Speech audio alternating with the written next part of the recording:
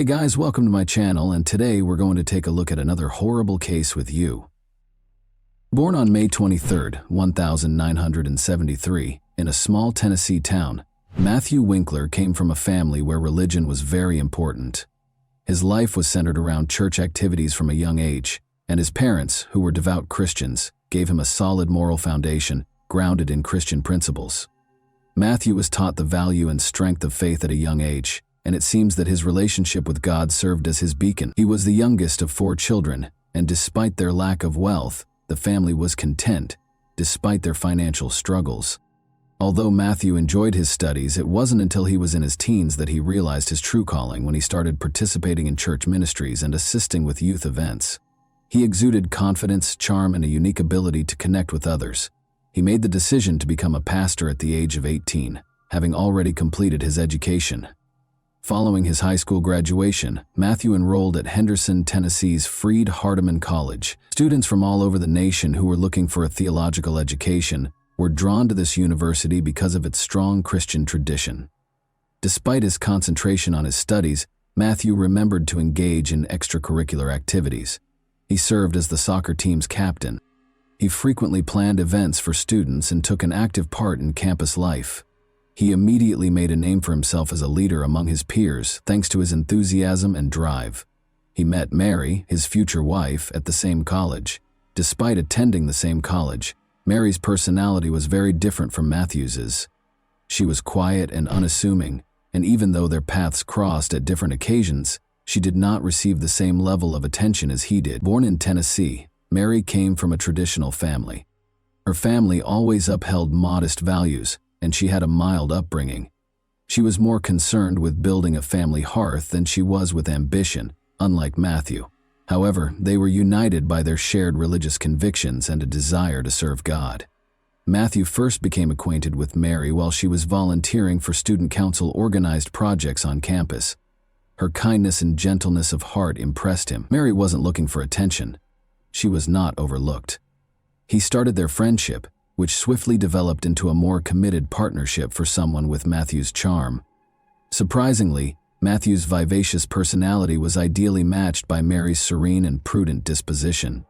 They were soon inseparable. The couple started assisting the underprivileged, volunteering at community events, and working together on church projects. In addition to being his wife, Matthew viewed Mary as a ministry partner who shared his philosophy of life. Mary, however, believed she had found a man who shared her beliefs and was supportive.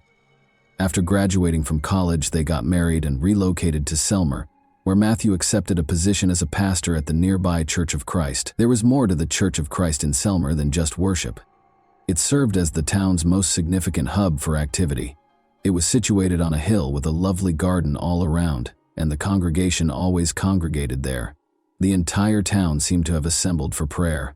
Matthew immediately won over the locals with his innate charm and talent for communication.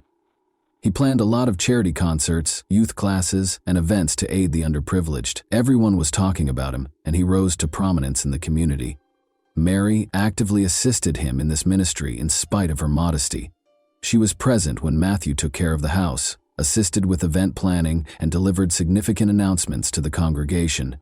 She stayed in the background, unlike her husband, but everyone could always see how much she loved and cared for her family.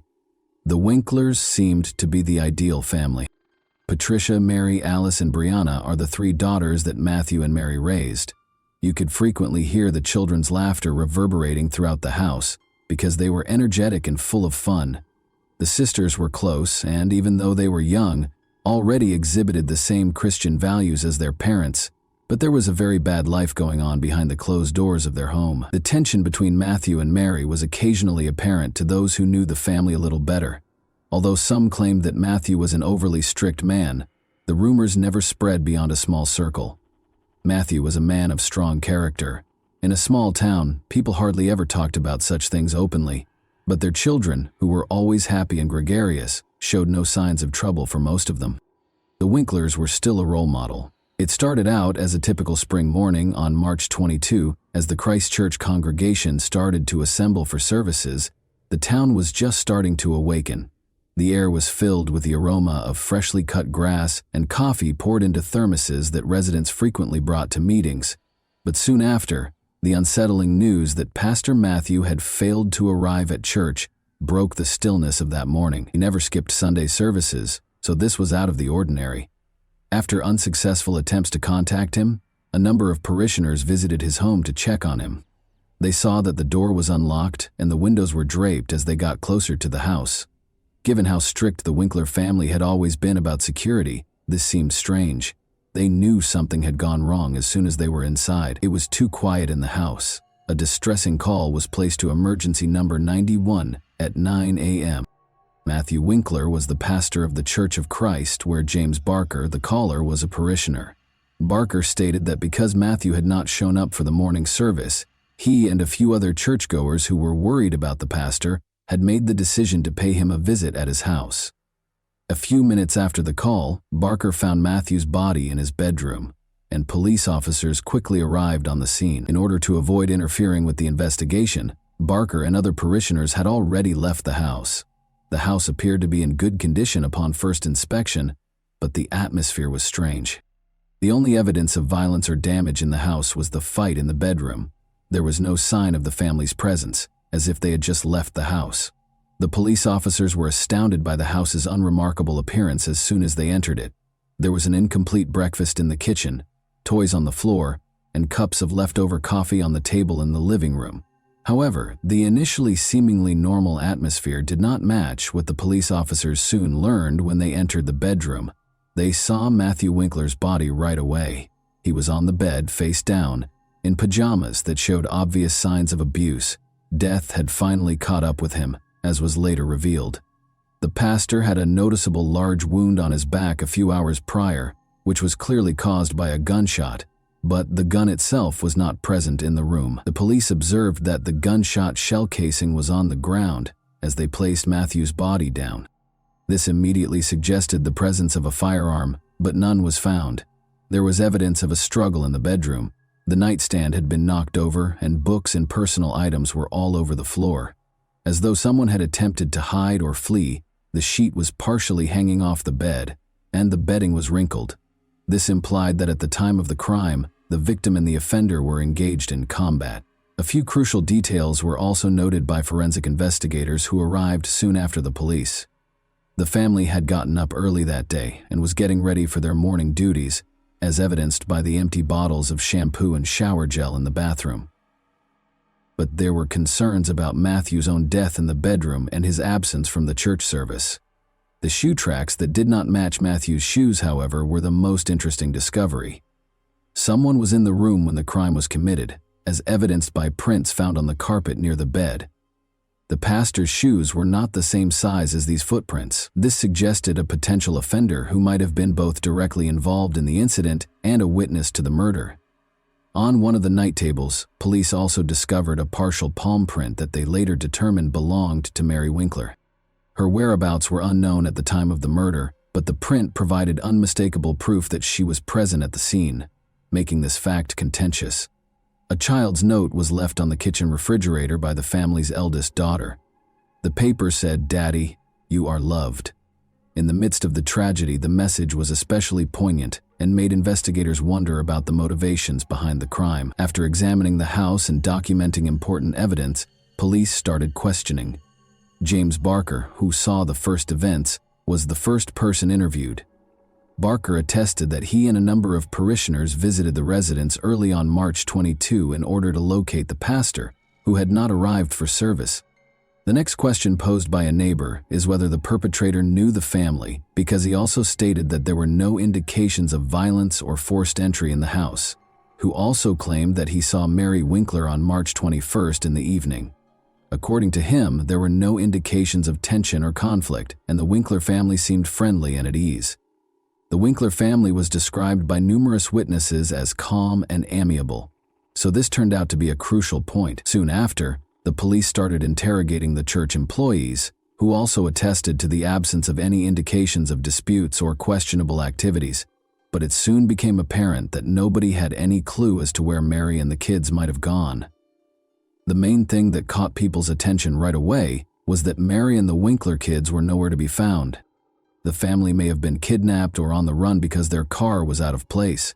This turned into the primary query that investigators were attempting to address. Following the discovery of Matthew's body, a massive search was launched for the Winklers' vehicle, and hotels and gas stations were inspected for possible routes Mary might have taken. When police learned that the Nissan Quest minivan had vanished, they immediately began a manhunt for it. Every patrol team within a few hundred kilometers was told to keep an eye out for vehicles that fit the description. Investigators also asked for surveillance footage from gas stations and major highways. Because Selmer is a small town, there were few options for escape routes, which gave police hope that the missing men would be found soon. The car was seen on a surveillance camera at a gas station in northern Alabama, roughly 200 kilometers from the crime scene, a few hours after the search started. 3 kids were in the backseat of the car, and the driver was a woman, according to the video. Although her motivations were still unknown, this discovery was the first concrete indication that Mary had left the state with the kids. Police started looking through Mary's cell phone's messages and calls while they searched for the car. Cellular carrier's information indicated that her phone was in operation in the Jackson, Alabama area. During the time that the car was spotted, Mary made a number of brief phone calls, none of which were to friends or family. This demonstrated her prudence and desire to avoid leaving an overt trace. Calls made the day before the murder were also examined by investigators. One significant discovery was that Mary had spoken with the bank where the family had a loan about their financial troubles. Based on this information, police theorized that strange financial relationships might have been the driving force behind the crime. Examining Mary's financial activity was another crucial area of attention. The family booked accommodations at a small Jackson motel using their credit card. Police were able to further focus their search as a result, and on March 23, 2006, just over 24 hours after Matthew Winkler's body was found, they went straight to the address that was provided. Mary Winkler and her 3 kids were discovered by police in a motel in Jackson. A tiny room with 2 beds was occupied by the family. Mary opened the door almost instantly when the officers knocked. She didn't appear panicked, but she did look exhausted. She later discovered that she had purchased the toys her 3 daughters were playing with on the way in. There was no opposition to Mary's arrest. After giving him a hug, the woman calmly climbed into the police car. The investigators were taken aback by her actions. She didn't try to escape or defend herself. She merely said, "I knew you would find us." This was a crucial detail because it showed that she was aware that she was going to be arrested. The kids were treated by psychologists at a nearby social assistance center. They looked healthy at first glance, but they were confused and didn't know what was going on. Patricia, the oldest daughter, informed center employees that her mother had asked them to be obedient while they were on a brief vacation. Investigators also spoke with people who knew the Winklers, including Mary. While neighbors characterized the family as amiable and successful, others noted that Mary had recently appeared to be depressed. According to one of her friends, she hardly ever interacted with people outside of her family and church. According to Matthew's church colleagues, he was a strict man, particularly when it came to family matters. This was inconsistent with the public portrayal of their happy marriage. The Winklers had substantial debts, according to officials at the bank where the family's loan was arranged, and a member of the congregation remembered that Mary had appeared distracted and depressed the day before. The bank sent a letter requesting repayment shortly before the tragedy. The family may have become tense as a result of this. The testimony of witnesses and the evidence collected suggested that the couple's relationship was not as perfect as it seemed. According to Mary, Matthew was emotionally harsh and frequently chastised her, but at the time following Mary's wink, there was no proof of physical abuse. Was taken into custody by police at a motel in Jackson Township. Investigators sought to ascertain her involvement in her husband's murder, and she consented to an interview. Despite appearing exhausted and depressed, the woman maintained her composure. She maintained that what happened was an accident, but her confession became the main focus of the case. Mary made it clear right away during her initial interrogation that she had no intention of concealing her role in the incidents. "It was an accident, but I did it." Her voice trembled as she told investigators about Matthew's death, but she responded to inquiries promptly and clearly. Although she acknowledged that she had picked up a shotgun the night of the murder, she maintained that she had no plans to kill her husband. Mary said it was a tense night. She claimed that she and Matthew had argued about money issues that had been accumulating for months. She claimed that Matthew had accused her of mishandling their finances and of keeping bank correspondence about their debt hidden from him. Mary remembered him telling her that I had ruined everything. Following her husband's remarks that evening, Mary disclosed that she felt depressed and humiliated. According to her, Matthew was frequently severe and insisted on complete order in the home. However, his criticism had gotten especially harsh in the last few months. He allegedly discussed that evening how her behavior had put the family in danger of going bankrupt. Following that altercation, Mary acknowledged that she felt confined. She said that in order to get her husband to listen, she took a shotgun. She claims that she only wanted him to stop yelling and had no intention of hurting him. He was standing by the bed when she came up to him, explaining that she had taken the weapon from a closet in the bedroom. I wanted him to see me in a new light. I wished he would stop yelling. I said, she said.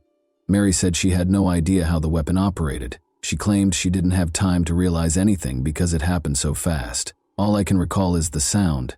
It was really noisy. She recalled realizing what had happened when she watched Matthew fall onto the bed following the shooting. Mary recalled that she first froze in place after the shooting because she was in shock and unsure of what to do next. She couldn't get close to her husband to check on him. Instead, she hurried to the children's rooms, where they were already asleep, woke them up, hurriedly packed her things and walked out of the house. Mary claimed she was in total shock and was worried that no one would comprehend her when investigators questioned her about why she didn't call the police or an ambulance. With no specific objective in mind, she simply wanted to get as far away as she could, so she climbed into the family minivan and drove off, taking her kids with her. According to her, Mary denied that she was attempting to conceal or get away with it. She claims that she chose to simply leave because she was unsure of what to do. She added that protecting her kids was her first priority. Mary's confession raised a lot of questions, but also provided investigators with a foundation for prosecution.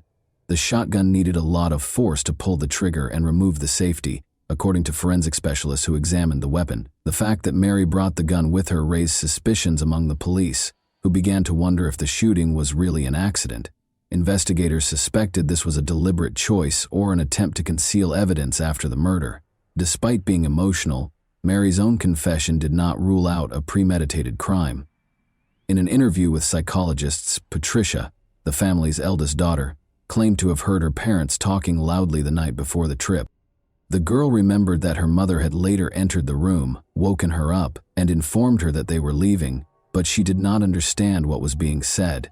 Mary's claim that she left the house right away after the murder was supported by this testimony. To prevent traumatizing the children, the investigation used their testimony with caution. They did, however, support the idea that Mary acted emotionally, even though her actions following the shooting continued to be unpredictable. Investigators concluded that Mary's confession contained enough evidence to bring charges of second-degree murder.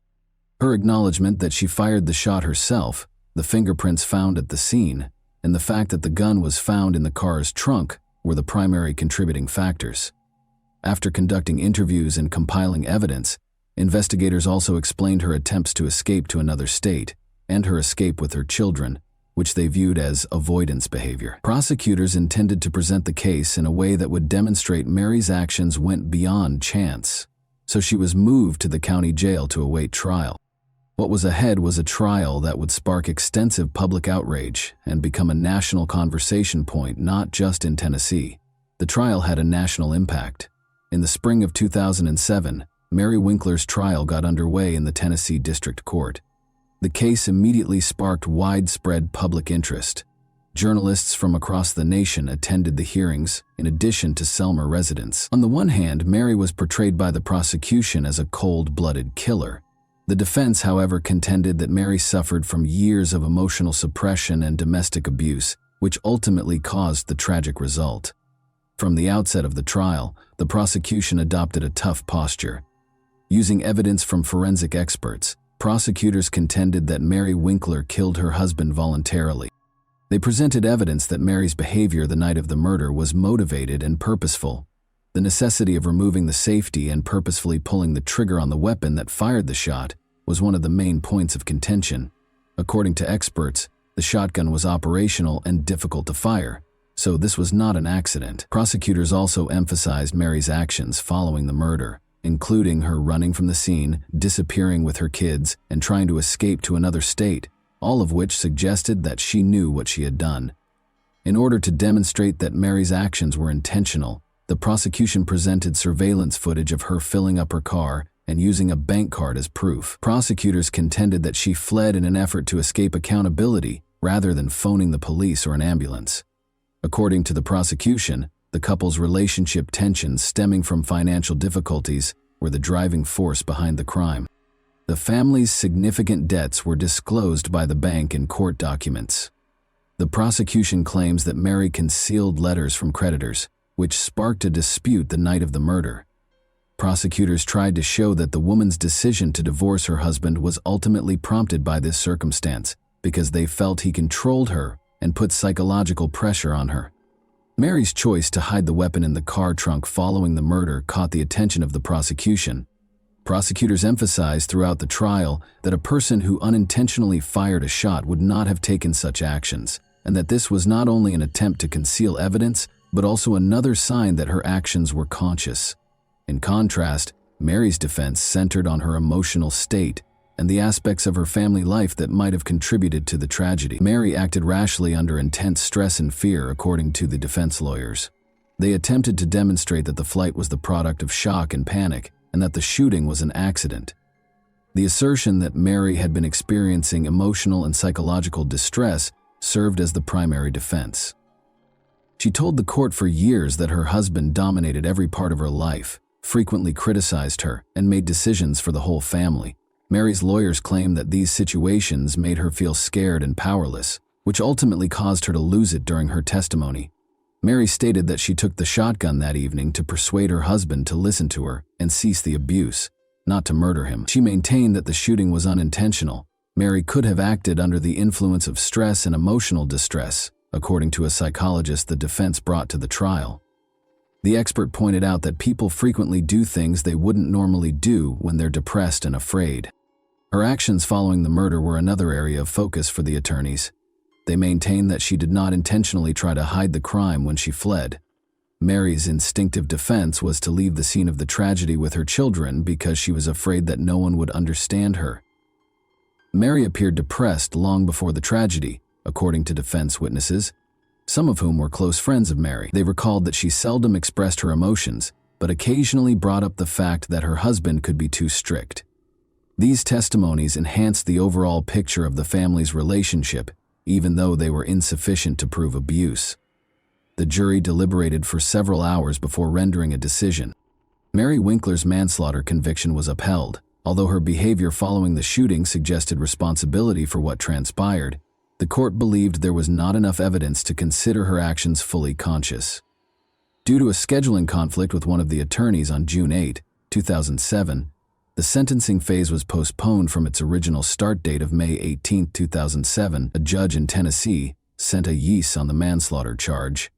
Mary Winkler received a sentence of 210 days in prison. According to her record, she had already completed 5 months of that time, and the judge permitted her to spend up to 60 days in a Tennessee mental health facility. And that wraps up today's chilling story. If you enjoyed this video, don't forget to like and subscribe so you never miss a new upload. Also, let me know in the comments what part of this story shocked you the most. Thank you for watching, and I'll see you in the next video.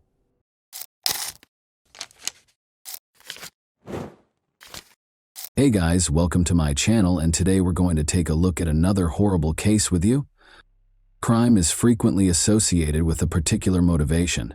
Acts by people with mental health conditions, those under the influence of alcohol or other controlled substances, or incidents that happen during periods of severe emotional upheaval may be exceptions. Although the phrase motiveless crime is used, criminologists contend that the majority of these cases have unidentified hidden motives. Ohio as a whole was rocked by the disappearance of college student Emily Murray in 2000. The individual who caused Emily's terrible demise had been hiding in plain sight, helping law enforcement with their investigation and even providing tips to implicate others, until she was discovered dead a few weeks later. Authorities encountered a bewildering dilemma when they eventually took him into custody.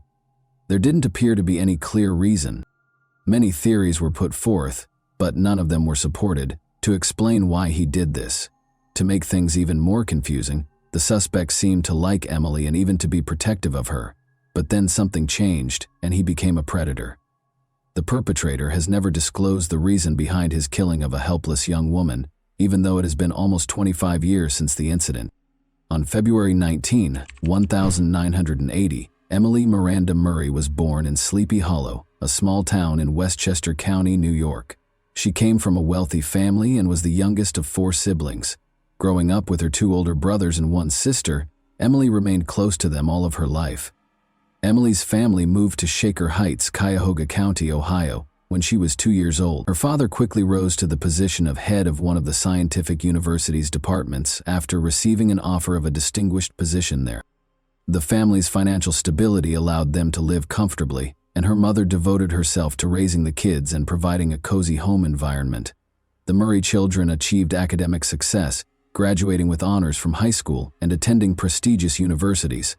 Emily in particular had a strong interest in biology and medicine and hoped to work in these fields. She frequently placed at the top of her class and was acknowledged as a gifted student. Interestingly, Emily was also able to work part-time jobs and donate her earnings to worthy causes. Emily's parents' strong Christian beliefs had a significant impact on her upbringing. Emily followed the family's example by attending church on a regular basis and being always willing to lend a helping hand to those in need, both verbally and physically. She spent a year traveling the world with different humanitarian organizations after graduating from high school. She visited New Zealand, Australia, Japan, and a number of European nations during this trip. Emily Murray moved into the campus residence halls at Kenyon College in Gambier, Ohio, in 1998 to start her studies. According to those who knew her, she was a positive influence on everyone around her, full of vitality and vitality. Emily was very driven, kind, sympathetic, and personable. She did, however, have a sensitive side and frequently displayed moments of melancholy and vulnerability. She wrote down her deepest worries, dreams, and thoughts in a private journal. Emily was in her junior year of college by 2000. She continued to be actively involved in church-based charitable work and worked evening shifts as a waitress at a nearby restaurant in addition to her rigorous academic schedule. She appeared to manage her enormous workload with poise. She even managed to make time for her personal life, going to events that she loved. But soon, it would be evident that her life was more complicated than it seemed. Emily's bed was empty when her 2 roommates in the dorm woke up on Tuesday, November 3, 2000. They couldn't figure it out.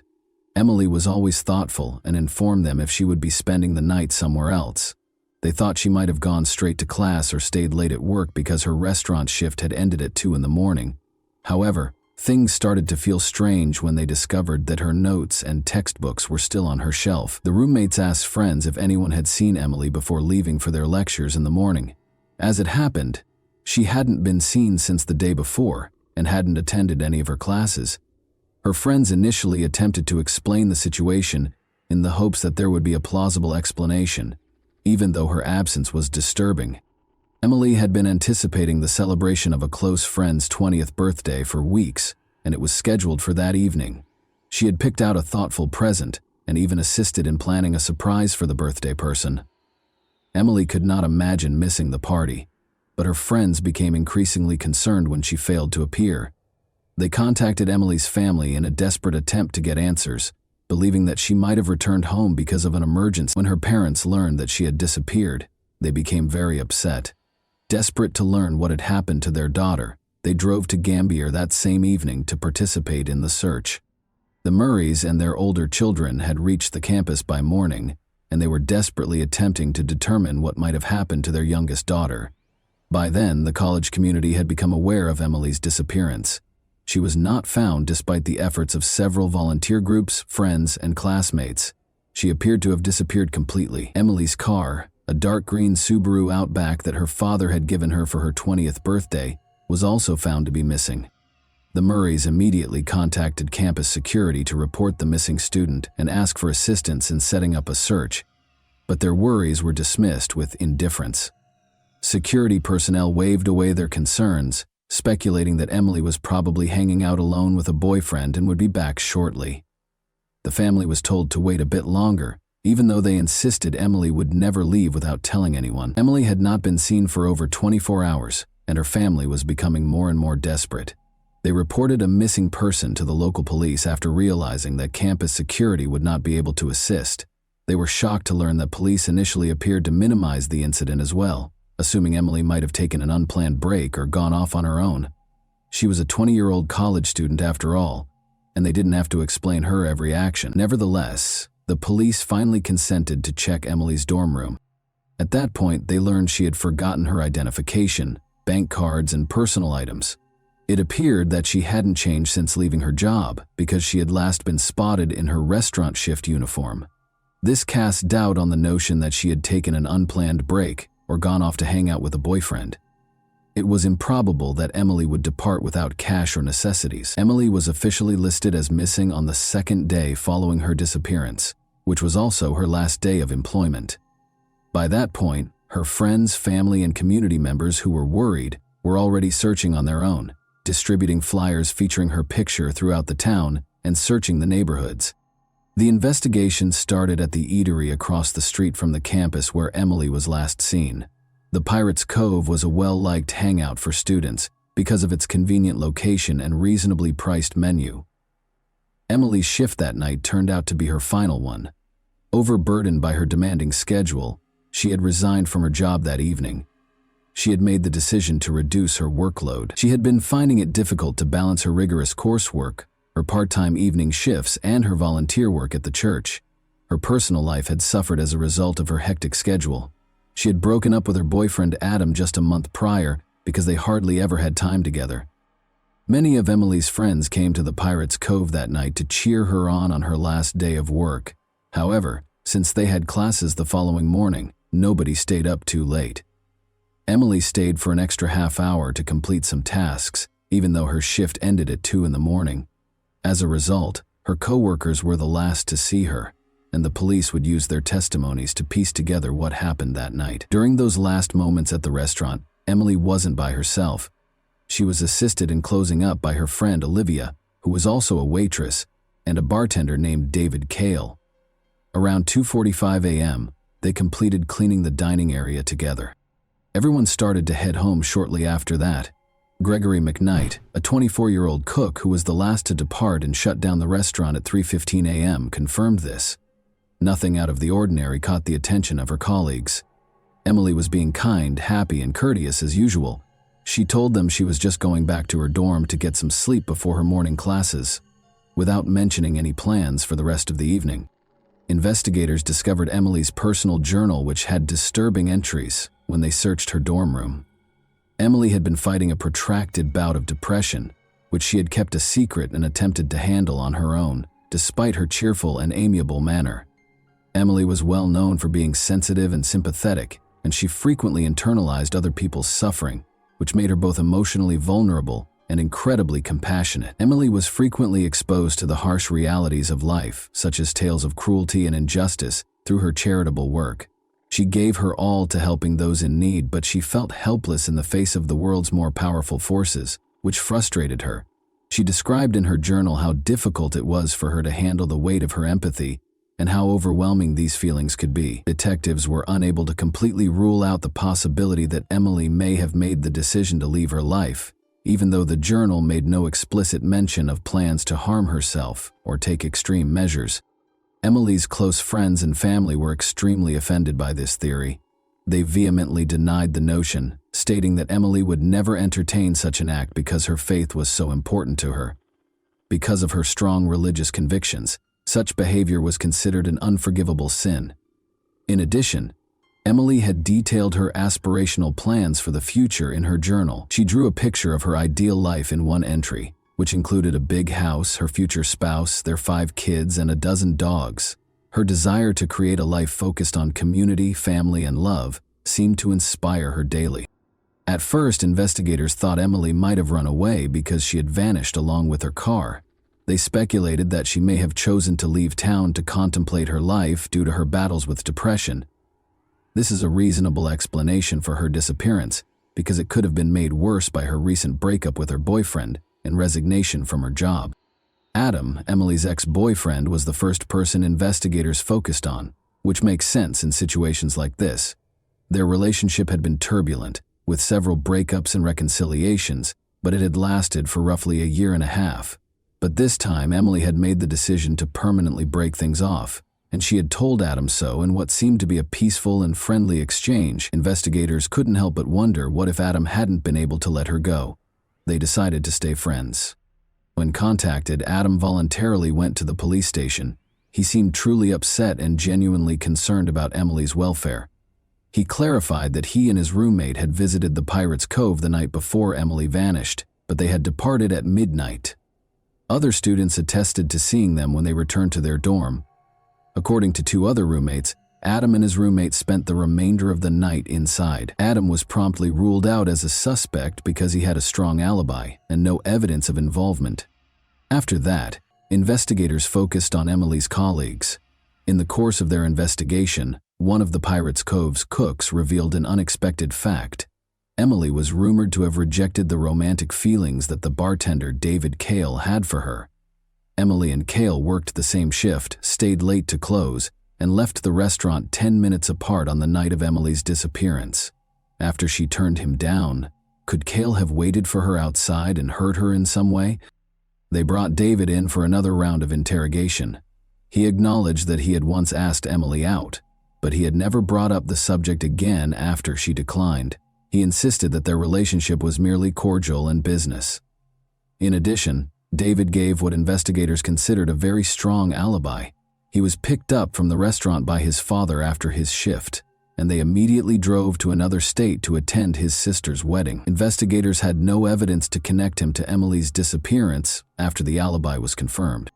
The same cook, Greg McKnight, gave detectives a new lead after the bartender was ruled out as a suspect. He implied that Dave Yoakum, another cook, was also strangely attracted to Emily. Dave had a reputation for having trouble relating to women. When rejected, he was prone to losing his temper and was awkward and rude. This behavior was corroborated by other waitresses, who also reported that Dave had awkwardly approached them. He frequently made scathing comments in response to his attempts being rejected and acted in a generally disrespectful manner. Additionally, investigators found it highly suspicious that Yoakum was fired from the restaurant after a heated argument just 4 days after Emily vanished. Yoakum had not been at the restaurant the night Emily disappeared because he was off work, but detectives had to question him and find out where he was. When asked, Dave said he was genuinely shocked to be named as a suspect in the case. He gave a convincing alibi by claiming that he had gone to a rock band concert in a nearby city that evening with friends who corroborated his account. The investigation came to a standstill after all suspects were exonerated and no fresh evidence surfaced. Emily's friends and family prayed for her safe return home and clung to hope, but seasoned investigators suspected she was dead and feared the worst. Let's go back to an incident that at first glance appeared to have nothing to do with Emily's case, which occurred around a month prior to her disappearance. A small car accident happened on the outskirts of Harrison, a small town in Vinton County, Ohio, on October 1, 2000. Ronaldo Hopkins was on his way home when an old Buick swerved into his lane and collided with him. When Hopkins exited his vehicle to inspect the damage, he discovered a gun in the trunk of the other car, which had exploded from the collision. He was so alarmed that he reported the incident to the police right away. Authorities permitted the other driver to depart, even though he was fined for the collision, and the gun was seized. That same driver was accused of participating in a theft on December 9, 2000, more than 2 months later. He lived in a remote trailer park according to the case documents, so 2 officers were sent to deliver a court summons demanding that he come in for interrogation. Officers discovered the trailer in a remote location, far from the other homes in the park. When they got there, 2 rusted, damaged cars that looked unlikely to ever run again were parked in front of the property, which gave the impression that it was deserted. But the officers found a dark green Subaru Outback behind the trailer, which didn't fit the scene. They verified that it was Emily Murray's car, which was reported missing along with its owner, after searching the license plates through their database. The name of the resident of the property where Emily's car was found, as well as information about the car's discovery, were promptly forwarded to the Gambier Division looking into her case. The cook from the restaurant where Emily had worked, Gregory McKnight, was that person. In the past, McKnight had tried to deflect suspicion from his colleagues while evading personal scrutiny. In record time, a police team was sent to the scene and a search warrant for McKnight's trailer was obtained. 2 officers went inside to start their search because the door lock was broken. The foul stench of decay overcame them almost immediately. They located the source of the smell, a young woman's body covered in a carpet, by following it to the rear of the trailer. Emily's remains were immediately thought to be hers, and forensic analysis quickly verified this. A gunshot wound to the head was the cause of death. The weapon had been pressed against the right side of her skull, and the bullet had been fired at close range. The fact that there was a large amount of blood and spent shell casings at the scene suggested that the crime had been committed inside the trailer. Detectives now focused on apprehending and interrogating McKnight, their main suspect. Later that day, Gregory McKnight was arrested on suspicion of participating in an armed robbery, which was initially unrelated to Emily's death. But when they told him about the discovery in his trailer, he fell silent, refused to comment, and asked for a lawyer right away. Police detained him pending additional investigation, even though there was no concrete evidence at the time connecting him to Emily's death. Investigators were informed by the trailer park's neighbors that they had not heard or seen anything strange. Considering how far away McKnight's trailer was from the other houses, this wasn't shocking. The property itself was in poor condition, with rusted, dilapidated cars all around it and trash all over it. Investigators searched the area extensively in the hopes of finding more evidence. They soon discovered a small, overgrown well beneath a sheet of metal that was weighed down by a fallen tree. After draining the well, researchers found a human skeleton at the bottom that seemed to be that of a man. Other bone fragments were discovered nearby, dispersed throughout the property.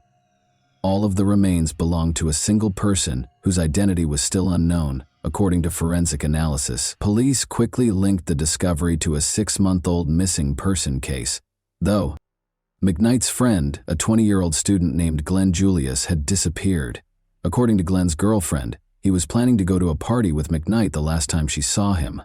Following the start of the Glenn Julius search, Gregory McKnight emerged as the main suspect, but according to McKnight, Glenn and he got into a fight at the event, and Glenn drove off with a few new friends.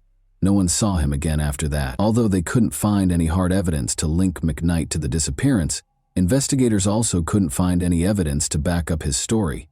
Thus, he was set free. Later, pieces of Glenn's belts and clothes that were found in the well were recognized by his girlfriend. Dental records from his family attested to the fact that Glenn's remains were present. Inside McKnight's trailer, a number of his personal belongings were also found. Shortly after Glenn vanished, McKnight sold his car illegally, according to additional investigation. Associates who were also connected to an armed robbery case purchased the car. The car's license plates had been replaced with fake ones, and it had been hurriedly repainted. Authorities found the car after one of McKnight's accomplices was taken into custody. They discovered sizable amounts of cleaned-up blood in the trunk, which forensic analysis verified belonged to Glenn.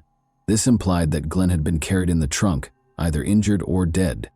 The work had been done sloppily, probably with homemade tools, and Glenn's body had been partially dismembered. The bones were deeply scratched, like saw marks. Investigators discovered an axe, a shovel, and several other tools inside McKnight's trailer. These were all removed for forensic analysis. Although unidentifiable marks were left by other tools, it was definitively established that the axe had been used during the dismemberment. On November 12, 1976, Gregory McKnight was born in a poor Columbus, Ohio suburb. He was raised in a big, impoverished family without a father, where everyone was left to fend for themselves. McKnight began stealing when he was a young boy, and at the age of 14 he first came to the notice of the police.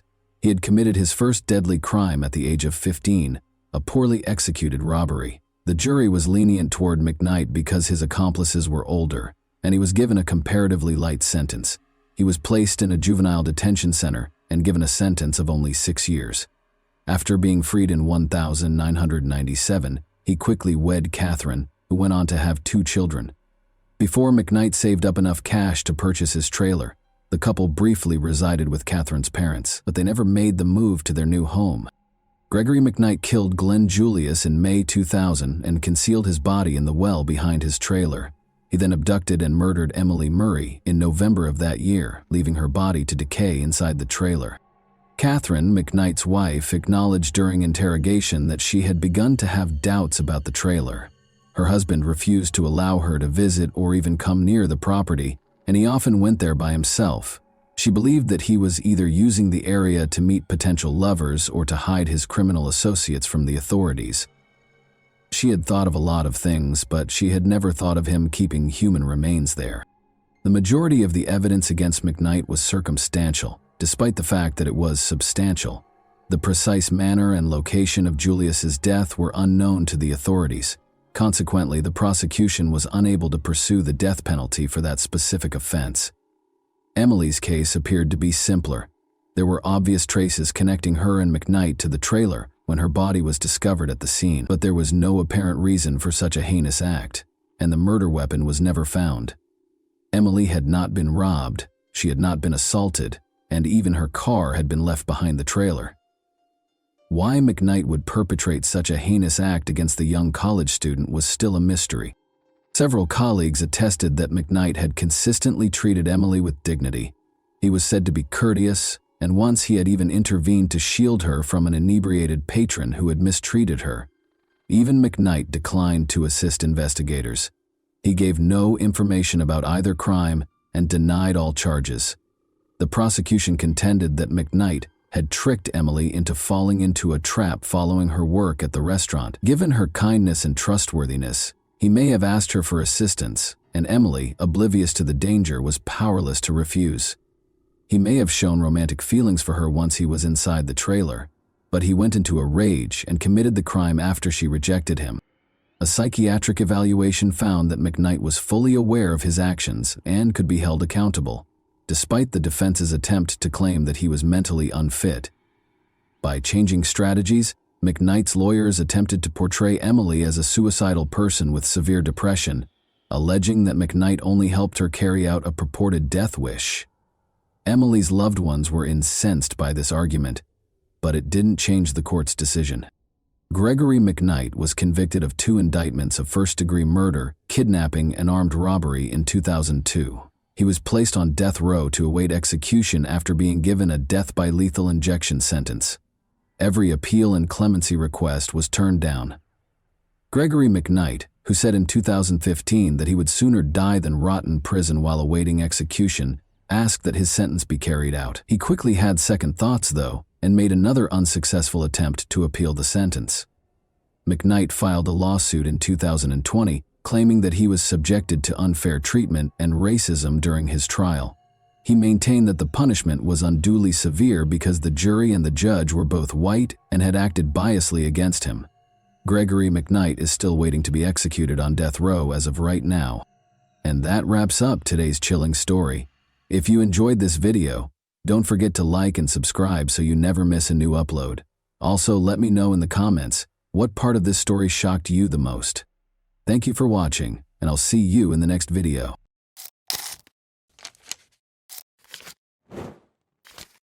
Hey guys, welcome to my channel, and today we're going to take a look at another horrible case with you.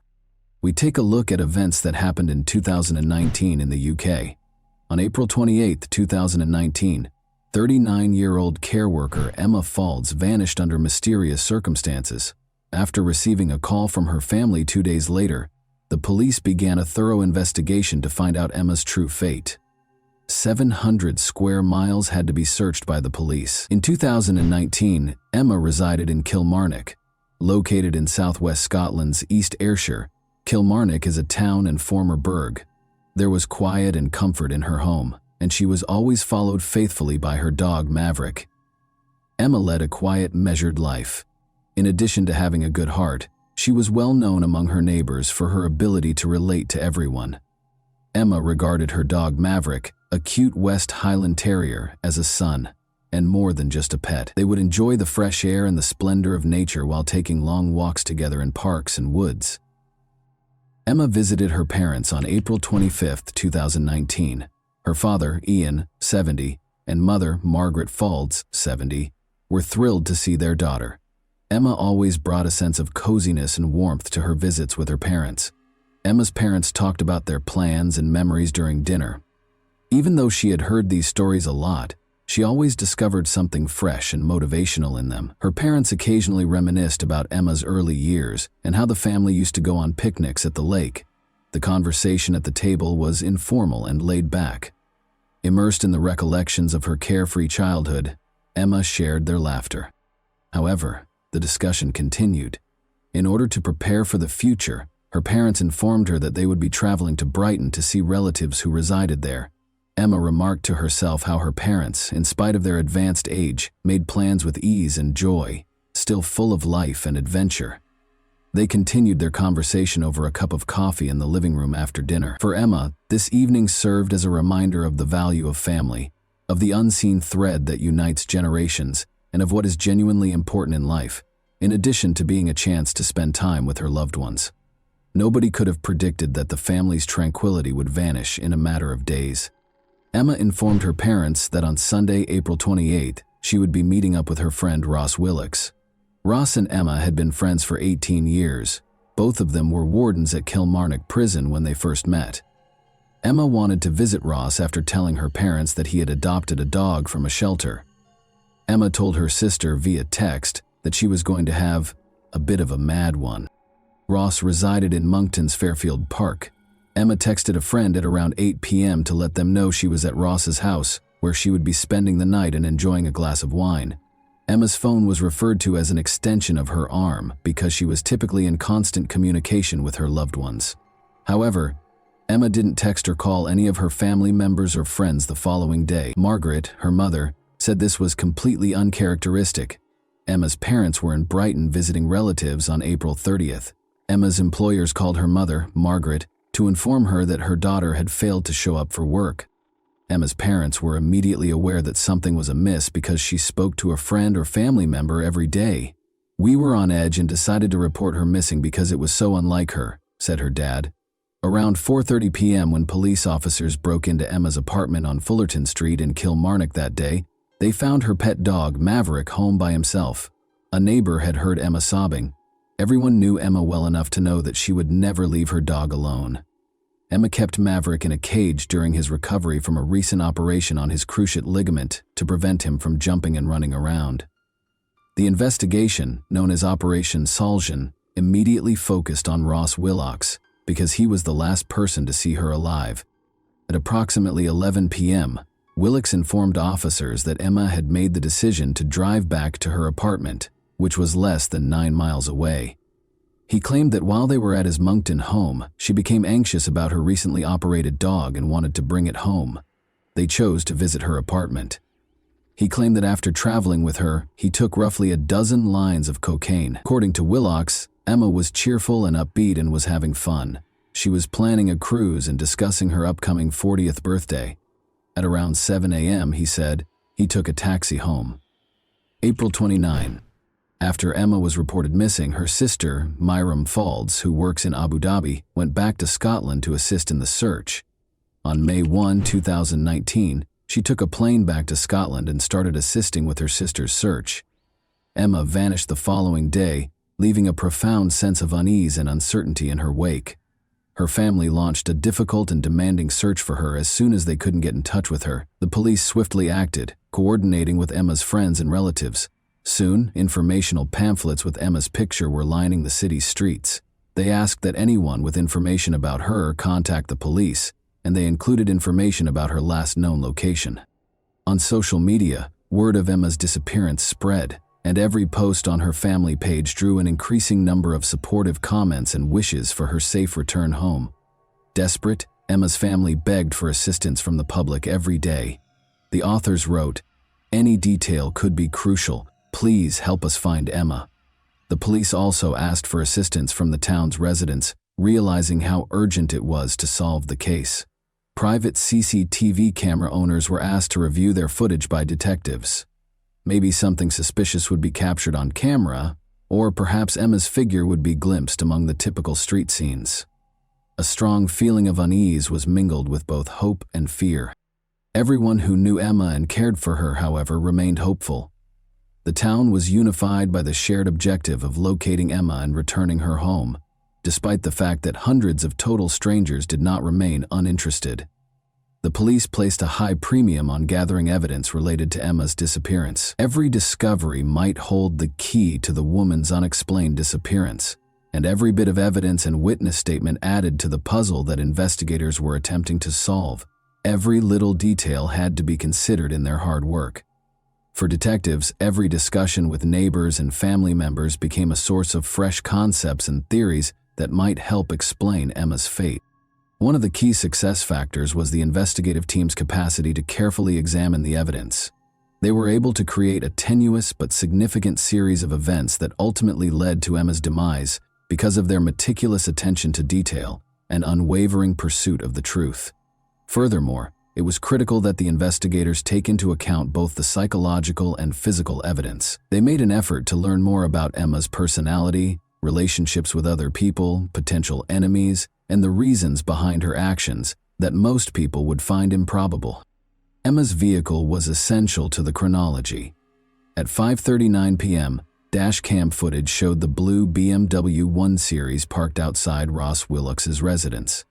April 28. Emma's car was parked outside her house the following morning, but strangely it was parked on the other side of the street. Emma always parked her car directly outside her apartment because she suffered from obsessive-compulsive disorder. When the police were able to obtain footage from a private CCTV camera, they were extremely fortunate to discover that Emma was not the driver of the car, but rather a man. Let's examine the video that was made public by the police. If you pay close attention, you can see the driver cleaning the dashboard and steering wheel of the vehicle. Investigators think Ross Willocks was the driver of Emma's car and was aware of Emma's fate. After Emma was reported missing, her family and friends posted posters and handed out leaflets throughout Ayrshire. But Willocks chose not to participate. Sarah Falls, Emma's sister, told investigators that she spoke with Willocks after Emma vanished, and he provided her with 2 different accounts of what transpired. "Hi Ross, I'm just wondering if she's still with you. No one's seen her," she texted Willocks on April 30, 2019, to which he responded that she wasn't with him. In a subsequent message, Willocks told Sarah that he had driven Emma home himself. When Sarah inquired about the time of her departure, he replied, "Sunday. Maverick was getting rowdy with my dog, Patty, and Emma was getting stressed." Experts started using CCTV and cell phone analysis to map Willocks' movements as the hunt for Emma grew more intense. CCTV footage of Willocks purchasing bleach, rubber gloves, and tins of outdoor disinfectant from multiple stores was found. When we put all those pieces of evidence together, it painted a suspicious picture of Ross Willocks' movements. They also looked into his background and found that he had previously constructed wind farms in Dumfries and Galloway, close to the Galloway Forest, according to Detective Crombie. When cameras captured 2 trips to the region in the days after Emma vanished, this became crucial. The first was in his Mercedes SUV on April 29. The second was in a Jaguar he purchased for his wife, who was working overseas when Emma disappeared. Later, during the search of the Jaguar, a police dog trained to detect the smell of dead bodies repeatedly barked at the boot area, providing a positive indication. In addition to an officer with extensive local knowledge and experience working as a wind farm liaison, police also called in search specialists from the UK National Crime Agency. According to Detective Crombie, some areas of the 700-square-mile Galloway Forest Park resembled the moon's surface. Willocks' cell phone was examined by digital forensic specialists, who then superimposed the CCTV footage that was found on the routes he took in the 48 hours following Emma's disappearance. As previously stated, the police dog made a signal when searching Willocks' Jaguar. Even though investigators knew Emma was dead, they still needed more solid proof to find Willocks guilty. They had to locate Emma's remains. Police called for assistance from the public once more. The Mercedes on Monday, April 29, and the Jaguar on Tuesday, April 30, were both known to have been on the A714 Girvan to Newton Stewart Road. Detective Martin Fergus, who was in charge of the investigation, stated, "What Emma's family is going through is unimaginable, and our priority is to find her. I am thankful to members of the public who have been in touch and have provided us with valuable information which has led us to explore this area. I believe the A714 route is key to helping us find Emma, and I am appealing again to those who use this route regularly. Please take time to think back and consider if you saw a Mercedes or Jaguar car on this road, or parked up somewhere, or even off-road. If you have dash cam footage, please take the time to go through and check it. You may not realize it, but you could have captured footage of the vehicles in these locations, which could provide us with vital information and assist us in finding Emma. Since Willox was the sole suspect in the Emma Faulds disappearance case, he was constantly monitored by the police. Neil Moore, Ross Willox's best friend, gave the police another crucial lead. Moore claimed that after Willox requested to use his device, he noticed the searches on it. On May 8, 2019, Moore told prosecutor Paul Kearney that he discovered searches he had not made on his iPad. They included: do police put tracking devices on cars? Can cars be traced by GPS? And can UK police trace your car without a warrant? Willox was being watched when he was taken into custody at his mother's home on May 8 on suspicion of Emma's murder. Declaring that he had no idea where Emma might be, he entered a not guilty plea. The Galloway Forest is roughly 700 square miles in size. However, police were able to concentrate on a search area by employing specialized techniques. During Operation Salzan, in the search of the 700 square mile Galloway Forest area where Emma's body was suspected to be, police called in Professor Lorna Dawson. Among other things, the soil expert was asked to inspect Willox's Timberland boots. On June 11th, Professor Dawson presented her findings. Emma's nude remains were discovered 24 hours later, concealed in a section of Glen Truel Forest that is not typically traversed by people. When comparing the soil that covered Emma's body to the boots, there was a 92% match. Another potential match from the forest site was discovered beneath the Jaguar car's wheel arch. As a wind farm project manager, Willox was familiar with the area, but he told police that he was only there to walk his dogs if they saw him. He was also located in and around the area by mobile phone analysis. According to Detective Pakalek, Bear, his dog, who was trained specifically to locate dead bodies, started barking, signaling that he had discovered something. To conduct additional investigation, the officer went back to the location. Pakalek put on sterile gloves and stated, "I lifted the vegetation to see if it was a body part or torso. I could see the lower portion of a naked body." A service was held at Holmesford Bridge Crematorium after hundreds of mourners paid their respects at Kilmarnock's New Lay Kirk. Maverick, Emma's West Highland Terrier, was leading the procession out of the church while sporting a blue bow tie. Emma's relatives posted on the family's butcher shop's social media page that they felt compelled to make a public statement. Only now. They claimed that during this incredibly depressing and agonizing time, they had received fields of flowers, hundreds of messages, and countless cards. This proves that there is a great caring community spirit in Kilmarnock and further afield, indeed worldwide, they stated. The Faulds family and Emma's dog, Maverick, signed off on the message, saying, "Thank you all so much for your support and kindness you have shown us during the past few weeks. We're not there yet, and it will be a long time until we get answers to all the questions that have been haunting us, but knowing that everyone is with us makes it easier to bear." Emma Faulds' murder has been charged against Ross Willox. In addition, Willox is accused of trying to thwart the course of justice by concealing Emma's body for several days before disposing of it in a forest, and by trying to conceal his alleged role in her demise from April 28 to May 8, 2019. According to the prosecution, he searched online for information on blood and how to disable vehicle tracking and disposed of Emma's clothes, belongings, and cell phone. Prosecutors also claim Willox asked officers where Emma was and said he was concerned, leaving voicemails on her phone on multiple occasions while feigning to think she was still alive. Despite Emma's apparent neck injury, jurors were informed that her body was so decomposed that a pathologist was unable to determine what killed her.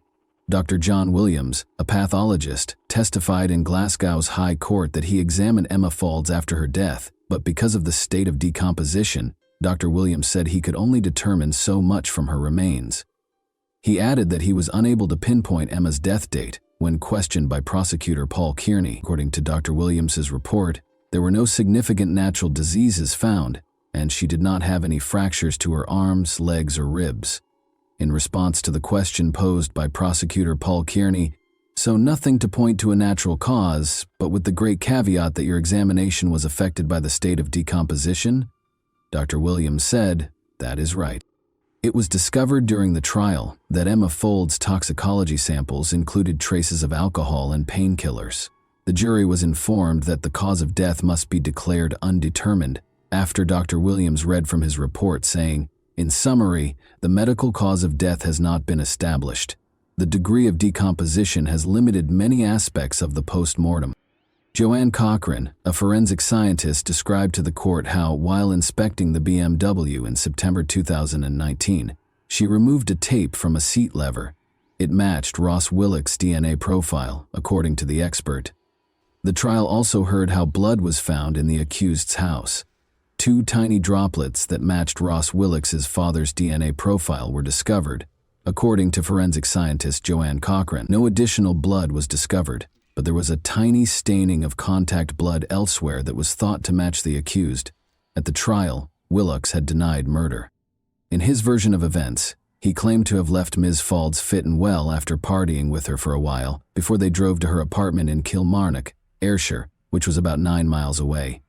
Willock's attorney, Donald Findlay, stated that it would not be suitable to offer any apologies on behalf of his client, who disputes his own responsibility. According to Findlay, he is not the kind of person I would have expected to have found himself guilty of a crime of murder. The murder of somebody that he knew and cared for. They cared for each other, not in any romantic sense, but as friends. Something catastrophic went wrong in the early hours of the morning and 1 life was lost. Margaret Faulds, Emma's mother, described the location of her daughter's discovery on the first day of the trial as, "No one would walk there or drive there. You would have to see it to believe how remote it was." Nevertheless, one individual went there with the intention of ensuring that no one would discover what he had done to his friend of nearly 20 years. Professor Lorna Dawson, a soil specialist, presented her results on June 11 after testing the Mercedes and Jaguar vehicles for soil and a pair of Willock's Timberland boots. Search teams eventually located Emma after refocusing on damp, marshy areas as a result of Professor Dawson's analysis. She informed the trial that the deposition site was not a place you would typically walk through, and that there was no natural path to it. Her words, "You would avoid it."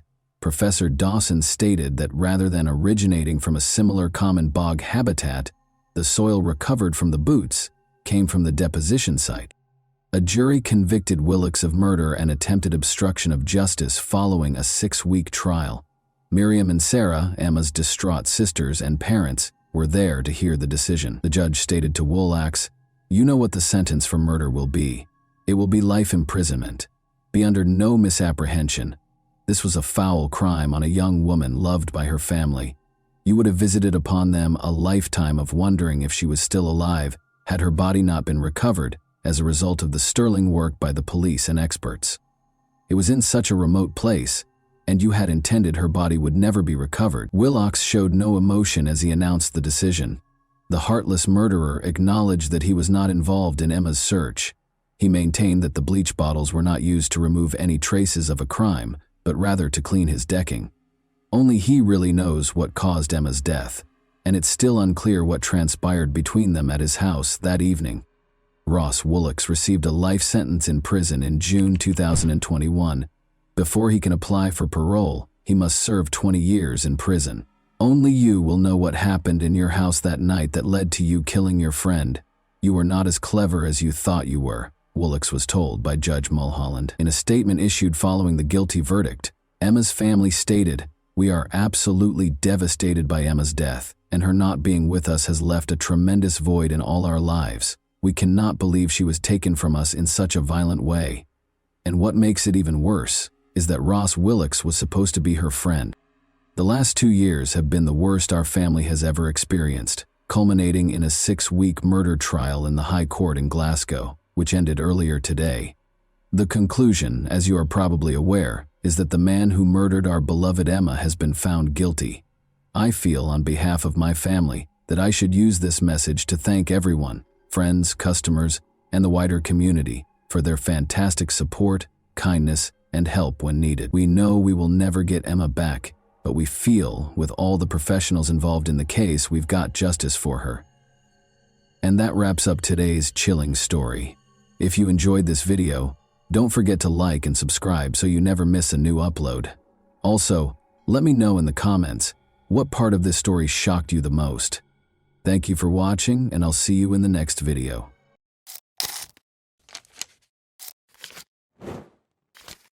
Hey guys, welcome to my channel, and today we're going to take a look at another horrible case with you.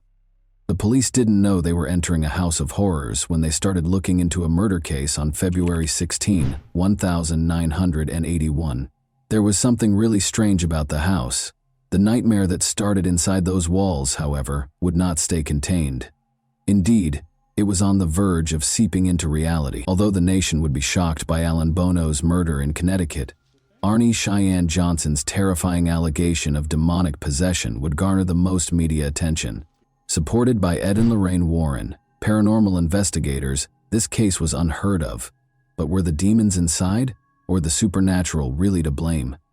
Many believe David was just suffering from a mental illness. The true crime behind the film, The Conjuring, The Devil Made Me Do It, is presented to you this Halloween. The first illegal killing in Brookfield's history had occurred on the evening of February 16, 1981. With dense woods on either side, Brookfield Police Department Sergeant Gordon Fairchild slowed his patrol car when he saw a man stumbling down the road. The figure looked confused, as if intoxicated, and his appearance suggested a straightforward case of public intoxication. One particular detail, however, would lead to the most contentious case of the decade. Tiny blood droplets were scattered all over the man's clothing. He didn't appear to be in a state to describe the bloodstains or his location. He admitted to the officer that he had a drinking problem and needed assistance. The man was captured by Fairchild, who escorted him back to the cruiser. The sergeant didn't know the man, but that night would be the beginning of the most bizarre case he would ever work on, one that would ultimately rock the foundations of the American legal system. A call came in as he was getting the man settled in the car. 2 miles away, a horrific murder had been attempted. According to reports, the suspect had escaped into the woods. Detective Fairchild knew then that the man they were searching for was Arnie Cheyenne Johnson, who was seated next to him. They took him in to question him. Investigating the horrifying murder attempt further, they found that Alan Bono, 40, was lying in a pool of his own blood. A 5-inch knife had stabbed him several times in a gory manner. One of the stab wounds extended from his stomach to the base of his heart, which made the situation worse. The autopsy had completed the case, the fingerprints on the knife had been positively identified, and there were eyewitnesses to the assault. The proof was unquestionable. Investigators were certain that Alan Bono was murdered by Arnie Cheyenne Johnson. However, it was the why, the reason for the action, that would transform this otherwise straightforward case into a riddle that defied reason and has sparked debate to this day. Alan, the victim, was still receiving medical attention at a hospital on the day Arnie was captured. Arnie was told that he would now face murder charges after Alan passed away from his injuries. Arnie's unexpected reaction was to take a 25-minute power nap. Police Detective Sergeant John Lucas formally charged him with first-degree murder after reading him his rights when he awoke. Arnie's only response during the interrogation was that he had no memory of the murder's time and that he didn't intend to harm anyone. Before the murder, he last recalled being out to lunch with his landlord Alan Bono with his wife Debbie Glatzel, her cousin Mary, and his own sister Wanda Johnson. His memory went blank after that. Debbie, Arnie's wife, was called in to answer questions about what happened that day and to fill in the blanks her husband had left. The detectives had no idea that her story would lead to a barrage of the strangest explanations they had ever heard during questioning. She started by giving a description of the deceased, Alan Bono, an Australian who had offered Debbie a job and rented his house to them. For the young couple, he was more of a friend than a landlord or boss. The beginning of that afternoon was pleasant, full of laughter and family, but Alan's attitude changed as he drank too much. In addition to taunting Arnie about a sinister past that had been buried but was now resurfacing, he started making offensive comments about the girls. Alan kept pushing Arnie's buttons, but there was something about his past that disturbed him, something so sinister. Alan provoked Arnie more and more with each taunt until he lost control and got to his feet. But there was a problem. A low, guttural sound escaped Arnie's throat as his body tensed and his expression twisted. He was growling, not just angry. It became evident that a physical altercation was unavoidable, despite Wanda, Mary, and Debbie's best efforts to diffuse the mounting tension. Wanda flung herself between the two men, but Arnie suddenly produced a knife, and the women watched in horror as what transpired. As though possessed, Arn repeatedly and wildly stabbed Alan until he was lying in a pool of blood. Then Arn suddenly jerked to her feet and fled. Debbie said it wasn't just different from Arn. It wasn't Arn at all. He wasn't acting alone, supposedly.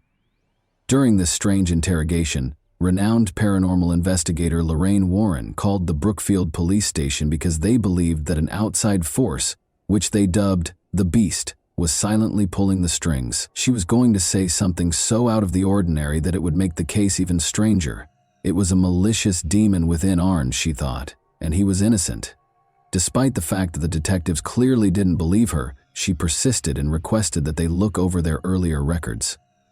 The police were astounded by what they saw when they examined the documents from a few months prior. Lorraine had called, and she had already told the detectives that a murder like this one was bound to happen. Neither Ed Warren nor Lorraine Warren had attained their later prominence at this point. However, it was becoming evident that Debbie and Arne had a strong ally in the Warrens, who were willing to support their bizarre allegations with their contentious knowledge, if they were lying to get away with murder. If there was a demon, why would it attack Alan? How could he have caused such a violent reaction? The demon that lived in Arn allegedly took control and showed Alan where he belonged because Alan had constantly made fun of and taunted him. Lorraine implied that the demon had a purpose and was connected to something much more profound than just a random force. She claimed that the solution was found in the troubled past of Debbie's family, which included not only the Warrens, but also her brother David Glatzel, who was 11 years old. The clock was running out as the investigators got ready to delve into this sinister past, and the story was only going to get stranger by the second. The realities that awaited them were more horrifying than their worst fears. It started in Bridgeport, Connecticut, during the summer of 1980. Arn and young Debbie were searching for rental properties to move in together after becoming engaged. At that point, they discovered a house close to a well. They made the decision to move in since the house was roomy and better than others in their price range. Debbie's family provided assistance with the move. However, their idyllic reality would soon be shattered by the dream home. David, Debbie's younger brother, had been asked to sweep the master bedroom, but after a while she discovered him outside in the yard, clearly shaken. He insisted on going home without cleaning the room. Debbie gave the assignment to her older brother Alan after realizing something was amiss. However, Alan also felt uneasy shortly after beginning and promptly requested to leave. During dinner at their mother's house that evening, David and Alan both related disturbing tales about what had happened to them that day. These tales would soon be woven into something much darker. David said a man shoved him back onto the bed and threatened to hurt him and his family. Alan said he had had a similar experience. The door suddenly slammed shut in his face as he felt a ghostly presence watching him. The family believed in the supernatural and was very religious. They were therefore certain that the house was haunted. They started looking for other options after giving up the rental property. The family's encounters with the paranormal did not end there, though. David started exhibiting alarming symptoms of an unidentified cause right away. He frequently communicated the beast's messages to the family because he thought he could hear it in his ears. He thought the beast had come through the storage beneath the house and was at their door one day.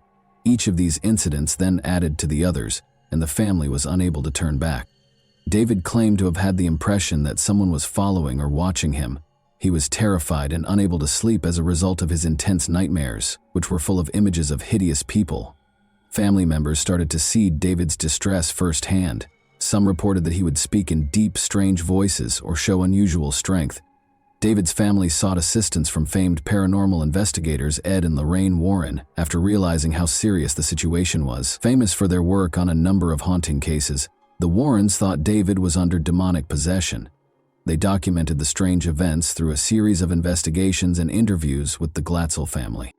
David reportedly had violent outbursts during one particularly intense session, claiming that a malevolent entity was torturing him.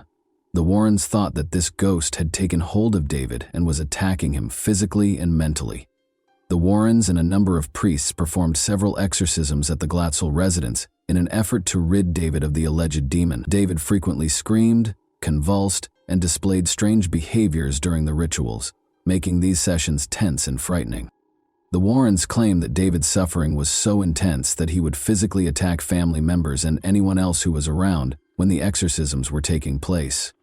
During these sessions, the exorcists claimed to have seen odd things like moving objects, cold spots in the room, and a sense of an oppressive presence. David claimed to have overheard voices mocking him during this period, claiming that he was helpless and would never be able to escape its hold. The young child suffered a severe psychological injury, becoming scared and perplexed, and frequently doubting his own reality. Following months of suffering and several unsuccessful attempts, a team of priests, assisted by Ed and Lorraine Warren, performed David Glatzel's last exorcism. Among the rituals carried out, this exorcism is frequently characterized as the most severe and hazardous. David's behavior peaked in a terrifying way during the session. It was reported that his voice sounded unnaturally guttural. "You are repulsed by Jesus," the priests chanted, "Leave this child alone." Those involved claimed that David had demonstrated supernatural strength well beyond his physical capabilities and had levitated off his bed. Following what felt like hours of fervent spiritual struggle, David's condition abruptly changed. His body, which had been stiff and tense during the exorcism, began to loosen up. David was calm for the first time in months, as his screams stopped. The priests and the Warrens thought that the demon had finally been expelled at this point. David didn't display the violent and unpredictable behavior he had previously displayed. Instead, he looked tired but lucid. Witnesses to his ordeal, his family described the moment as a relief, a weight being taken off their lives and their home. Nevertheless, although the exorcism was terminated, the demon continued to exist. Everything would be completely upended at this point. Here, the startling link between Arn and the eerie case of demonic possession started to emerge, exposing facts that nobody could have predicted. Ed and Lorraine Warren, as well as the Glatzel family, said that Arn had grown impatient with the demon's seeming control over David. During one of the exorcism sessions, Arn confronted the entity thought to be torturing David in a show of defiance and concern. He yelled at the demon, demanding that it abandon David and take possession of him instead. They said, "Take me on," Arn said. "If you're so strong, leave David alone and come into me." These words were meant to be a taunt, challenging the evil force to target him instead of young David. This challenge that Arnie presented to the demon deeply troubled Lorraine. She thought a horrible thing might happen, so she called the Brookfield police to express her fear that something terrible was going to happen. And it did. As events transpired, investigators were certain that Arnie and his followers had a story that was both frightening and humorous, but unquestionably implausible. From the investigators' point of view, the day's events were simple. After consuming excessive amounts of alcohol, Arn and Alan ended up with young girls. Alan's offensive comment about Arn's sister-in-law pushed Arn over the edge, escalating the tension. Under the influence of alcohol and his tumultuous past with the Glatzel family, Arn either lost his mind or used this as an easy excuse to confront Alan physically before leaving. The charges against him were based on this. However, what would Arn's defense entail? Did he have a crime? He would make a plea that would catch the attention of everyone on the planet, not just one of simple guilt. Ed and Lorraine Warren said during the trial, which started in October 1981, "We're going to take the devil to court." Martin Minella, Arn's defense lawyer, claimed that because Arn was under the influence of a demon at the time of the murder, he was not accountable for his actions. Such a defense was employed for the first time in American history. Minella attempted to have the Warrens testify regarding the alleged possession by Johnson and the exorcisms. Additionally, he intended to subpoena the priests who were performing the exorcisms. The defense team maintained that Arnie's actions could only be explained by demonic influence. However, the defense of demonic possession was promptly dismissed by the case's presiding judge, Judge Robert Callahan. Because it was not verifiable by any legal or scientific standards, he decided that such a defense could not be used in court. Supernatural claims are not admissible under the American legal system, which is founded on observable facts and logical reasoning. After the demonic possession defense was rejected, Arn's legal team turned to self-defense. Judge Callahan said, "The courts have dealt with the existence of God. Now they're going to have to deal with the existence of the devil." The next question on the trial was whether Arnie had acted in self-defense during an altercation with Alan Bono while intoxicated. According to testimony given during the trial, Alan started the deadly altercation by grabbing Mary Glatzel, the sister of Arnie's girlfriend, and refusing to let her go. Although the specifics of the altercation were unclear, witnesses stated that Alan had been drinking excessively and had become agitated. Assistant State's Attorney Walter Flanagan led the prosecution's argument that Arne stabbed Alan on purpose, although the prosecution argued that the murder was the consequence of a heated argument rather than any supernatural influence. Johnson had a history of good behavior and no violent tendencies. The jury deliberated based on the evidence presented in court, despite the case's sensational nature and the initial defense's reliance on the demonic possession argument. On November 24, 1981, the jury found Arne Johnson guilty of first-degree manslaughter. Following 15 hours of deliberation, the jury agreed with the defense's arguments of mitigating circumstances, such as the fight between Arnie and Alan, and rejected the notion that the murder was premeditated or that Johnson had acted with malice aforethought. Due to his good behavior, Arnie was released from prison in 1986 after serving only 5 of the 10 to 20 years that he had been sentenced to. The case has had a long-lasting impact on popular culture, in addition to the legal field. Its status in paranormal lore has been solidified by Ed and Lorraine Warren's involvement with the case.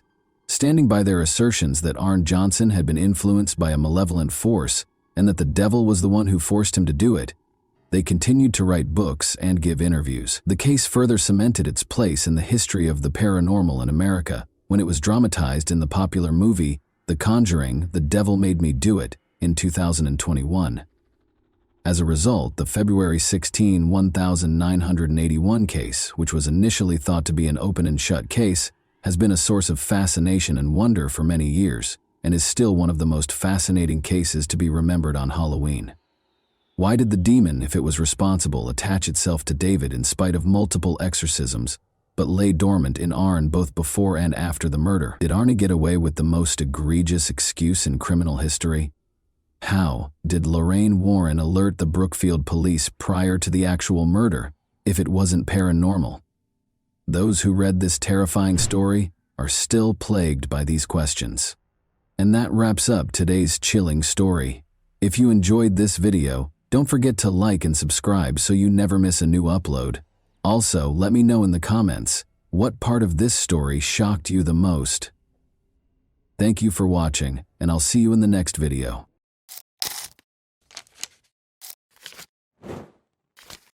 Hey guys, welcome to my channel, and today we're going to take a look at another horrible case with you.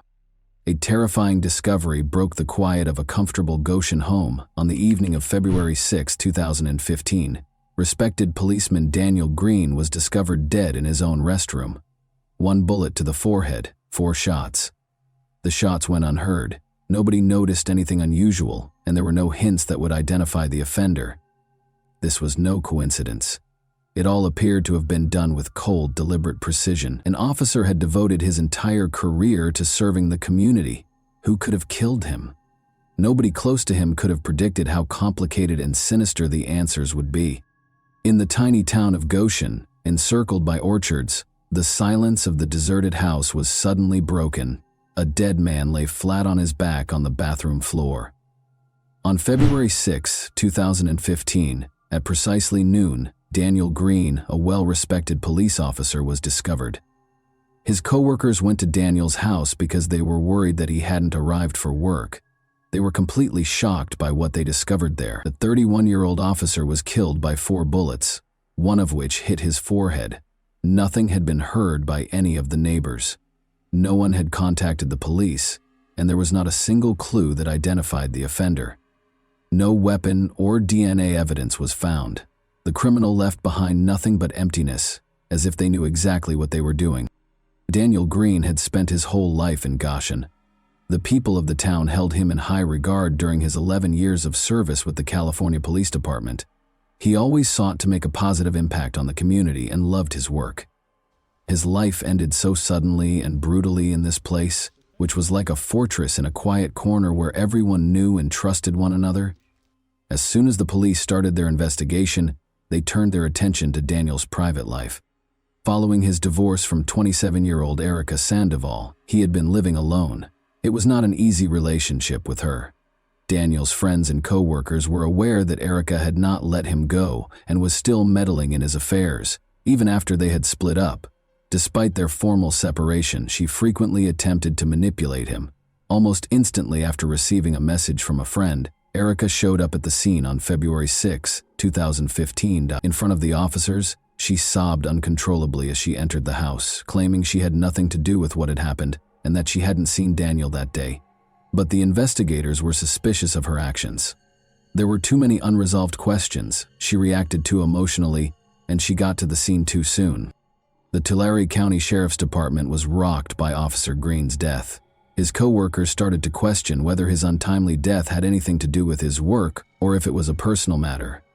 One thing was certain, despite the growing number of questions, these mysteries needed to be resolved as quickly as possible. Motives, relationships, personal disputes. Investigators put in endless effort, step by step, to find the truth, looking everywhere. Daniel's twin brother and sister, Matthew and Misty, were devastated by his passing. The twin brothers had grown up together in Porterville, a small Californian town, where they had known early on that they wanted to work in law enforcement. Matthew chose to pursue a career in law after starting out in the police force. In contrast, Daniel remained in the force, becoming an officer and taking pride in his career choice. Their sister was proud of her brothers and was always there for them. Daniel Green was well known for his love of motorcycles, in addition to his work as a police officer. He enjoyed the feeling of speed and freedom while he was a member of a motorcycle club. Daniel had a special bond with James Bonds Downey, one of his closest friends. Both of them loved riding their bikes through the countryside, relishing the freedom they felt on the road. Daniel had a busy personal life. He was rarely by himself and loved going on dates. For a while, he would bring a new girlfriend to family get-togethers every month. This went on until he met 22-year-old nurse Erica Sandoval in late 2009. Everything changed for him when he met Erica. He made the decision to settle down after falling deeply in love. He was still single at that point, but his sister and brother were already married. But things were different with Erica. She captured Daniel's heart. According to Erica's close friend Angelica Ramirez, Erica was incredibly infatuated with Daniel at the start of their relationship. They appeared to be the ideal couple at first glance, and their passion was strong. But as Daniel's sister remembered, even though Erica was friendly, she could lose her temper easily if something didn't go her way. Tension in their relationship increased over time, leading to frequent disputes and arguments. Born into a middle-class family in Southern California, Erica Sandoval grew up there. David Sandoval, her brother, recalled how Erica always felt special as the only daughter. Her parents tried to give her the best of everything and spoiled her. She grew up expecting her wishes to be granted without question and never faced hardship or mistreatment. Due to her parents' and brother's unwavering support and attention, Erica developed a sense of entitlement and the conviction that she should be given preferential treatment. Everyone close to Daniel Green and Erica Sandoval was caught off guard when they learned of their covert Las Vegas wedding. When they made the decision to get married without telling anyone beforehand, Daniel was 26 and Erica was 23. When Daniel's brother and sister got a late-night message with a picture of the marriage certificate, they were astounded. A few weeks later, Daniel wore a black suit and Erica wore a white dress, and the newlyweds threw a small wedding celebration for their loved ones. But even though they seemed content, Daniel and Erica's relationship was anything but ideal. Daniel's friend and fellow motorcycle rider Herb Adams recalled how Daniel once told him that they had a fight even before they were married, and Erica took a razor and cut the furniture in his house. According to Herb, it was a concerning indication that shouldn't have been disregarded.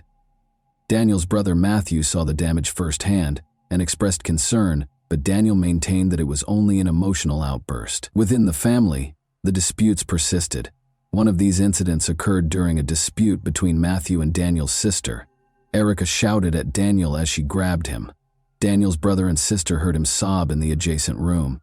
It was one of the most agonizing times in Matthew's life, he recalled. Hearing his brother weep broke his heart. However, it was challenging to get involved in Daniel and Erica's relationship. The Green family had a difficult upbringing. Daniel's mother, brother, and sister recalled the harsh treatment they received from their stepfather.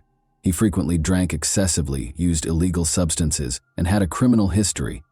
Being older than their sister, Matthew and Daniel frequently took the brunt of the abuse in order to keep her safe. Their stepfather died shortly after their mother finally obtained a restraining order. They were all affected by these incidents. There were concerning similarities between Daniel's relationship with Erica and his early years.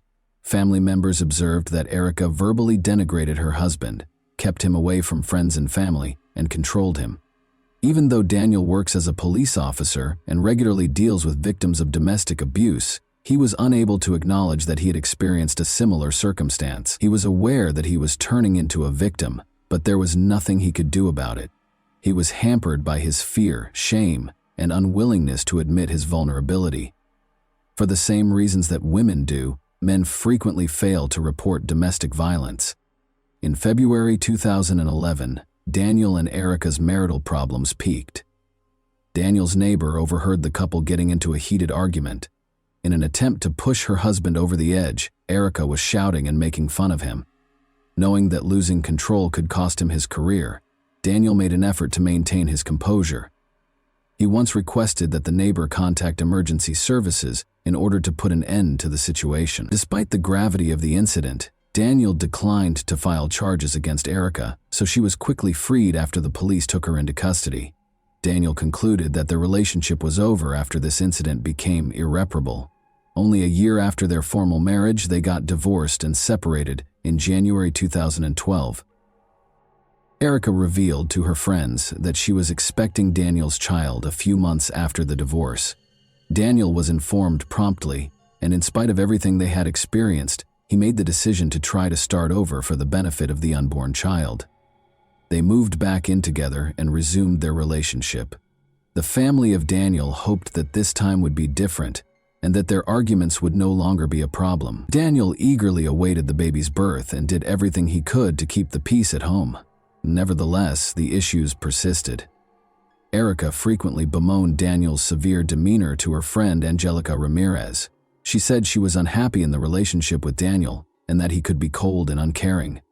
Angelica remembered that Erica used to claim that Daniel had tried to strangle her by grabbing her by the neck. One day, she feared it might end tragically. Although she was aware of her limited influence, Angelica made an effort to assist Erica. Daniel's friends and family discussed Erica's violent behavior at the same time. She demonstrated uncontrollable behavior by damaging Daniel's property by slashing couches and mattresses. Month after month, the disputes intensified, but neither side asked for assistance. Tension only increased and their relationship remained precarious.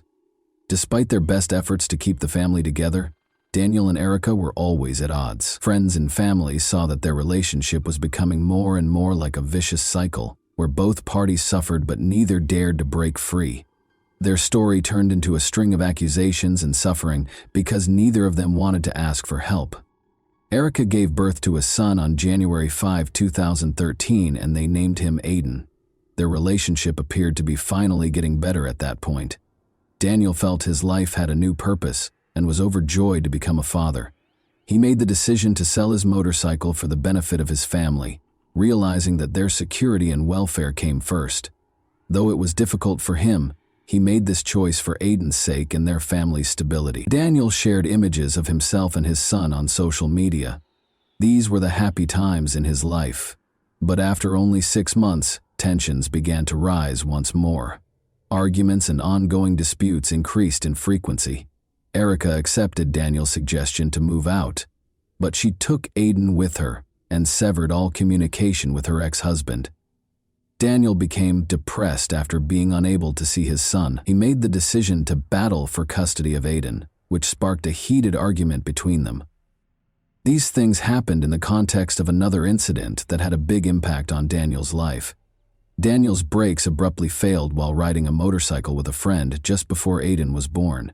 Daniel found that some wires had been cut when they pulled over. He thought Erica might have been the culprit right away. He confronted her head-on when he got home, but Erica denied everything. Never would she do anything that would endanger his life, she insisted. In an effort to deflect attention and prevent future confrontations, Daniel decided not to call the police or tell anyone about the incident. Erica was adamantly against Daniel's love of motorcycles. They were dangerous in her opinion. They quarreled each time he came back from a ride, and their relationship only became more tense. Following the incident with the cut brakes, the motorcycle's disputes peaked. In an attempt to maintain control and lessen the consequences, Daniel chose to keep quiet even though he knew their relationship was becoming toxic. Daniel thought that his family would enter a more tranquil phase after selling the motorcycle and having his son, but the arguments persisted. Daniel was thoroughly shaken by an incident that happened in the fall of 2014 while he and Erica were spending another night together. When he awoke in the middle of the night, Erica was standing over him brandishing a gun. She pointed it at him and claimed to have had a nightmare about Daniel cheating on her. She expressed her desire to take his life in order to relieve herself of that suffering. By telling her that it was only a dream and that he had never betrayed her, Daniel was able to calm her down. Erica lowered the gun and appeared to relax. Daniel came to the realization that their relationship had become risky after this. After sharing the incident with his friends, he made the decision to permanently break off the toxic relationship. They reconnected in January 2015 to commemorate their son Aiden's second birthday in spite of this incident. Everyone saw Daniel and Erica chatting lovingly at the family get-together for close relatives. Many believed they were back together, after Daniel even gave her a cheek kiss. Daniel, however, was aware that they could not have a future together and did not wish to resume their previous disputes and arguments. Following that encounter, Daniel announced to his friends that he had a new girlfriend, Brenda Vela, who was 20 years old. He shared the good news on social media with a picture of the two of them. Many believed that he was finally starting a new, more tranquil chapter in his life because he appeared to be truly happy. However, a tragic incident soon followed. As agreed upon, Daniel dropped Aiden off at Erica's house early on February 6, 2015. He then proceeded to the gym. When he got home from his workout, his life abruptly ended. After entering the restroom and taking a seat, Daniel was shot 4 times, in the forehead, neck, chest, and arm. He had no time to defend himself before he was killed. Their relationship had always been characterized by animosity and accusations directed at one another. They were consistently aggressive in their text messages. There were insults and rage in hundreds of messages. Daniel claimed that Erica was attempting to take away his son, which was the thing he valued most.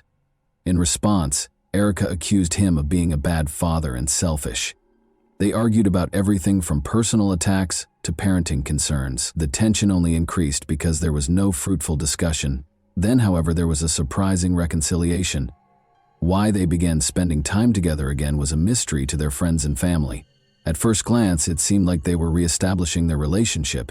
It appeared that they had achieved some harmony and that the arguments had stopped.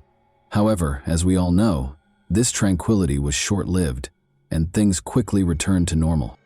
The day following Daniel's passing, Erica was taken in for interrogation. She said she had nothing to do with what had happened and hadn't visited his house in weeks. She was told by investigators that they had video from a nearby home security camera that showed her entering the house on the day of the crime. The investigators chose to use this strategy to make Erica panic, even though her identification from the video was actually inconclusive. This tactic was successful. Erica confessed because she was unable to cope with the pressure. She even indicated the location where she had thrown away the gun that was used in the crime. The prosecutor contended that jealousy and the sense of being supplanted by a different woman were the driving forces behind the crime. A note containing Brenda's name and birth year was discovered in Erica's purse when she was taken into custody, suggesting that she had been following Daniel's new girlfriend. Despite the strong evidence against her, the trial didn't begin until October 1, 2019, which was 5 years after the terrible incident. In an attempt to get back in touch with Daniel, Erica called him roughly 170 times in the days before the crime. She had heard that Brenda was spending time with their son Aiden, whom Daniel had introduced to her. She had been pushed over the edge by this. The prosecutor added that Erica erased a number of Daniel's phone messages following the crime. She tried to persuade Daniel that she would improve and change in these messages. Daniel, however, had replied that he planned to move on and didn't want to interact with her anymore. Erica's lawyer maintained throughout the trial that Daniel had been an abusive husband who routinely attacked her. They played audio recordings of heated arguments during which Daniel was heard threatening and insulting Erica. These recordings, which showed cruelty and aggression in their relationship, were an essential component of her defense. Speaking in court, Erica detailed the various abuse incidents she had experienced over the years. She said Daniel had threatened her, grabbed her by the neck, and physically abused her. According to Erica, she lived in continual fear and decided not to call the police because she believed it would be pointless. She claimed that because Daniel was a police officer, he had the ability to sway any investigation and was too strong for her to demand justice. Since Daniel was a respected member of the community, Erica thought no one would believe her. Erica said she had a phone conversation with Daniel on February 5, 2015, the day before the crime. She claimed that she had hope of rekindling their relationship because they were flirting with one another. She made the decision to visit his home the following day to see if they could get back in touch. She was instantly uneasy when she walked inside and saw 2 guns on the table. Erica made the decision to take a closer look around the house and discovered a partially open safe in one of the rooms. She discovered 2 private images of what she believed to be minors inside. She was taken aback by this and began to worry that Daniel might endanger their son. According to Erica, looking at those pictures altered her opinion of Daniel. She realized that his interests might be far more sinister than she had initially believed when she recalled how he had forced her to wear school uniforms. Erica put the papers back and then heard a car arrive. Daniel was the one. Unsure of what to do, she snatched up both loaded guns in a panic and fled into one of the rooms. Daniel went through the rooms when he first arrived at the house. Erica heard him take the guns in her hands and go to the bathroom. She was so terrified that she followed him. Daniel was seated on the toilet when she walked into the bathroom. When he saw her, he yelled in a threatening tone. She claims that's when she started shooting. She continued shooting until she thought the threat had passed, though she couldn't recall how many shots she had fired. She then threw the weapons away, ran out of the house, and attempted to escape. In addition, Erica acknowledged that she kept having sex with Daniel in spite of all the abuse because she was afraid of how he would respond to her rejection. She asserted that he would turn hostile if she didn't appease him. She stayed with him in part because of this.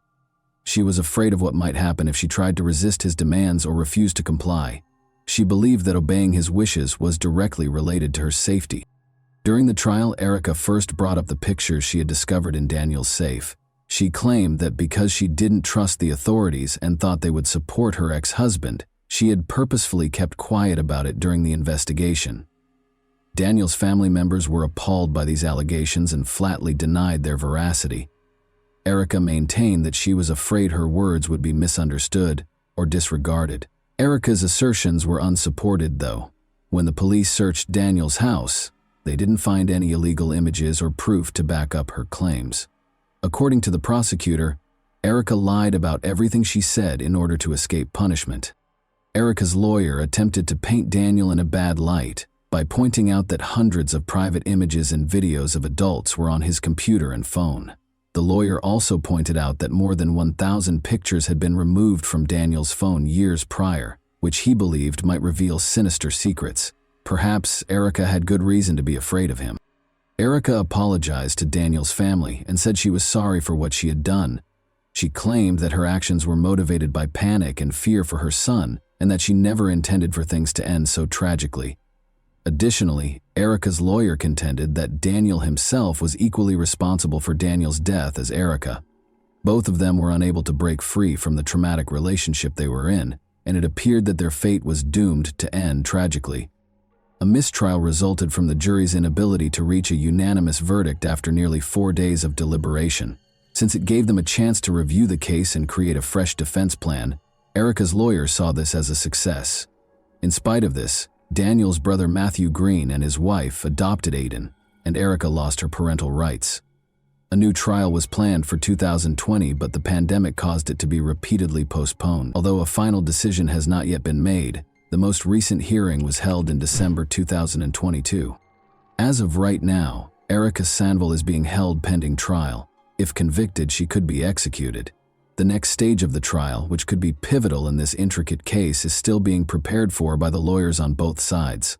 Many people learned from this tragedy, which served as a reminder of the extent to which personal demons and jealousy can lead if assistance is not sought, and toxic relationships are not ended promptly. Too many lives were lost, too much suffering was endured, and too many words remained unsaid. Nevertheless, Despite this gloom, some people persisted in fighting for a better future and made every effort to ensure little Aiden's happiness. Even though the story is over, its reverberations will last for a very long time, serving as a constant reminder of what can occasionally be concealed behind the closed doors of homes that appear to be ideal. And that wraps up today's chilling story. If you enjoyed this video, don't forget to like and subscribe so you never miss a new upload. Also, let me know in the comments what part of this story shocked you the most. Thank you for watching, and I'll see you in the next video.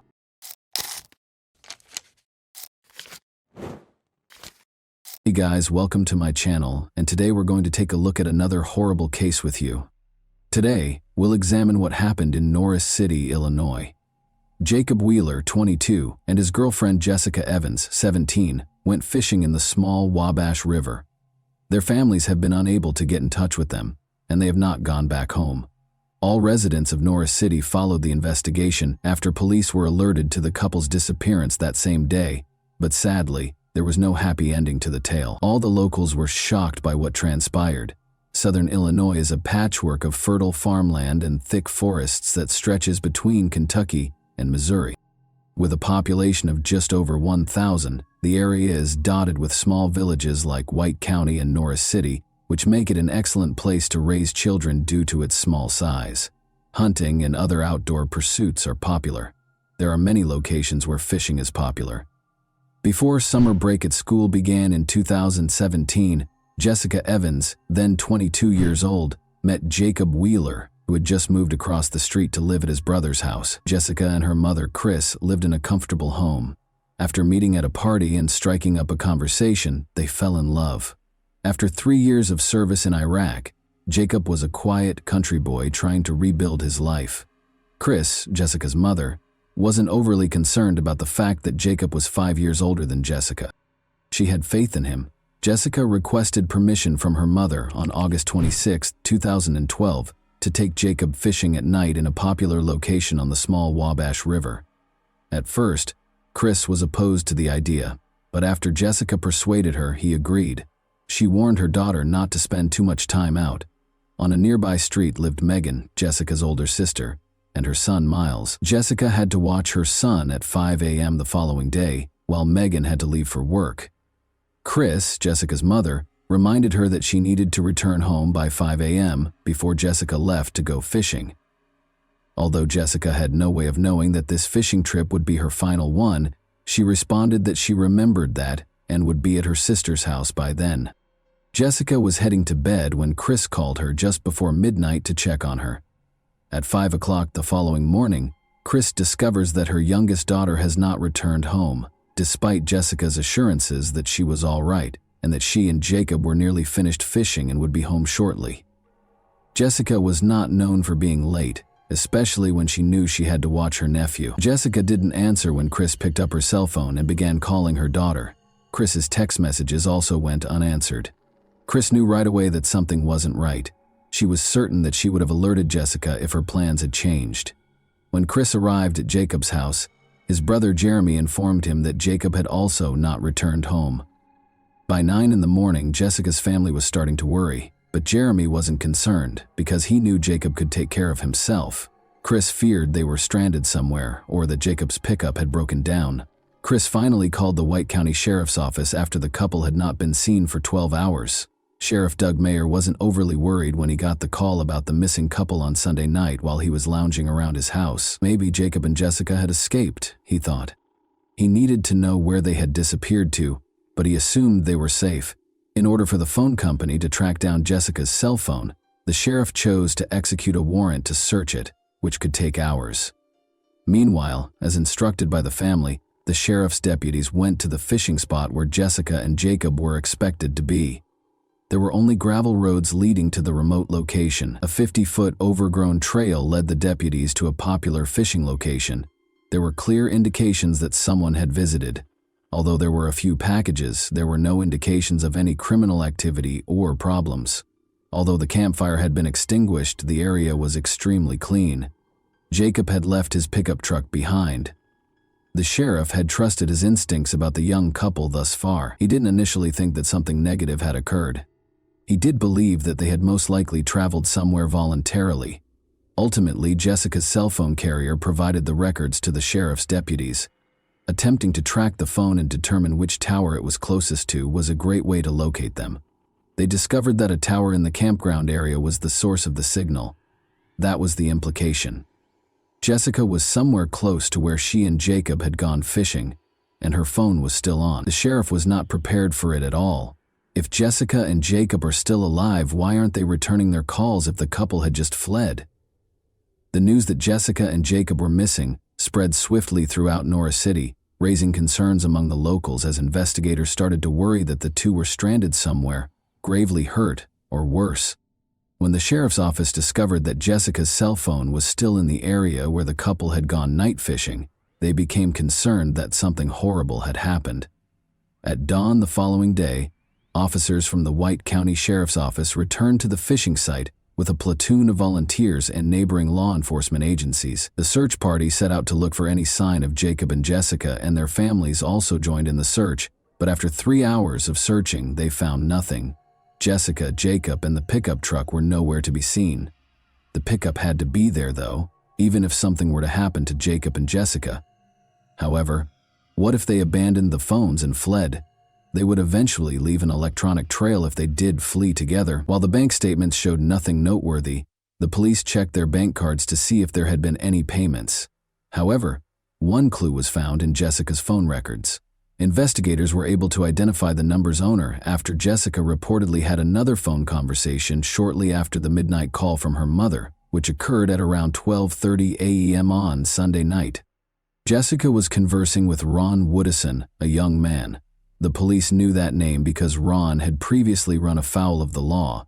This in and of itself raised suspicions that he might have been involved, so they decided to speak with Ron and find out the specifics of that conversation. When he met with the sheriff's deputies, they asked him to describe the last time he had spoken to Jessica. Eventually, he acknowledged that he had called her in the middle of the night. He mentioned that he had attended the party and that some other people had also been present.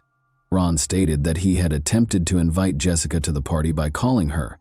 Ron was just informed by Jessica that she was occupied with fishing. He had been told not to call Jessica by Jacob when he reached for the phone, and Ron claims that they had a rather heated exchange.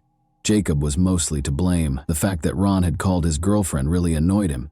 Jacob was quite irritated by his call. The other partygoers' names were noted by the sheriff's deputies, who also verified Ron's alibi, and essentially attested to the fact that he remained there following that phone call. As the weary search team members were ready to head home at the end of the day without discovering anything, one of Jacob's friends, using his ATV, discovered a pickup truck in the woods. Jacob and Jessica were fishing 2 miles away from the pickup, which was parked in the woods behind an old deserted farmhouse. Jacob had the pickup. It was obvious that a horrible event had occurred. A woman's body was in the back of the truck. Her head had been shot twice. Her condition was another reason to be concerned. She had some clothes on. Investigators were immediately convinced that there had been more than a murder when they discovered some of her clothing on the ground near the car. In a community like this one, it wasn't necessary for the victim to have identification because some of the investigators had known Jessica for their entire lives, and they had just discovered her. Almost 36 hours after Jessica failed to show up to watch her nephew, everything changed in that instant. She was shot and found dead in Jacob's abandoned pickup truck by the sheriff's office. Given that she was nearly completely naked, it was clear that she had intercourse with a man prior to her passing and opposed it.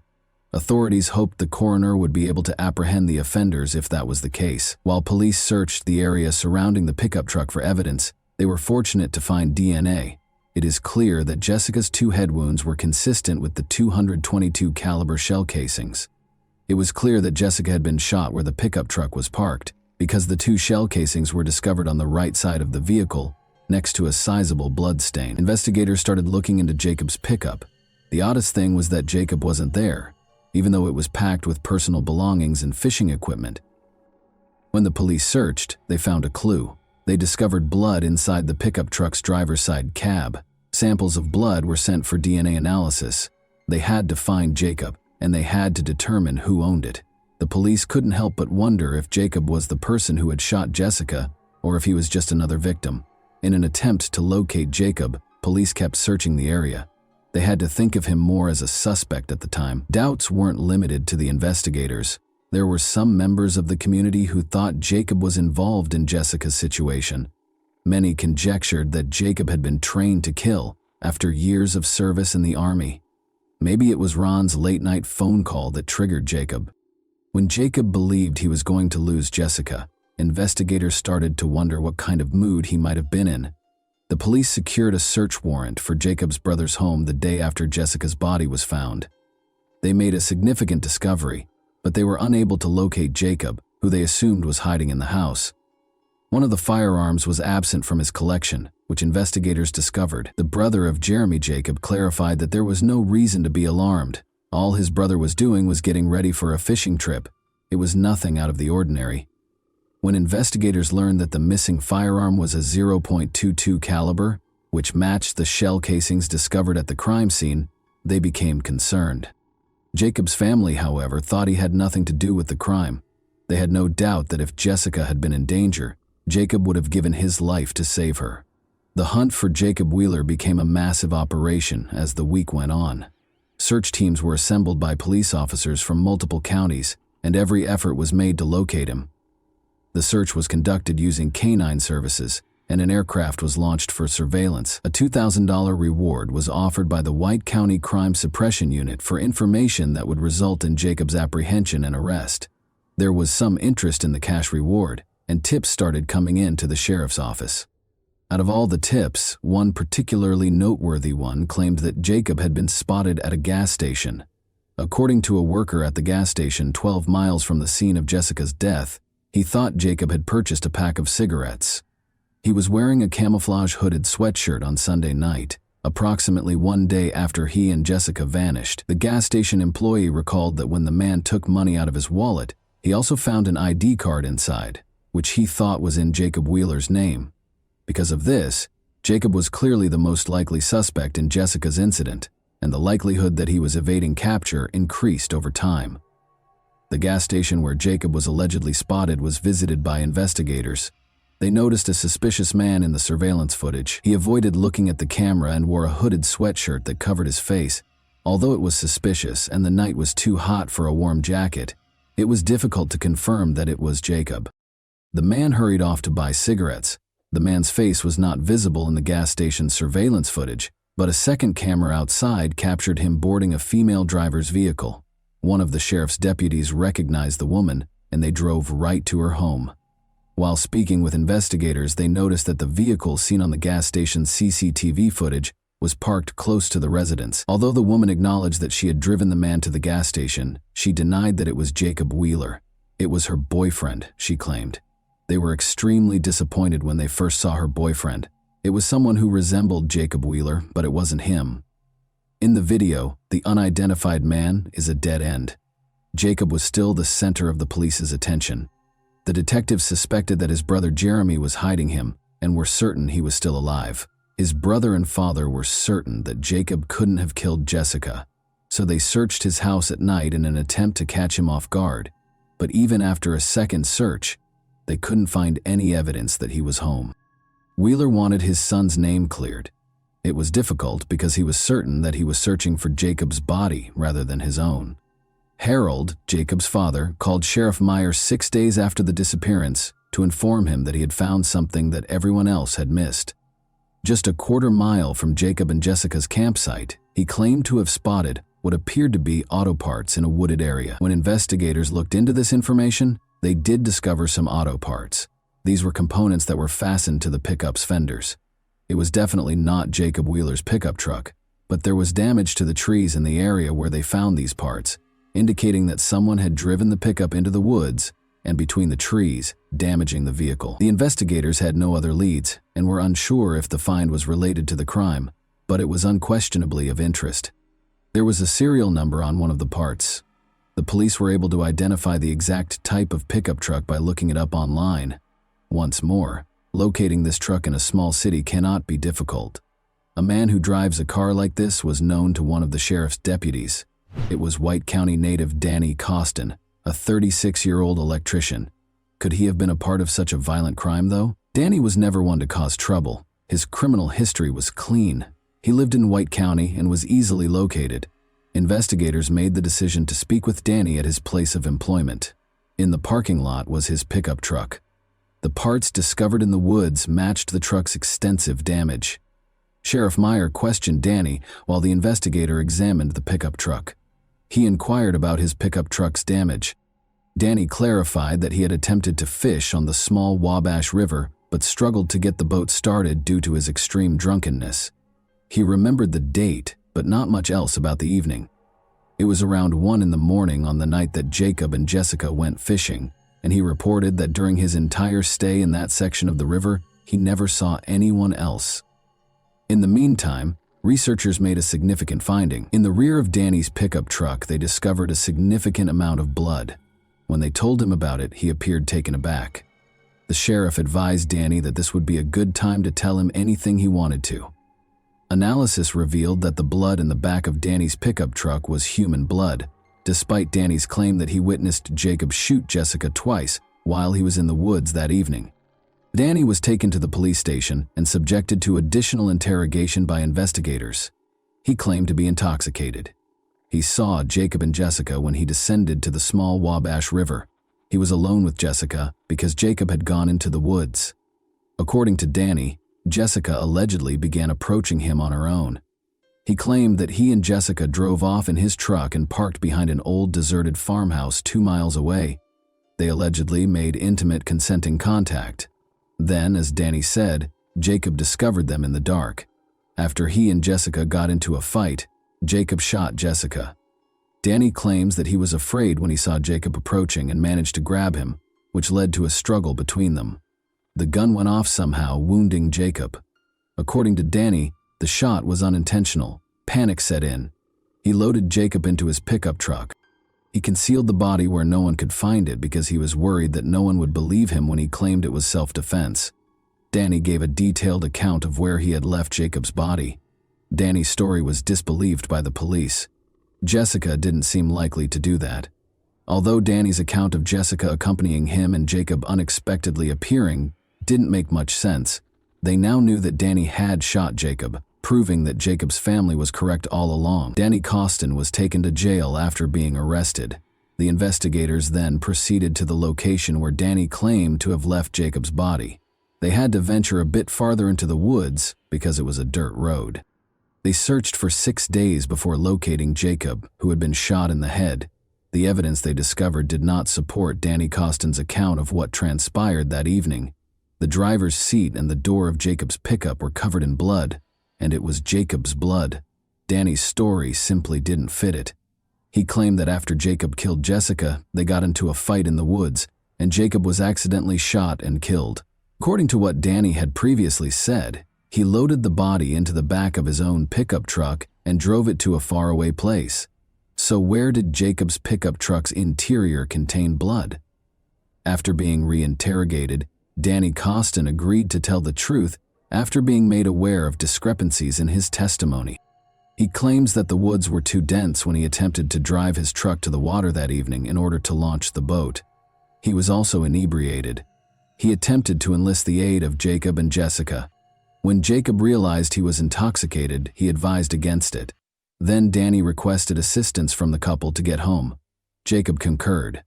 Danny climbed into the back of Jacob's pickup truck after he and Jessica got inside. For some reason, he chose to use his .22 caliber pistol. He got out of the truck's back and left. Through the downed window, the driver shot Jacob in the head. Everything took place in front of Jessica. She began to scream out of terror. Then he pulled Jacob out of the truck, Danny said. He swore under interrogation that he had no idea why he killed Jacob or what he was doing. Danny was then informed by Jessica that she would stop at nothing to prevent him from killing her. Danny Costin was questioned by the sheriff about whether Jessica had promised to have sex with him in return for his allowing her to live. Costin answered, "She promised to follow my instructions." He went to a remote location. He basically took Jessica's attempt to protect herself as an invitation to have a personal relationship with him. He did it in Jacob's pickup truck's back. Then he pulled out a gun and shot Jessica, even though she begged for her life. "I don't know why I did it," Costin said. He threw both his and Jacob's guns out the window after loading Jessica's body into the back of Jacob's pickup truck and driving his own vehicle to Wayne County to conceal Jacob's body.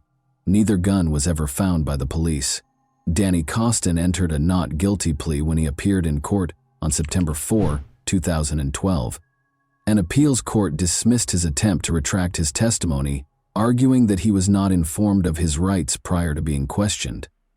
Police had ample evidence to support Danny Costin's confession, and video recordings of the interrogation verified that Danny was informed of his rights. His DNA was found on Jessica's body, and his truck contained Jacob's blood. In January 2014, a jury convicted Danny Costin's girlfriend, Candace Brown, age 31, of lying to the police during the preliminary investigation. She gave Costin a fictitious alibi. On August 20, 2013, Danny Costin was found guilty, and Brown was sentenced to 60 days in jail, 30 months probation, 100 hours of community service, and a payment of various court costs and fines. He received a 53-year prison sentence. Judge Tom Foster felt that Costin should have received a more severe sentence, but he acknowledged that he was constrained by the state and defense's agreement. According to the court, "You killed these two individuals. There is no pardon or justification for that, not in this world or any other." According to the judge, Costin consented to forgo a jury trial in return for fewer charges and a lighter sentence in the event of a conviction. Harold Wheeler, Jacob's father, stated that he never thought his son, who was named by law enforcement as a person of interest in Jessica Evans' death, was capable of committing such a crime. Foster claimed that the court only accepted the agreement because the victims' families had agreed to it following the hearing. "I was certain that he would never act in this manner. On Sunday, I began searching for him and I never gave up." He claimed that Costin was an acquaintance who lived approximately a quarter-mile away from the Wheeler home and that it was surprising that he was arrested for the killings. "I've had a beer with him while we were sitting at his campsite." Harold Wheeler, clearly in pain, remarked of Costin, "He's been in my house." And that wraps up today's chilling story. If you enjoyed this video, don't forget to like and subscribe so you never miss a new upload. Also, let me know in the comments what part of this story shocked you the most. Thank you for watching, and I'll see you in the next video.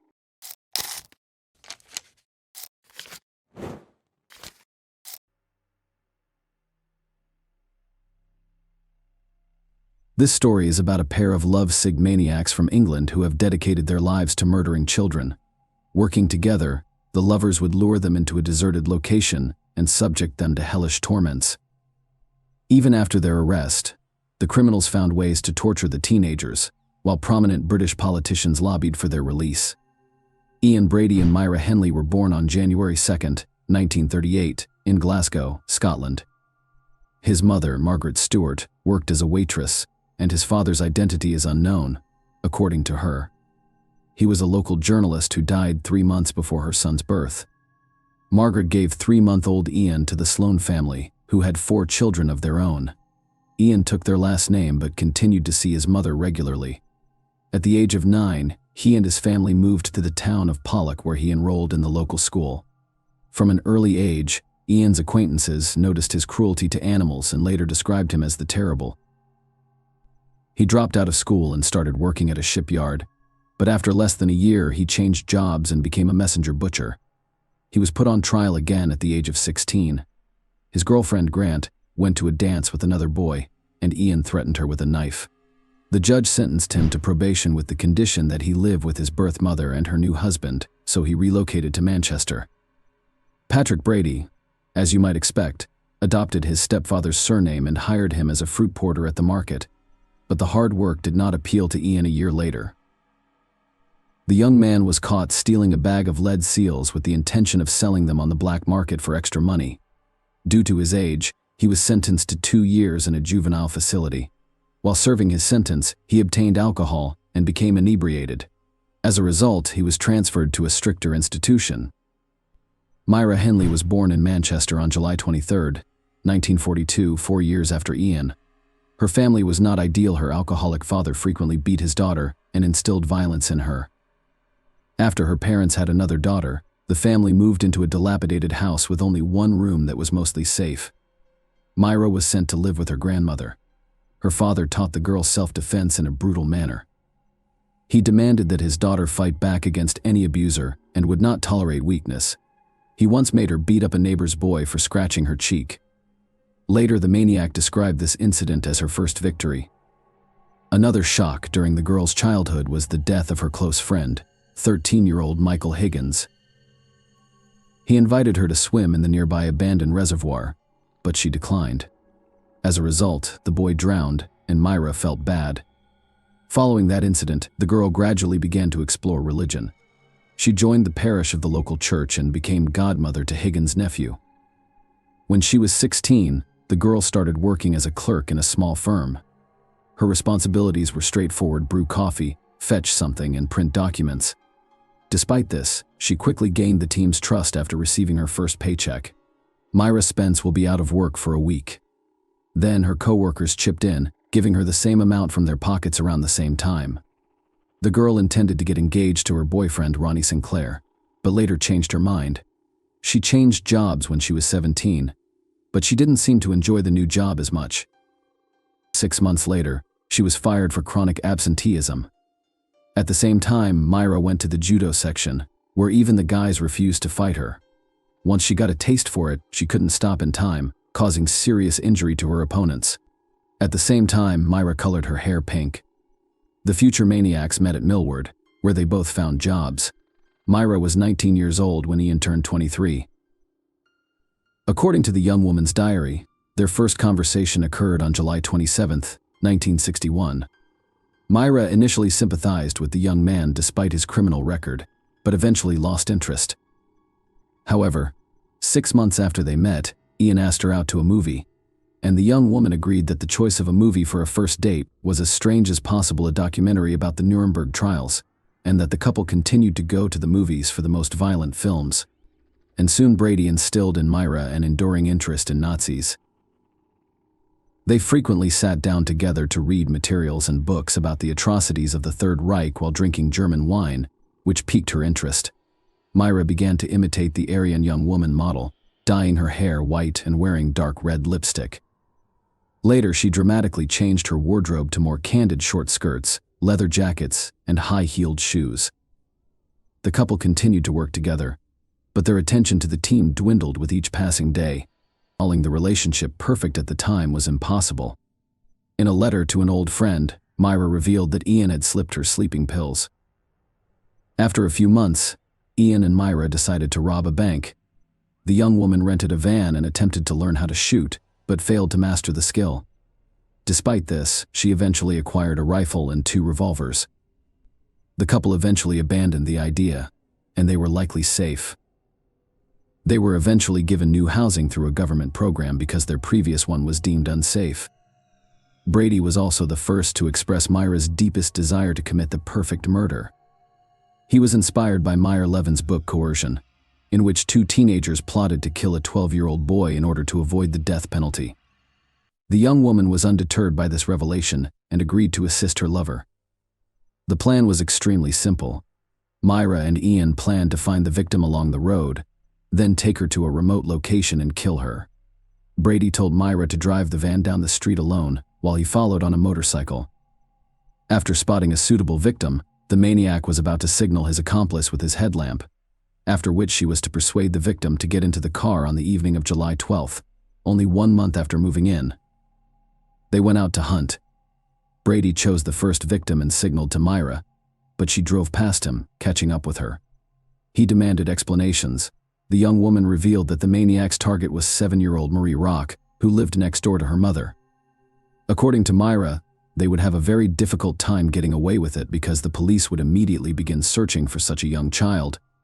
The couple then continued down the street, looking for another victim. At 8 p.m., Brady made his decision on Fraxmer Street, and Myra recognized the girl once more. She turned out to be Pauline Reed, her younger sister's 16-year-old friend who was on her way to the disco. Determined to act, Myra stopped and offered her a ride, and the girl got into the car, which took her to a deserted location. Myra made up a story about losing an expensive glove on the Saddleworth. Heath was popular among locals due to its abundant supply of peat, which was used as fertilizer. Pauline agreed to assist her acquaintance shortly after arriving at the location. Brady approached them. Myra informed them that the girl was her boyfriend, and he would assist them in their search. The final outcome of the situation remains unknown. The problem is that Brady and Myra tell two different stories, but they all end up with the same outcome. In Ian's version, Pauline is murdered. The girl was abused and killed by him and his lover, Myra. On the other hand, she claimed that she was left in the car while Pauline and Brady allegedly went to look for the glove. After a while, the maniac returned alone and reported the girl's death. He led Myra to her body, and she noticed that the girl's clothes were severely wrinkled. Myra's version does not make sense to me. What excuse would a 16-year-old girl have for going on a search with a stranger while Myra was sitting in the car? Most likely, with this story, the maniac was attempting to absolve herself of direct involvement in the murder after burying the body. Myra and Brady packed the motorcycle into the van and drove home. On the way, they saw Pauline's mother and brother looking for the girl. After nearly 6 months apart, the couple decided to act again, but this time with a 12-year-old boy. When the boy saw the victim in a store, they struck up a conversation and offered the child a ride home as an added incentive. Brady offered the boy a drink once inside the car. He specified that the alcohol be picked up at their house, but first a pair of maniacs asked the child to assist in the discovery of a fictional glove in Saddleworth, much to his dismay. The boy agreed. The situation then proceeded in the same manner as before. Henley claimed Brady had taken the child from the car, abused and killed him. The maniac reiterated that she was not present during the entire ordeal. 7 months later, on June 16, 1964, the couple abducted 12-year-old Keith Bennett while he was on his way to his grandmother's home. He met the same fate, violence, and murder.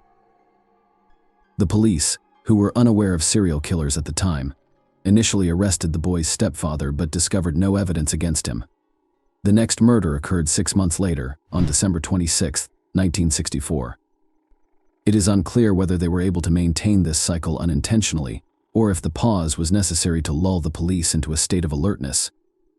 You'd think that if children began disappearing one after another in a small town, law enforcement would devote all of their efforts to apprehending the maniac, but on December 26th of that year, with only a few days until the New Year and Christmas, Ian and Myra decided to give their town another unpleasant gift. This time, the situation has changed dramatically. They searched for their new victim on the playground. Leslie Ann Downey, 10, was scattering shopping bags near the car. The maniacs asked the girl to assist with the collection after asking her to help them transport the bags home. The girl consented and was assaulted. As soon as she crossed the threshold, the couple began abusing the unfortunate child in her home for an extended period of time. After playing with her, the sadist killed her and returned the corpse to Saddleworth. Myra insisted that she was not present during the murder. The attentive viewer recalls that the couple lived with Myra's grandmother. Where was she at the time of all these atrocities? On the morning of the murder, the caring granddaughter sent her to a relative's house and forbade her from returning home. Despite this, the old woman attempted to return in the evening, but Myra refused to let her in. The next day, after cleaning up the girl's corpse in the house, she returned with the grandmother. The couple committed the next murder. 10 months later, breaking a strange cycle, but that wasn't the only thing that made this case unique at the time. Maureen, Myra's younger sister, David Smith, 17, was already married. The couple frequently spent time together, and the young man quickly won Brady's heart. First and foremost, he was eager to hear everything the maniac had to say, including speculations about Nazi philosophical speeches, dreams of robbing a bank, and so forth. Second, he had already been to the police station several times, just like Ian had, despite the fact that their crimes were very similar. Smith was caught breaking into someone else's home and inflicting serious battery. Perhaps Brady regarded him as a protege, a new member of the improvised gang. As time passed, the young man paid more and more visits to their home, and during lengthy conversations with Ian, talk of murder began to emerge. Myra became concerned that their relative would run to the police, but Brady insisted that he thought Smith was his own and trusted him. He even told her that he and Smith would be committing a crime together soon. Myra and Brady went to Manchester Central Station to look for a new victim, and Ian quickly made his decision. He met 17-year-old Edward Evans, who agreed to come to his house after a brief conversation. When the company arrived at the house, they drank wine, and Brady eventually sent Myra to get Smith. The action picked up quickly after he arrived. Myra's words allowed us to reconstruct the following picture. She had gone into the kitchen to feed the dogs. Smith stayed in the living room. Several minutes later, she heard screams and fighting.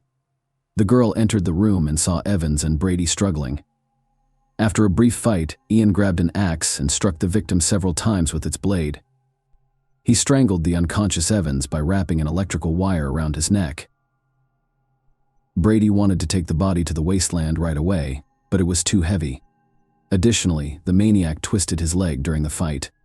Finally, he decided to leave it at home and travel with Smith to Saddleworth. The next day, he asked him to stay so he could understand the gravity of his actions. Smith initially agreed to help Brady dispose of the body. Perhaps he was too scared to refuse. The young man may not have shared the homicidal couple's sadistic tendencies, given his history of minor law breaking. After listening, she requested that he report the horror to the police. Smith listened to her and called the cops from a nearby phone booth at 6 a.m. His story differed slightly from what Myra would later say. The police archives include an exact transcript of that call. Brady led me into the kitchen and offered me 3 small buns with a drink. I nodded and asked for the rest. Ian went into the living room while I waited in the kitchen. After a few minutes, I heard a wild scream like a woman screaming in a high-pitched voice.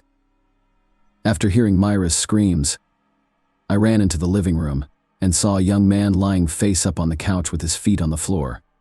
Ian was standing over him, holding an axe over his head and hitting him on the left side of his head.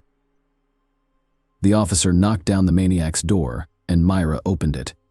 He took out his identification card and quickly made his way into the house, where he caught Brady, who was writing an explanatory letter to work and asking for time off due to an injury. The officer told a made-up story about investigating gun cases and asked to see the house. Myra agreed, and he inspected all but one room. The young man described how Ian bragged about killing 3 or 4 children and even gave the approximate location. Brady allegedly met Evans in a bar, and a fight ensued, and somehow the boy came to his house. Smith had also testified against Brady at the time, and the police believed his testimony much more. There, the police found many interesting finds. Notebooks, lists of names, photographs of Brady and Myra Simpson, and explicit pictures of them. The notebooks contain lists of coded words, which the police were quickly able to decipher. It turned out that Brady kept records of burial sites, weapons, and methods of killing. As it was impossible to assert the exact location of all the victims on the basis of this information, it was rather superficial. Another book contained a list of names including all the victims of the couple, but here's the strange thing: in addition to the victims we know, the list contained the names of other children. With all this information, the investigators questioned Brady again, and his story was once again very weak. Allegedly, the list contained the names of his friends, and he had joked about killing children in his conversation with Smith. At the same time, the police managed to find the very suitcases, the contents of which shocked everyone. There were photographs of a naked girl. Also found in them were audio tapes, one of which would soon become perhaps the most damning evidence in history. It contained cries and pleas for help.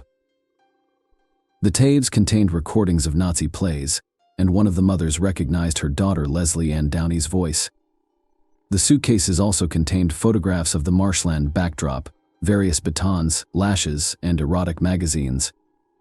A recording of the girl screaming and a photograph of her would have been enough to PR. On October 10th, police discovered a child whose hands were sticking out of the ground due to the body's composition. The child's identity will not be confirmed until after 150 officers were involved in the search for bodies in the swamps. Initially, they focused on the area near Route 628, but later, based on witness statements, they moved to Route 635, where they made their first discovery.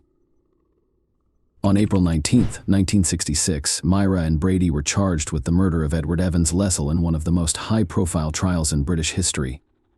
He did not deny taking them, but claimed that the girl was brought to their home by 2 men and then taken away to an unknown destination.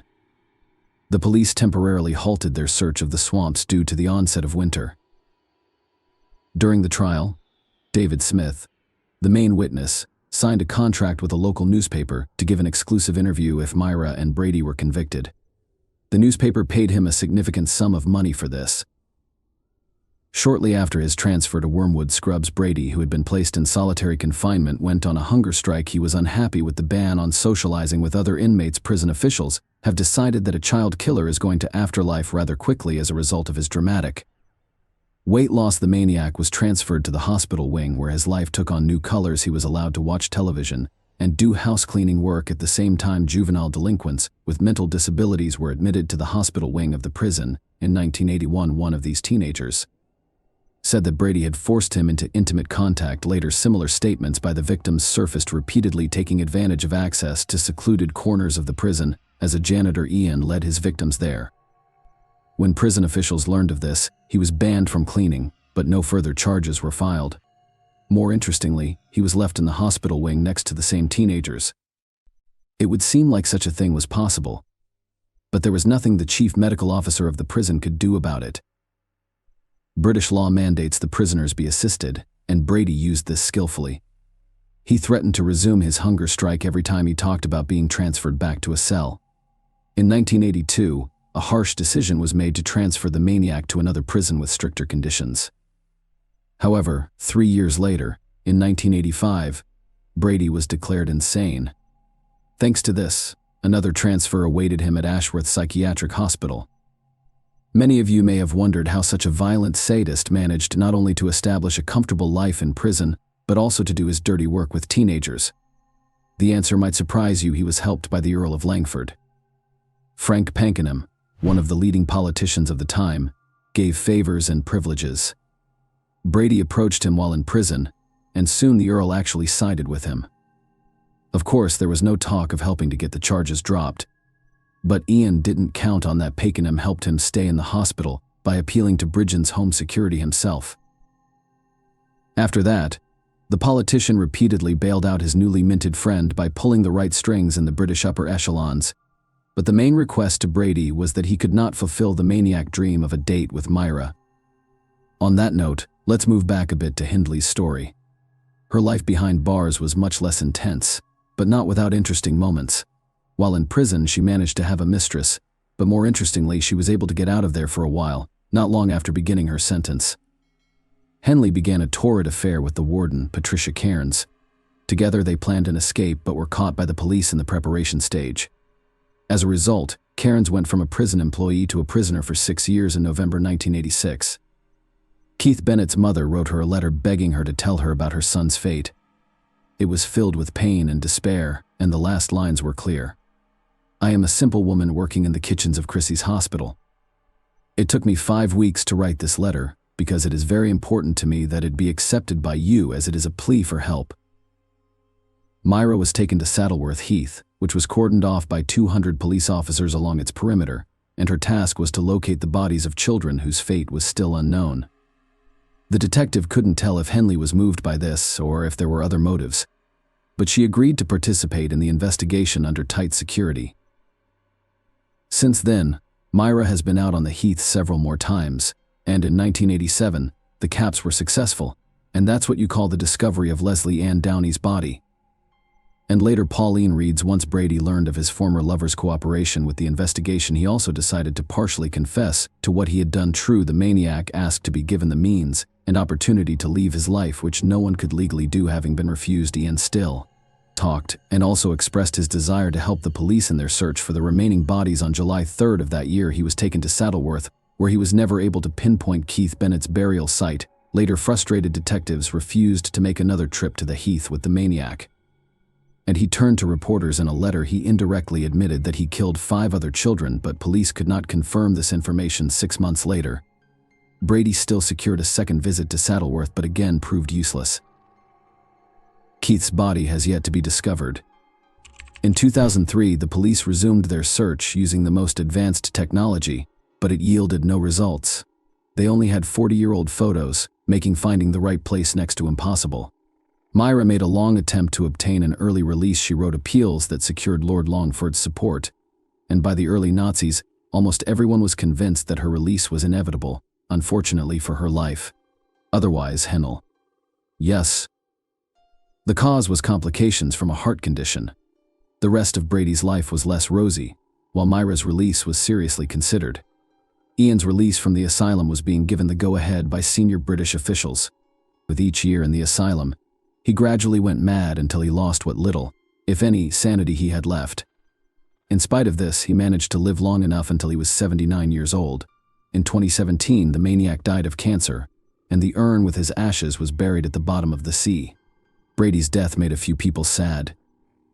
His namesake Police Federation branch chairman Ian Hansen noted that such monsters deserve no sympathy. That was the end of the story of the child-murdering lovers, but in Britain, their names will long be remembered. Ian and Myra are a prime example of inhumanity, boundless impotence, and cynicism, as well as a total lack of morality. Just by remembering the history of the past, we are able to prevent the events of the future, so our work is not in vain. Please share your thoughts on this story in the comments section, and thank you for watching.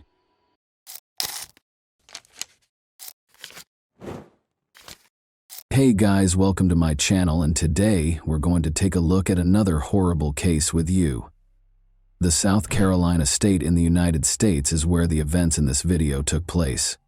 Jessica Carpenter resided in the city of Aiken with her parents and two older sisters. The city of Aiken, which has 300 residents, is not very big. As a result, word of Jessica Carpenter's ordeal quickly spread throughout the city and caught the media's attention. Judy, Jessica's mother, discovered her daughter's body on the floor when she returned home on August 4, 2000. Her age was 17. Jessica was a senior at Aiken High School, where she participated in the school band during the summers and worked part-time as a hostess at a nearby restaurant called Red Lobster. It took more than 5 years before the offender was brought to justice. It was August 4, 2000, the last day of her vacation, and she was eager to start her senior year of high school. Following their lunch together, Jessica's mother Judy left for work, leaving Jessica alone at home. Judy did not see her daughter alive again after that. Judy arrived home around 5:30 p.m. After opening the door and taking a few steps, she noticed something that no mother should ever see. Her daughter was lifeless and naked on the floor. Judy was so terrified that she rushed to her car and dialed 911. The operator asked Judy to return to the house and see if Jessica was breathing. After she had explained the situation, despite being overcome with fear, Judy returned to the house.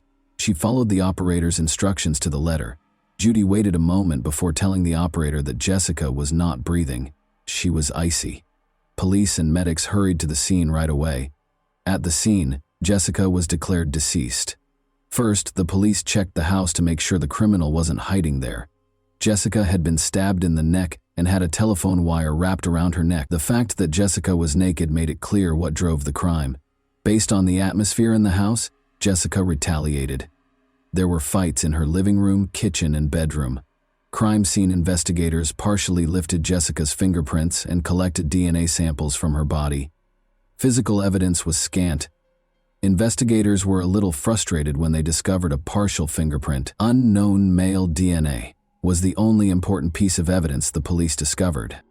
Before departing the scene, there was almost nothing in the case to cling to except the DNA. Another crucial detail caught the attention of the detectives. No evidence of forced entry was found. Jessica was by herself at home, and she always locked her doors in situations like this. It was clear that she either knew the criminal or felt comfortable allowing him to enter the house. Since this had never occurred in their neighborhood before, people were shocked that it had. The neighborhood did not have a high crime rate. According to the results of the forensic analysis, Jessica passed away from internal bleeding and oxygen deprivation. Once a place of laughter and vitality, the Carpenter family home was now enveloped in an unbreakable veil of grief. A horrible crime had taken place in the living room, which had once been the location of boisterous birthday celebrations and peaceful family evenings. Charles and Judy, Jessica's parents, appeared to be stuck in a bygone era. Their entire world had been upended. They were at peace because they believed they had failed to protect their daughter. Although Jessica's sisters were heartbroken by the incident, the family came together during this time. The Carpenters had a strong belief that the police would identify the culprit behind Jessica's death. Since Aiken is a small city, word of Jessica Carpenter's ordeal spread swiftly. The story was reported in every newspaper and on every local television station. In order to solve crimes, law enforcement occasionally needs the assistance of the media. They need the public to be aware of it, and although investigators gave the media some information about the crime, important details were kept under wraps. On August 25, 2003, it was kept a secret that Jessica had been shot in the neck, strangled with a telephone wire, and discovered nude. The first information was given to the police a few weeks after Jessica's death, and they spread it through local news reports. Surveillance footage from a convenience store a few blocks from Jessica's residence was obtained by investigators. Detectives thought that the young man in the top right corner of your screen might have some information about Jessica.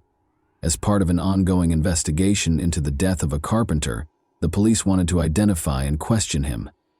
On the basis of surveillance footage, every lead, no matter how trivial, was closely examined. In an attempt to identify the man, the Aiken police released a sketch that was aired on television. The suspect's sketch was held in the hands of the detectives looking into Jessica Carpenter as though it were the secret key. Jessica went to Aiken High School, where she was well known to all. They headed to the principal's office to ask the administration for help. Despite looking at the sketch, the principal was unable to identify the subject. The detectives spoke with the principal before starting to interview Jessica's classmates. Any small comment or conversation could reveal information about the crime. Detectives also spoke with teachers who knew Jessica, and some students were in special interest groups with Jessica, such as the school orchestra. But after being at the school for a few hours, they left with nothing. Who was portrayed in this sketch was unknown. The police were able to identify the man after a few days, but it turned out that he was unrelated to Jessica's ordeal. He was just a magazine salesman and an out-of-town student. The police contacted Jessica's closest friends and family because they had limited information. One of her closest friends from Aiken High School was Alice Bryant.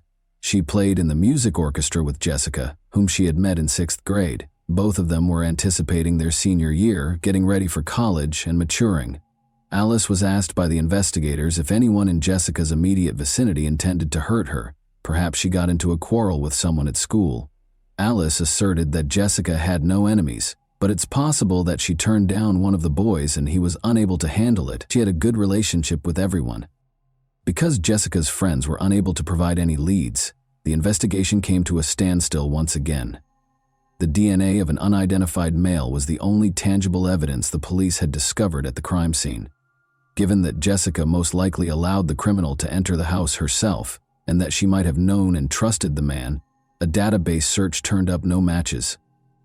Investigators made the decision to look into Jessica's inner circle. They collected DNA samples from her neighbors, friends, and family. To eliminate as many possible suspects as they could, they visited Judy's place of employment and spoke with all the men, including her supervisor. The local media was asked to help spread the word by the Aiken police. They requested that the men come forward and willingly provide a sample of their DNA. 300 or so DNA samples were examined. The criminal was obviously too smart to assist the authorities. The DNA found on Jessica's body did not match any of the tested samples. Another similar crime, this time in Georgia with an 18-year-old victim, took place 2 months after Jessica Carpenter's death. Chrysalie Barton miraculously survived and shared her story. Chrysalie claimed to have met a man in a restaurant parking lot. He volunteered to serve as her model. The man refused to show his identification when she asked to see it. Chrysalie grudgingly accepted the man's offer to walk her home, but she quickly came to regret it. You can naturally imagine what transpired after he assaulted her in her house and tore off her clothing. After that, the man stabbed her 3 times and started to strangle her. Chrysalie survived, but he believed she was dead. Crawling to the phone, she dialed 911 and then described the man to the police. It was clear that Jessica Carpenter had been attacked by the same man who had attacked Chrysalie Barton. The 2 crimes shared far too many similarities. Women who said they had seen the man in the sketch called the police station as soon as the sketch appeared in the media. The man in the sketch was recognized by Jessica Carpenter's former Red Lobster co-worker, who called. She stated that the week prior to her murder, she had been working with Jessica when the man approached them while they were chatting on the street. He paused and inquired about directions. They attempted to inform him of his destination. He then asked if either of them could accompany him and show him the precise route. Both of them declined, and the man discovered where they were employed. Investigators questioned whether Jessica's murder occurred as a result of this conversation or if it was just a coincidence. 3 days later, the police had a name, thanks in large part to the sketch of the offender that was shown on every newscast. Reinaldo Rivera was his name. A wanted list was created for him. He could harm someone else, so the police wanted to track him down as quickly as possible. The news was just coming on the television, which was once again displaying a sketch of the suspect, when a number of officers stormed into Rivera's room after finding his car in a motel parking lot and driving there to arrest him. In order to evade justice, Rivera was now unconscious on the ground. He had no choice but to take a knife and hurt himself. However, he lived because the police showed up in time. Detectives now needed to identify Reinaldo Rivera and determine whether he was connected to the death of Jessica Carpenter, who was born into a doctor's family in Madrid, Spain. When Rivera was 7 years old, his family relocated to Puerto Rico. He enlisted in the U.S. Navy at the age of 19, serving in San Diego, California, and Orlando, Florida. As an adult, Rivera attended the University of South Carolina and graduated with a degree in office administration while working for the Joint Chiefs of Staff in Washington, D.C. From December 1986 to March 1991, before relocating to North Augusta on Valentine's Day in 1993, he had lived in Graniteville, Columbia, and Fayetteville, North Carolina. By 1998, he was married to Tammy Lisa Bonet and had 2 kids. Rivera was hired by the Firestone Tire and Rubber Company in Aiken to work as a tire inspector. When investigators searched the motel room where Rivera was staying, they discovered a surprise. He left a note claiming he had nothing to do with Jessica Carpenter's death. No one suspected that he led a second secret life like a police officer, and Jessica's family was certain they had found the person who killed her. After assaulting Chrysalie Barton, Reinaldo Rivera was taken into custody. Authorities believed he might be involved in the Jessica Carpenter case as well. They believed the case would be closed and that was the end of it. However, Rivera shocks authorities by confessing to yet another string of unsolved crimes, rather than Jessica's murder. Moussa Faye Dingus, a 17-year-old from Graniteville, South Carolina, disappeared on July 17, 1999. During the subsequent searches, Aiken County Sheriff's Office deputies reported seeing a girl who fit Dingus's description twice, with an older, dark-haired white male. In the first case, she got into a tan, older model car, and in the second, a bright red 4-door car. On October 13, 2000, after Rivera gave police directions to the burial site on December 4, 17-year-old Tiffany Cherise Wilson from Jackson vanished while she and her 2-month-old daughter Caitlin were at a Winn-Dixie grocery store in North Augusta. Her car was discovered in the parking lot, and witnesses saw her get into a white 4-door Ford from the mid-1980s. The car stopped for a moment before speeding away. 3 days later, Caitlin was discovered stranded in her vehicle across the state line in front of a Georgia welcome center. The body of a young female was found by 2 hunters in a densely forested area close to Graniteville on December 30th. Wilson's fingerprints were later used to positively identify the deceased. Similar to the aforementioned victims, Tabitha Lee Bosdell, 20, of Augusta, Georgia, vanished on June 19, 2018. She was going to apply for a second part-time job at a Huddle House before heading to her primary job as a telemarketer, according to her family. Rivera was charged after her remains were located and identified. Marnie Marie Glista was attacked in her home on September 5, 2000. Her age was 21. Despite suffering severe injuries, she lived. After being brought to a nearby hospital, she passed away from her wounds. She became the 4th known victim of Reinaldo Rivera 5 days later. Chrysalie Barton was attacked by Rivera on October 10, 2000, but she survived and police were able to obtain a sketch of her. Rivera's crimes all had a similar pattern, and all of his victims were roughly the same age. All of them suffered neck stab wounds and strangulation. The 37-year-old Rivera was put in solitary confinement and kept under close medical observation to make sure he couldn't hurt himself. Rivera denied any involvement in what happened to Jessica Carpenter, despite confessing to 5 other crimes. After securing Rivera's DNA, police hurried the sample to a lab for Jessica's relatives. It was intolerable to wait for the results. However, the case took a new turn just when the Aiken Police Department believed they had apprehended the offender. Authorities were informed by police informant Craig Gant that Tony Baldwin had confessed to killing Jessica Carpenter. On another murder charge, Tony Baldwin was already incarcerated in Aiken County. The police, Jessica's friends, and her family could only wait while DNA samples were taken from him to determine whether he was involved in her death. When both men's DNA results were received in January 2001, the community as a whole held its breath.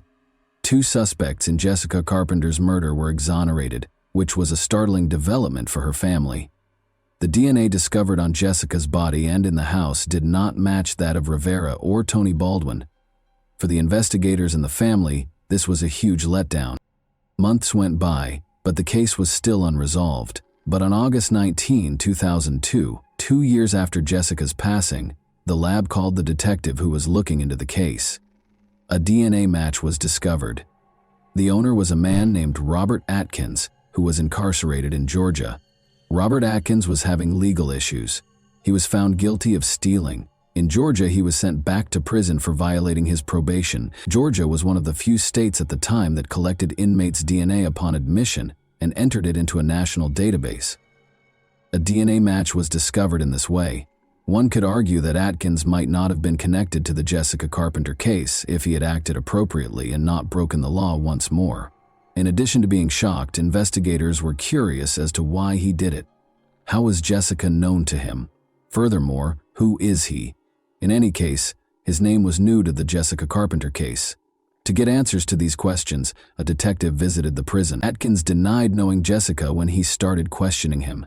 The detective then began discussing Jessica's mother Judy's suffering, saying that she was so heartbroken that she didn't know how to proceed with her life or what to do. Atkins apologized while glancing at the detective. He started crying and requested a pause during the interview. Afterwards, he admitted to killing Jessica Carpenter. Later, Atkins guided detectives to the murder weapon, a bloody knife concealed beneath a bush and wrapped in a t-shirt. Investigators pieced together what happened to Jessica Carpenter a week prior to her murder based on Atkins's confession. The following week, August 4, 2000, a package was delivered to Jessica's residence by airborne express courier Robert Atkins. Atkins made a comeback, but on false pretenses. Atkins claimed that he had most likely delivered the package by accident when Jessica opened the door. Jessica responded last week that there had been no error. Then Atkins asked if he could use the phone inside. Jessica let him in. He acted as though he was speaking to someone on the phone. He assaulted Jessica, carried her into the bedroom, and made her undress after realizing that no one else was home. He glanced at her and said, "No, you know me," even though she had stated she wouldn't tell anyone. He cut the phone cord in the kitchen after stealing a knife from there. He stabbed Jessica in the neck and strangled her with the phone cord. After that, he departed with the knife and carried on delivering packages in his van. When Jessica's family members found out about the crime, they were incensed. The following day, he got married as if nothing had happened the day before. Jessica was uncritical. She gave him a glass of water and invited him inside. On May 22, 2006, he committed this terrible crime after she showed him kindness. In an agreement with the prosecution, Robert Atkins entered a guilty plea to 5 charges. He consented to enter a guilty plea in exchange for a life sentence, even though he was facing the death penalty. Atkins was asked by Judge Diane Goodstein if he realized that he would never be allowed to leave prison. "Are you aware that you will be incarcerated for the rest of your life?" He said he did when she asked him to put his feet in a box first. 2 life sentences were imposed on Atkins. In 2004, Ronaldo Rivera received a death sentence. Rivera informed the jury that he had a mental illness and that medical professionals needed to investigate it to discover a remedy. In addition, he claimed that he still had murderous fantasies, threatened to retaliate if freed, and called for the death penalty. Rivera withdrew his testimony and started the process of appealing his sentence in 2016, 12 years later. The court denied his last appeal in October 2024. And that wraps up today's chilling story. If you enjoyed this video, don't forget to like and subscribe so you never miss a new upload. Also, let me know in the comments what part of this story shocked you the most.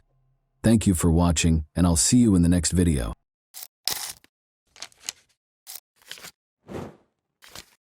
Hey guys, welcome to my channel, and today we're going to take a look at another horrible case with you.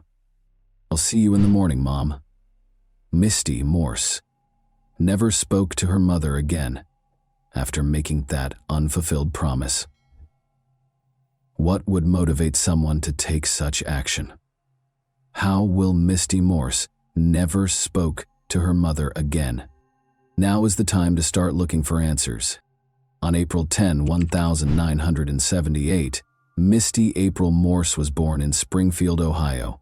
When her family finally relocated to Indian Harbor Beach, Florida, it was a significant turning point in her life and gave her the opportunity to develop and discover new interests. Misty had an exciting and adventurous childhood in the Sunshine State, but when her parents divorced in 1996, her life took a dramatic turn. Misty and her mother, Linda, moved to a new house in Brevard County following the divorce. She stayed close to her father in spite of the change. Misty found work at a number of local bars and clubs during her late teens and early 20s, working a variety of jobs to make ends meet. After some time, she made the decision to continue her education and enrolled in a nearby college. Misty was characterized by friends as an adventurous, carefree young lady who never took life too seriously. When Misty got home from work early on July 22, 2000, she started preparing for a night out with a friend. Linda, her mother, was also up, getting ready for her 3 a.m. shift. Misty got a few brief phone calls while she was chatting with her mother. Misty promised to see her in the morning, as she said goodbye after the call. She had no idea that this would be her final farewell. Misty wasn't home the following morning when her mother got home. At first, she didn't give it much thought, assuming Misty must have spent the night at a friend's house. Misty had not returned or gotten in touch after another day. Her mother started calling Misty a lot out of concern. Misty rarely checked in, especially if she was going to be gone for a day or two. Fearing that no one had seen or spoken to her, her mother contacted Misty's friends and then her father. The more days went by, the more she worried. A retired judge went for a peaceful walk on July 24, 2000, to see how his boat, which was moored in the lagoon behind his house, was doing. He had no idea that a somber discovery would soon upend this serene moment. He was walking along the wooden dock when he noticed an odd object floating in the water below. His eyes widened in surprise as he leaned in to get a better look. When he followed the strong odor to the edge of his property, he initially believed he had discovered a dead manatee that had washed up in his backyard. Then, to his surprise, he soon discovered that it was a young woman's body. The man, appalled, hurried back to his home, picked up his phone, and dialed 911 telephone. Upon their prompt arrival, Brevard County Sheriff's Office officers immediately began their investigation. They observed that the body was in a highly decomposed state, indicating that the woman had been dead for a number of days. Her death was clearly not a coincidence. A marine rope was used to tie her hands and feet, with elaborate knots holding her wrists to her ankles, and white duct tape was used to firmly bind her mouth, eyes, and neck. Rolls of spline, a rubbery black substance, held the Publix plastic grocery bags strapped around her body. To sink the body, investigators thought these bags might have been weighted with sand or rocks. Due to the body's decomposition, detectives were unable to find any clues along the shoreline, including a wallet, phone, or purse that could be used to identify her. Medical examiners suspected asphyxiation but were unable to determine the cause of death. After that, investigators looked for any recent missing persons reports that might be related to the unnamed woman, but they were unable to find anything. The police had not yet been notified of Misty's disappearance. Finally, they attempted fingerprinting. She was eventually identified through the database after forensic specialists used a technique known as degloving to lift fingerprints despite the skin's deterioration. Officers called Misty's mother, Linda, to break the terrible news after verifying the identity of the body.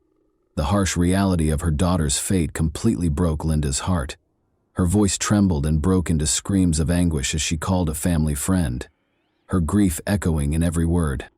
Investigators later showed up at Linda's house to conduct an interview. She tried her best to relive those last moments, now permanently altered by loss, as she described the events of the last night she saw Misty, her voice laden with grief. Although Misty had not disclosed her intended date for the evening, Linda saw her daughter's casual attire and deduced that Misty was probably meeting someone with whom she was totally at ease and with whom she didn't feel the need to impress. Linda remembered that early on July 20, Misty got 2 calls. Investigators quickly subpoenaed Misty's phone records just before she left, but in 2000, it could take weeks to get such information back. They continued interviewing Misty's closest friends and co-workers in the interim. Brought up the possibility that Misty was pregnant, which investigators couldn't ignore as a possible lead. Was her pregnancy a contributing factor? Linda also provided some names to the authorities, including Teddy Underwood, Misty's boyfriend. Investigators questioned whether Teddy might have reacted negatively to the news of Misty's potential pregnancy, given that they had only been dating for 2 months at the time. When Teddy was brought in for interrogation, it soon became clear that he didn't think their relationship was serious. Additionally, he stated that he was unsure if Misty was pregnant. He gave an alibi for the early hours of July 20 by claiming to be at work, which investigators subsequently verified, exonerating him from suspicion. The intricate knots that bound Misty's body caught the attention of detectives as they combed through the crime scene's evidence. This degree of specificity implied that the murderer may have had knot-tying experience, which made them think about careers as a Coast Guard member, a boat captain, or a person with Navy training. They hoped that this clue would bring them one step closer to the truth. Misty's hands and legs were tied with a rope that featured a cow-hitched knot, which isn't something that most people are familiar with. Investigators focused on the numerous layers of tape that were wrapped around the victim's hands, limbs, and face. She had a hat on. Her freedom of movement was limited. The head had tape wrapped around it. She was under control. She was tied up and bound. Despite having the appearance of duct tape, this tape was unique because it was white instead of the usual metallic gray. Because white duct tape was so uncommon at the time, the authorities were more interested. Their hopes were dashed when no trace evidence, such as DNA or fingerprints, turned up on the tape's adhesive. Another dead end, it seemed. They then discovered a few short black hairs adhered to the tape, almost by accident. Given that the victim's hair was a distinctive shade of brown with a hint of red, the detectives knew these couldn't be hers. This finding raised the possibility that the hairs belonged to the murderer. All of the evidence was sent for testing after the crime scene was carefully examined. Unfortunately, this lead could not be fully pursued in 2000 due to the lack of precise DNA analysis technology. As they met with the medical examiner the following day to discuss the autopsy results, their frustration increased. The body had been submerged for less than 72 hours, according to the examiner's report. However, it was impossible to determine the precise cause of death due to exposure to the weather. There were no visible signs of trauma, no broken bones, and no gunshot wounds. Detectives were left with two terrifying options. Either the victim had been thrown into the water while still alive, or the tape covering her mouth and nose had strangled or suffocated her. In an effort to reduce the number of suspects on their list, investigators continued to interview people.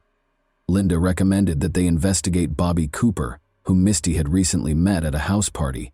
Given that Bobby had visited their house only a few days prior to Misty's passing, Linda was especially wary of him.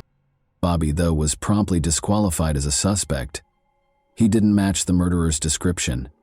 He didn't own a boat, he hadn't been in the military, and he had no criminal history. Bobby's interview, however, proved to be a pivotal moment in the investigation. Brent Huck, Misty's ex-boyfriend, gave the detectives a name that appeared to fit the profile they were looking for, even though he wasn't the murderer. Investigators tracked down Brent Huck, who resided on South Merritt Island, just south of the location where Misty's body was found. After receiving a tip from Bobby Cooper, Brent accepted their invitation to participate in an interview. Brent disclosed in the interview that he was a charter boat captain and that he was from a wealthy family. He also acknowledged having been a member of the Navy SEALs. Brent acknowledged that he had kept up his relationship with Misty after their breakup, even though he was now in a new one. Brent admitted that he was the likely father of Misty and that he had spoken to her the night before she vanished in the early hours of July 20, 2000. He also acknowledged that he knew she was pregnant. Brent was a prime suspect because of his background as a former Navy SEAL and charter boat captain, his relationship with Misty, and his contemptuous demeanor during the interview. After that, Brent gave the authorities permission to search his house. When investigators arrived, they saw a Rottweiler with short black hair that matched the duct tape that was used to bind Misty. According to Brent, Misty gave him the dog as a gift. A roll of rubber spline, which is usually used to weatherproof windows, was found during their search, an odd item for a home. Red flags were raised by this and other items discovered in Brent's bedroom and kitchen that matched evidence from the crime scene, such as white duct tape and Publix bags. Outside, Brent gave officers permission to search a boat he claimed was his, which was anchored in the nearby waterway. They discovered matted hair next to a fishing rod holder and 2 hair strands on the floor. The boat's ropes were identical to the kind that were used to restrain Misty. When investigators questioned Brent after gathering the evidence, he said something startling. There couldn't be an explanation for a woman tied up and thrown in the river. He was further implicated by this statement, which disclosed knowledge of information that had not yet been made public. The state attorney was reluctant to file charges because, in his opinion, the circumstantial evidence was not strong enough. He maintained that commonplace supplies like rubber spline, rope, and duct tape could be found anywhere, and that Misty's hair on the boat might just indicate that she had paid Brent a visit. Both the investigators and Misty's family were extremely frustrated by this setback. Authorities persisted in their investigation in the hopes of a break, unfazed. Pet DNA became admissible in court in 2002 after a landmark decision in a California case.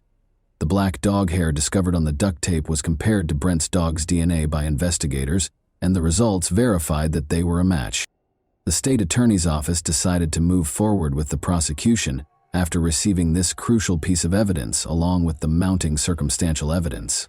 Brent Huck was taken into custody and accused of killing Misty Morse on October 23, 2002. Prosecutors claimed during the trial that Brent killed Misty because he was afraid her pregnancy would jeopardize his new relationship. They described in graphic detail how he used the pretense of reconciliation to entice Misty to her demise.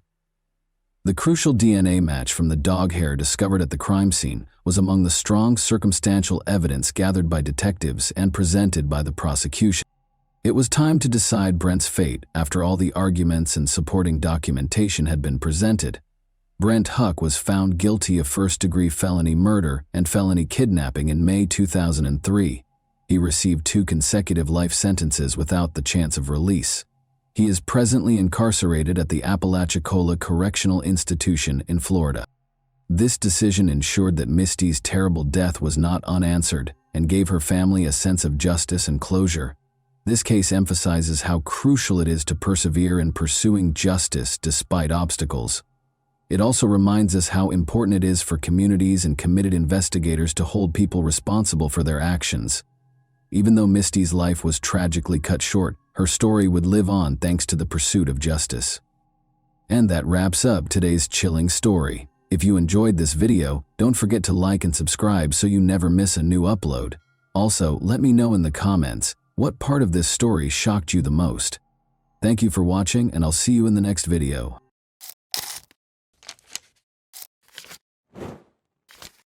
Hey guys, welcome to my channel, and today we're going to take a look at another horrible case with you. When a distressed man called the Las Vegas, Nevada Rescue Service on Saturday, April 5, 1997, to report his wife missing, the dispatcher took the call. The man, who was identified as Mark Hollinger, clarified that Ginger Rios was the name of his wife. They had recently moved into a new home the day before and had only been married for 5 months. When Ginger walked into a store and appeared to disappear, they were shopping for a new house. The police started looking into it. Even in a city with its share of sins, detectives had never heard of a disappearance so enigmatic.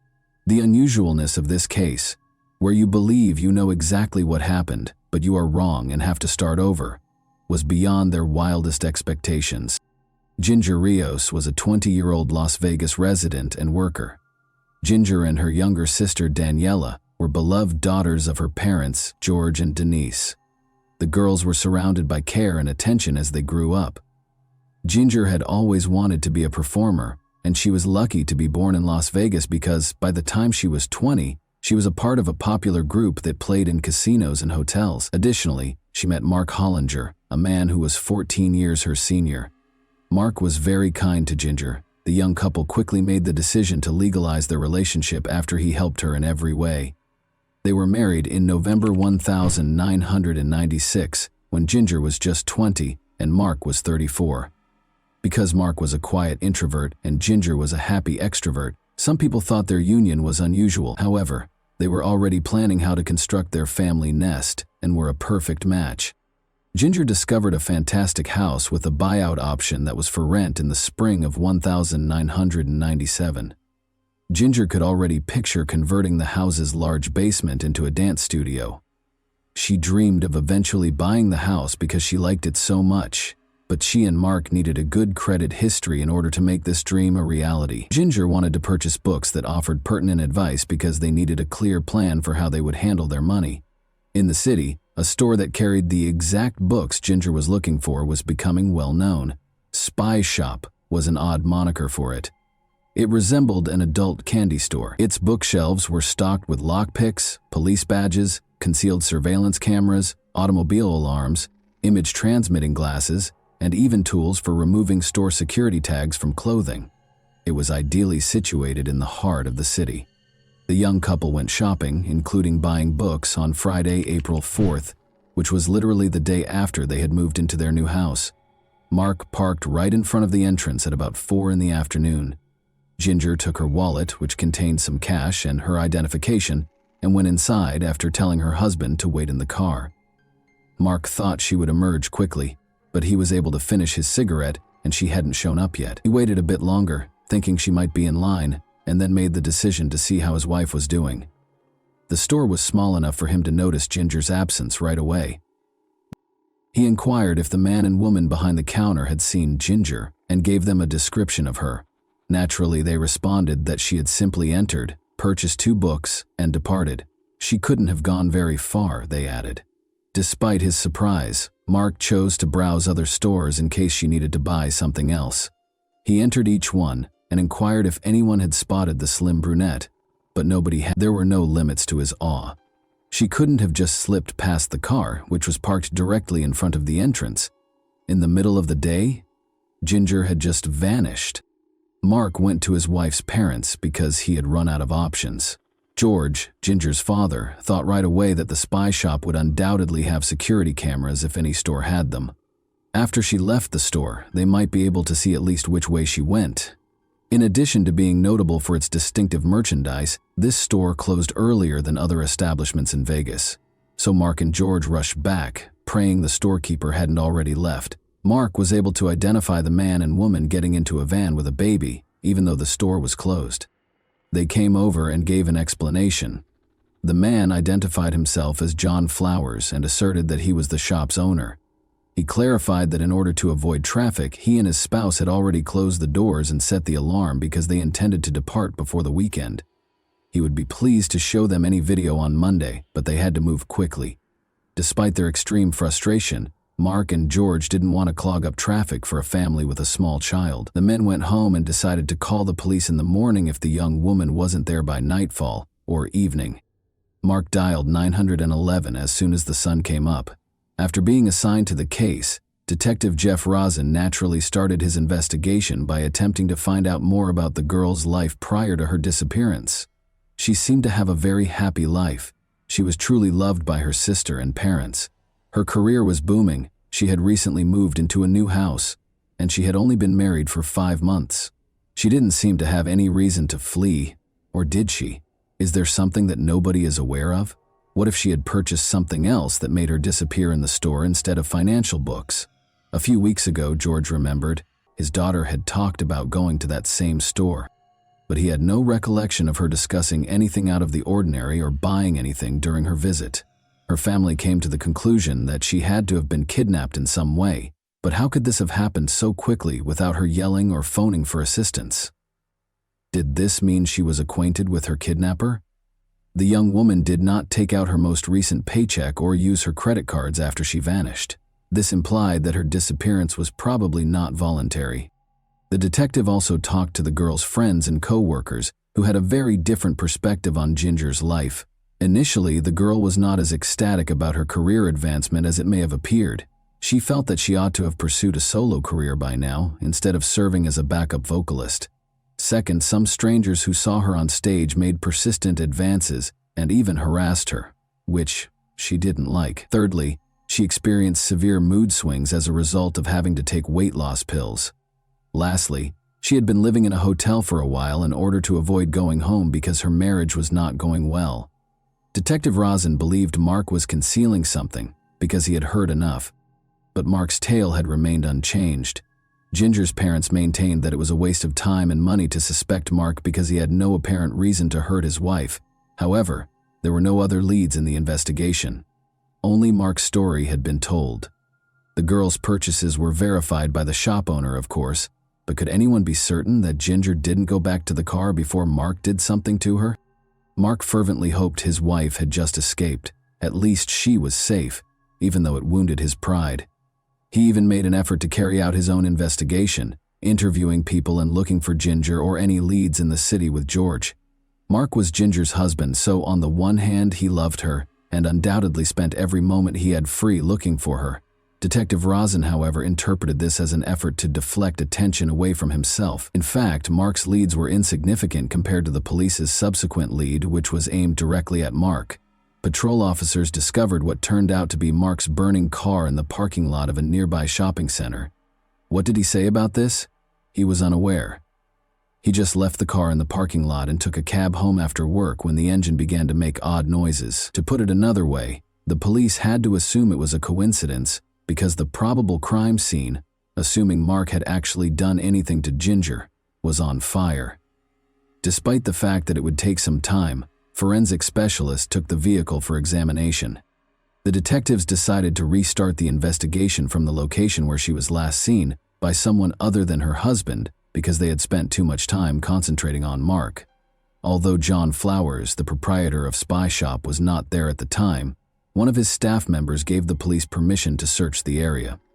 They went through every room, but they didn't perform a thorough search. When Detective Jeff Rosen entered the storeroom, the overpowering smell of bleach nearly knocked him off his feet, but he didn't find anything odd in the store itself.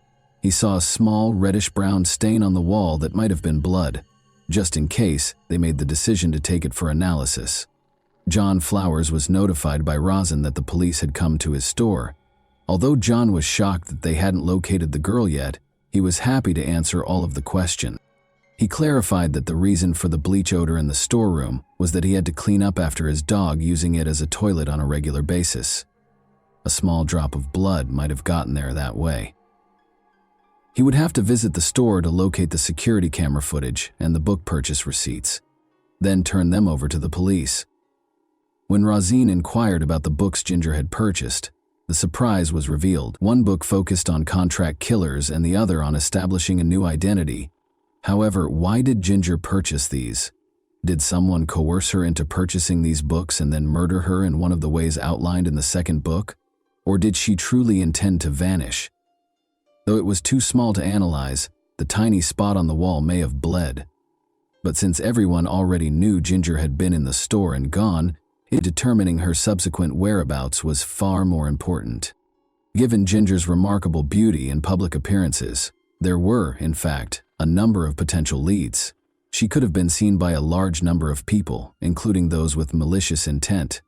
In addition, her father was a dealer at one of Vegas's most well-known casinos.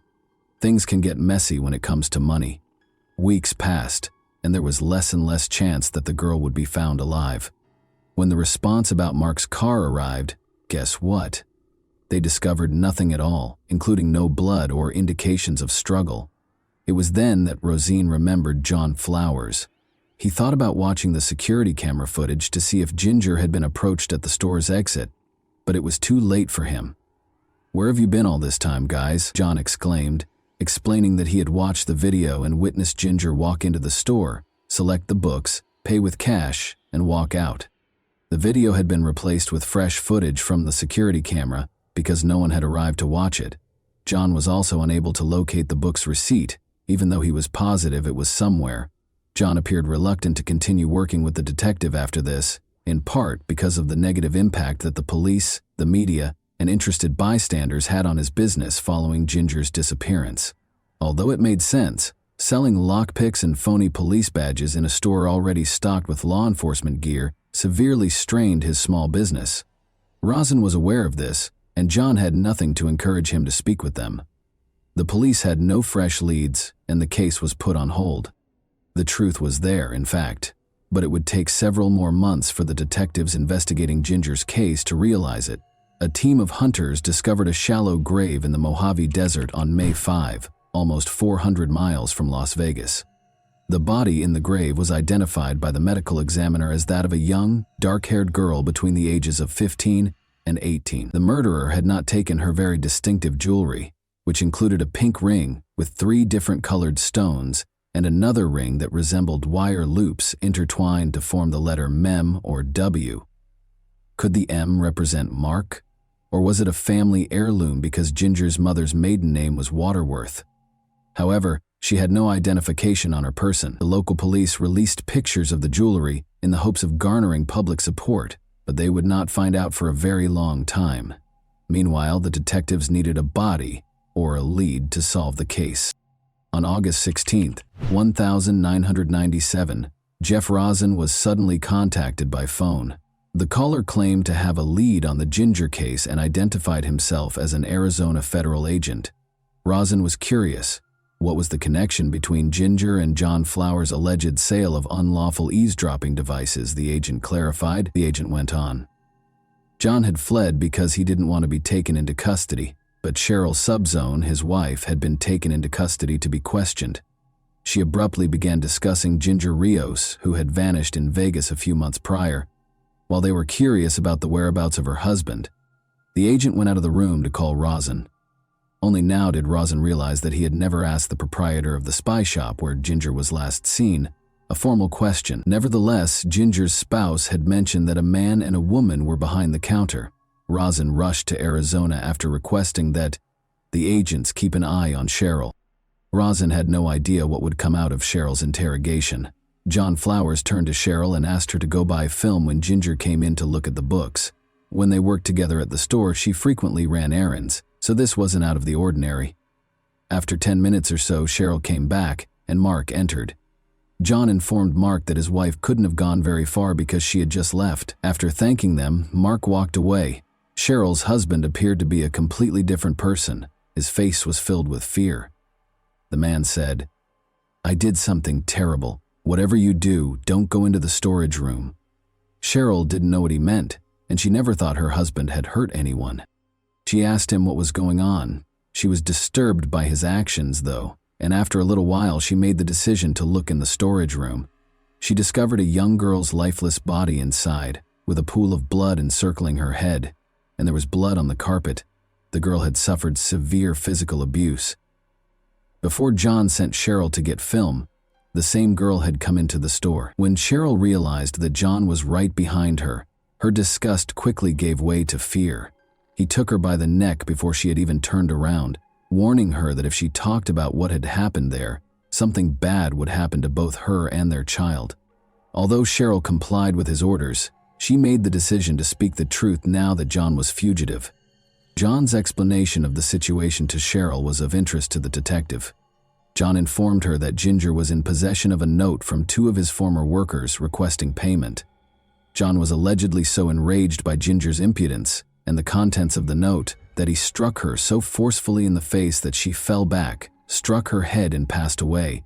But Cheryl had never seen the note and was certain that this was a lie. She was certain that John had spent hours in the storage room, wrapping the girl's body in plastic bags and dousing her in bleach after stealing garbage bags. He had informed the staff member that the dog had urinated in the room. After placing the body in his van, he instructed Cheryl that they must depart for Arizona right away. At that point, Ginger's husband and father came up to them and begged them to play the security camera footage. Ginger was lying inches from John and Cheryl, but they looked them in the eyes and lied. That's not all, though. Cheryl was also aware of the location of her husband's burial. You see, John and Cheryl had visited the Mojave Desert on multiple occasions. John once drove off with their baby and the body of the girl, leaving Cheryl in the middle of nowhere. He obviously drove home after burying her and coming back for Cheryl. For him, though, this was insufficient. In order for John to cover the shallow grave with a layer of concrete, they returned there multiple times. Cheryl was pretty sure the police had already found Ginger's body because it was the last time John had run back, screaming in panic, "They found her! They found her!" At any rate, she consented to show the detectives the place in return for not being charged. Since they didn't think Cheryl had anything to do with the murder, they accepted her offer. They followed her to the location. Upon their arrival in the desert, the local officers began to make connections between Cheryl's revelation and the body discovered by hunters in May. After asking them to stop, Cheryl took them to the location where her husband had been. Instead of discovering an empty grave, the police arrived at what appeared to be an undisturbed concrete slab. They found the body wrapped in plastic bags there. They were initially identified as Ginger because of a tattoo on her lower back, but they chose to hold off on telling her family until DNA testing was completed. Several questions were left unanswered by this. Were there two victims? Did John murder them both? Why, if so? Who was the other girl? They were now able to obtain a search warrant for the store in Vegas, where they discovered evidence of Ginger's blood. Later, the DNA analysis verified that she was also the owner of the body found in the desert. Mark was devastated because he had hoped that his wife had just moved on and started a new life. He held himself responsible, believing that he ought to accompany her to the store.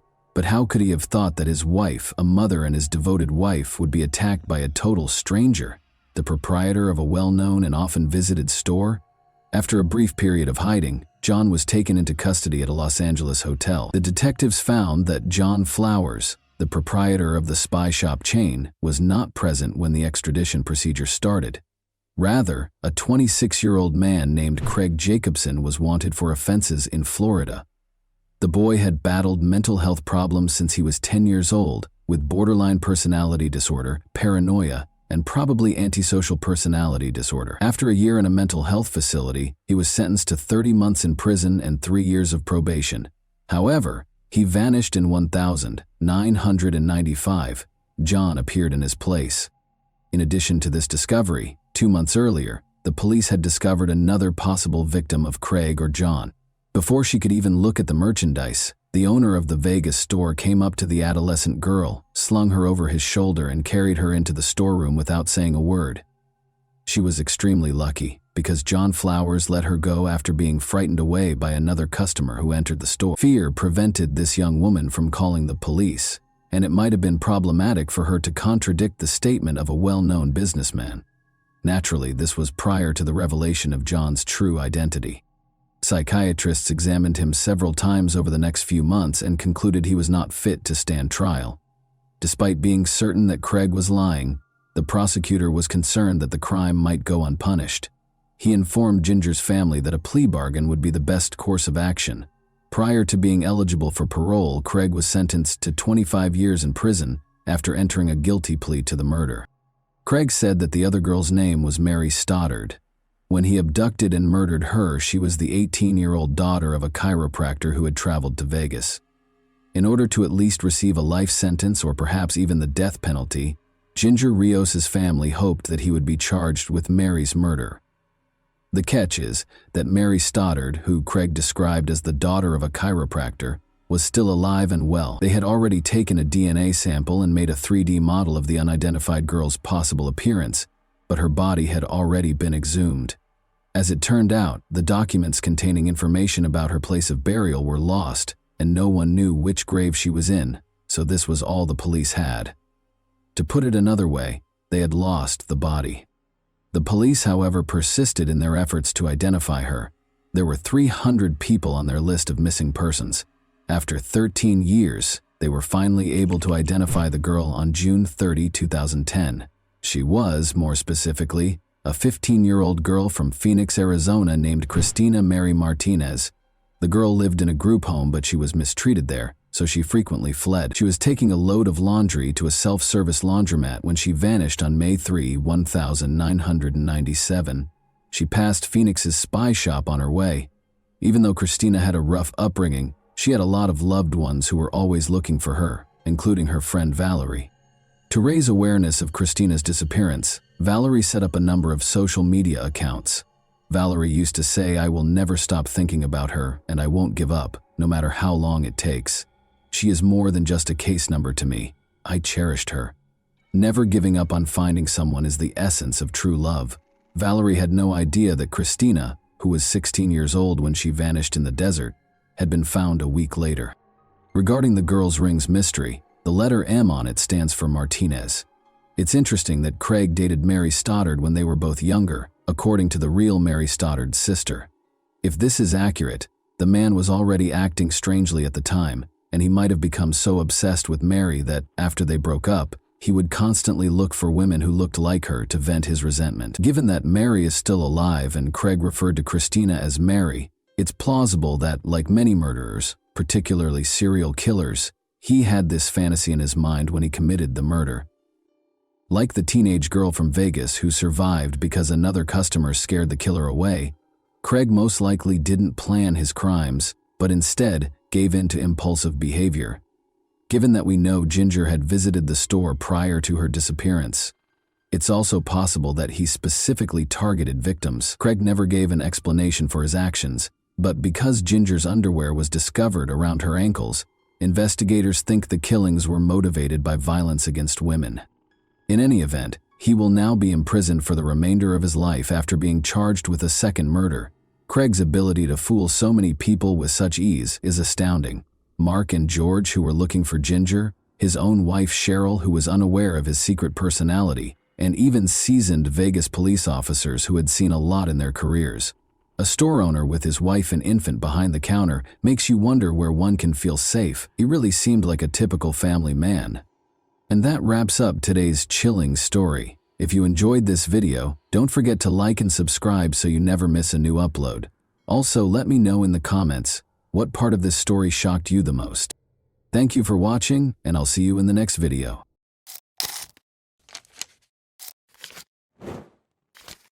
Hey guys, welcome to my channel, and today we're going to take a look at another horrible case with you.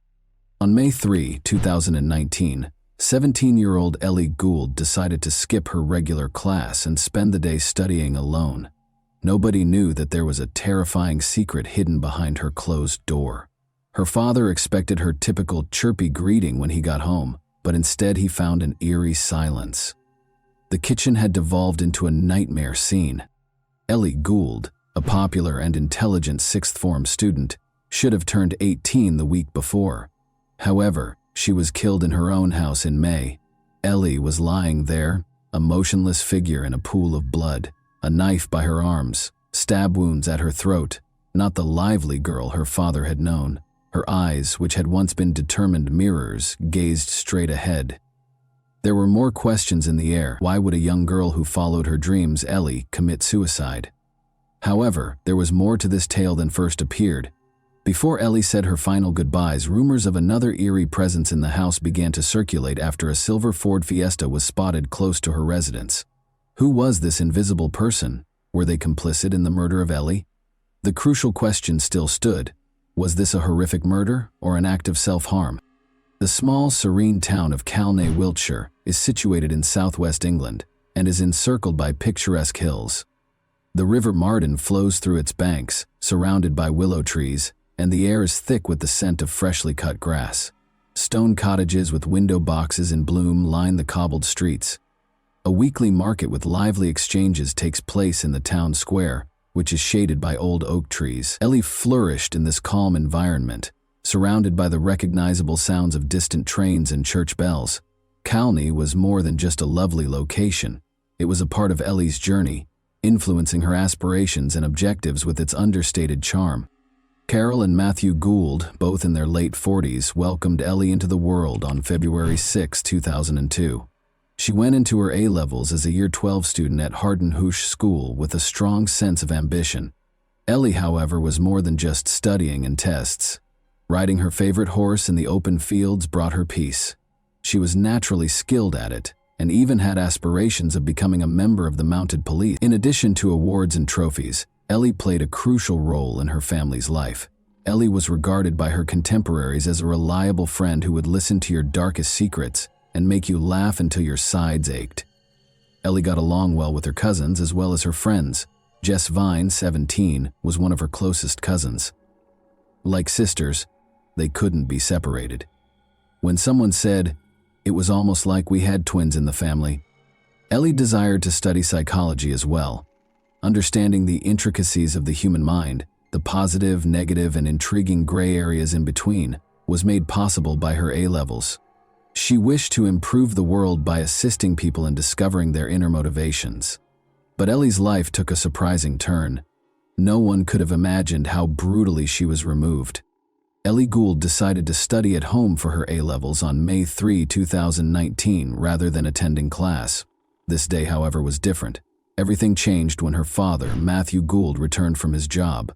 There was a silence that persisted in the house indefinitely, replacing the usual routine and laughter. In a state of shock, Ellie's father, Matthew, called for an ambulance in a panic, unsure of what to do or how to react to what he had just seen. He then contacted Ellie's mother, Carol. His once bright daughter was now lying on the floor, her laugh gone, her beautiful face scarred, her eyes open and emotionless. Ellie had been lying dead in her kitchen for at least 4 hours, according to the Wiltshire police investigation. Unbelievably, she had 13 separate neck stab wounds and displayed symptoms of strangulation. Even the best surgeons or first aid would not have been able to save her due to the violent and upsetting nature of the stabbing. There was nothing to be done about the terrible and tragic circumstances. The police soon came to the conclusion that Ellie couldn't have done this to herself, and that there was little possibility that a stranger was to blame. They assumed it wasn't an outsider because nothing in the house was disturbed. The evidence indicated that it wasn't an outsider, which left the police perplexed. They began looking into more intimate circles, such as Ellie's friends, family, or acquaintances. This case was made even more complex by the fact that the motive was still unknown. Still in disbelief, her parents first thought that Ellie might have hurt herself unintentionally or fallen off a chair, but her father, Matthew, stopped and rethought the whole thing. Maybe he had a feeling something was wrong, or that there might be more to it than first appeared. When a neighbor gave a vital lead, the breakthrough occurred.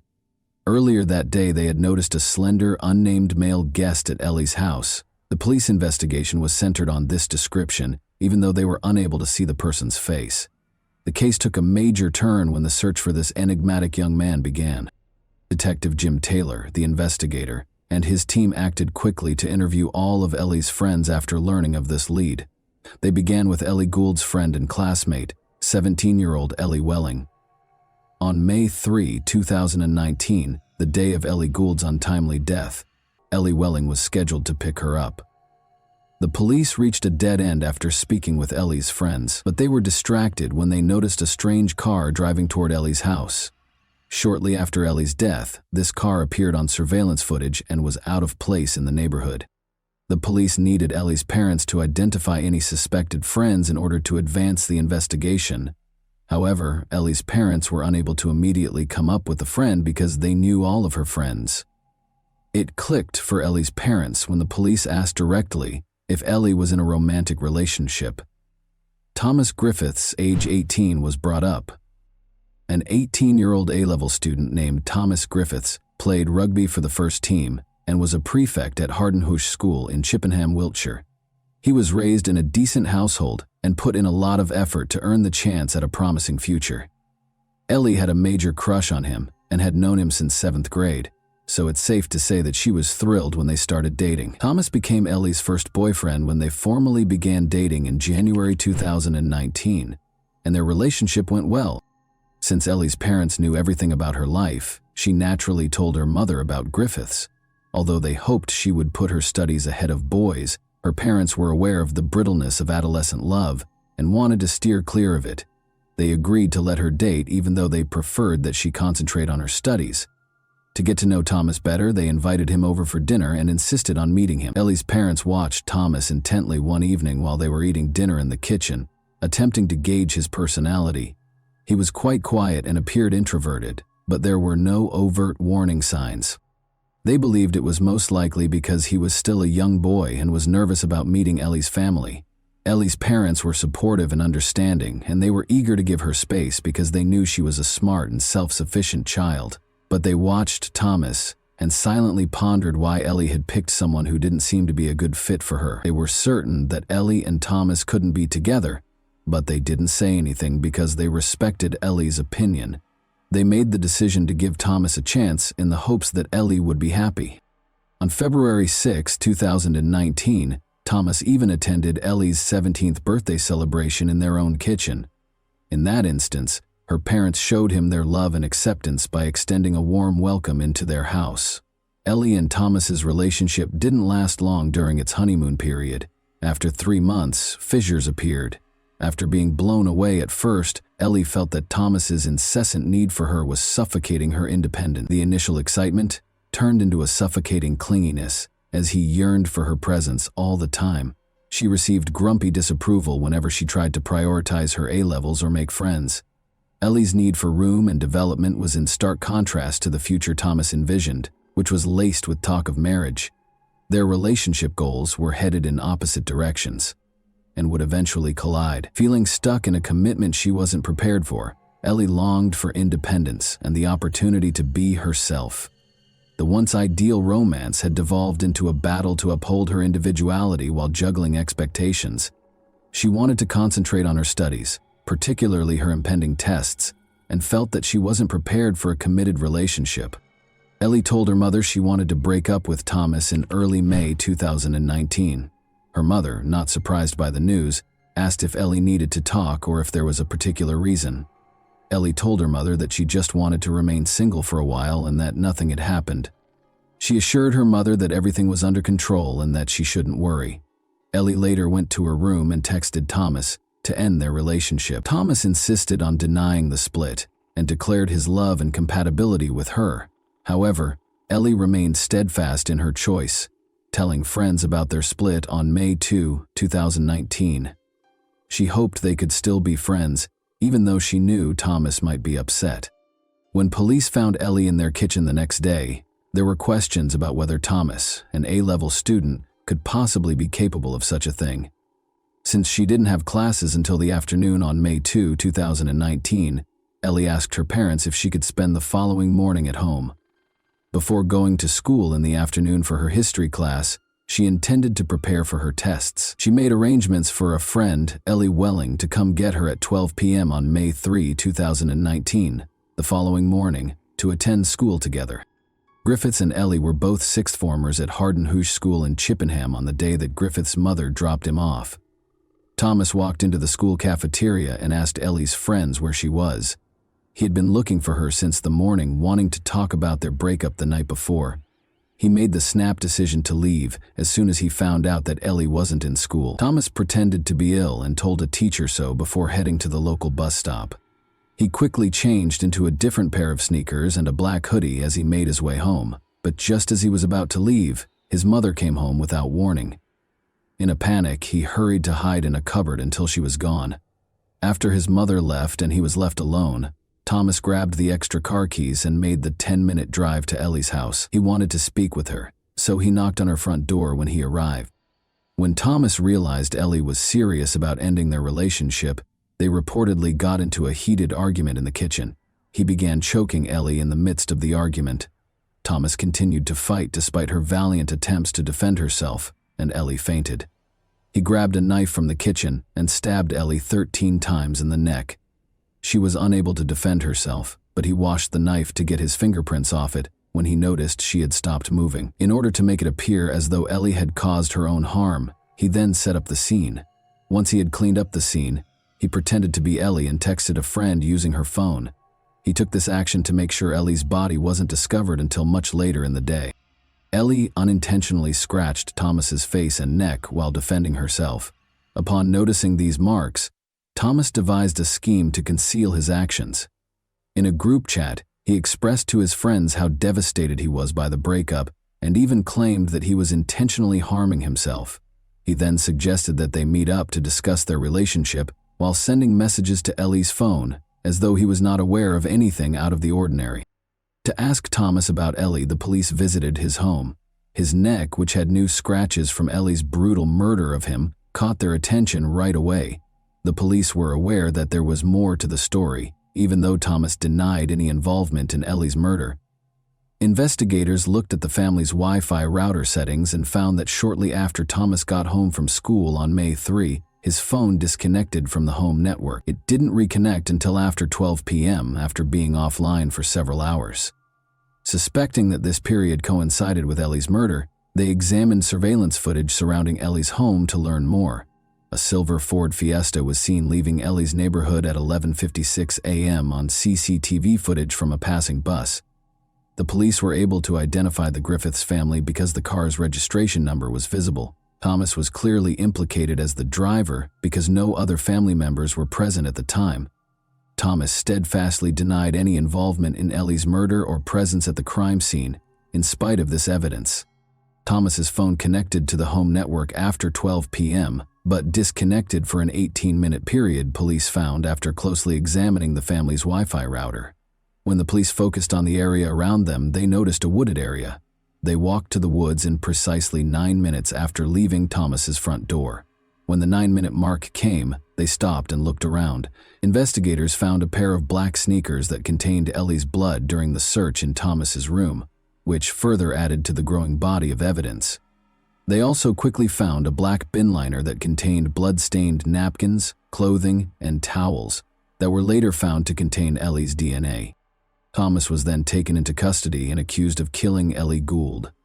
Thomas admitted in August 2019 that he intended to enter a guilty plea to the offense. He described going to Ellie's house early on May 2, confessing to a fight and a blackout, and stating that he was unable to remember what happened next. In a heartbreaking statement, Ellie's mother, Carol, recalled how the family welcomed Griffiths into their home and even shared in Ellie's birthday celebration, demonstrating their faith in him. After Ellie was murdered, she described the unthinkable experience of holding her cold hand, pain no parent should have to go through. At first, she was shocked that Griffiths, the naive boy who cherished their daughter, would hurt Ellie. Ellie's father, Matthew, talked about how the eerie sight of her still body plagued his sleep and daily activities constantly. It was revealed in court that Griffiths had abused Ellie after she rejected him. According to the autopsy, she was first rendered unconscious by pressure on her neck, then she was stabbed more than a dozen times before escaping. To trick investigators, Griffiths set up the scene and put Ellie's hand on the knife he had left close to her neck.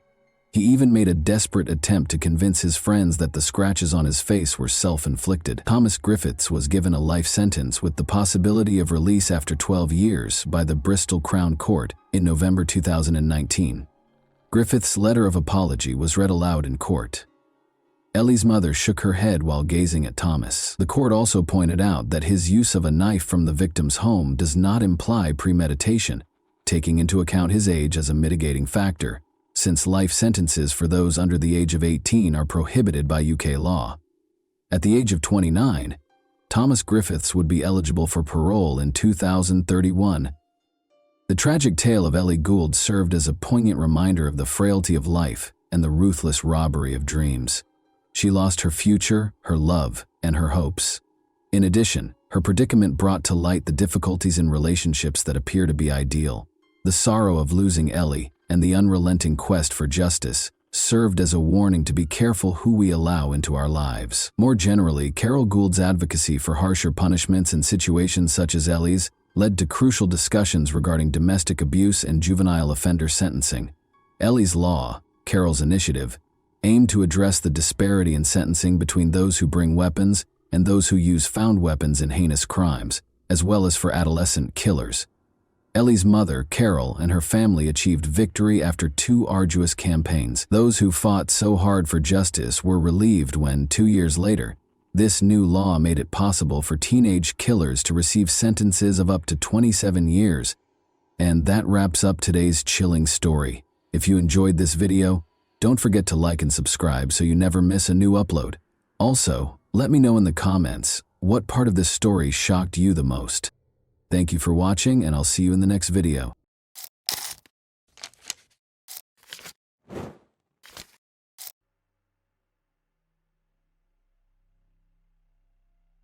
One of the most terrifying scenes ever filmed is before you.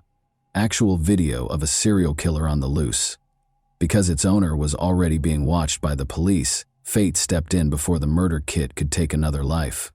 From a sunny UK resort to a charming southern Italian town, he left a bloody trail in his wake. The criminal mastermind ridiculed the investigators and misled them by leaving obvious clues close to his victim. The man's bizarre fetish ultimately brought about his terrible demise, but it also motivated him to carry out unspeakably cruel deeds. Far from their busy hometown of Potenza, Italy, The Claps family was getting ready for a relaxing Sunday retreat at a small cottage in Tito on September 12, 1993. Luciano, their 20-year-old son, was with their parents, Antonio and Filomena. Gildo Claps, 24, their oldest son, and Elisa Claps, 16, their youngest daughter, were expected to arrive soon. Together with Elisa's friend Eliana D'Alessio, they were scheduled to arrive in the afternoon. Eliana and Elisa had decided to go to the town center church for a service. The girls then intended to head back to Elisa's house before having lunch at the cottage with the rest of the family. Gildo started to worry when the girls hadn't returned after an hour. His sister would call home if she was going to be late, and she was always on time. Eliana was the one who rang the doorbell. Eliana assumed her friend had already gone home after they parted ways at the church. The fact that Elisa was still missing shocked Eliana. Gildo wandered around the town center, worried, trying to find his sister. Elisa was not in the crowd of people that gathered around the church. The rest of the family returned to Potenza to inquire about the situation after Gildo and Elisa failed to show up by 2 p.m., and they were shocked to learn that the girl had disappeared. Gildo asked Eliana to describe his sister's precise morning movements. Eliana then admitted that she hadn't been entirely truthful. Elisa used the service as a pretext to meet with her friend, 21-year-old Danilo Restivo, a dental technician student, even though they didn't attend. Despite coming from a well-respected family, his father was the director of the local National Library branch. The young man was unpopular and frequently the object of jeering, particularly from girls. Being a good-hearted and sympathetic person, Elisa felt sorry for him, but she made it plain to him that they could not be together. However, he insisted on giving her a gift to celebrate her passing her exams, so she consented to meet him that day. Danilo and Elisa made plans to meet at the church as the service was coming to an end at 11:30 a.m. Eliana unintentionally ran into Angelica, another friend, while she was waiting outside. The girls thought they might have missed Elisa in the crowd, but they didn't see her leave the church. Gildo called Danilo's house and demanded an explanation because he was the last person to see his sister. According to Danilo, they sat at the altar and talked for 15 minutes during their meeting. Restivo stayed behind to pray after Elisa left the church, and that was the last time he saw her. After a few hours, Elisa didn't come home, so her brother Luciano went to see Restivo in person. Danilo's responses showed signs of nervousness and evasiveness. Luciano inquired as to what had happened after noticing a big bandage on his left hand. Restivo described how he cut his hand after tripping at a construction site. "I don't know where the girl is," he repeated. After Elisa's family called the police to report her missing, they asked that Restivo be questioned. However, their request was denied, and they were told to return home and wait for the girl to come back on her own. Gildo went back to the church because he had run out of options, but the door was locked. He made arrangements to enter and conducted another search of the building. He saw another locked door behind the altar, leading to the church's upper floor. When Gildo requested that door be opened as well, he was told that the priest, Father Domenico Sabbia, who had gone to a spa resort for a few days, was the only one with a key. When the police eventually spoke with Danilo 2 days later, after the girl had not returned, he stated that Elisa was unhappy at home and wanted to flee to Naples, but he attempted to talk her out of this plan. According to his version, he remained in the church while she left after their brief conversation. He said he asked her for advice about Paula, another girl he wanted to date, but he didn't mention the gift for Elisa. He returned home after the talk via a construction site where he had been with Paula just days before, where he had cut his hand after falling from an unfinished escalator. Investigators questioned whether Danilo was telling the truth. First of all, his statements were surprisingly accurate. Second, Elisa's desire to flee her devoted family was not supported by any evidence.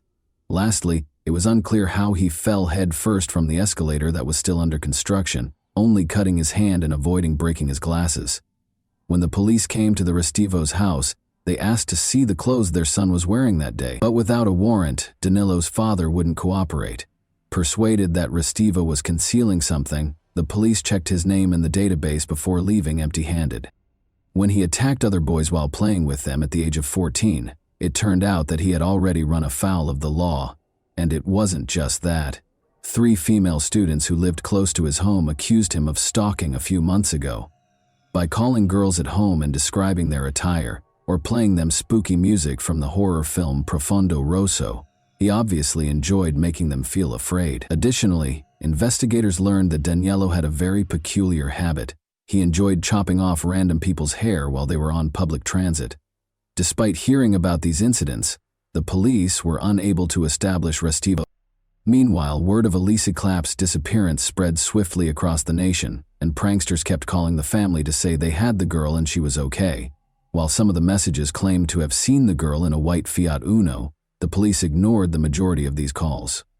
The problem is that on that particular day, Elisa's friend Angelica disclosed that Ercilio Gegari, a 20-year-old admirer of hers, was out and about in the city center. Ercilio and his family had just arrived from Albania. Ercilio denied attending the church when he was asked to testify, and he gave the police the names of friends who could verify his alibi.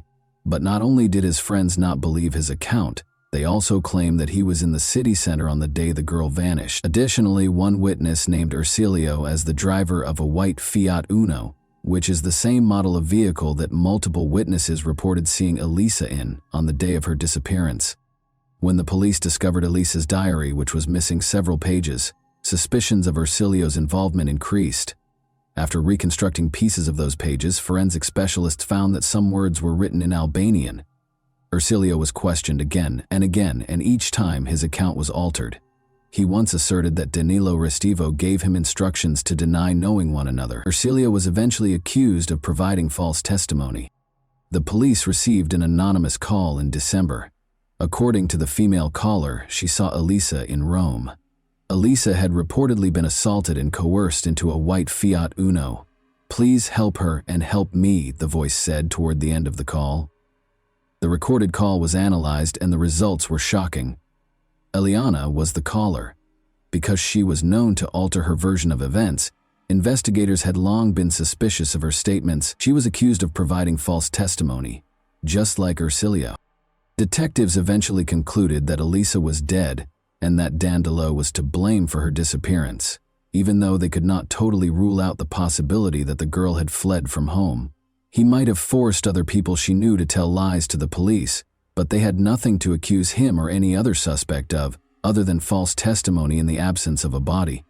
However, the Claps family believed that powerful individuals, such as Danilo's father's friends and the priest of the church where she vanished, were defending the reputation of their daughter's murderer, even though all other churches were happy to have a box placed in the building where anyone could anonymously leave a note with information about Elisa.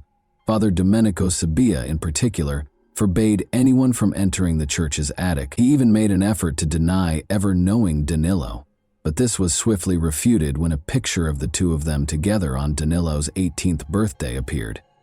Danilo Restivo was eventually taken into custody for providing false testimony after all the information was gathered.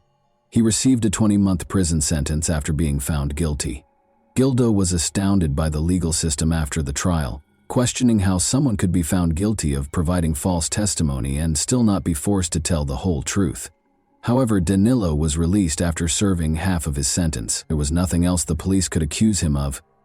Because Eliana and Ursi allegedly gave false testimony out of fear for their own lives, rather than to muddle the investigation, the judge did not find them guilty of perjury. Numerous rumors surfaced on the second anniversary of Elisa's disappearance in Potenza, including claims that she was being sold by human traffickers, was in the hands of the Sicilian mafia, or had a covert relationship with a priest. People who demanded money in exchange for information about the girl harassed the family on a regular basis.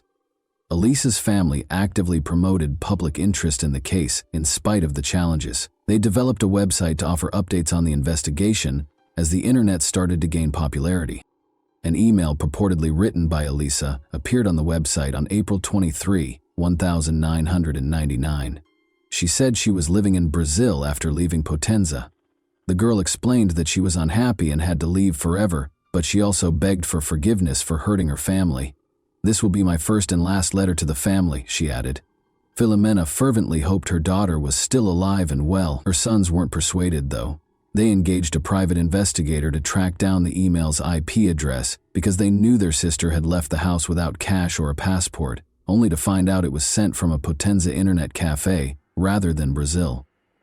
Danilo Restivo was in the cafe when the email was sent, according to a list of all the patrons that day that the cafe staff had provided. Believing that Danilo had come up with this scheme to persuade them to stop looking for the girl, Elisa's family called the police right away and insisted on questioning him. They were informed, nevertheless, that there was nothing further they could do and that the investigation's active phase was over. 2,000 kilometers north of Potenza is the resort town of Bournemouth, which is situated on Britain's southern coast. For the Barnett family in Bournemouth, Tuesday morning, November 12, 2002, began as any other Tuesday morning. After dropping her children, Caitlin, age 11, and Terry, age 14, off at school, Heather Barnett, 48, came home after 8:30 a.m. As usual, Heather was eager to start working and have her morning tea. She made custom pillowcases, curtains, and other items from home. That day was no different from the many orders she always had. Terry and Caitlin came home from school a few hours later. Their mother was undoubtedly at home because her car was parked in the driveway and the radio was on, so the kids were a little uncomfortable with the unlocked front door. Their mother didn't answer. Caitlin called for her brother after looking in every room but the bathroom. She didn't want to enter for some reason. The kids knocked and got no answer, so they pushed the door, which slowly opened to reveal a horrifying scene. Evidently the victim of a very heinous crime, their mother lay on the floor. After phoning 911, Terry escorted his yelling sister outside to await the arrival of the police and ambulance. The neighbor across the street saw the two agitated kids while they were parking their car. Assuring the kids that they would be safe in their house, they took them inside.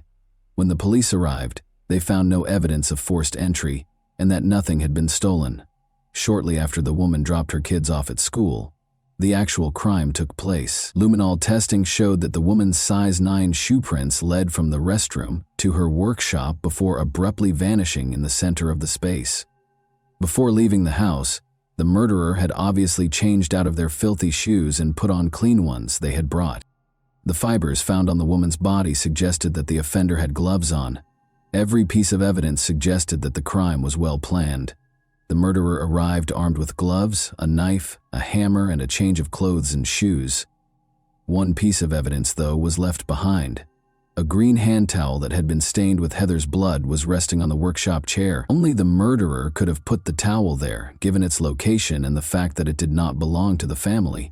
Before putting on new clothes, they used it to clean their hands and face of the blood. The hair that was discovered in the woman's hands, however, was the most intriguing piece of evidence. At first, the police thought she had successfully removed a hair from the offender, but forensic examination showed something different. The hair in one hand belonged to Heather, but the hair in the other belonged to another woman, and it had been neatly cut with a sharp tool. Speaking with Caitlin and Terry, the detective discovered that their extra house keys had vanished a week prior to the murder. Although they changed the locks, they had suspicions because their neighbor had just come to get curtains for his girlfriend. The children were consoled by the same neighbor, an Italian man they called Danny. After moving to Britain in May 2002, Danilo Restivo, known to his neighbors as Danny, married Fiona Mozingo, an Italian woman he met online. Their residence was right across the street from Heather Barnett's. When the police arrived at the crime scene, they spoke with Danilo right away, and he quickly told them that he had an alibi for the whole morning. He said he went to classes at a computer center after taking a bus.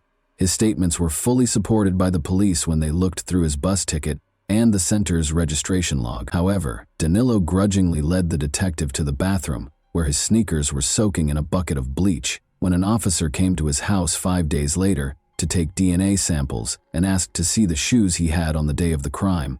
"I'm cleaning them," he explained. The detective became suspicious of this and seized the shoes. The sneakers did not, however, match the footprints that were discovered in Heather's home. The police had cause to suspect Danilo Restivo, despite the absence of concrete proof, because of his dubious actions when it came to cleaning his sneakers. When they chose to search a database for his name, they discovered something startling. Restivo's name had previously been connected to a criminal investigation. He might have been connected to the disappearance of Elisa Claps, a young Italian girl more than 10 years ago. His alibi for that case was also re-examined by investigators, who discovered that it was not as credible as first believed. He registered at a time that was rather awkwardly changed from 10:28 to 9:28 in the computer center's logbook.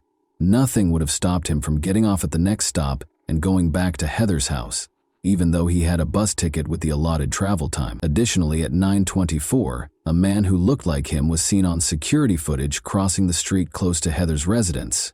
Unfortunately, the man could not be precisely identified due to the poor quality of the video. However, Danilo was the main suspect in a case for the second time in his life, but this time, all of the evidence against him was circumstantial. When the detectives called the Potenza police, they learned of Danilo's uncommon fetish of chopping off the hair of unidentified girls. The investigators' conviction that he was involved in the crime was only reinforced by this information. When the police started monitoring Danilo Restivo in April 2004, they soon discovered another questionable behavior. Restivo enjoyed going to a secluded park in Throop, which is close to Bournemouth. There he would hide behind bushes and watch girls walking their dogs or jogging. Wearing 2 sets of clothes, waterproof pants, gloves, sunglasses, and a hooded sweatshirt that covered his face, he was in the park on May 12 despite the nearly summery weather.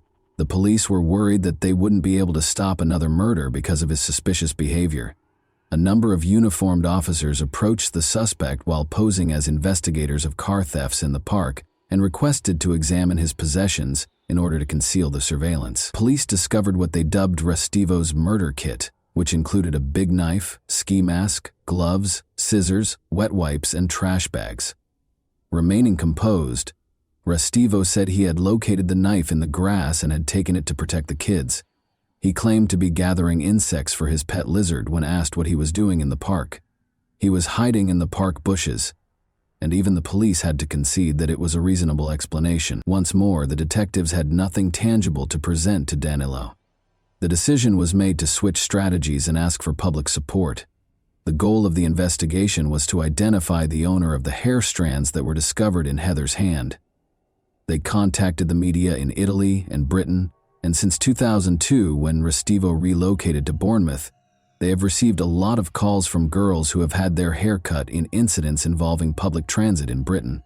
None of the DNA samples that the girls gave matched the hair that was discovered at the scene of the crime. The investigation stalled for a while until the hair strand was re-examined in 2007 using a new technique that could identify the hair's previous residence. It was discovered that the hair belonged to a girl who lived in the UK, but had traveled to Tampa, Florida, a few weeks after visiting Valencia, Spain, 2 months prior to having her hair cut. Motivated by such specific information, the police made another unsuccessful attempt to contact the public. The police worry that the girl might have been a victim of the killer's prior crime, but it's also possible that she was just not paying attention to the news. In spite of this early setback, science ultimately contributed to the case. Since technology had greatly improved by 2009, forensic specialists re-examined the green towel from Heather's home in the hopes of finding something new. This time, the specialists were able to distinguish Heather's blood from someone else's perspiration and skin fragments. An expert said that there was only a 1 in 5,7,000 chance that it was someone else's DNA, even though it couldn't be said with absolute certainty that it was Danilo Restivo's. Blood traces were discovered on the insoles of Restivo's sneakers when they were inspected that year using more advanced methods. This meant that when Restivo put on the shoes, his socks had blood on them. It supported the detectives' hypothesis that the offender had brought an extra pair of shoes. Unfortunately, DNA analysis was completely impossible due to the bleach used, thus preventing Danilo and Heather's deaths from being directly linked. Restivo changed his clothes, put on gloves, and used bleach to get rid of bloodstains because he was aware of the evidence he might leave behind. Knowing what might link him to the crime scene, he made every effort to prevent it. He had a plan, was ready, and followed it. Thankfully, Restivo would eventually be charged with Heather's murder, but not before a terrible discovery was made in Italy. Something unexpected occurred in Potenza on March 17, 2010. The local church where Elisa had vanished years before was being repaired by workers. The attic door was no longer locked, and the priest had died 2 years earlier. 2 workers went upstairs, one using a flashlight to light his path while looking for roof damage. At that moment, he caught sight of something concealed behind construction debris in the room's corner. He was horrified to discover that he was staring at a mummified corpse. The girl's watch, glasses, and shoes were discovered on her body, and were used to identify her. 17 years after going missing, Elisa Claps was found in the same church. She had died on the day of her disappearance, and her body had been dragged away and hidden, as the forensic examiner later concluded. Her body was found to have evidence of violence. However, several hair strands discovered in her hands, and a few more close to the body, were the most damning pieces of evidence. Professor Vincenzo Pascali in Rome was tasked with analyzing a sample of foreign DNA discovered on the girl's body, but, to put it mildly, he carried out the investigation rather sloppily and had ties to the church where the crime was committed. He said that the DNA did not match Danilo Restivo, but when the investigator decided to confirm this and sent the sample to another lab, it did match Restivo's DNA. The professor was placed on 18 months of work suspension, and on May 19, 2010, Restivo was arrested. The jury found Danilo guilty of Heather's murder on June 30, 2011. Following 5 hours of deliberation, he received a life sentence without the chance of release. But after he prevailed in an appeal on November 21, 2012, the court modified the punishment for Heather's murder and gave him a minimum of 40 years in prison. Restivo was found guilty of Elisa Claps' murder and given a 30-year prison sentence in absentia on November 11, 2011. Investigators believe it is crucial to look into Danilo Restivo's relationship to other unsolved crimes in both Italy and Britain because of his obvious propensity for murder. It is thought that he was most likely involved in the death of a 27-year-old North Korean student studying English in Bournemouth. 2 months prior to Heather's murder, on July 12, 2002, the girl, who went by the name Jung-uk Shin, Loki, was making her way home on foot following an evening spent with friends. She was fatally injured by an unidentified attacker just 3 blocks from Restivo's residence. By yelling at him, Loki was able to repel him, and he even told the medical staff that the assailant was wearing a ski mask. After 3 tries, another man was found guilty of this crime, but his conviction was based only on the testimony of a female informant who had previously made false statements and frequently found herself intoxicated. There were many inconsistencies in her story, and she failed to mention the killer's ski mask. The 2 girls' physical similarities lend credence to the idea that Restivo was involved. Furthermore, the fact that the murder took place on the 12th of the month, as did the killings of Elisa and Heather, as well as the fact that Restivo visited the park where his murder kit was discovered, indicates the importance of this date to him. The length of the knife found in the park with Danilo is the same as the wound on Loki's body. Furthermore, different hair strands were discovered on the sidewalk close to Loki, but it was challenging to pinpoint their exact origin because of the nearby hair salon. From a legal standpoint, Loki's case is over. 2 murders have been formally charged against Danilo Restivo. Investigators are certain that there might be additional victims, though. Elisa's body was meticulously concealed, but Heather's was cruelly displayed for her own kids to see. Experts say that this shows that the criminal changed and that he was unable to stop on his own. And that wraps up today's chilling story. If you enjoyed this video, don't forget to like and subscribe so you never miss a new upload. Also, let me know in the comments, what part of this story shocked you the most? Thank you for watching, and I'll see you in the next video.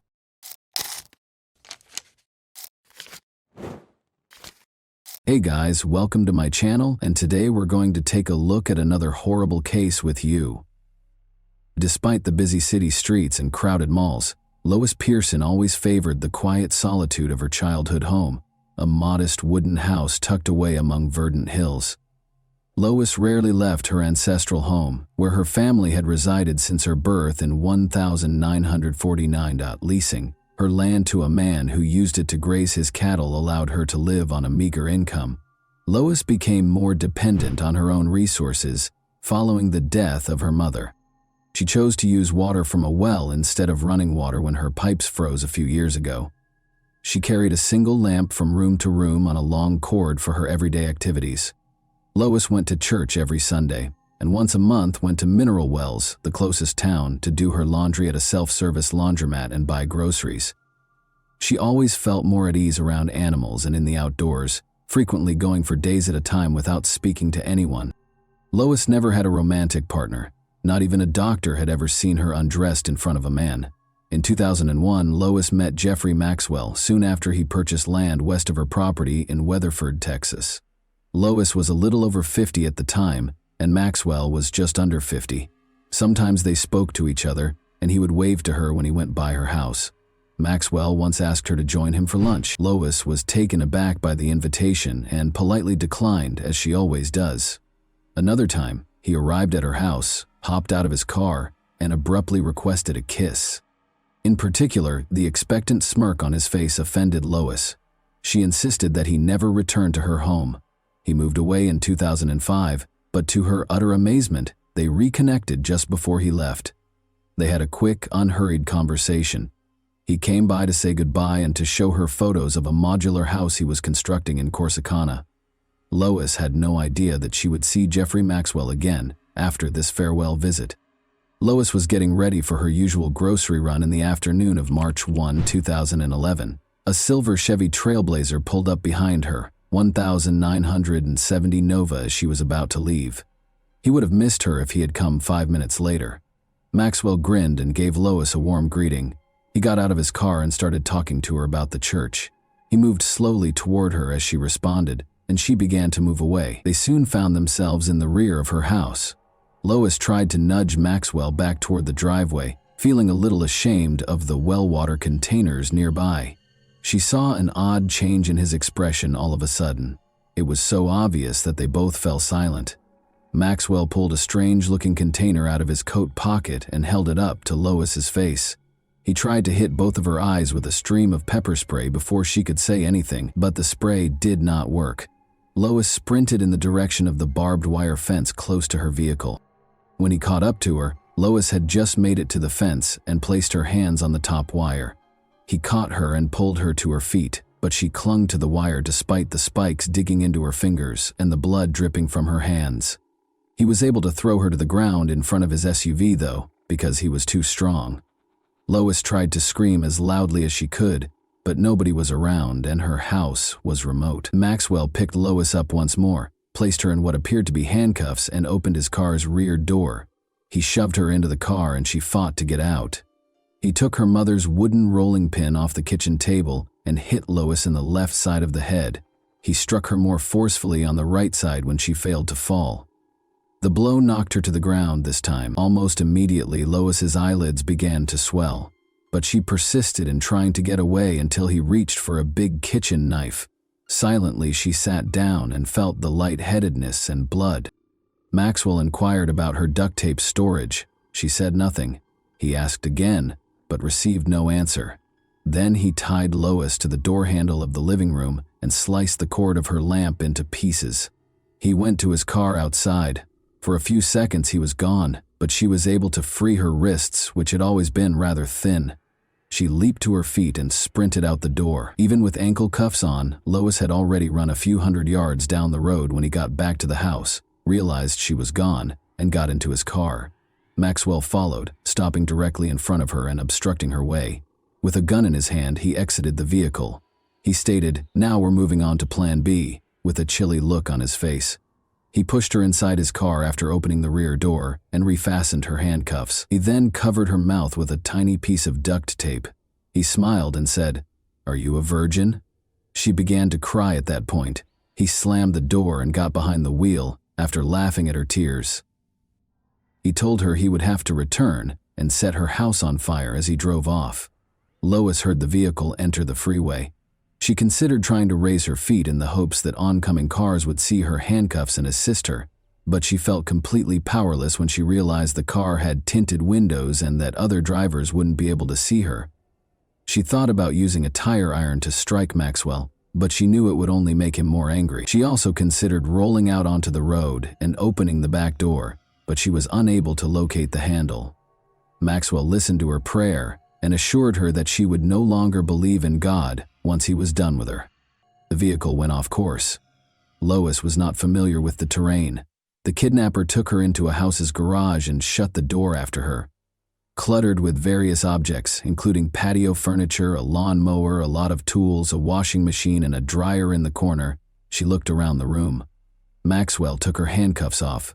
He started taking off all of Lois's clothing. cutting off her bra with a knife. Then he fastened her hands to the ends of a steel pole that was chained from the ceiling. She watched without understanding what was going on as he flipped a switch on the yellow control panel that was connected to the ceiling by a cable at the same location as the chains. She felt her shoulders suddenly rise, followed by her arms. As she climbed higher and higher, the ceiling motor hummed. Lois felt her bare legs hanging futilely in midair as Maxwell flipped the switch once more, causing the motor to go silent. Jeffrey Maxwell was renowned for his ability to get out of any predicament, be it shooting cattle to prevent them from being fed, burning down his own home to get insurance money, or something much darker. In the early 1980s, Maxwell corresponded with Martha Martinez, who was from Mexico. After many years of correspondence, Jeffrey finally went to Mexico and asked her to marry him. Because he deftly exploited her fears and lack of confidence, her family didn't like him at first. The 29-year-old woman felt that this was her opportunity to marry and have a child, despite her family's entreaties not to do so. She married Maxwell, had a son, and moved to Watauga, a Fort Worth, Texas suburb, with him. Maxwell had 3 children. When Rita, his girlfriend, became pregnant at the age of 18, he married her. However, they separated in 1,979 days following the birth of their second child. Marta managed to conceal her husband's actions from her family, but she was unable to conceal from her friends the bruises that appeared to be from shackles on her arms and legs. However, this paled in comparison to the horror Martha would later encounter. A deputy sheriff from Ardmore, Oklahoma, called the Watauga, Texas police station on Sunday, April 19, 1987. They had discovered a woman on the road early that morning, he reported. A deep wound on her neck had caused her to lose a lot of blood after being severely beaten. Martha Maxwell was the woman. When the police arrived at the family's house, they asked Maxwell when he had last seen his wife. He said he hadn't seen her since the previous evening and was shocked to learn that Martha was hurt but still alive. Thankfully, medical professionals were able to save her life. When she regained consciousness, she described the argument she had with her husband. She dozed off on the couch after he beat her, only to awaken bound with duct tape. Following more mistreatment, Maxwell made her drink a substance that instantly put her to sleep. In the hospital, she awoke. Martha initially assisted the police, but she abruptly stopped speaking with investigators after her husband was arrested and charged with kidnapping. Since a search of the house and car turned up no evidence, the police were unable to charge Maxwell with anything without her testimony. Once more, Jeffrey Maxwell slipped through the gaps. Martha traveled to Mexico with her son.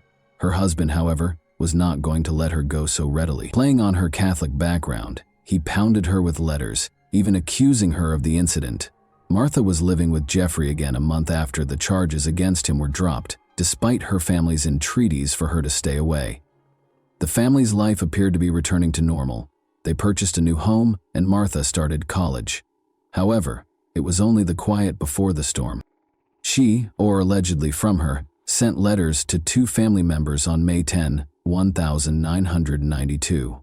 In her letter, Martha stated that she would not be communicating with her son or husband for some time. Her relatives didn't think Martha was the sender of the letters. First of all, she typically just gave them a call. Second, she would have written a letter in Spanish rather than English if she had. Maxwell hung up the phone after Martha's brother informed him that Martha had left. In order to report his sister missing, he had to travel to Texas. Since she would never have left without money, documents, a car, and most importantly her cherished son, he was certain that she was dead and that her husband was to blame. But the hunt for Martha was unsuccessful. When police questioned him years later about whether he had done anything that could have caused his wife Martha's death, Maxwell said, "Not intentionally." Jeffrey filed for divorce a few years after she vanished. He remarried Rita, his first wife, as soon as the divorce was finalized, and she moved in with him along with her 3 daughters from her second marriage. The girls soon started griping about their stepfather's advances at school, and Rita's best friend disclosed that Maxwell had beaten her 2 days prior to their wedding. But Rita didn't take the kids, leave the state, change her name, and flee, until the police came to the family's house after her youngest daughter complained about her stepfather's actions. Maxwell started shouting at Lois as he lifted her into the air. The fact that she had ignored him in the car still infuriated him. After sensing his hands on her, the woman felt something sharp and hard, like a plastic bullet. It was really painful, and it felt like he was attempting to hurt her with this vibrating object. Maxwell began striking Lois with rods of various sizes. After declaring that they would be together for 2 weeks, he hit her all over, including the painful spot on her chest. All Lois could do was scream in pain. She was barely able to stand when he finally lowered her to the ground. After guiding her to the restroom, Maxwell gave her instructions to wash up. She first noticed that she was covered in bruises. Because she was afraid of losing her eye, her right eyelid was so swollen that she could hardly see. After a hasty shower, the kidnapper himself handed her his jeans. They smelled like Maxwell and were too big for Lois. It was awful, but she knew that if she didn't agitate him over insignificant things, she would live longer. He shut off the lights, laid down next to her, and chained her ankles to the bed that night. Maxwell barely slept, and Lois had trouble shutting her eyes. Even in the dark, she could see his round, owl-like eyes every time she turned to face him. It was the first night she had spent away from home in more than 40 years. On the morning of the second day, Maxwell informed Lois that he had to purchase additional padlocks from the store. He took her to the garage and showed her a wooden box that he had made himself. The wood smelled and looked brand new. He gave her a choice between the box and a torture device. She made up her mind right away that she would stop at nothing to avoid getting on that machine. As a gag, Maxwell put a metal ring in her mouth and fastened it with a strap. Then he put Lois in shackles and handcuffs and told her to lie in the box. She inquired as to whether she would have enough air through the gag. With the lid slightly open, Maxwell positioned a wrench on the box's edge and walked away. After hearing the sound of his car's engine, Lois waited for a few seconds before attempting to exit the box. However, despite her best efforts, she was only able to push the key away and lock herself in total darkness. She didn't realize Maxwell had moved the box beneath a heavy workbench until he came back. When they got home, the kidnapper took Lois to the bedroom and took off her clothes. Lois didn't know what he was doing, and she felt uneasy because her parents had never talked to her about private matters. He asked her if she wanted to go to the garage and hang upside down after she let out a painful scream. Then she made an effort to be silent. After he was done, he once more chained her legs to the bed. She was so tired that night that she was able to sleep. Maxwell had to pay a bill for his son's repair in Dallas early in the morning. As usual, he chained her and placed a gag in her mouth. In the distance, Lois could hear motorboats, motorcycles, and cars. The gag prevented anyone from hearing her screams or calls for assistance. Lois didn't realize Maxwell had broken her front teeth until he came back and took the metal ring out of her mouth. However, she lost something far more significant that day. Maxwell let her watch the news after they displayed a picture of her driver's license on the TV. Lois Pearson was listed as missing after learning that the home where she had grown up and shared many memories was gone.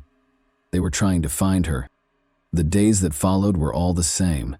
He met his needs with her in the mornings and then left her alone. He made sure she was chained to the bed for a few days, even when he hurried to the mailbox or take a shower. But the kidnapper grew less cautious over time. She discovered one day that he had left his cell phone in the restroom. She considered taking it and calling the police, but she was hesitant because she had never used a cell phone before and was worried about making a mistake. She was afraid that he would use that torture device once more, in addition to losing faith in her. Lois dropped that notion, but she continued to think about a way out, or at least a way to change the balance of power. And after being held captive for a week, she figured out how to resist his persistent advances. She remembered what her parents had said when he lay next to her on the 7th day and pressed his mouth to hers. They had informed her that her oral cavity allegedly contained an agent that caused bronchitis. She never kissed boys when she was younger for this reason, among others. It's difficult to tell what actually happened at the time, but Maxwell woke up the following day with a fever and chills after she let him touch her lips, calling the move a battle of microbes. He could hardly move from his bed and was pale. He never tried to take advantage of her again. He insisted that she write him a check for $500 on the morning of the 8th day.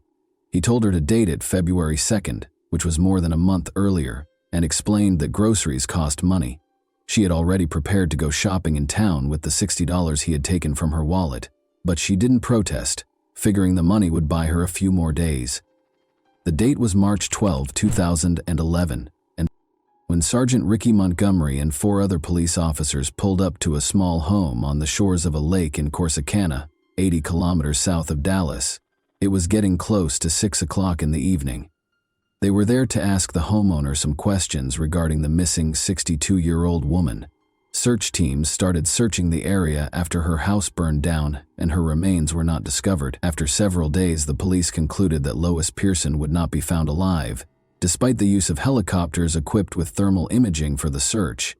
They brought in pumps to empty 2 ponds and used search dogs trained to locate bodies, but the woman was nowhere to be seen. Then, $500 was taken out of her account 8 days after the fire. The check was dated a few weeks earlier and was made out to Jeffrey Maxwell. Officers traveled more than 160 kilometers to question Maxwell after learning that he also owned a blue SUV that matched the description of the car a neighbor had seen the day of the fire. A judge then issued a search warrant for the vehicle. On Sunday, March 12th, the 12th day of Lois's captivity under Maxwell, everything went according to plan.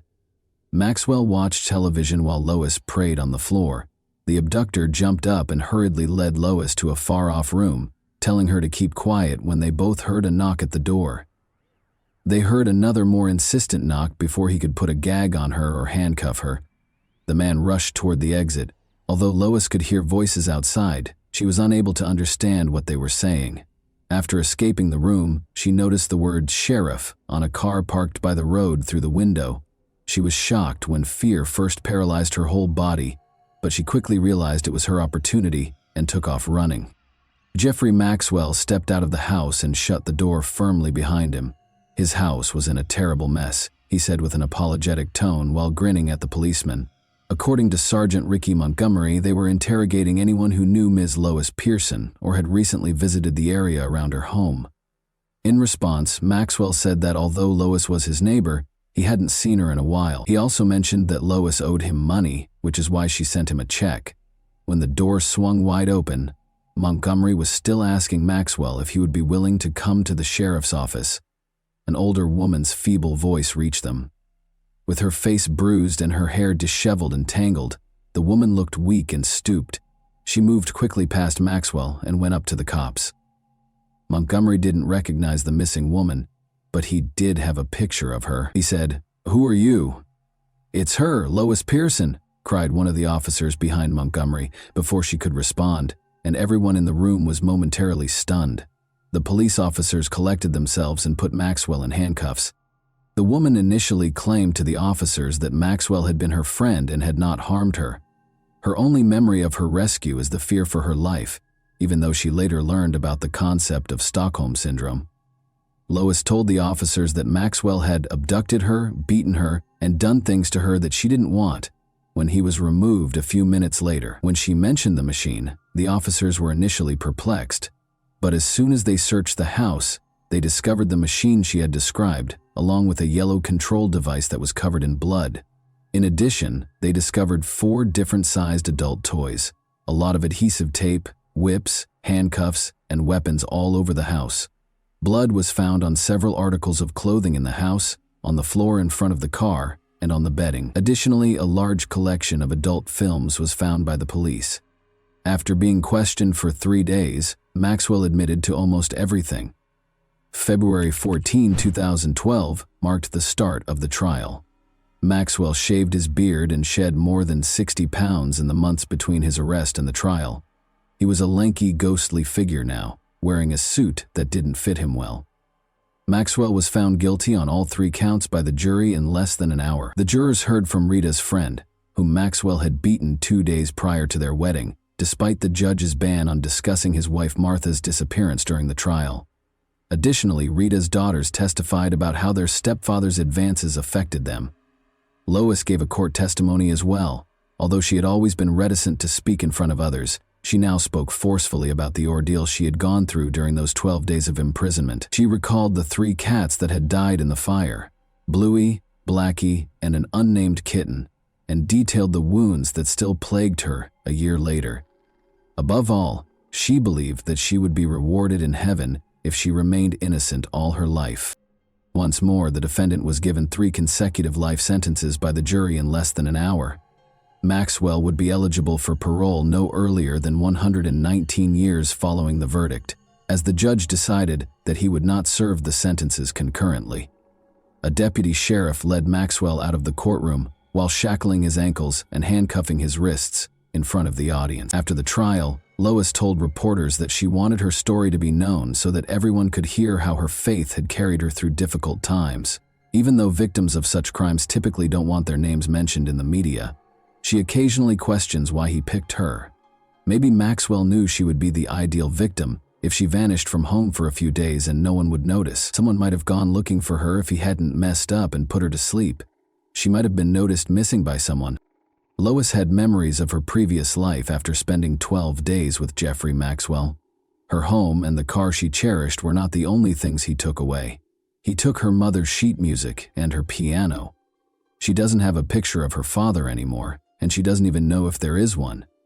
To purchase a small trailer for her, her church raised more than $17,000.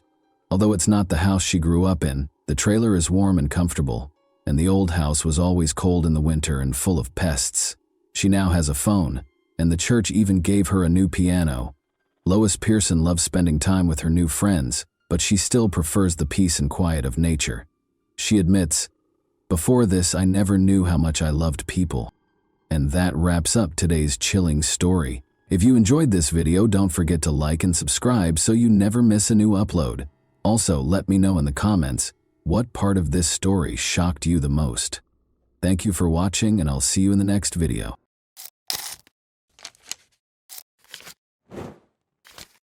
Hey guys, welcome to my channel, and today we're going to take a look at another horrible case with you. In this video, we examine what happened on December 26, 2011, in Kershaw, South Carolina.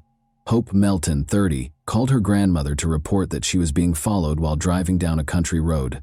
Hope was terrified and unsure of what to do. The call ended before she could provide her grandmother with any information. The police were able to identify the suspect by using CCTV footage to solve this case. The subpar performance of one of the authorities, which ultimately impacted the case's outcome, is another noteworthy feature of this case. William Roger and Elizabeth Ray Hodge Roscoe were the parents of Beverly Hope Roscoe Melton, who was born in Chehaw, South Carolina, on December 4, 1981. She was a member of the Beta Club, Vocational Honor Society, Health Occupational Class, and Chorus at Chesterfield High School, where she graduated with honors in the year 2000. Hope worked as the manager of McBee, South Carolina's T&N Country Store. She was a children's church teacher at Lancaster Church of God. Hope had been happily married to Gary Lee Melton for a little more than a year. Although they wanted children, their final Christmas together was in 2011. Hope was going to see her grandmother, who lived about 30 miles away from her home, on December 26, 2011. Rather than showing up for lunch, she got a call on her grandmother's cell phone. Hope called out in a distressed tone. She asked for assistance after telling her grandmother that she was being followed. After the call ended, Hope's mother and grandmother got into their car and headed out to find her. They saw Hope's vehicle parked on the side of the road 5 miles away on a lengthy country road, but Hope was not there. Her grandmother dialed 911 right away, and the county sheriff's office received the call. The call was forwarded to police officers as a missing person report when it reached the sheriff's office. When a missing person report is received, it is imperative that prompt action be taken. At once, one of the sheriff's deputies arrived on the scene. After examining Hope's vehicle, he ruled out the possibility of a traffic accident because it was undamaged and in good operating order. Hope's wallet was gone, but her purse was in the car. Despite searching the vehicle, a forensic team was unable to uncover any information about Hope's whereabouts. Police and volunteers started searching the area for leads. Gary, Hope's shocked and upset husband, showed up on the scene. He told the police that Hope was going to visit her grandmother and had planned to stop at a gas station. At the time, that was the detective's only lead. Hope's grandmother lived about 30 miles away from her home, and there were 4 gas stations along the way. The detectives made the decision to examine each one sequentially. Security cameras were present at the first gas station the detective looking into Hope Melton's disappearance visited. The detective started watching the video in the hopes of spotting Hope. Her husband claims that she left the house at approximately 11:45 a.m. The manager was asked to show the detective the video from an hour prior to Hope calling her family in a panic. When a male customer entered the store at 12:19 p.m., everything appeared to be as usual. The investigator kept watching the footage. A woman entered the picture 3 minutes later. Hope weighed around 140 pounds, stood 5 feet 5 inches tall, and was blonde. She had on blue jeans and a pink shirt. The detective knew right away that it wasn't Hope because the woman in the video was taller than her. At 12:45 p.m., they continued to scroll through the tape, but Hope never appeared. This implied that she had most likely refilled her vehicle at a different gas station. The members of Hope's family were in shock. They looked for logical reasons why she might have vanished. There was a slim chance that she had just become stuck in the mud and gotten out of the car. Maybe someone had come to get her and taken her to a rescue location. They wished Hope well and a speedy return home. A second gas station, just 10 miles from the location where Hope's abandoned car had been discovered, was visited by the detective looking into her disappearance. Additionally, there were security cameras that might aid in the investigation. The detective informed the manager that they were searching for a missing woman when they first arrived at the gas station. The manager recalled possibly seeing Hope around 12 p.m. when the detective described her appearance and the vehicle she was driving. There was no question that Hope Melton had visited this gas station prior to her disappearance. Thanks to a security camera placed outside, she had filled up her car and nothing seemed to be bothering her at the time. Another camera captured a man holding the door open for Hope as she entered. Hope left the store after paying for her gas. She appeared content and in a positive frame of mind.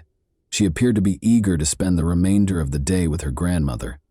The man who held the door open for Hope was the one who caught the detective's attention when he re-watched the video. She was followed into the store by a man wearing a white cap, according to surveillance footage. He glanced over at Hope.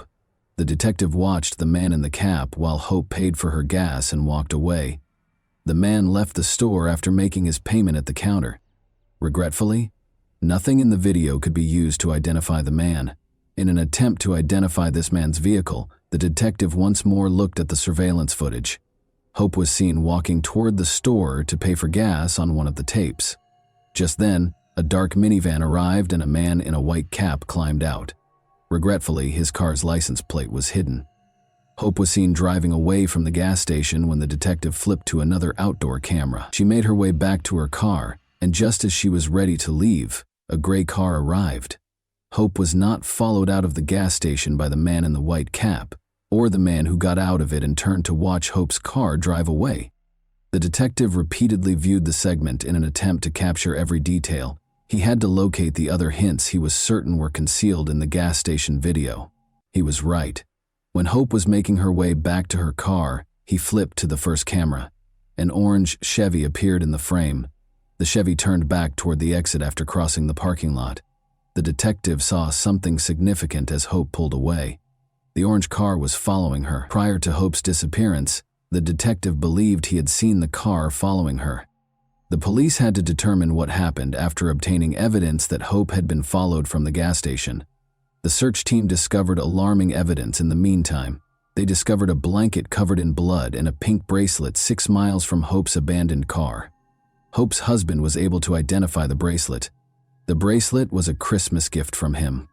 Hope's well-being was seriously threatened by all of this. The detective had to confirm that it wasn't a coincidence after watching the gas station surveillance footage that showed the orange Chevy pursuing Hope's vehicle. Hope had to pass an office building with multiple security cameras on her way to her grandmother's house. The building was still closed for Christmas when the detective arrived by car. Finding an office manager with keys and knowledge of the CCTV system took some time. The parking lot and the road Hope could take to get to her grandmother's house were both covered by numerous security cameras on the building. The detective's primary objective was to determine whether Hope was being followed by the orange Chevy, or if it had veered off course. The cameras were programmed to record only when they detected movement because the offices were closed for Christmas. The detective started watching the video, which had been taken shortly after 12 p.m.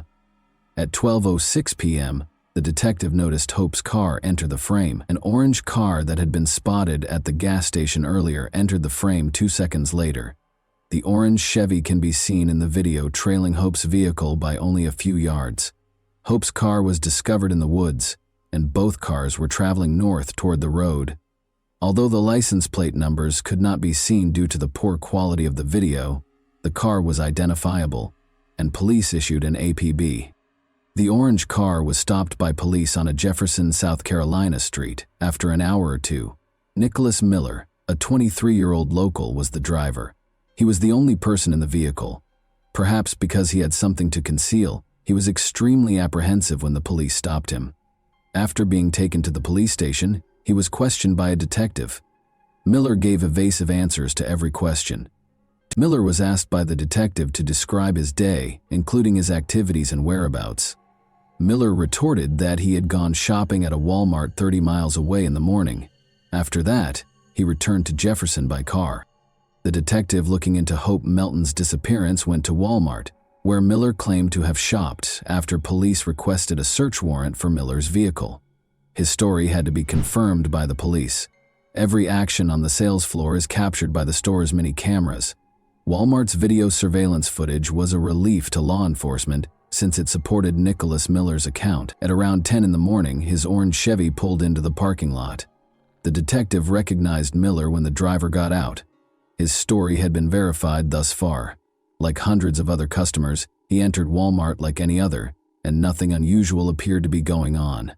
He seemed to be going about his everyday business. He didn't bring a basket or shopping cart. The detective discovered, however, that Miller was no typical shopper. As the tape continued to play, he didn't appear to be interested in the goods being sold there. He was just loitering around the store. Maybe he had a completely different reason for being in the store. At one point, the detective saw that Miller was not wandering around the store but was actually following a blonde woman who was ignoring him and going about her own business. After watching the video again, the detective was certain that his suspicion was right. Miller followed the woman everywhere. She did, however, reappear in the video a short while later, this time with a man. It would be reasonable to assume that Miller now understood that this was an impossible goal for him. The couple left the store a few minutes later. According to investigators, the woman might have been fortunate to get away. Cameras caught Miller leaving the store a few minutes later. It looked like he was upset that a possible target had escaped his grasp as he left Walmart. At this point, we can only presume that he was returning to Jefferson, probably to meet Hope at a gas station. Although Hope's family had hoped she would return home safely, it became evident that something horrible had happened to her when police were able to obtain a search warrant for Miller's vehicle. Forensic investigators discovered blood spatter on the driver's side bumper and the passenger side fender while inspecting the vehicle. Hope's wallet was also discovered in Miller's vehicle. The decision was made to question Miller once more in light of the new evidence. It's crucial to remember that Chesterfield County Sheriff Sam Parker conducted the interrogation. Keep that name in mind, it matters. Miller initially denied any involvement in Hope Melton's disappearance during the interrogation, but after learning of the evidence, he eventually acknowledged his guilt and consented to accompany the police to Hope's body. 14 miles from the location where Hope's car was discovered, Miller guided investigators to a secluded turkey farm. She had no clothes on and was face up on her back on the ground. The scene was absolutely horrifying. There was nothing Miller could explain with regard to his actions. The discovery of Hope's body was communicated to her family. Those who knew and loved Hope Melton were forever altered by what had happened to her. Police were now able to piece together what had happened before Hope died. Miller recently broke up with his girlfriend, investigators found out. We'll never know for sure, but they think this might have contributed to his nervous breakdown. Miller noticed Hope filling up her car at the gas station. He made the decision to go after her at that crucial juncture. She was looking forward to a great day with her grandmother after having a great Christmas with her family. She was unaware that she was being followed. Hope called her grandmother as soon as they arrived at a backwoods road because she knew she was in danger. Miller acknowledged that he had pulled Hope out of her car, pushed her off the road, and pushed her into his vehicle. After he drove her into the woods and tore off her clothes, you can probably guess what he did next. Miller made an effort to hide. After bringing Hope to a turkey farm, he killed her with a baseball bat and disposed of her body. Hope's chance encounter with the monster ended tragically after she stopped for gas. It is incomprehensible to humans. Prior to the trial, Nicholas Miller was charged with several counts. Police received horrifying evidence from his ex-girlfriend's photos. Only a few hours prior to his abduction of Hope Melton, Miller had pursued her in his orange Chevy. We must now learn more about Chesterfield County Sheriff Sam Parker. He plays a crucial role in this case, as I indicated before. I'll tell you why Parker was let go from the police department. According to officials, Parker provided uniforms, badges, and weapons to civilians, gave inmates preferential treatment, and took property meant for the sheriff's office for himself. In return for 2 prisoners working on his property, Parker let them live and sleep outside the jail. With the former sheriff's knowledge, the prisoners had access to phones, the internet, and an unlimited number of unattended visitors while they were sleeping in the armory. Additionally, prosecutors claimed that Parker provided special treatment to jail inmates, including alcohol and unsupervised visits with women. They were permitted to eat at restaurants and shop. The prisoners allegedly worked on the home and personal belongings of the former sheriff in return. The former sheriff was put on trial as a result. Mike Lee, who was serving a 15-year sentence for arson, testified against the former sheriff during Parker's trial. According to Lee's testimony, he was able to outfit his cell with a refrigerator, a new mattress, and flat-screen TVs while he was incarcerated in Chesterfield County. Lee used his own funds that were sent by family to buy the items. In addition to being permitted to buy and wear ordinary clothing rather than his jail uniform, Lee informed jurors that he would have lunch with deputies. Lee claimed to have had access to phones, the internet, and a Facebook account while working at one of the county's impound lots. Lee eventually left the jail to live in the sheriff's armory, where he hosted a birthday party where guests drank alcohol and ate filet mignon and had sex with a female visitor. Isn't it incredible that an inmate would throw a party at the sheriff's office? Post your thoughts about it in the comments section. Lee claimed that while he was in Chesterfield, he was able to visit his wife and child in Mount Pleasant by private jet from Charleston. Lee also testified that a deputy in a marked sheriff's car took him and another prisoner to Florence, South Carolina, so they could have lunch with a female friend. By working at Parker's house, attending church with Parker, and giving Parker's daughter presents, Lee described how he got to know Parker very well. Parker was convicted in 2014 of 5 counts of official misconduct, 2 counts of providing prisoners with contraband, and 1 count of embezzlement. He received a 2-year prison sentence with the possibility of release. The former sheriff broke down in tears as the judge was about to sentence Parker, expressing regret to his family, friends, and the residents of Chesterfield County. Parker expressed regret to his family for embarrassing them and to his fellow police officers following the verdict. Miller confessed to the crime and guided the police to Hope Melton's body after being questioned by Sheriff Sam Parker, as I previously stated. Miller was facing the death penalty, but prosecutors were unable to pursue it due to the sheriff's actions. In actuality, the sheriff assured Miller during the interrogation that he would not be executed if he confessed to the crime and told Hope Melton what had happened. Making such a promise to a suspect was beyond the sheriff's authority. Miller confessed to the crime because he trusted the sheriff. Sheriff Parker jeopardized the case by doing this. Former Chesterfield County Sheriff Sam Parker seriously jeopardized the case, according to a statement from Solicitor Dan Johnson.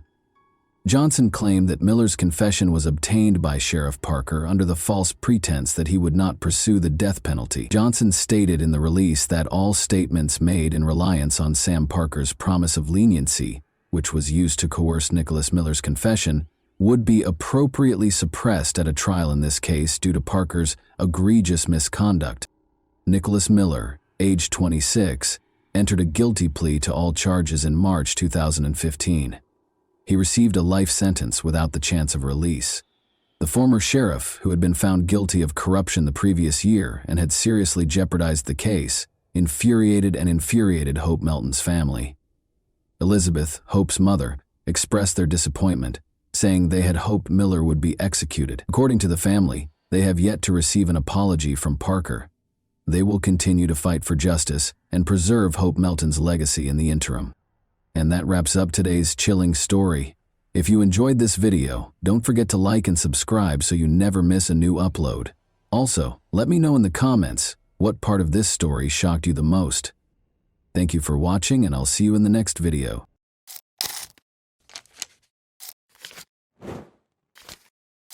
Hey guys, welcome to my channel, and today we're going to take a look at another horrible case with you. She was a virtuoso in her art and a master of tricks, never leaving any traces behind. Her lack of humanity was the only thing that made her successful. Nobody could have predicted that a quiet but intelligent girl would grow up to be one of the world's most skilled criminals, behind a long string of schemes that funded her transformation from a regular girl into a dangerous individual living in luxury. The vicious con artist, who had a taste for killing, was the epitome of evil and was always one step ahead of the police. Until they finally got a chance to confront her in person. Steve and Jane McGowan, who lived in Florida, received a letter from their sister Beverly, who was 34, on Thursday, July 19, 1990. She wrote that she was leaving them and starting a quest to discover who she was in this world. Beverly went on to say that she planned to leave right away, so she was selling her apartment and resigning from her job. The brother and sister were shocked by what they read in the letter. Beverly had put in a lot of effort and was happy with her new home and job. She worked 2 jobs to pay off the mortgage and had just bought the apartment of her dreams. When Jane rushed to the police station to report her sister's disappearance, the letter claimed that Beverly had left on her own initiative, so there was little the authorities could do. Steve and Jane went to Beverly's apartment in Pompano Beach to try to find answers to their questions after discovering notepad sheets at her house with the letter written in her handwriting. They saw right away that Beverly's red Volkswagen Fox was not parked where it usually was. Even though Beverly wasn't in the apartment, it didn't seem like she had moved out permanently. Clothes hung in the closet, a nightshirt rested on the unmade bed, and dirty dishes were in the sink. But there were also indications that Beverly had no plans to come back. Her 2 cats were nowhere to be seen, the answering machine was gone, and the phone was disconnected. After searching through drawers, Steve and Jane found that Beverly's address book, birth certificate, and passport were also gone. In addition to her part-time job at a nonprofit, Beverly worked in a bank's loan department. Steve called the bank to ask if her coworkers could provide more information. They told him that Beverly had taken a sick day, claiming to be ill, the day before he got the farewell letter. Given Beverly's reputation as a trustworthy and accountable worker, this was out of the ordinary. She asked them to sell the mortgaged property and get rid of her personal belongings that were still in the apartment during the phone call, adding that she no longer wanted to live there. In order to confirm her request, Beverly was asked to send a telegram, which she did. Steve and Jane had to accept that their sister had actually left without telling anyone why, despite the peculiar circumstances. Nevertheless, Steve closed Beverly's credit cards and persuaded the police to report her missing. Closing the cards would upset her travel schedule and make her angry enough to call the family, he thought. While Steve and Jane were checking out their sister's apartment that same evening, a fisherman and his young niece went fishing to find bait for their next trip. They reached a broad irrigation canal in a secluded part of St. Lucie County, 160 kilometers north of Pompano Beach. When the fisherman saw what looked like a bag of trash, he left his niece in the car and started to walk along the canal. He rushed back to the car and called the police as he got closer and recognized what it was. When deputies from the St. Lucie County Sheriff's Office got to the spot the fisherman had pointed, they found a woman's body. It was clear that in addition to killing her, the killer did everything in his power to hide her identity. But he missed something. A tiny tattoo of a yellow rose was concealed under the woman's jeans on her right ankle. The media was given the tattoo's description in the hopes that locals would recognize it. Around 10 p.m., Steve McGowan had already arrived home when the phone rang. It was his sister's missing friend. She had recently learned of the discovery in the St. Lucie Canal and Beverly's corresponding tattoo. Steve and Jane went to St. Lucie the following day to talk to investigators and show them a picture of their sister. Although conventional identification techniques had to be disregarded due to the body's condition, they were both certain that it was their Beverly. A comparison of her dental records proved it was her. No blood or suspicious objects were found during the examination of Beverly's apartment. No indication of a struggle was present. Jane and Steve were unable to comprehend who would hurt their sister. Her nephews in particular loved her, and she loved them in return. Beverly didn't have a lot of money, and she didn't have any complicated relationships. The deaths of her 2 boyfriends in different auto accidents cast a shadow over her life, but Steve was sure Beverly had been enjoying her life lately, even in spite of her past.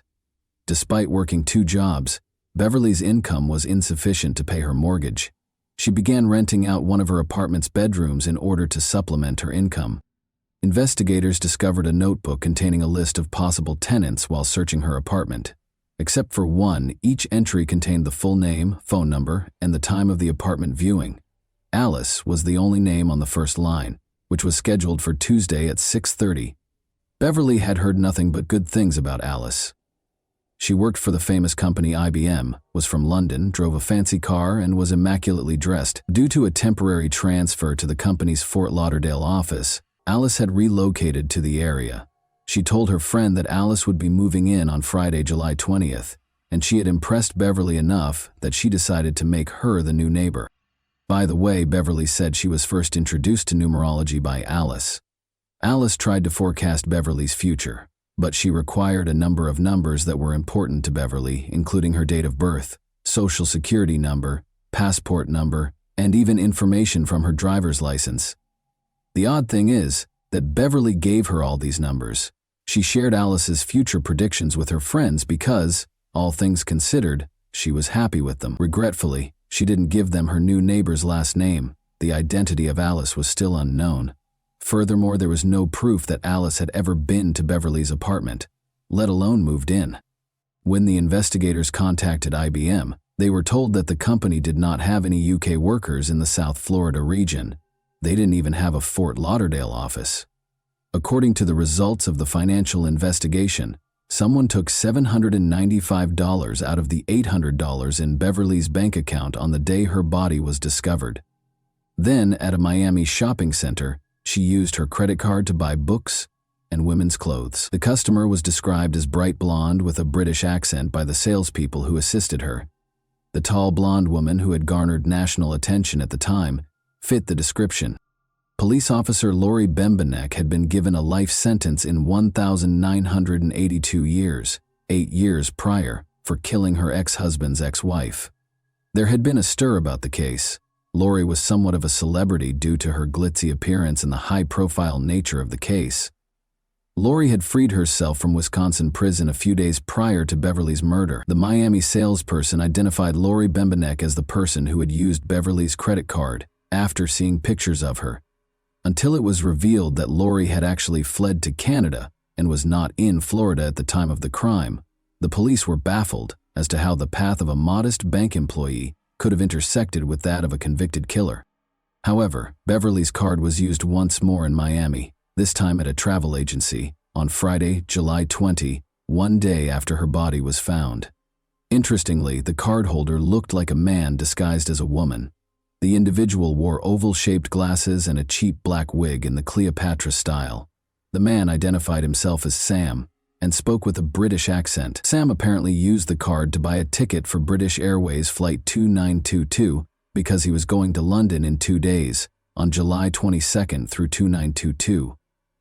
Investigators looked through Flight 292's passenger registration records and those of every other flight that was scheduled to depart for Britain on July 22. None of them bore the name of Beverly McGowan, but after being parked there for 5 days, Beverly's car was discovered in the airport parking lot. 4 synthetic black wig hairs were found inside the car, but fingerprints inside the car did not show any significant results. On Monday, July 23rd, according to London time, British Airways Flight 292 touched down at Heathrow Airport.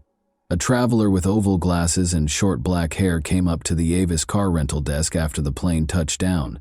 The passenger, who was most likely Sam, provided her driver's license as identification and made a car reservation in Beverly McGowan's name. Beverly wore glasses and her dark hair reached her shoulder. She looked like the person behind the counter. Sam gave Beverly's Visa card to the clerk when she asked for a credit card to pay for the car's fuel. However, the card was turned down. They may have gone over the limit and paid in cash, Sam clarified.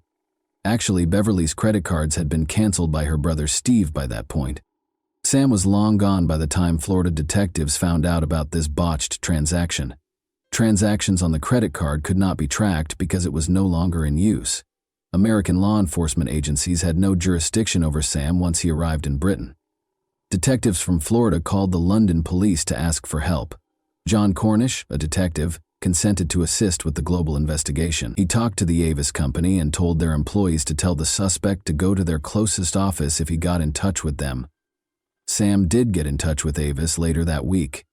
He was asked to come to the local Avis office and asked for an extension on the rental car. Sam never arrived at the location where the police were waiting for him. On the day of the car's return, a contingency plan was developed in which officers would wait at Heathrow Airport. When that day finally came, Sam was nowhere to be seen. Without any hints, Sam's abandoned car was discovered a few miles from the airport in the early morning. Detective Cornish ordered his team to board all flights to the U.S. that day in order to check the passengers, because he suspected Sam might be trying to fly back to the U.S. However, this effort was in vain. The chance to capture the criminal was lost on the police. British Airways Flight 292 was the last lead the police had. Sam had purchased a ticket in a different name because he did not board the flight using Beverly's passport. Although it was illegal for investigators to check passengers who did not live in Florida, they made an effort to examine the 248 people on that flight. So they turned to the United States for help, State Department in Washington, D.C. The process could take years because each passenger's name had to be compared with passport information, and there was no single database that contained all of this data. The State Department didn't give the police a name they considered significant until January 1996. British national Sylvia Hodgkinson was on Flight 292.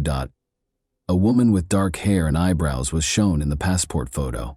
She was compelled to relocate to a women's shelter following the death of her spouse. There was nowhere else for her to go. A passport was issued in her name less than a year after her husband's passing. It was suspected by investigators that someone else had taken Sylvia's identity in order to obtain documents in her name. There was fear that Sylvia had met a similar end to Beverly's because they were unable to find her in any way. Additionally, the State Department found a fascinating link between Sylvia and two other women, Elaine Antoinette Parent and Charlotte Ray Callan. An incident that happened a year after Beverly's murder revealed that all three identities were unintentionally connected. A woman in a rental car was approached by North Miami police on May 22, 1991. It was past due to return the car, which had been rented in Los Angeles 6 months prior. To hide its origin, stolen license plates were affixed to the vehicle. A tall redhead woman, who introduced herself to the officers as Charlotte Ray Cowan, sat inside the vehicle. The woman's personal diary, 2 dogs, multiple wigs, and several documents bearing Charlotte's photo under the names Sylvia Hodgkinson and Elaine Parent were all evidently in the car with her.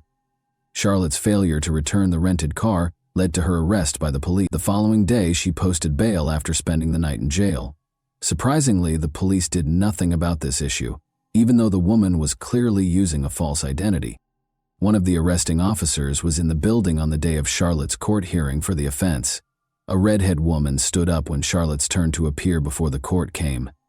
The officer who had arrested Charlotte, however, was taken aback to discover that the woman he had arrested was not the same one who had been called to court by the subpoena.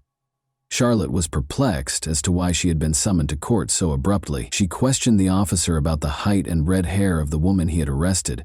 She boldly declared that she knew exactly who it was when he said yes. Almost 10 years prior, in the middle of the 1980s, Charlotte was unwinding at an Orlando bar when a well-dressed woman with a British accent came up to her. Like Charlotte, she had stunning blue eyes and short red hair. The woman offered to buy Charlotte a drink and identified herself as Anne Tremont. The offer was accepted by Charlotte, and they struck up a conversation. Anne mentioned numerology in passing during their conversation. She began by requesting Charlotte's birth date, adding that she would be pleased to make a matching matrix for her. Anne took Charlotte's driver's license information and social security number one by one. She wrote it all down on a napkin and made a hopeful forecast for Charlotte's future. Anne and Charlotte began talking and became friends right away. Charlotte met Anne's brother a few days later. He was a tall, blonde man who shared his sister's grace. The women eventually lost contact with one another, though, as they saw each other less and less. When Anne called Charlotte a few months later to inform her that her aunt had died and left her a sizable inheritance, Charlotte was taken aback. Anne claimed that her brother had chosen to have her institutionalized in order to keep all of the money for himself, even though they were meant to split it. Anne showed up at Charlotte's door at 3 a.m, approximately a month after the phone call. She was wearing a man's shirt with a tie and a tangled wig. She broke down in tears as she described how she had gotten out of the institution where her brother had put her. She needed assistance going missing because she was hiding from her family. In order to establish a new identity for herself, Anne pleaded with Charlotte to let her take her birth certificate. At first Charlotte declined, but after witnessing Anne's distress, she grudgingly consented. The birth certificate would be returned shortly, her friend assured her. Charlotte didn't hear from Anne for weeks. She started to worry. The birth certificate and a note from Anne expressing regret for the wait were finally sent to her. It wasn't until she was summoned to court in 1991 that Charlotte learned more about her friend. After hearing this intriguing tale, the investigators were curious to find out who the mysterious and elusive scammer was. Although not much was known about Elaine Parent's life, she was a real person like everyone else. On August 4, 1942, she was born in the Bronx, New York. Her parents were loving and reasonably well off, and she was their only child. She was a tall, slim beauty with dark hair and piercing blue eyes by the time she reached adulthood. She relocated to Florida at the age of 30, where she briefly worked at a real estate company before being arrested for shoplifting in Fort Lauderdale in 1976. They took her fingerprints and put them in the database. She then stole $40,000 worth of jewelry from an elderly acquaintance in 1985. Parent and Charlotte met at about the same time. The fingerprints of the parent and the woman who was arrested in 1991 for not returning a rented car were compared. They were identical. Elaine Parent was the woman posing as Charlotte Cowan. Naturally, it was assumed that Elaine Parent, the elusive suspect Sam, and the new neighbor Beverly McGowan's Alice were all the same person. They still had to establish a clear connection between Elaine and Beverly's murder, though. In addition to reviewing the case's evidence, the detectives looked through a notebook that contained letters that Beverly had written to her sister and brother. This specialized equipment uses an electrostatic detection device, ESDA, to find impressions or indentations left by previously written letters on paper. The notebook had been used for a number of other letters that weren't written in Beverly's handwriting, according to the analysis of the notebook. The author appeared to be a woman with a deep-seated animosity toward Beverly. Threats were included in the rather aggressive messages. Elaine Parent's handwriting samples were compared to the letters, and they matched. Parent's letters were sent to a woman in London who was the chief executive officer of a large corporation. She filled in many of the gaps in the elusive fraudster's life, but was named Witness X in the case materials for her protection. The woman disclosed that she and Elaine became friends right away after meeting during a trip to Miami in the 1980s. Elaine reportedly fled to London in 1985 while the police were looking for her in connection with the jewelry theft, and she asked Witness X if she could stay with her. However, Elaine's unstable and explosive temperament quickly made it clear to the two young women that they couldn't live together. The scammer went back to the United States in 1990, but Witness X was shocked when she left for London at the end of July. She was operating an Avis-rented vehicle. Parent stole two of her old friend's dogs and fled to the United States 3 months after she returned to London. She then tried to extort a ransom for her dogs by sending Witness X threatening letters. Clearly, these were the same dogs that were discovered in her possession when she was arrested in Miami in 1991.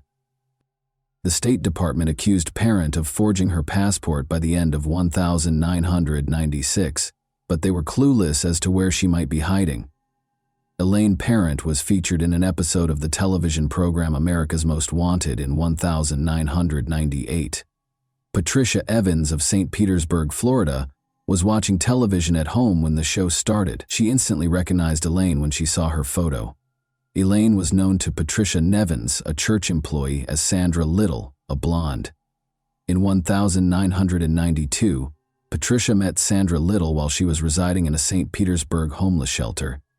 Sandra lived with Patricia for nearly a year and a half after Patricia let her use her empty bedroom.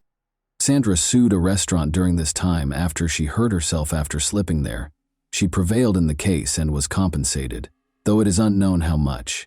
Patricia talked about a number of odd things that happened when she lived with Elaine.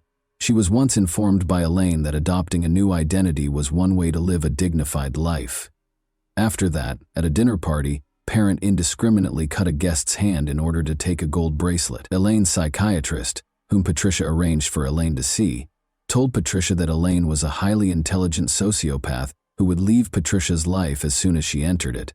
When the women parted ways in 1993, this prophecy was realized. An interesting letter was delivered to the St. Lucie County Sheriff's Office after the police made a public plea for the community's assistance in apprehending Elaine. There was a copy of an oil-colored painting inside. It showed Elaine Parent, with pearl earrings and a teal-green swimsuit. She had gray hair that was styled the way her parents usually did. She was shown emerging from a swimming pool. This was printed on the back. "Best wishes, your chameleon." According to psychiatrist Barbara Caven, who had been helping the police with the case, Parent both feared and desperately needed police attention. The painting is very telling. She sent it to the police to taunt them, as if to say, "I'm alive, I'm okay, look for me." Elaine gained international recognition after appearing in the documentary series World's Most Wanted in February 2009. People from all over the world began reporting that they had seen Parent in South Africa, Australia, France, and Turkey. The media referred to her as the most wanted woman in the world. Elaine Parent was featured in another episode of America's Most Wanted in April 2002 and Happy, and 16,000 minors in Russia.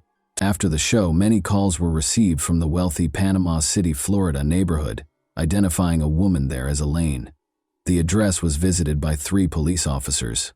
When they reached a small one-story home, they knocked on the door. The door was answered by a brunette middle-aged woman wearing a beige silk pajama set. The officers gave an explanation for their visit to her. Presenting her military ID with her photo on it, the woman identified herself as Darlene Thompson. The officers had seen a picture of Elaine Parent, but she didn't look like her. She was asked to accompany the officers to the station for formalities, even though they knew the neighbors had erred. Darlene consented and asked the officers to hold off while she changed. As the officers waited outside the bedroom, one of them looked over Darlene's identification card and, as a former military man, he saw right away a vital missing stamp that verified the document's legitimacy. She replied that she was getting dressed when the officer knocked on the bedroom door to ask about this. She never emerged, despite the officers waiting for her to do so. When the officers hurried into the bedroom after hearing a gunshot, they discovered Darlene dead. The identity of Darlene and Elaine Parent was formally verified by subsequent fingerprint analysis. Elaine lived in a house that turned out to belong to another woman. She had rented a room to Elaine since August 2001. She is a nice woman who loves to cook, according to the homeowner. Elaine's Florida driver's license, which had her photo on it but the name of the woman she was staying with, was discovered during the house search. She had jotted down details about a man from the nearby town of Lynn Haven, including his credit cards and social security number, in a notebook. Elaine's closet was stocked with men's and women's clothes, as well as wigs. They also found a book on theatrical makeup and another on learning French. Elaine's laptop, which some of her acquaintances claimed she frequently used for work, was never located. When she was arrested more than a decade ago, she had her diary with her because Charlotte Cowan was also missing. The police discovered a flyer featuring a picture of Elaine and the name Antonia Racerman, which is another fascinating aspect of the portrait. It looked as though Elaine had made the flyer herself, and the local police chief later conjectured that she had done it to intimidate someone. The flyer said that she was wanted by the FBI for the murder of a government official at a hotel in Washington, D.C. Many questions remained after Elaine's death. According to the police, she used up to 20 different identities in countries such as the United States, the United Kingdom, Turkey, Israel, France, and South Africa. Although no other victims have been located, some believe she may have committed more murders. There are differing views on whether she worked alone or with an accomplice. Investigator Norma Pfeiffer told the media 3 years before she died, "The brutality of the McGowan murder makes me think that someone capable of this has either done it before or will do it again. She couldn't have run Beverly alone, according to some. And let's not forget about the handsome blonde man she passed off as her brother." According to psychologist Barbara Kerwin, Elaine is a virtuoso in her field, who can read people's souls and identify their weak points with ease. The reason behind her crimes is still entirely unknown, though. Why, given her high IQ, would someone like Elaine decide to commit crimes rather than excel in any other field, especially since her crimes brought her more fame than fortune. Kerwin, however, feels she is aware of the motivation behind Elaine's plots, her own inner demons. Barbara said, "I believe she impulsively stole the identities of others to fill her own emptiness." And that wraps up today's chilling story. If you enjoyed this video, don't forget to like and subscribe so you never miss a new upload. Also, let me know in the comments what part of this story shocked you the most. Thank you for watching, and I'll see you in the next video.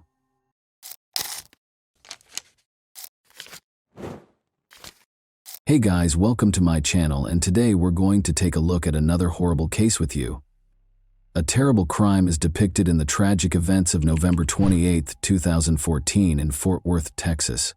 An apartment complex resident named Ashlea Ann Harris, 31, was the target of a vicious and premeditated attack.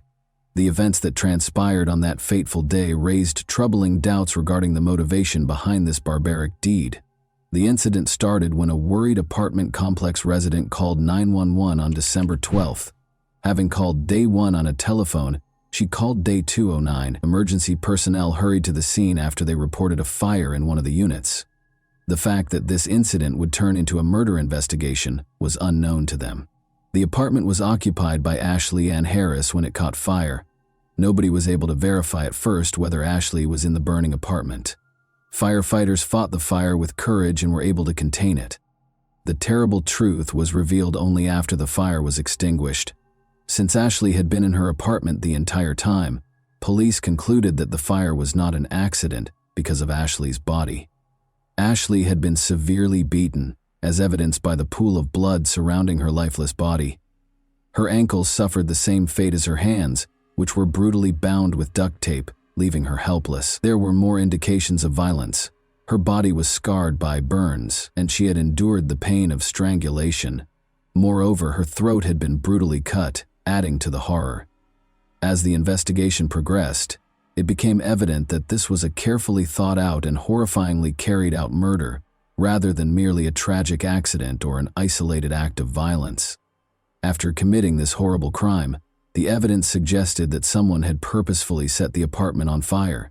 The offender had also sprayed rubbing alcohol on Ashley's bed and other parts of her apartment, seemingly in an effort to cover up any evidence of their actions. But the horrific reality had not been hidden by the fire. The case's apparent lack of motivation was one confusing feature. Since Ashlea's keys were the only item missing from her apartment, investigators were left wondering, what could motivate someone to attack an innocent woman in such a vicious and heartless manner? As law enforcement looked for answers, justice, and closure for Ashlea Ann Harris's bereaved family, the murder investigation would surely be a difficult and heartbreaking one. The police started looking for answers. Interviews with Ashley's neighbors marked the start of their adventure. One of them, Stephen Lee, lived in an apartment next door. He described an odd sighting at around 6:30 a.m. that fateful morning. He was smoking a cigarette on his balcony when he spotted an unknown car parked close by. The car in question was a sleek black Infiniti G35, which was unusual in their peaceful neighborhood. This observation would turn out to be a key clue in the mystery that was developing. But Stephen Lee's story wasn't the only piece of the puzzle. At around 7:30 a.m., Ashley's neighbor Patrick Sweet, who lived directly below her apartment, told the police a terrifying revelation. A spine-tingling scream reverberated from above, startling and upsetting Patrick as he was startled out of his morning routine. After that, he heard a number of disturbing sounds, such as what sounded like a heavy thud and frantic, gasping breaths. He was terrified, but his carbon monoxide detector's blaring alarm was what finally got him to act. He became aware that a fire was occurring, so he quickly called 911 to solve the mystery of Ashley's disappearance. Ashley was employed as an assistant manager at an American Eagle store in the Hulen Mall, and the police painstakingly tracked her movements on the day in question. Their investigation revealed that she had eaten dinner in one of the apartments in their complex on Thanksgiving Day with her close friend Alexis Torres and a group of acquaintances. After dinner, Ashley went to work. The Black Friday sales craze during Ashley's work shift made for a long and exhausting evening. Alexis kindly volunteered to watch Ashley's cherished dog, Nala. Ashley is back at home. Was marked by the early morning. At approximately 3:15 a.m., Alexis visited briefly before leaving after 4 a.m. The timeline started to become crucial to the investigation at this point. According to the police, Ashley died suddenly between 4:15 and 7:30 in the morning. Because of this crucial period, the authorities were keen to find and talk to the owner of the enigmatic black Infiniti G35 in order to provide insight into what happened during those hours. After discovering the black Infiniti G35, the police made the decision to interrogate Alexis, Ashley's friend. She said she didn't know who owned the car. They are intrigued, though, by a tip from Christopher "Chris" Cravey, Ashley's boss. He told the police that he knew a woman named Carol Cervantes, who was a driver of one of these vehicles. The plot twist was that Carter had been fired in August after having previously worked at Ashley Leah's American Eagle store. The police began monitoring Carter's home after obtaining this lead. The following Saturday morning at 8 a.m., their patience paid off when they saw Carter leave her apartment and get into her Infiniti G35 with a man. After that, the man drove her to Hulin Mall, where he parked after dropping her off at the entrance. When the police came to question him, they found that he was actually Clarence, Carter's boyfriend. David Mallory, who used to work at the same American Eagle store, became suspicious when Clarence was unable to provide his driver's license when asked, which resulted in his arrest. Officers observed some odd details about him while he was at the police station. The plastic price tag fastener was still on his brand new ski mask, which showed no signs of wear. In addition, his lower lip, which was visibly swollen even after Clarence was arrested, looked like a recent injury. Despite being seen entering the mall, Carter was never seen again.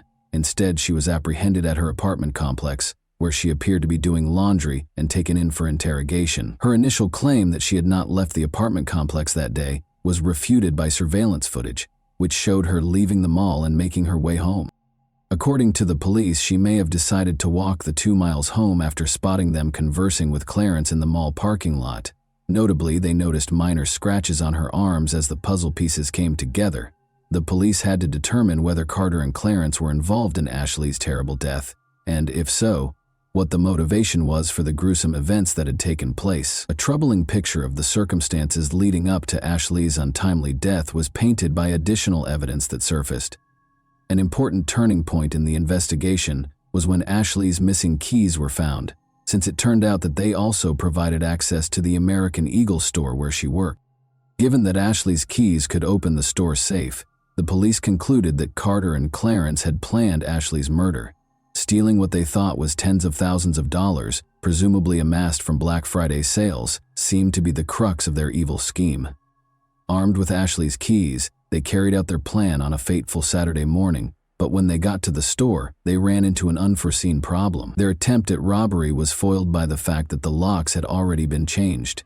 Additional incriminating evidence was discovered during the search of Carter and Clarence's apartment. They discovered a taser box, a plastic tub with bungee cords and a rope, a lock in a kitchen drawer, and some discarded duct tape.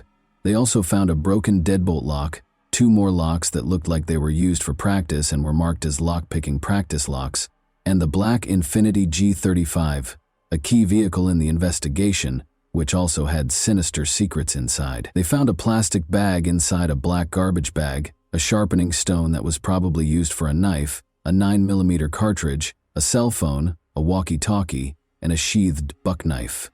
Notably, they also discovered a kitchen knife, an unopened tarp, and a toboggan with a hole cut in it.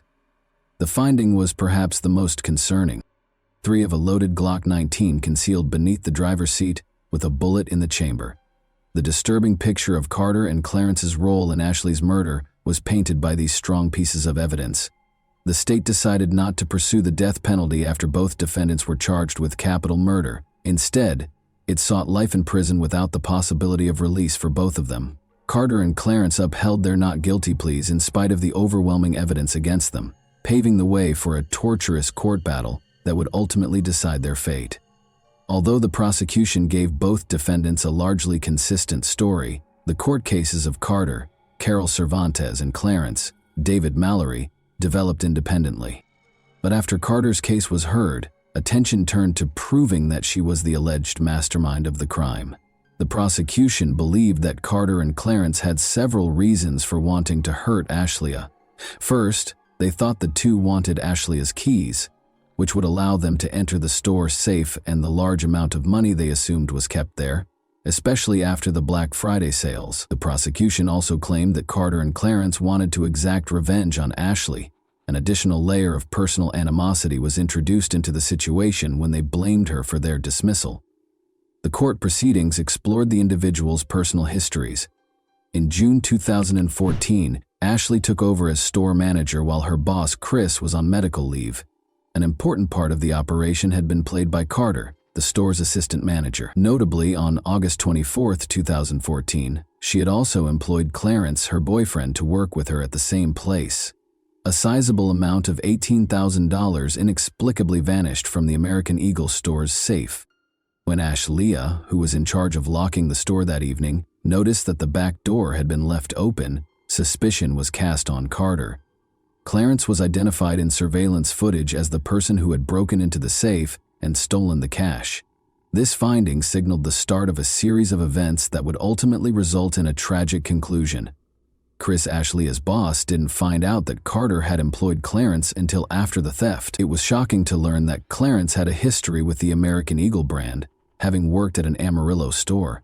However, his record in the American Eagle system was marked as non-rehirable, meaning he should not be employed at any American Eagle location. Chris revealed something shocking.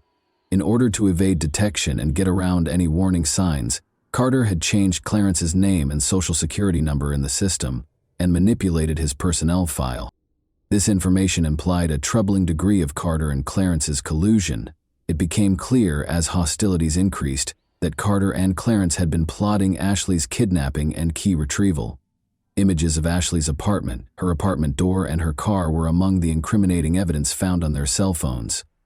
On their cell phones, police also found latitude and longitude coordinates. The terrifying story was further enhanced by Detective Cedillo's testimony, which disclosed that one of Clarence's texts included coordinates that, when entered into Google Earth, identified a location close to Lufkin, Texas.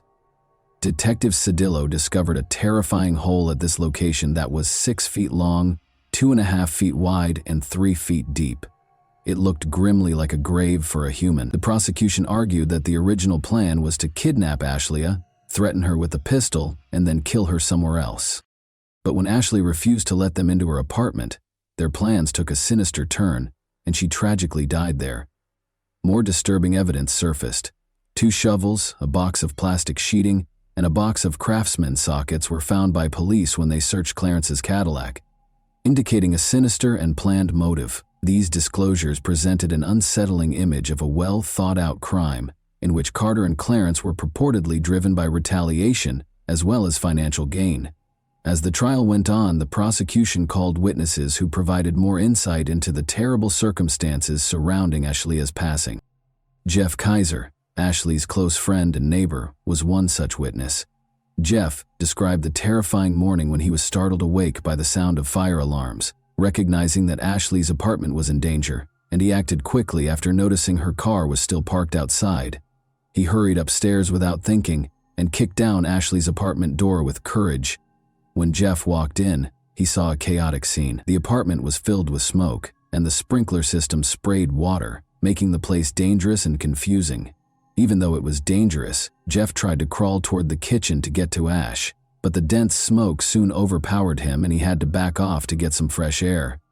Unfazed, he made 2 more heroic attempts, but the smoke was too thick to handle. Luckily, rescue efforts were taken over by firefighters who had already arrived on the scene. Arson investigator Wallace E. Hood Jr. offered crucial information about the fire's cause. He stated in his testimony that he was able to pinpoint several places where the fire started, including Ashley's bed and the closet. One particularly unsettling discovery was the smoke detector's purposeful removal and hiding under the mattress. These discoveries suggested a malevolent and deliberate act meant to hide the fire and make Ashley's chances of surviving even more difficult.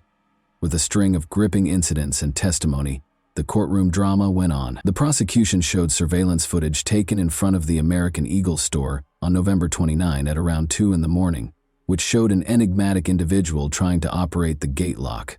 The prosecution claimed it was Carter, but the person's face was hidden. The altered locks made it impossible for them to unlock and raise the gate, despite their obvious attempts. This implied that Carter might have had plans involving the crime or the store. Unaware that the police were observing them, Carter and Clarence returned to the mall at 8 a.m. that same day, the court was informed. Given the previous unsuccessful attempt to enter the store, this raised concerns about their intentions and behavior. In the parking lot of the mall, Clarence was taken into custody. He told the police that Carter had gone inside to get some documents. Carter was not present in the mall when the police searched it, though. Suspicions regarding her movements and activities were raised when she was eventually found at her apartment complex. Important details regarding Ashley's injuries were supplied by Dr. Richard Fries, a deputy medical examiner at the Tarrant County Medical Examiner's Office. The extent of her physical trauma was graphically depicted by the autopsy. Among Ashley's many wounds were cuts to her cheek, scalp, and left side of her face. Her chin was scraped, her lip had laceration and scrape marks, and her right side was marred by a patterned bruise, with additional bruises discovered around her left eye and between her eyes. The most unsettling finding was probably a star-shaped cut behind her left ear with a bruise surrounding it, which the medical examiner determined was the result of a pistol blow. The testimony described Ashley's experience in a distressing way, implying that she had been beaten viciously and savagely. Ashley sustained multiple wounds, including a knife wound to her neck, bruising and abrasions to her right arm, chest, and neck. Ashley suffered multiple blows to her face, according to testimony from Dr. Fries, a witness in the case. Additionally, he mentioned that Ashley's eyes had patachi, which suggested that she might have been strangled or suffocated. Dr. Fries clarified that a fractured cricoid, a neck cartilage, is more frequently linked to severe force or auto accidents and is rarely observed in asphyxia or strangulation cases. Ashley's death was ruled a homicide after he determined that she died from asphyxia and blunt force trauma to her head and neck. Carter's trial was surrounded by a compelling and heartbreaking courtroom drama. The foundation of her defense was the claim that she was not responsible for Ashley's untimely death.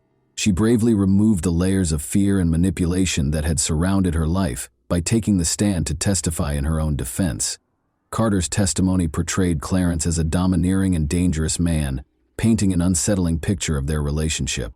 She disclosed that he had a terrifying amount of control over her day-to-day activities, including deciding when she was allowed to eat and drink, as she admitted to trying to rob the American Eagle store. The entire courtroom listened intently, but she maintained that Clarence's threatening words were what forced her to commit this crime.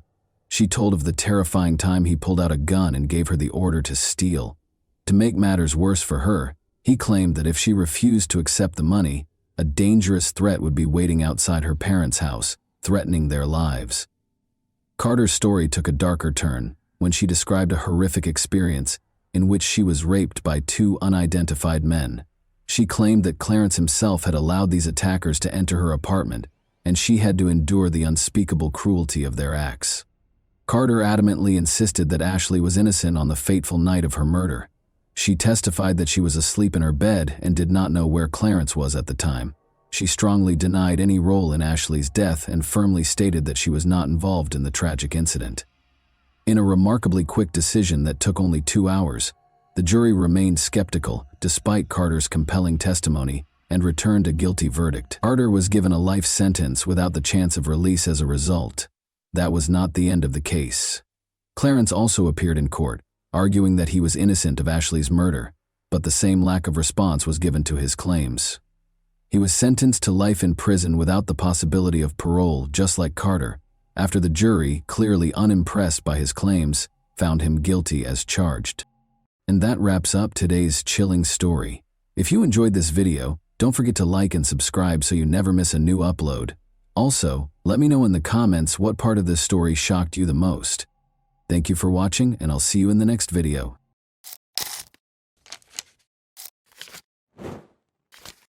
Hey guys, welcome to my channel, and today we're going to take a look at another horrible case with you. We'll talk about what happened in Everett, Washington, on September 20, 2017 at 1:55 a.m., when multiple people called 911 after hearing loud explosions as soon as the police showed up.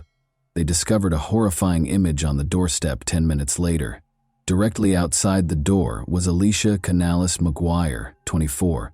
Sadly, she had already passed away. Thanks to CCTV footage and social media, investigators were able to solve this tragic case.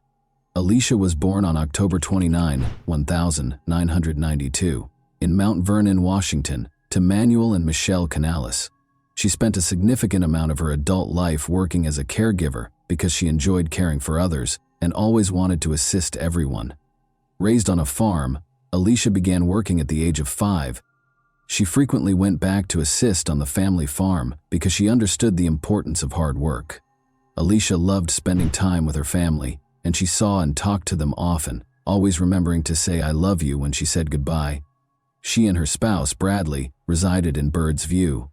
In July 2017, Alicia and Brad tied the knot in a stunning beach ceremony at Deception Pass. As a result, investigators quickly discovered that Alicia did not reside in the home where she passed away. It belonged to her sister, Amanda Canales, who shared it with her 3 kids. Amanda asked Alicia to watch her kids while she was away because she had to travel to New York for work. Alicia was glad to assist because she loved her nephew and nieces. 2 months prior, she had tied the knot and was eager to begin a family of her own. One of the people who called 911 was the stay-in nanny who was in the house with her. When she went downstairs after hearing gunshots, she discovered Alicia motionless and lying at the front door. When the police officers got to the scene, they looked at the house first. They had to see if the criminal was inside. They made sure that the only people in the house were Amanda's kids and the nanny. By closely inspecting everything, the police began searching for evidence after the terrified kids were removed from the house. The house had a car parked in front of it. Beside it were shell casings. It indicated that the person who shot Alicia was standing close to the vehicle, just in front of the front door. The door frame was struck by several bullets. Just outside the door, Alicia was lying face down. It did not appear to be a robbery. The house was not a mess. Furthermore, it appeared that the criminal had not even gone inside the house. However, why and by whom would someone wish to kill Alicia? The detectives suspected that it was a case of mistaken identity after learning that it was her sister's home. The investigators questioned Amanda, who may have been the target, but she was in New York when the nanny, who was also present in the house when the crime was committed, relaxed. They inquired as to whether she knew who would want to harm her or if she saw the person who shot Alicia. The nanny claimed that when she heard gunfire, she was upstairs. She noticed that Alicia was motionless and face down on the floor when she looked down.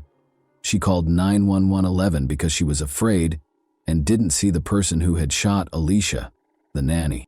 As far as she was aware, she told investigators, Alicia and her husband Bradley got along well, but she provided the first important lead to the police. According to her, there were issues between Amanda, Alicia's sister, and her former spouse, Kevin Lewis.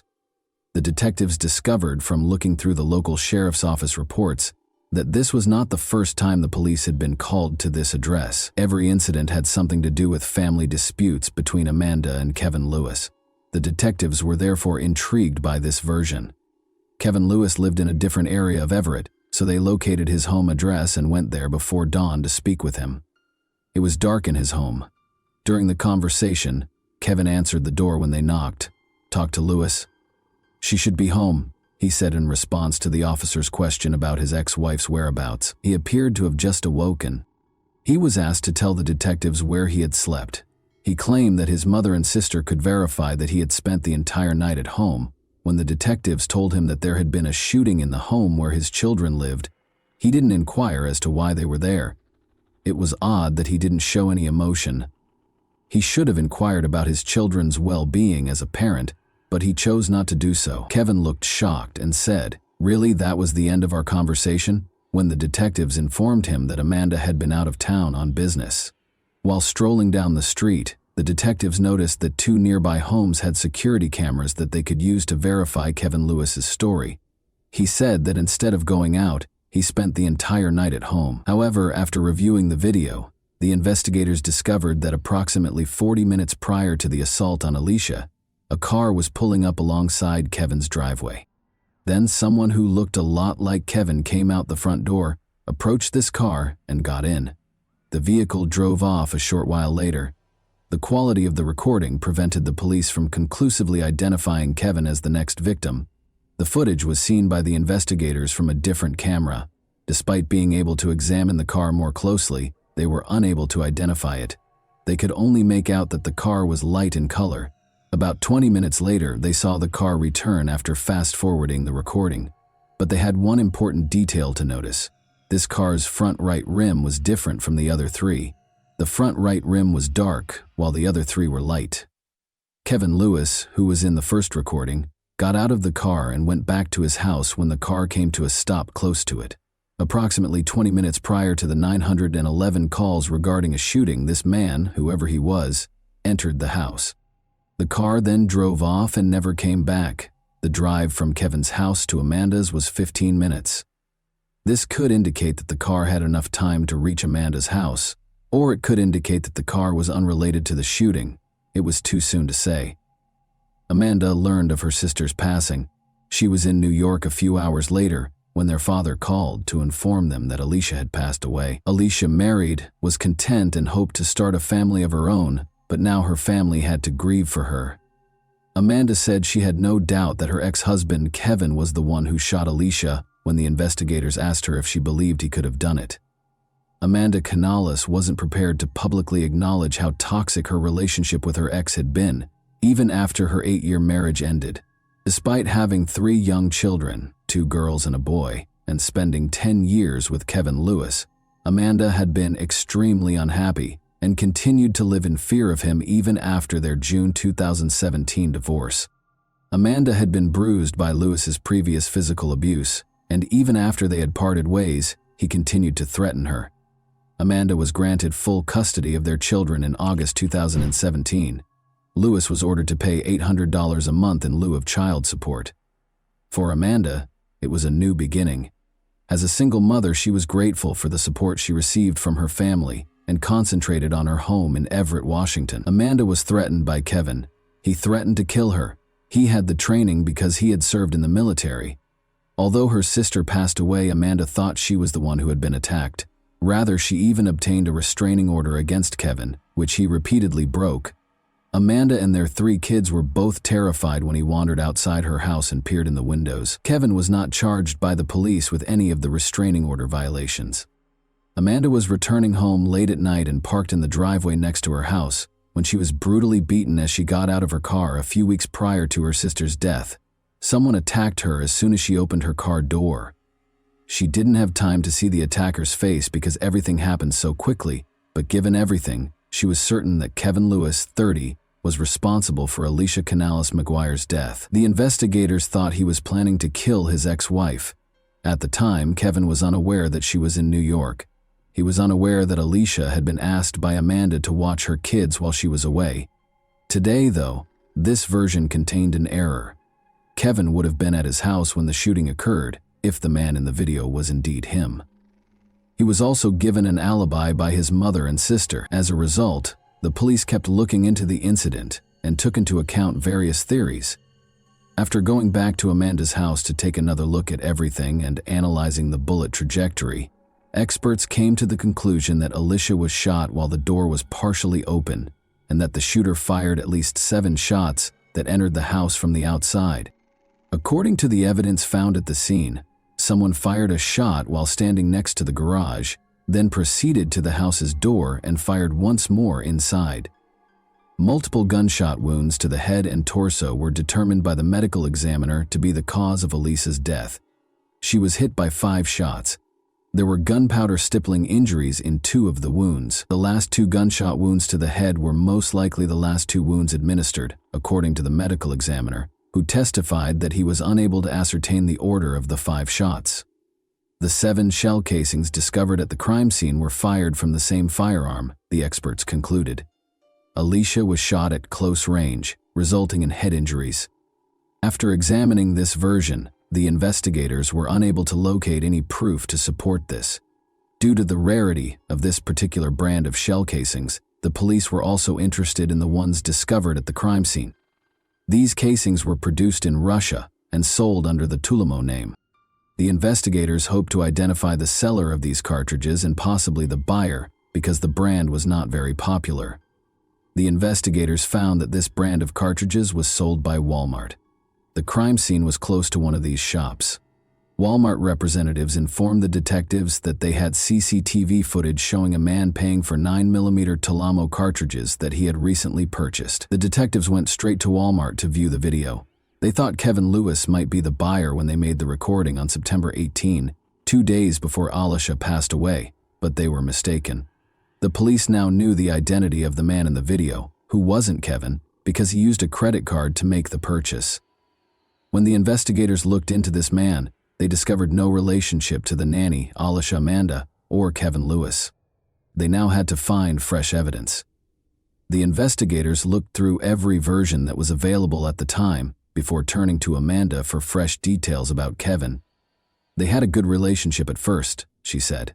Kevin was restrained in his behavior during the honeymoon. She didn't anticipate that he would start hitting her and grow more hostile over time. After their relationship ended, Amanda was granted full custody of the children, a restraining order was issued, and they got divorced. However, a distraught Amanda was aware that Alicia wasn't supposed to be killed in the shooting and thought it was a case of mistaken identity. She told police that Lewis had somehow planned the attack and that Kevin was home when it happened. The footage from the night of Alicia's death has been examined by the investigators once more. They saw something now that they had never seen before. The man who left his house, Kevin, can be seen approaching the car and settling into the back seat behind the driver in this grainy video. Why, though, did he not take the front passenger seat? As the investigators searched for a solution, they came to the conclusion that someone else was already occupying the front passenger seat. As a result, by the time the car arrived at Kevin Lewis's house, there were most likely 2 people inside, which may have been the reason he had to take the back seat. There was insufficient evidence for the police to connect Kevin to Alicia's demise. But after gathering proof of Kevin's assaults on his ex-wife Amanda, they detained him in November 2018 and gave him a 3-year prison sentence. In the meantime, Alicia's case was still unresolved over a year after her death. The only break in this case came in 2019 when a woman with crucial information called the police station.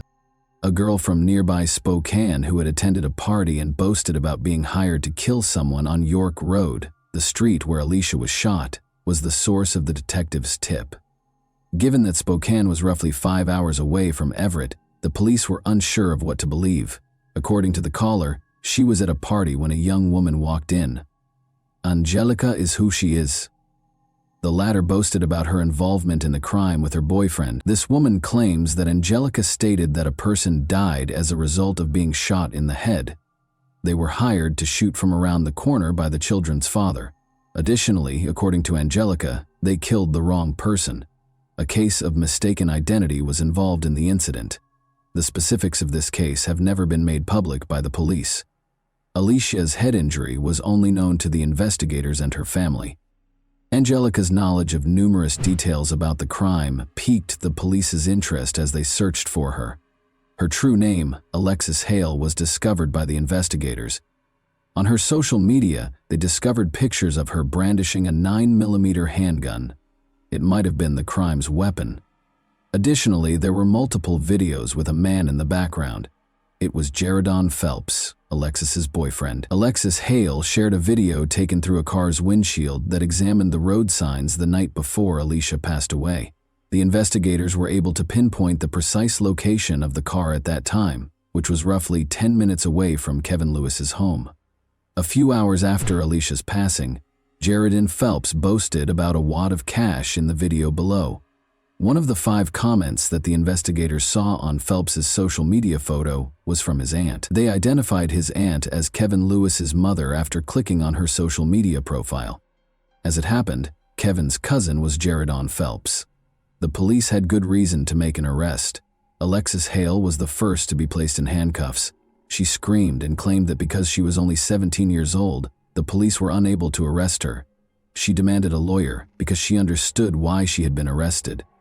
Jaredon Phelps was taken into custody by the police in a different area of the city at the same time. Phelps and Hale had driven from Spokane to Everett to carry out the shooting, according to the investigators' phone records.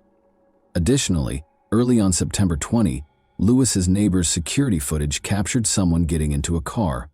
At 1:13 a.m. EM, the man in the white top departed, and at 1:37 a.m. he returned.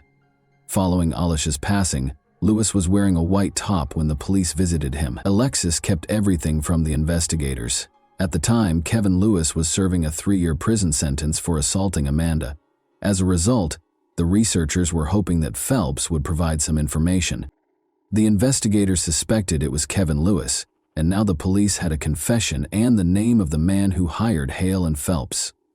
Phelps provided them with additional information about the crime when they brought him to the scene. Following Alicia Canales McGuire's death in September 2017, Kevin Lewis, who was already incarcerated on an unrelated charge, was charged with aggravated murder with a firearm, conspiracy to commit murder, and solicitation to commit murder in July 2020.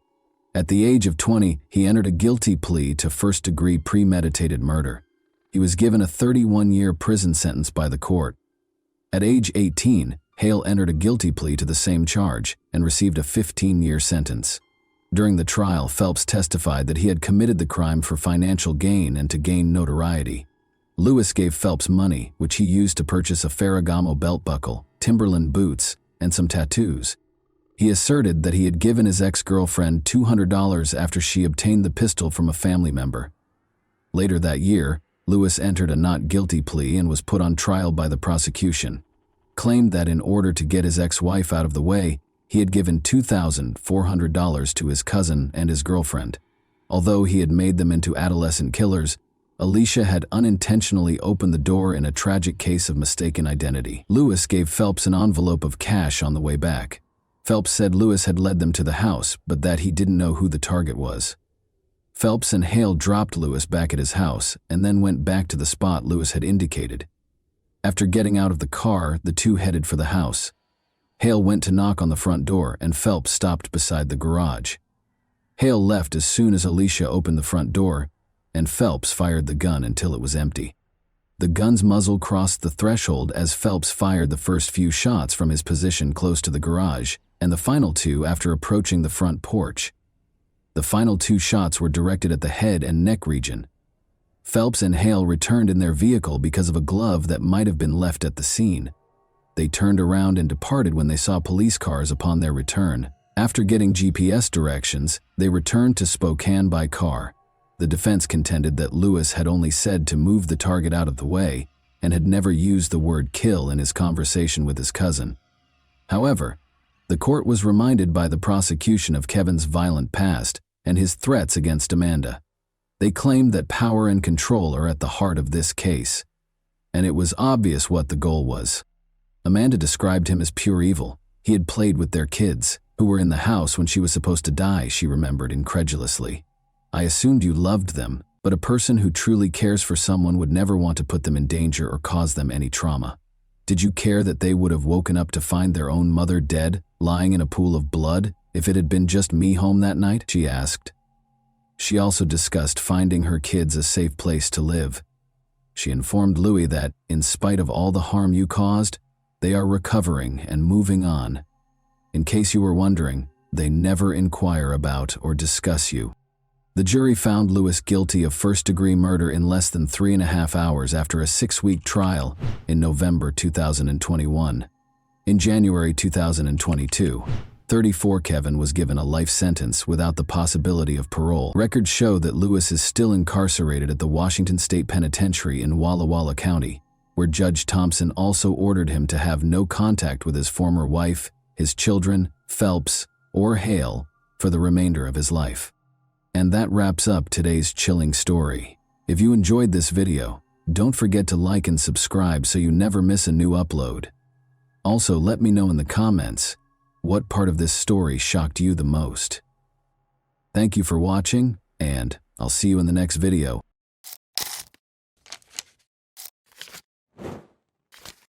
Hey guys, welcome to my channel, and today we're going to take a look at another horrible case with you. On February 27, 2017, the 1-year-old Valerie Arrow was found dead in her home. The scene that unfolded before the eyes of the police was shocking in its cruelty. Valerie lay on the bed wearing a bathrobe, her wrists bound with a shoelace and a scarf in her mouth as a gag. It was soaked in blood that had flowed from her throat.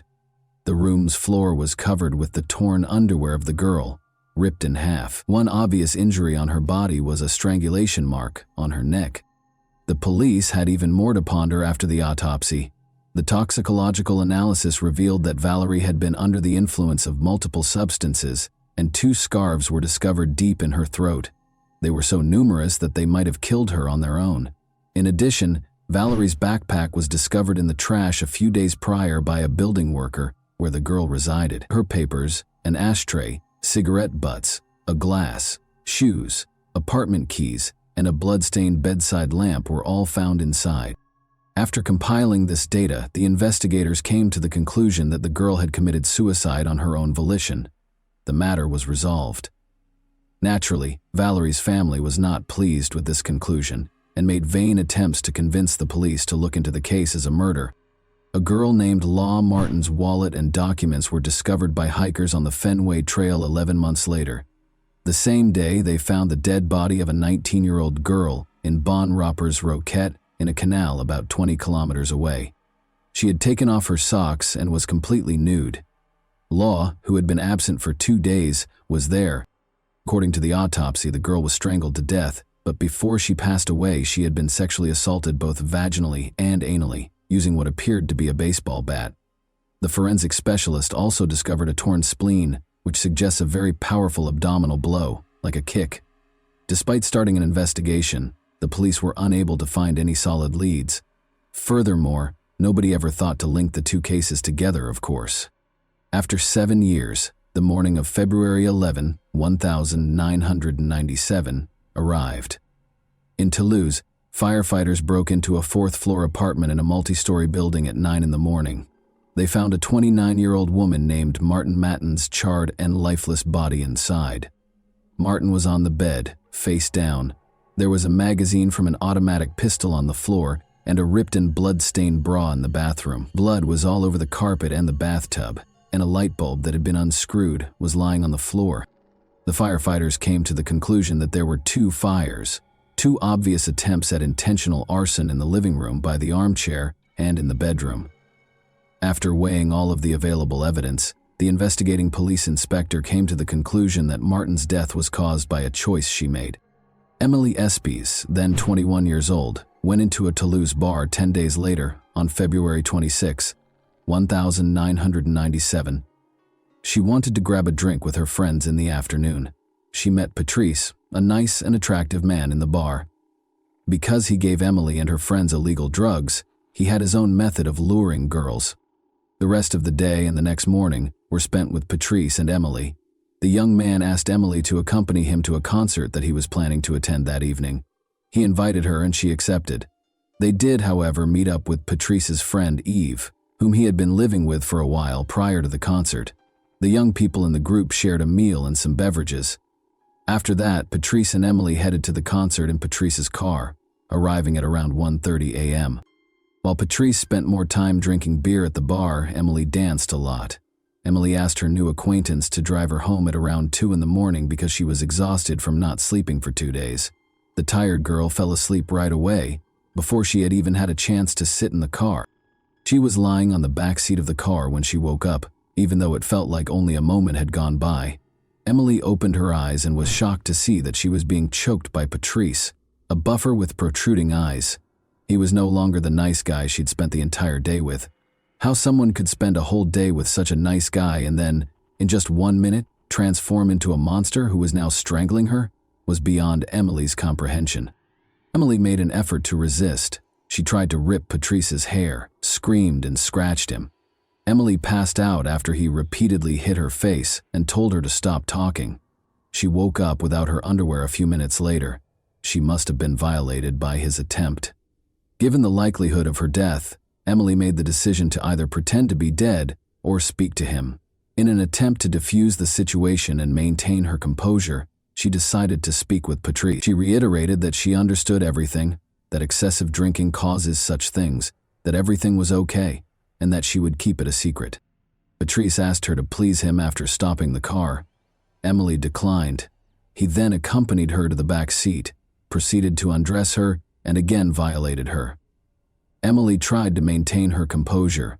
She kept conversing with him, downplaying the damage he had done to her. Patrice suddenly started crying and expressed regret for his actions. "You have 10 years of my life in your hands," he told Emily. He must have been sincere, because Emily didn't think he was such a great actor. She felt hope once more. Emily soothed her tormentor and attacker. Her only concern was to survive this nightmare, so she spoke softly to him. She asked him to drive her home after she was able to calm Patrice down. When he refused, they went to Patrice's friend Eve's place. Patrice stopped touching Emily as they lay down to sleep in the same bed. A sense of expectation developed.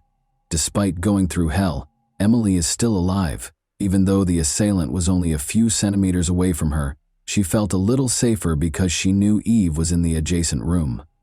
For several hours, the girl was able to sleep until she heard his girlfriend Eve awaken. They were in the kitchen when Emily got up. When Eve and his girlfriend Nora noticed Emily's facial bruises, they were appalled. She told them that a guy at the concert had attacked her. His face was hidden by a hood so she couldn't see it. Emily lied, primarily to protect herself but also to protect Patrice. She had been severely shaken and was still in shock after all. She might not have been completely conscious of what was going on, as though her soul had separated from her body. This is a typical defense mechanism used by traumatized individuals. Since Eve knew that his ex-girlfriend had thrown him out following a heated argument and didn't fully trust him, she discreetly pulled her aside and inquired as to whether Patrice had anything to do with it, even though she was staying with him. Nora is adamant that it was a guy from the concert and that Patrice had nothing to do with it. Patrice went to the kitchen as well after waking up. Emily was right when he said, "Yes, it was a guy in a hood. Unfortunately, there was no chance of catching him." Anyway, Emily was taken to the hospital by Nora. The girl's neck had evidence of strangulation, according to the doctors. She also had a number of facial injuries. She would need to stay in the hospital for a few days while being monitored by doctors. Emily felt at last more secure in the hospital.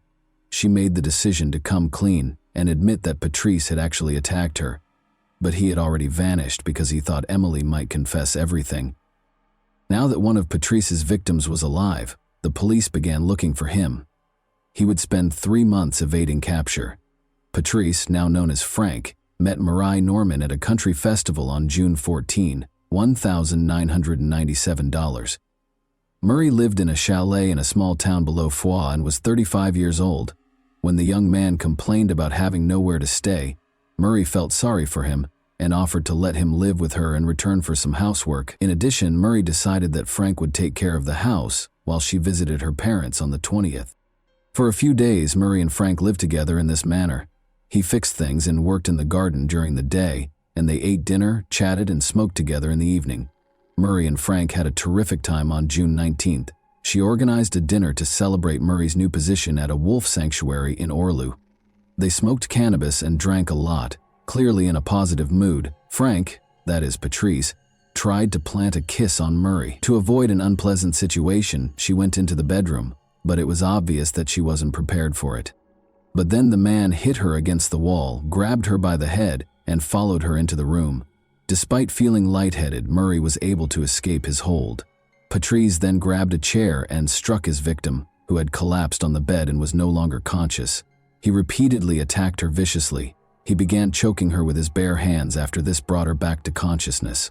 However, Murray was still breathing when he let go of her throat.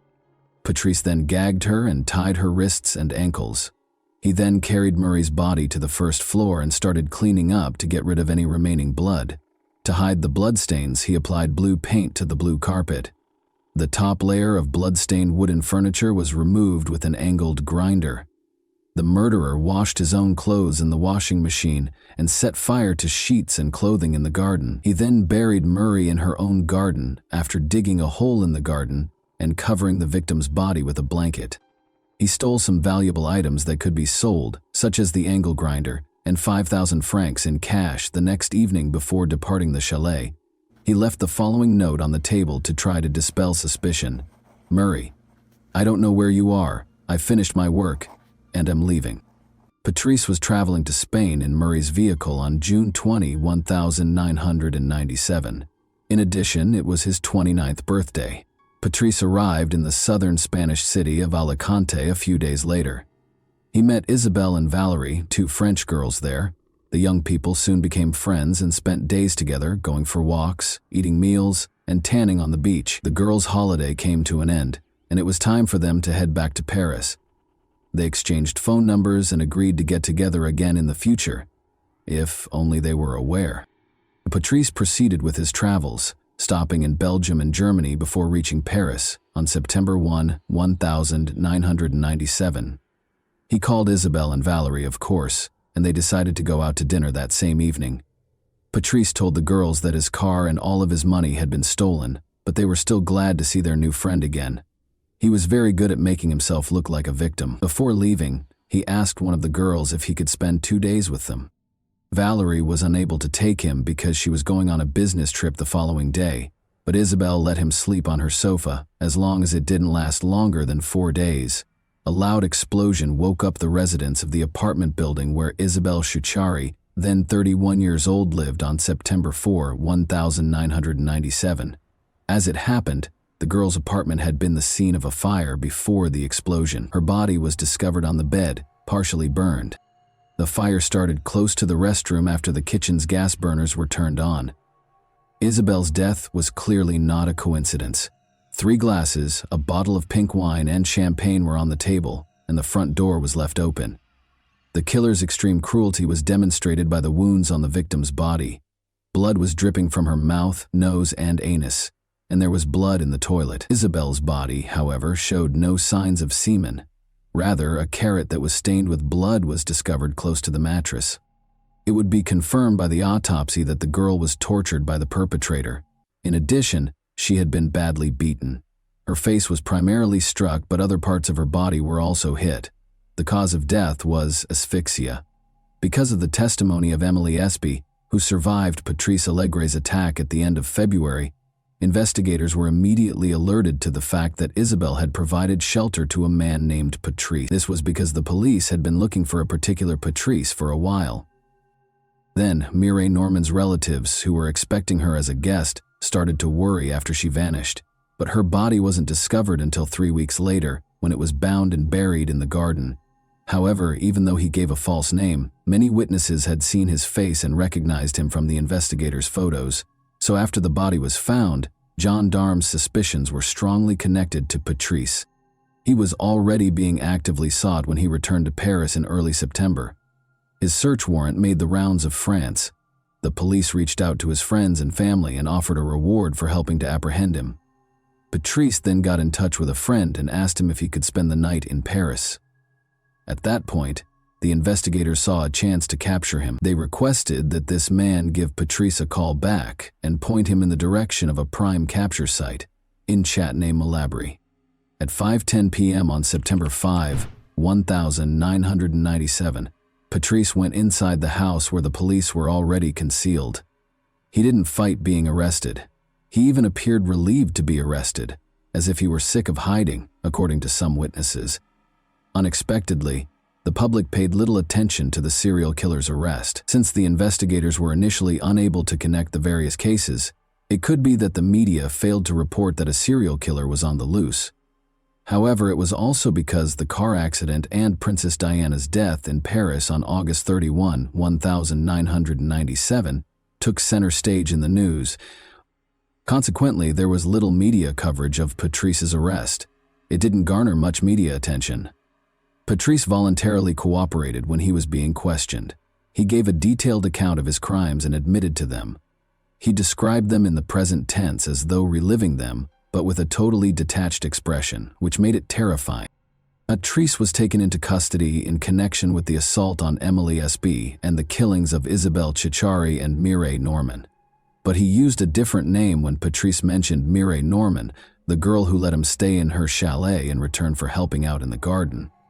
The investigators wondered why he had given her the name Martine. They gradually came to understand that he was mistakenly thinking she was another of his victims.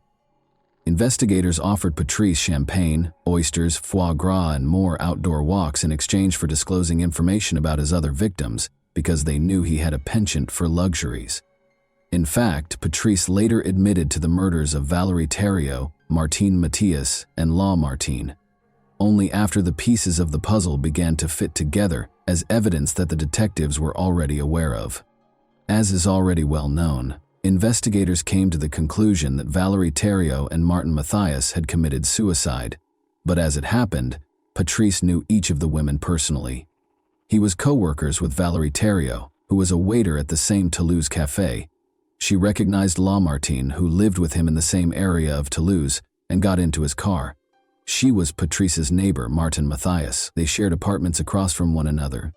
To put it another way, investigators were unaware of numerous hints that suggested Patrice Allegre was a potential suspect for a long time. For a serial killer, that was unusual. Even if they were only acquainted for a few days, as was the case with Emily, Patrice knew each of his victims by name.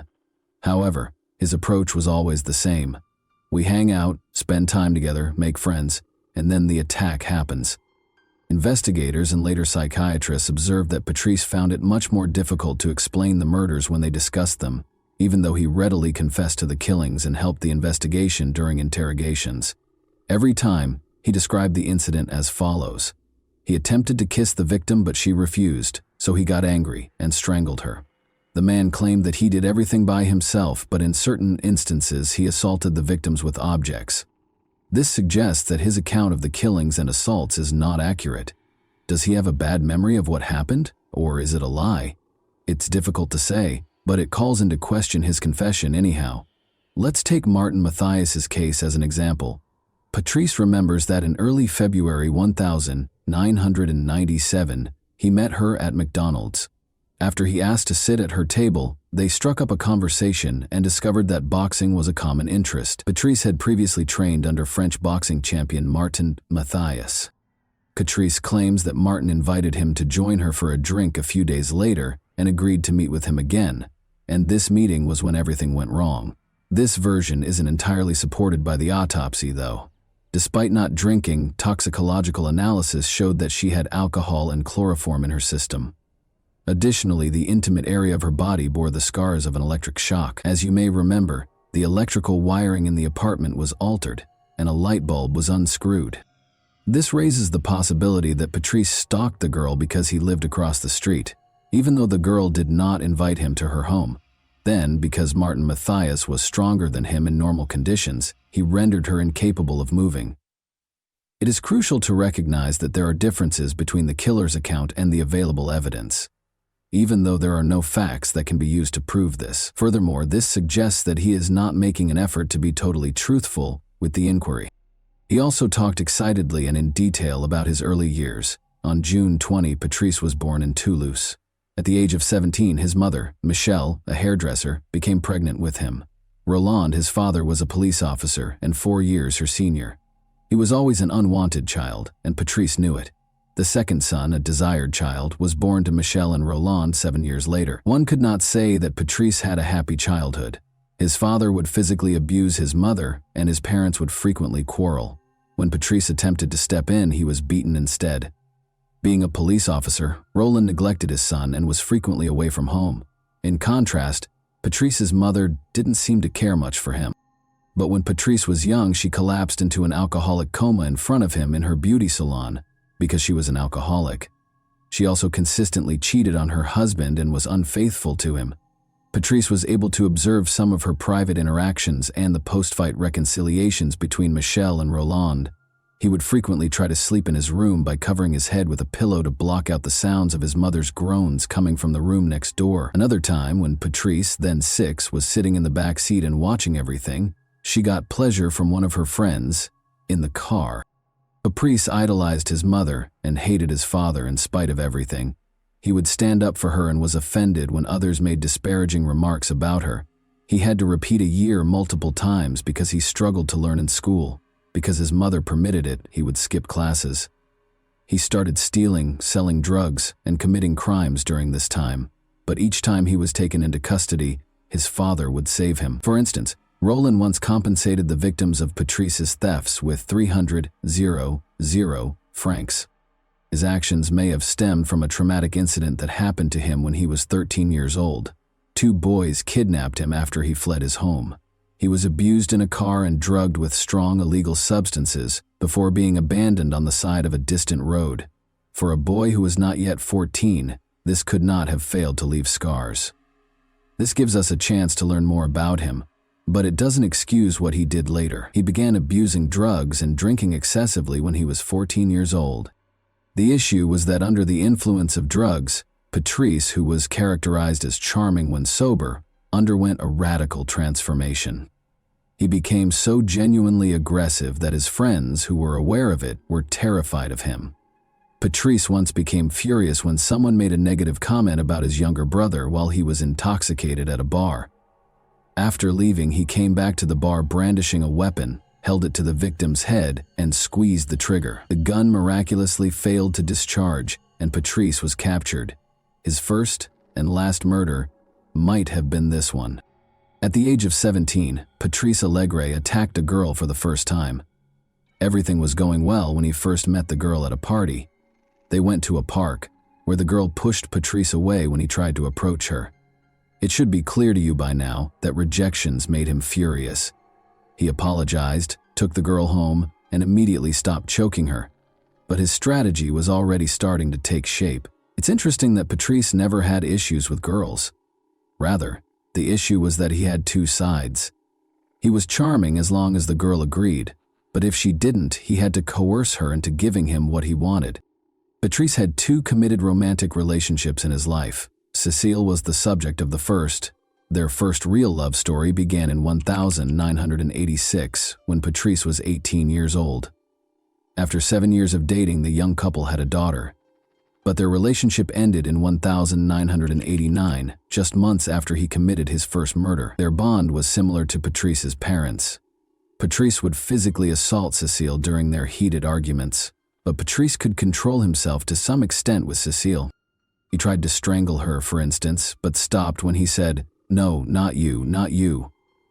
Cecile ended up in the hospital in 1994 with a broken jaw. After she lodged a complaint, Patrice was placed under arrest for a number of weeks. Cecile ultimately made the decision to end her relationship with Patrice in 1995. He met Sylvie the following year, and the two would live together until February 1997, when Sylvie also left Patrice because of his violent behavior. At that exact moment, Patrice attacked Émilie after moving into his friend Yves's home. On February 11, 2002, Patrice's trial got underway in Toulouse. He was charged with 5 murders, 1 attempted murder, and 6 violent crimes. Numerous errors made by the police during Valérie Thériault and Martin Mathias's investigation, which led them to conclude it was a suicide, were brought up during the trial. Given that his father was one of them, there were even rumors that the police were shielding Patrice. It was only a conspiracy theory, though. Psychiatrists examined Patrice's case, which was uncommon for criminal cases in France. His divergent views on his father and mother were among the most intriguing features. He vilified his father while exalting his mother. He even told his mother that they ought to murder his father when he was 13 years old. In spite of this, Patrice's father, Roland Allegre, showed up in court, took the witness stand, and looked his son in the eyes while declaring his love for him, in spite of everything he had done. He compared his crimes to those of his father, and Patrice's response was, "Well, I don't love you, I hate you. I should have killed you, as I told Mom, then I wouldn't have caused so much harm." But he never once put the blame for anything on his mother.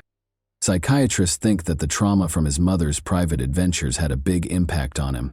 As a child, he was terrified by his mother's groans, but as an adult, he developed into a powerful man who tormented women by stifling their groans, the very essence of these women. It's interesting to note that he never attacked while his victims were unconscious. Émilie, who was fortunate enough to wake up and speak to him, was the first victim to calm him down and persuade him not to kill her. Émilie regained her human face when she woke up, but it seemed as though he could render girls unconscious and do whatever he wanted with them. He himself stated, "I have a memory lapse. I remember choking her, then she came to and I apologized. It brought me to my senses. I'm ashamed of what I did. I don't know what to say." It's also intriguing why, despite the apparent attraction between the young people, girls abruptly turned him down. The psychologist believes that he unintentionally caused the women to reject him. As is typical of killers who have personally experienced violence as children, he desired control over the victim. It was his strange method of taking charge of the circumstance again. Given that he violated each and every one of his victims, it would appear that the motive is simple to determine. It's not that easy, though. He acknowledged that he did not enjoy the attacks, despite the fact that this explanation seems the most obvious. For someone who occasionally has normal relationships and at other times commits horrible murders, he is more than just a sexual maniac. According to a U.S. psychiatrist who examined him, it was far more important to have control over the situation. Essentially, rather than humiliation leading to violence, violence led to humiliation. He was never able to explain why he killed. He spoke enthusiastically with psychiatrists during the trial, hoping they would answer this question for him. Another crucial query was whether Patrice had any additional victims, particularly during the period between 1990 and 1997. That is quite possible, because some of his known victims were not properly investigated. Even though Patrice says he didn't kill anyone else, is he reliable? At first, he only admitted to one violent act and 2 murders. To find out if he might be accountable for any other unsolved crimes, the police assembled a team of experts.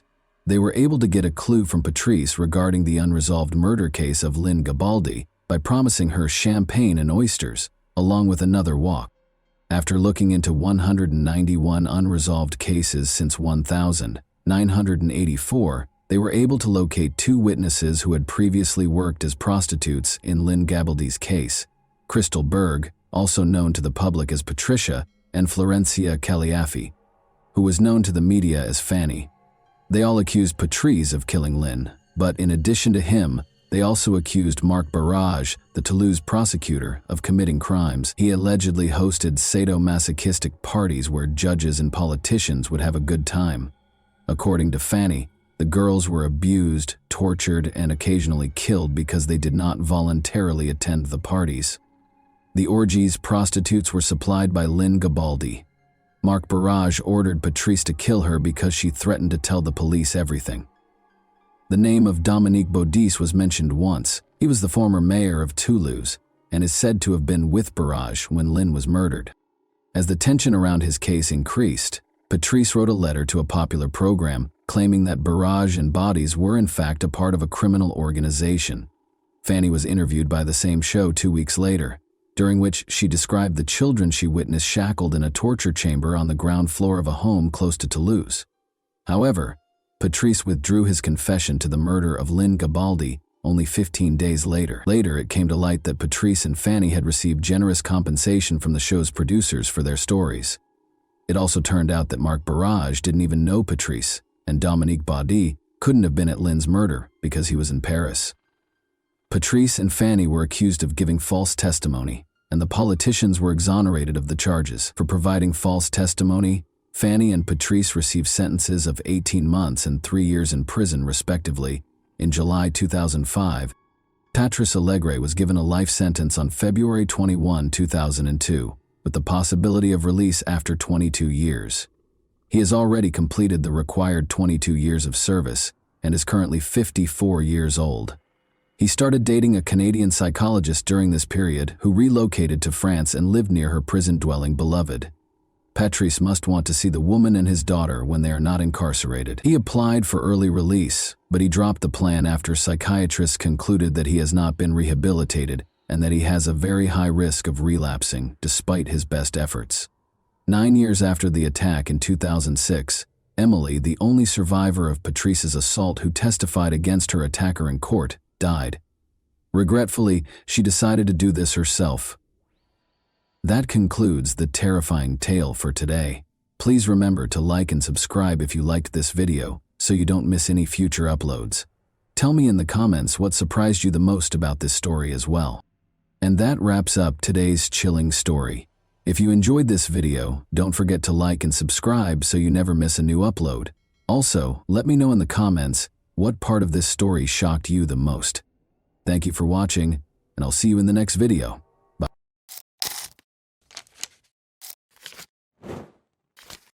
Hey guys, welcome to my channel, and today we're going to take a look at another horrible case with you.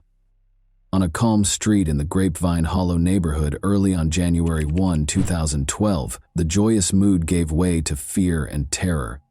Ashley Fallis, a young mother who had been shot in the head, was being transported in an ambulance to the hospital, her life in shambles.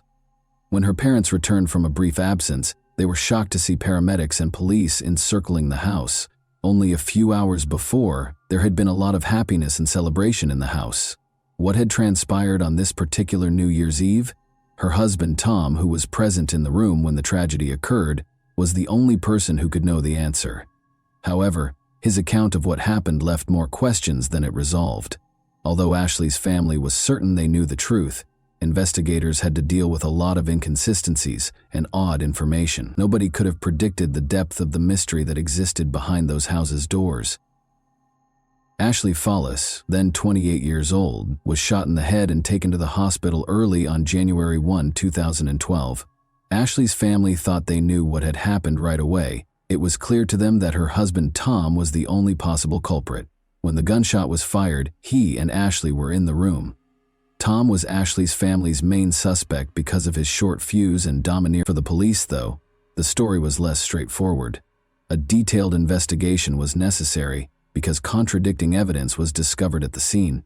Ashley's past turned out to be as complicated as her present, and witness accounts continued to change. It would be years before fresh information surfaced that would provide a new perspective on what happened that night. The festive evening that started on December 31, 2011, was intended to be peaceful and centered around the family. At their Zinfandel Street residence, Tom and Ashley Fallis threw a New Year's celebration. They celebrated, danced, and drank. Ashley and Tom appeared to be a contented couple. To the delight of their guests, they had been dancing together and gazing affectionately at each other just an hour before. However, as midnight drew near, Ashley made the announcement that she was going outside with her family, which infuriated Tom. Ashley's family was the last group of guests left at the house when the argument broke out. Ashley and her family attempted to defend her, but Tom started shouting at them. Tom demanded that the relatives leave after their attempts at mediation failed. Tom withdrew to the bedroom and slammed the door. The couple was left alone when Ashley's parents also made the decision to move out. Tragic events occurred several hours later. Ashley's family's intrusion into their private lives irritated Tom. Ashley and her parents had been drinking all evening, so he thought it was inappropriate for them to go outside. He insisted Ashley's parents get out. Tension between the couple only increased after they left. The argument resurfaced in the bedroom after the guests had left, leaving Tom and Ashley alone. According to Tom, their argument stemmed from old grievances, but Ashley was adamant that she would live her life as she saw fit, regardless of what he thought. Tom claimed that her family had an influence on her. Tom claimed to have heard Ashley handling the gun stored beneath the mattress while he was getting into his pajamas and standing by the closet. Tom started to ask her what she was doing, but the shot went off before he could finish. On January 1, 2012, early in the morning, emergency personnel arrived on the scene. After Ashley's family made accusations, the police enlisted the help of Colorado Bureau of Investigation investigators. Jenna Fox and Joe Ridden, her parents, blamed Tom for the incident right away, pointing to his hostility and rage earlier that night. Ashley appeared to have committed suicide based on the evidence found at the scene, but investigators found information that cast doubt on the situation. Items strewn all over the floor and crooked picture frames on the walls suggested a potential struggle prior to the gunshot. Unsigned divorce documents discovered on a dresser appeared to support rumors of marital discord. An online dating site had brought Ashley and Tom together in the spring of 2007. Ashley was gregarious and energetic, and Tom fell in love with her right away. Their relationship progressed swiftly, and Ashley already had 2 daughters from a prior marriage. The couple married 2 weeks after the birth of their son, who was born a year after they first met. Ashley's daughters were adopted by Tom in 2010, and the family moved in together. But the family was becoming more tense by the end of 2011. Ashley's youngest son had just turned 3, and their 2 older daughters were 6 and 9 years old. The boy needed multiple surgeries after being diagnosed with hydrocephalus. Ashley, who was finding it difficult to manage her duties as a mother and the challenges in her marriage to Tom, was severely impacted by the stress of his illness. The tragic events of that New Year's Eve were predicated on the tense atmosphere created by these difficulties. Ashley Follis was let go from her job at North Colorado Medical Center in 2010. Aggressive behavior was cited as the official reason, which was insubordination. Despite winning a settlement in her wrongful termination lawsuit, the legal victory did little to address her other issues. She had a brief affair with a high school sweetheart the following year, which made her already shaky marriage to Tom even more strained. At the same time, Ashley went to a psychiatrist for assistance. Since she was having up to 4 or 5 panic attacks a week, she was prescribed medication to lower her anxiety and stabilize her mood. Her relationship with Tom was severely strained as a result of these difficulties. Even though Tom knew about her affair, he decided against filing for divorce. Ashley herself created the divorce documents that investigators later discovered in their bedroom in 2009 when the couple was thinking about divorcing because of their divergent work schedules. But in the end, they made the decision to remain together and improve their relationship. According to Tom, their relationship had begun to improve in the months preceding the tragedy. He had found a stable job as a corrections officer with the Weld County Sheriff's Office. Ashley, meanwhile, discovered her own method of handling life's challenges. She started giving talks at conferences, offering support to other parents facing similar challenges, and sharing her experiences of raising a child with hydrocephalus. Ashley tested positive for pregnancy at home a few weeks prior to New Year's Eve. This was unexpected because she had been sterilized to avoid getting pregnant again after the birth of their youngest child. Ashley thought she might be pregnant in spite of the odds. She stopped taking her mood-stabilizing and anxiety medications to protect the unborn child. However, Ashley started her menstrual cycle just hours before guests arrived on December 31, 2011, the day of the party. She and Tom were devastated when a second pregnancy test revealed a negative result. A conversation about the possibility of trying to conceive another child and undoing the sterilization process had started that day. Years before, Ashley's mother had proposed the procedure, but now they had complete control over the choices. Tom and Ashley both stated that they would like to have another child, so the abrupt change in circumstances caused a great deal of emotional strain. All of this served as the background for what happened that night.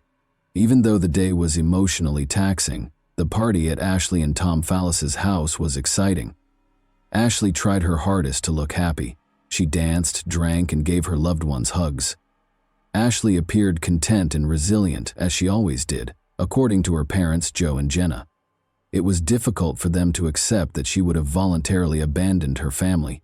However, Tom asserted that Ashley's family was unaware of the intense emotional struggles that were concealed behind her apparent composure. Tom's account of what happened that evening was carefully considered by investigators. He started his interview by narrating the events of the day, including how Ashley's decision to go outside with her family members escalated a minor argument and how the negative pregnancy test result had set the tone. Ashley's propensity to follow her mother's advice too frequently became the topic of the argument. Tom stated that he just wanted things to calm down and didn't want to argue anymore. Investigators observed scratches on Tom's neck and chest during his police interview. Given that they might have been signs of a struggle, these marks sparked suspicions. Tom clarified that the red marks were caused by him scratching his skin because he was itching after shaving his chest for the first time. He claimed that stress might have been the cause of the scratches on his neck. As the interview went on, the level of questioning increased. Tom insisted on his innocence because he believed he was being accused of a crime. He insisted that he wasn't in the room when the gun went off, and that he didn't shoot Ashley. Investigators were inspecting the house and interviewing neighbors in the meantime. Chelsea Arriga, a neighbor, claimed to have heard Ashley yell, "Get off me," just prior to the gunshot. This story ran counter to what Tom had said. Tom denied that he ever made Ashley do anything against her will when investigators questioned him about the yelling. He clarified that he only requested that she cease following her mother's advice because it was straining their marriage. Investigators pressed him further, pointing out that Ashley was unlikely to have shot herself because of the wound on the back of her head. To prove his innocence, Tom insisted on having his hands tested for gunpowder residue. In order to ascertain whether Ashley was capable of firing the gun, he also demanded that her hands be examined. Because of the peculiar circumstances and contradicting evidence, investigators remained doubtful despite his explanations. Ashley Follis was in the hospital, where medical professionals battled to save her life, while Tom was at the station, Unfortunately, they declared her dead a few hours after she was admitted. Tom was devastated to hear of her passing. After the incident, he said, he saw her breathing and thought she might have a chance to live when he held her in his arms. Despite not getting a confession from Tom after 3 hours of interrogation, investigators were unable to rule him out as a suspect. Tom grew more and more upset, insisting on his innocence and saying over and over that he could never hurt his wife. Ashley's death was declared a voluntary act 4 days after the incident. The medical examiner came to the conclusion that she killed herself, even though lab tests were not yet finished. Ashley's family was shocked and incredulous when the case was closed.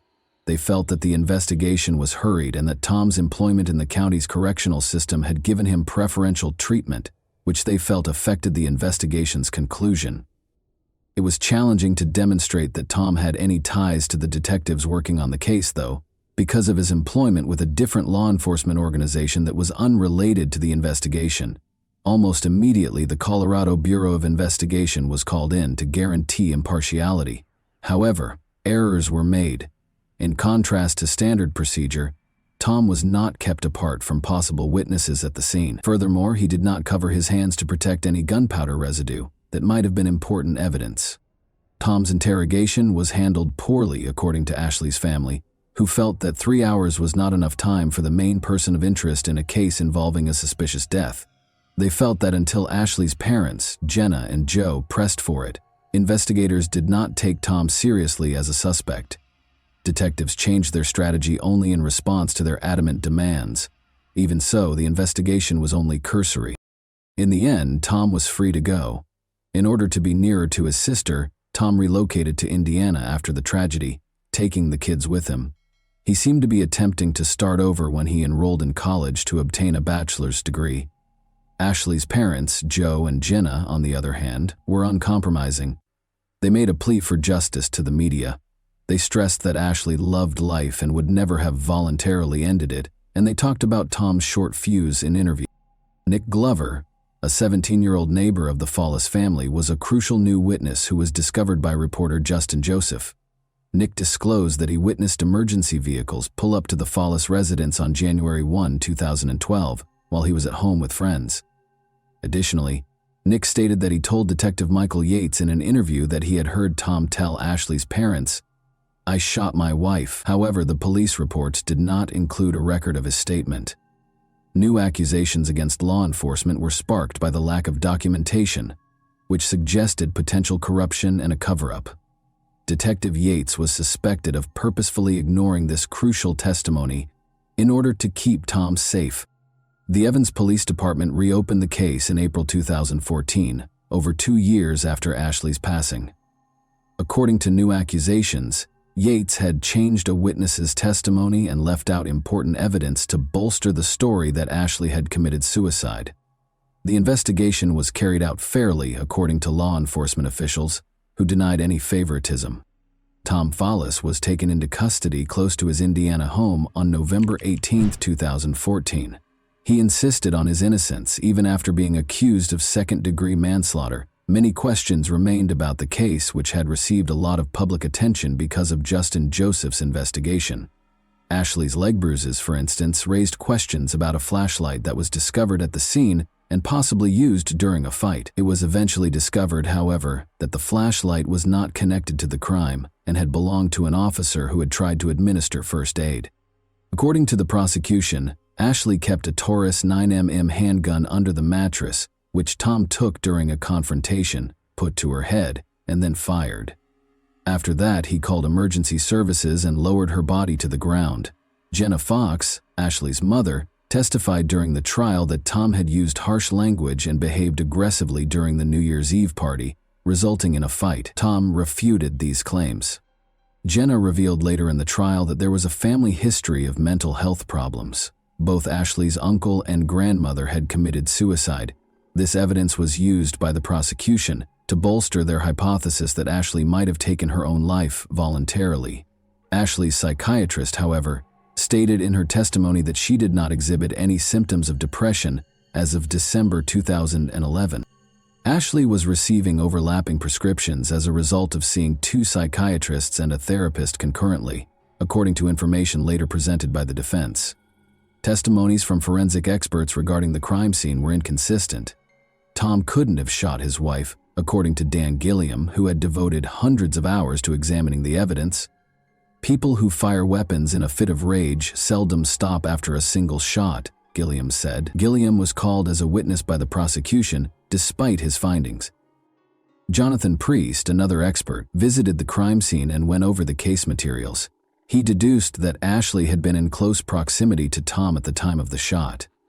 There would have been more blood all over the room, Priest thought, if Tom had been farther away. The chronology of when Tom arrived at Ashley and started helping, as recorded by the first responders, served as the basis for his analysis. This argument was used by the prosecution to refute the defense's assertions. Ashley's failed attempts to conceive, according to the prosecution, added to her emotional problems. Although she was not pregnant at the time of her death, an autopsy showed that she might have become pregnant following a tubal ligation.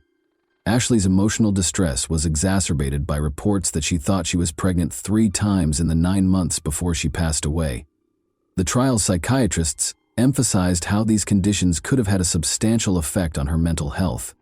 A key component of the prosecution's case, particularly after Nick's friend Chelsea Arrigo provided her own account, was Nick Glover's testimony that he overheard Tom tell his parents, "I shot my wife," the night Ashley Fallis died. Chelsea also reportedly heard Ashley yelling, "Get off me!" according to Nick's mother, Kathy. However, Chelsea said during the trial that she was too drunk to remember the argument distinctly. Nick, however, emphasized that such a confession was unforgettable and insisted that he remembered everything that happened that night. Investigators took notice of his claims, and Detective Michael Yates, who had spoken with Nick the day Ashley died, was subject to internal review for neglecting to record this purported confession.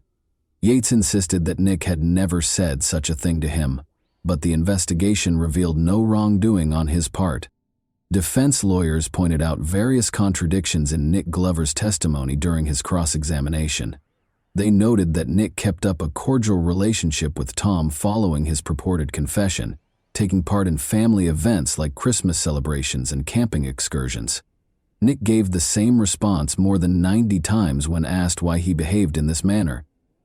"I don't remember." Chris Graves, a former deputy for the Weld County Sheriff's Office, later came forward and said he had heard Tom confess. The defense cited contradictions in Graves's story, claiming that when he arrived at the scene he heard Tom yelling, "I can't believe I shot her, I can't believe she's dead," despite the fact that the crime scene was packed with neighbors, family members, and law enforcement officers. Nobody else claimed to have heard Tom's alleged outburst. Additionally, Graves did not arrest Tom on the spot, stating that it was outside of his authority. The defense also pointed out that for 3 years after the incident, Chris Graves had not submitted any reports regarding his statements. His credibility was further damaged when he was later fired for dishonesty from the sheriff's office. These elements call into question the prosecution's story. The prosecution's theory was also not supported by a large number of tangible pieces of evidence. Tests for gunshot residue on Ashley's 2 hands revealed residue, but tests on Tom's hands revealed no traces. Neither nail scrapings from Ashley nor scratches on Tom's chest, which could have been signs of a struggle, contained any evidence of Ashley's DNA. The idea that the couple had a physical altercation prior to the shot being fired was seriously called into question by these findings. In his own defense, Tom Fallis declined to testify. Over 40 witnesses were called to testify during the trial, which lasted for several weeks. Ashley's mental health and the major obstacles she had encountered in the months before her death, repeated pregnancy tests, her son's illness, prescription drugs, losing her job, and having an affair, were the main topics of the defense's closing arguments. The defense argues that these elements may have played a role in the tragedy. Ashley's purported farewell letters were introduced during the trial, which was a startling development. She wrote that she could no longer live, called herself a failure, and apologized to Tom in these letters. Since they were only made aware of these letters years after Ashley's passing, her family questioned their veracity. According to her family, they thought the letters were fake and had never seen any indication that Ashley might have written them. The jury deliberated for 3.5 hours, including an hour for lunch, before rendering its decision. Tom Fallis was acquitted of all charges, including second-degree manslaughter. Ashley's family was devastated by the decision. Jenna Fox and Joe Ridden, her parents, were adamant about Tom's guilt and sued the Evans Police Department, alleging that investigators had fabricated or hidden evidence. They contended that other officers who may have heard Tom's purported confession stayed silent and that Nick Glover's 2012 testimony had been disregarded. In the end, their cases were dropped. Ashley's family remained adamant about Tom's guilt and insisted on accepting the acquittal. Nevertheless, they were able to keep up a relationship with the kids and obtain visitation rights that let them continue to be active in their lives. As he works to rebuild his life and further his education, Tom Fallis is still struggling financially as a result of legal fees. Tom continued to look after the children after the tragedy. To start over and be nearer to his sister, he relocated them to a different state. He informed them that their mother had died in an accident, but he would like to give them more information when they are older. The case is still cloaked in mystery despite every attempt to find the truth. Doubt seems to grow with each response, and questions persist. Ashley Fallis's story is one of those instances where it becomes difficult to distinguish between truth and deceit, leaving only suspicion and unsolved mysteries in its wake. And that wraps up today's chilling story. If you enjoyed this video, don't forget to like and subscribe so you never miss a new upload. Also, let me know in the comments what part of this story shocked you the most. Thank you for watching, and I'll see you in the next video.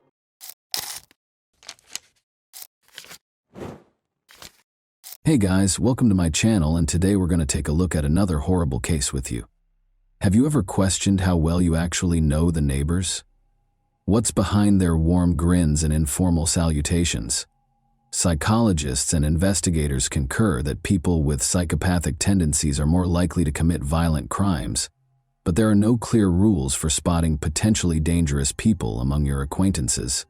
The beginning of this eerie case involves Brian and Beverly Mauck, an apparently ideal couple whose lives appeared to be straight out of a fairy tale. They enjoyed traveling and spending time together, were financially stable, and were incredibly in love. However, when they relocated to a different neighborhood, everything was different. Beverly and Brian were found dead in their house shortly after they had moved in. Investigators were immediately directed to a nearby residence by blood evidence found at the scene. Even the most experienced detectives were taken aback by the motivation behind this heinous act. Brian and Beverly Mauck's love story. At a party hosted by a mutual friend in the spring of 2001, Brian and Beverly first crossed paths. They were both college students at the time, but it was obvious they had discovered something unique as soon as their eyes met. They were inseparable after their initial mutual admiration swiftly developed into a strong bond. The couple visited each other's families in turn that summer, introducing their partners to their parents and being forthright about their sincere intentions. The relationship was immediately approved by both families, who noted how well the two complemented one another. From an early age, Beverly and Brian had been active and daring. They were never satisfied to remain motionless for long and thrived on sports, thrills, and novel experiences. Beverly was a gifted athlete who loved learning new languages, played guitar effortlessly, and was an excellent baseball and track star. She was loved by both her peers and her friends, and her bright smile could light up any space. Sports that were riskier and more unusual had always appealed to Brian. He was passionate about rock climbing, surfing, and diving, and he loved taking risks. A true adventurer at heart, he saw danger not as a threat, but as a challenge he was always ready to face. Every year, he tried to visit a new place and learn a new skill. When Brian and Beverly first saw and spoke to each other, they immediately realized they were on the same wavelength. This became the starting point for their intense and fulfilling relationship. Together, they climbed mountains, skied and snowboarded, went scuba diving, and conquered waves and peaks alike. Despite their whirlwind romance and seemingly perfect relationship, the couple wasn't in a rush to get married. They both wanted to finish their education first. Once they graduated, they focused on saving for a house. Brian began building a career at an industrial company, and Beverly got a job as a hotel administrator, where her language skills were invaluable. On May 15, 2006, the couple officially tied the knot. They held a beautiful ceremony by the ocean, inviting only their closest family and friends. Afterward, they went on a long honeymoon, visiting several countries. When they returned, Brian and Beverly purchased a spacious home in the quiet town of Graham in Clearfield County, Pennsylvania. The house was located in a scenic and sparsely populated area near a forest and a river. It was a perfect place to start their family and enjoy a peaceful life.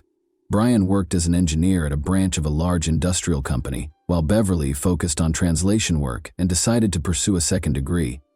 The couple quickly got to know their neighbors and made friends in their new town. Unfortunately, their happy and carefree life didn't last long. A startling incident in a quiet neighborhood.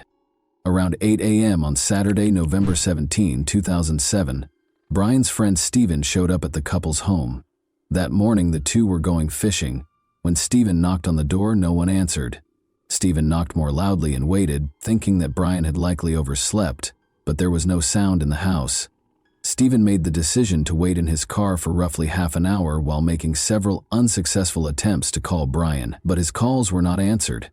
Frustrated and feeling a bit upset that his friend might have changed plans without telling him, Steven eventually left to fish on his own, since he had all the necessary gear with him. Later that day, still unable to reach Brian or Beverly, Steven decided to return to their house once again. There was no answer at the door. This time, Steven decided to walk around the property and look through the windows. He was starting to feel uneasy. Brian was a responsible and punctual person who wouldn't just disappear without notifying anyone. When Steven reached the garage, he looked through a small window and saw that the couple's car was parked inside. This made him even more anxious, but he tried to push away any bad thoughts. Moving to the living room window, he attempted to see inside, but as it was already getting dark outside and the house lights were off, it was hard to make anything out. What he could see, however, left him deeply alarmed. The TV was lying face down on the floor, and just beyond it, something large and unmoving was on the ground. Steven rushed back to his car to grab his fishing flashlight, switched it on, and directed the beam into the living room. What he saw froze him in terror. On the floor lay two bodies, partially covered with a blanket that was soaked through with blood.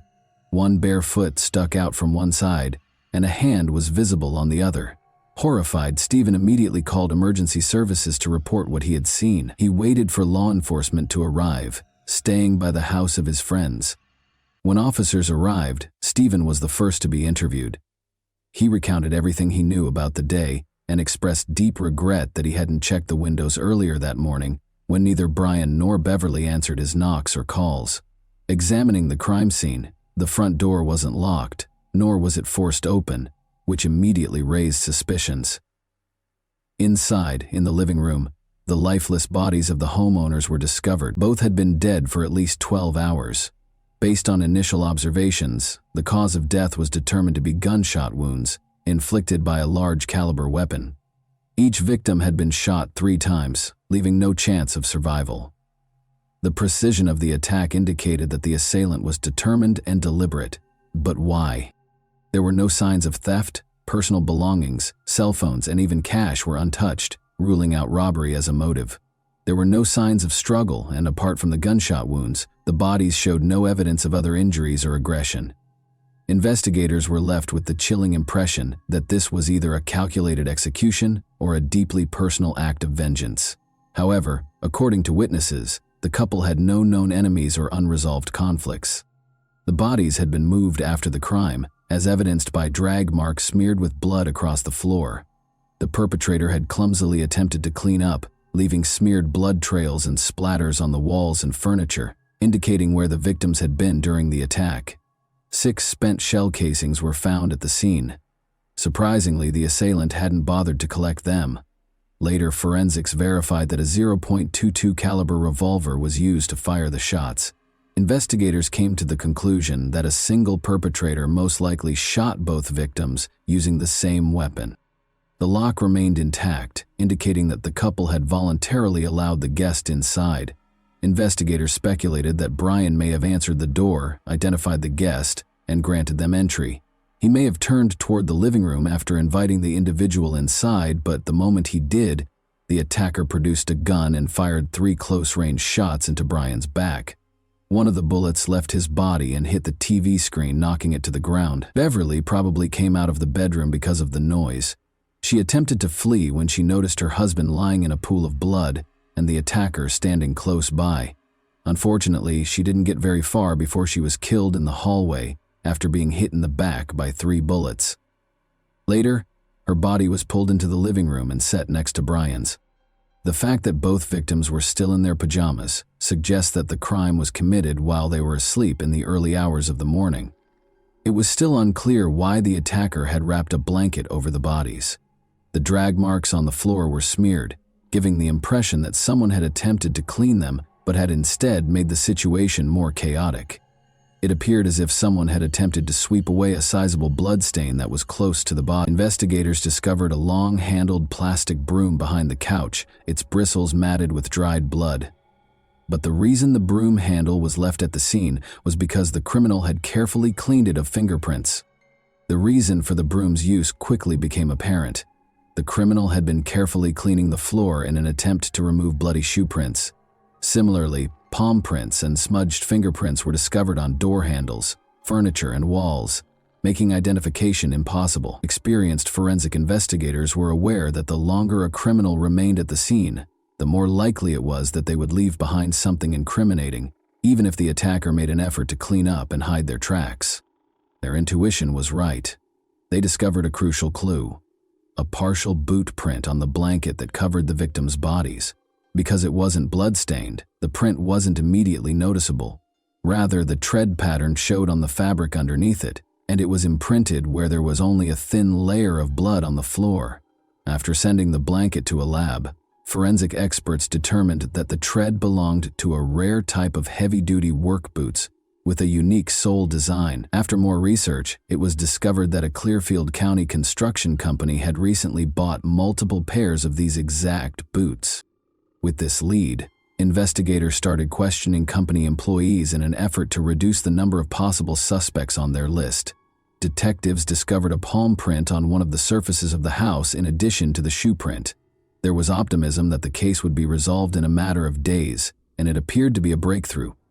Nevertheless, no matches were found when the print was scanned through law enforcement databases. This implied that the offender had no past records and had never had their fingerprints taken by the police. The initial suspect, Stephen, the friend who had found the bodies and alerted the police to the crime, was, of course, the first suspect. Suspicion was aroused by the fact that he had been to the crime scene twice that day, but Stephen clarified that he didn't call the police until later because he had thought earlier in the morning that Brian and Beverly were just sleeping. Stephen was shocked and furious to learn that he was a suspect. He had no alibi because he said he had been fishing by the river by himself for almost the whole day, where no one else had seen him. Nevertheless, his timeline was confirmed by investigators using traffic camera footage. As he had described, the recordings verified that he had traveled to and from the fishing site during the day. Stephen was further exonerated by fingerprint analysis, as tests for gunshot residue on his skin and clothing revealed no evidence, and his prints did not match any recovered from the scene. Furthermore, the boot prints were not the same size as Stephen's shoes, and he had no affiliation with the construction company that had bought the boots. All suspicions against him were abandoned, since there was no proof linking him to the crime. An unexpected observer. In the meantime, detectives interviewed neighbors extensively in an attempt to locate witnesses. They eventually received a promising lead when they knocked on the door of Daniel and Jennifer Tabaris, who lived across the street from the Mocks. When they called, Daniel said he was happy to answer their questions, but that his wife Jennifer was at work. He disclosed that at approximately 5:30 a.m., he now knows that the strange noises he heard from the Mauch's house on the day of the crime were gunshots. Daniel, intrigued but wary, had noticed a white pickup truck parked close to the Mauch's home through his window. He was positive the car was not the couple's. Two men left the Mauch's home a few minutes after the loud noises were heard. The low light just before dawn made it difficult for Daniel Tavares, the witness, to get a clear view of them, but he gave a thorough account of the white pickup truck's driver that was parked close to the house. Daniel reported that the driver was a white man of about 40 years of age, with a sturdy build, long dark hair pulled back in a ponytail, and a mustache. Additionally, he saw a tattoo on the man's left hand, though he was unable to discern the design. No other neighbors reported seeing anything similar, despite the fact that this information seemed promising. Brian and Beverly's friends, family, and co-workers were unable to name anyone in their social circle who fit this description or had a truck like that. The fact that the car was not visible on any local traffic cameras further suggests that the criminals may have evaded detection by taking a detour through the woods. A county-wide alert was issued for the white pickup truck, but no leads were found. A fresh suspect surfaces. In an interview with detectives, Beverly's mother recalled that a few months prior to the crime, her daughter had brought up Jeremy Flint, a neighbor. Law enforcement had been keeping an eye on Jeremy, a 22-year-old man, for dealing illegal substances. Other neighbors had made disparaging remarks about him, and his home was notorious for being visited by suspicious people on a regular basis. Because of this, investigators began to think about him as a possible suspect in the heinous double crime. Jeremy wasn't home when the police came to visit him. At first, they believed he might have run away after committing the crime. After interviewing more neighbors, it was discovered that Brian and Beverly had thrown a small party at their house just before the tragedy. Jeremy had unexpectedly arrived, uninvited and under the influence of drugs. His actions were characterized as aggressive by witnesses. He incited arguments, insulted visitors, and harassed a few of the women. He eventually had to leave, but not before promising that the couple would come to regret what they had done. A cell phone and a gun with ammunition that had been kept in a pantry drawer were among the things that Brian and Beverly discovered missing from their house the following day. The couple chose to confront Jeremy because they were positive he was to blame. They visited his home and firmly but politely demanded the return of their belongings, threatening to call the police if they weren't given back. It might have been a risky error to make this rash threat against someone connected to illegal activity. Jeremy refused to return the items and denied stealing anything, but inexplicably the missing items turned up in the couple's backyard the next day. Beverly and Brian were certain that Jeremy had left them there overnight. Even though the incident seemed to be over, Beverly was still uncomfortable. She started urging her husband to think about relocating to a different neighborhood because she was afraid of being home alone. The alibi of Jeremy. When Jeremy eventually made it back to town, he was taken into custody by police to be questioned. He returned the day after the crime, but it soon became apparent that he had been out of town for almost a week. He had spent 6 days with his parents after traveling to another state to see them. He had been out drinking with friends the night of the crime, according to surveillance footage from a bar, and his alibi was supported by multiple witnesses. Furthermore, forensic analysis verified that Jeremy's palm prints and fingerprints did not correspond with those discovered at the scene. Jeremy was ruled out as a suspect because there was no evidence linking him to the crime. Recent advances in the case. The only witness in the case, Daniel Tavares, was contacted again in the hopes that he might remember something new after investigators had exhausted all other suspects and leads. Daniel's story abruptly changed during this follow-up visit. In addition to describing one of the men leaving the house with a scar on his cheek, he claimed to recall specifics about the clothing the criminals were wearing. Daniel had previously mentioned that the men's faces were hidden by hoodies, so this was a startling change. Daniel was asked to identify the window he had been looking through at the time of the incident by a detective. Despite the fact that it was daylight, the detective's analysis of the view revealed that it was still challenging to discern the specifics of a person across the street. It seemed unlikely that Daniel could have seen so much, given that the events had occurred in the early morning twilight. This disparity raised the possibility that Daniel had been lying all along. However, why? Was he personally responsible for the crime?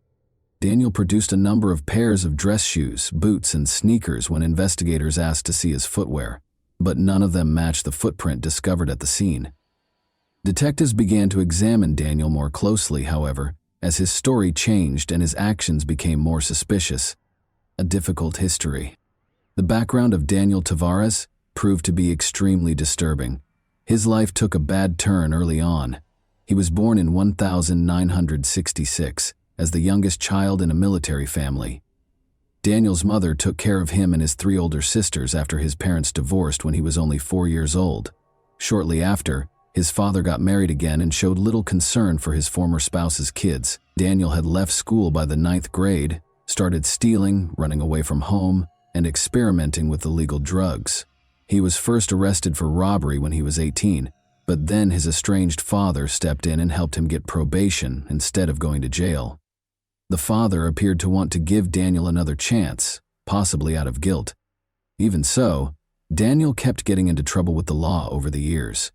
He was always given light sentences for his offenses. Daniel's father tried to provide for him after he relocated to Florida in the late 1980s. In addition to trying to help Daniel find stable work, his father funded an expensive treatment program at a private rehabilitation clinic. However, Daniel was caught stealing and dealing drugs once more within 6 months. He was sent back to live with his mother after his father gave up this time. Daniel's dependencies had started to negatively impact his mental health by this time. He received a schizophrenia diagnosis and medication within a year, but Daniel hardly ever took his drugs as prescribed. Rather, he combined them with alcohol, which resulted in violent and hazardous outbursts. A case of violence. During a fight with his mother in July 1991, Daniel snatched up a knife and attacked her, wounding her almost 30 times. At the scene, she passed away. Daniel stated during his trial that he was influenced by voices in his head that told him to kill her.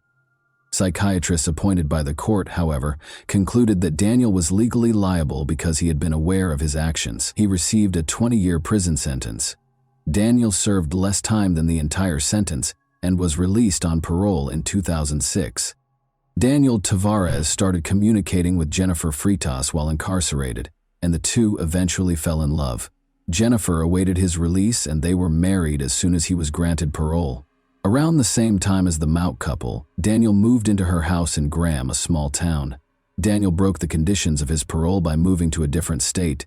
He ought to have been taken into custody right away, but a technical glitch and police carelessness kept that from happening. Even after detectives discovered a bloody handprint at the Mauk's crime scene, Daniel managed to avoid detection because his fingerprints were inadvertently deleted from the criminal database. It was as if everything was somehow conspiring in his favor. Daniel briefly worked for a construction company that bought the rare work boots connected to the crime, according to additional investigation, but there was not enough hard evidence for detectives to make an arrest. They had to carefully construct their case so as not to alert Daniel or Jennifer, his possible accomplice. Placing the trap. Daniel was asked to come to the police station on November 24, 2007, ostensibly to help with composite sketches of possible suspects. He enthusiastically accepted and enthusiastically described and assisted in drawing portraits of people he had made up entirely for about an hour. He was preoccupied when a second officer walked in and remarked nonchalantly that in order to rule Daniel out as a suspect, they needed to get his fingerprint. After some hesitation, Daniel finally consented, certain that there would be no evidence of his presence at the crime scene. The officer casually mentioned that investigators had discovered an unidentified bloody handprint at the Mauk's residence after fingerprinting. Daniel tensed visibly and started to explain that his prints might have been left at the Mauk's house because he had been friendly with them and frequently visited them. The officer calmly replied that there was no reason to be concerned because the handprint was bloody and obviously that of the criminal. The discussion then turned to Daniel's past by a second detective. Daniel confessed to killing his mother after he brought up the crime for which he had served time. Unexpectedly, Daniel started to describe the horrifying specifics of that crime with icy fervor. He gave off the air of a real psychopath, grinning as he explained what he had done. Forensic experts were comparing Daniel's prints to those recovered from the crime scene in the meantime. Detectives presented Daniel with the evidence after the results showed a perfect match. Anger immediately replaced his arrogant manner. However, officers handcuffed him and placed him under arrest before he could lash out. Daniel was forced to confess and assist investigators due to the overwhelming evidence against him. He clarified that he had spent hours drinking and using potent drugs at a bar the night before the crime. The bar staff threw him out and threatened to call the police when he ran out of money to pay his tab.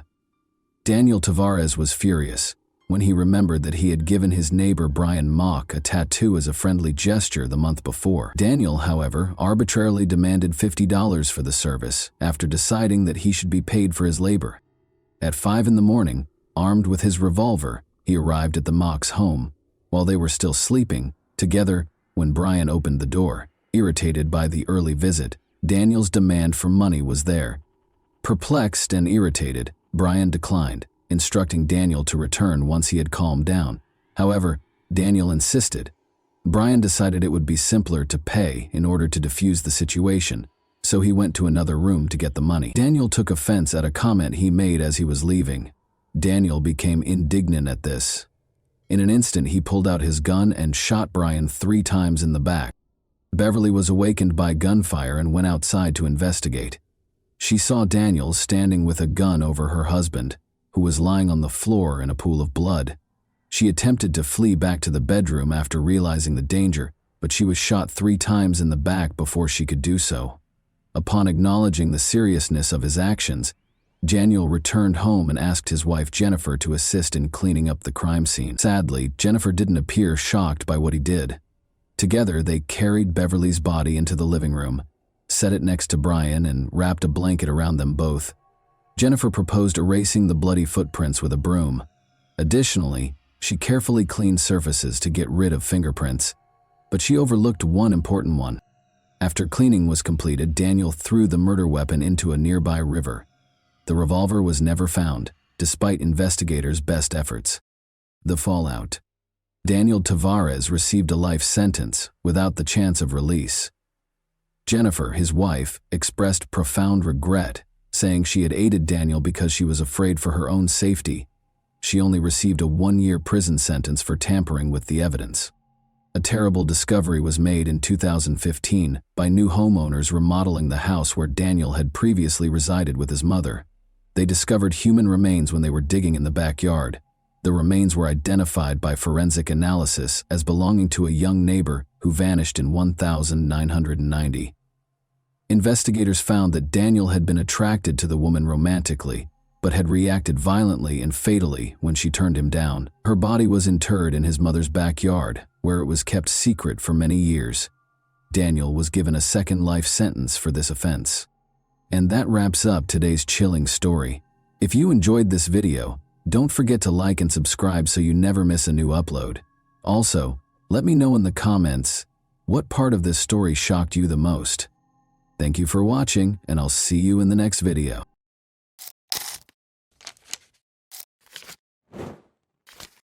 Hey guys, welcome to my channel, and today we're going to take a look at another horrible case with you. The funeral of 15-year-old Holly Newton, who was described as a popular girl who was loved by many, took place in Hexham, England on February 17, 2023.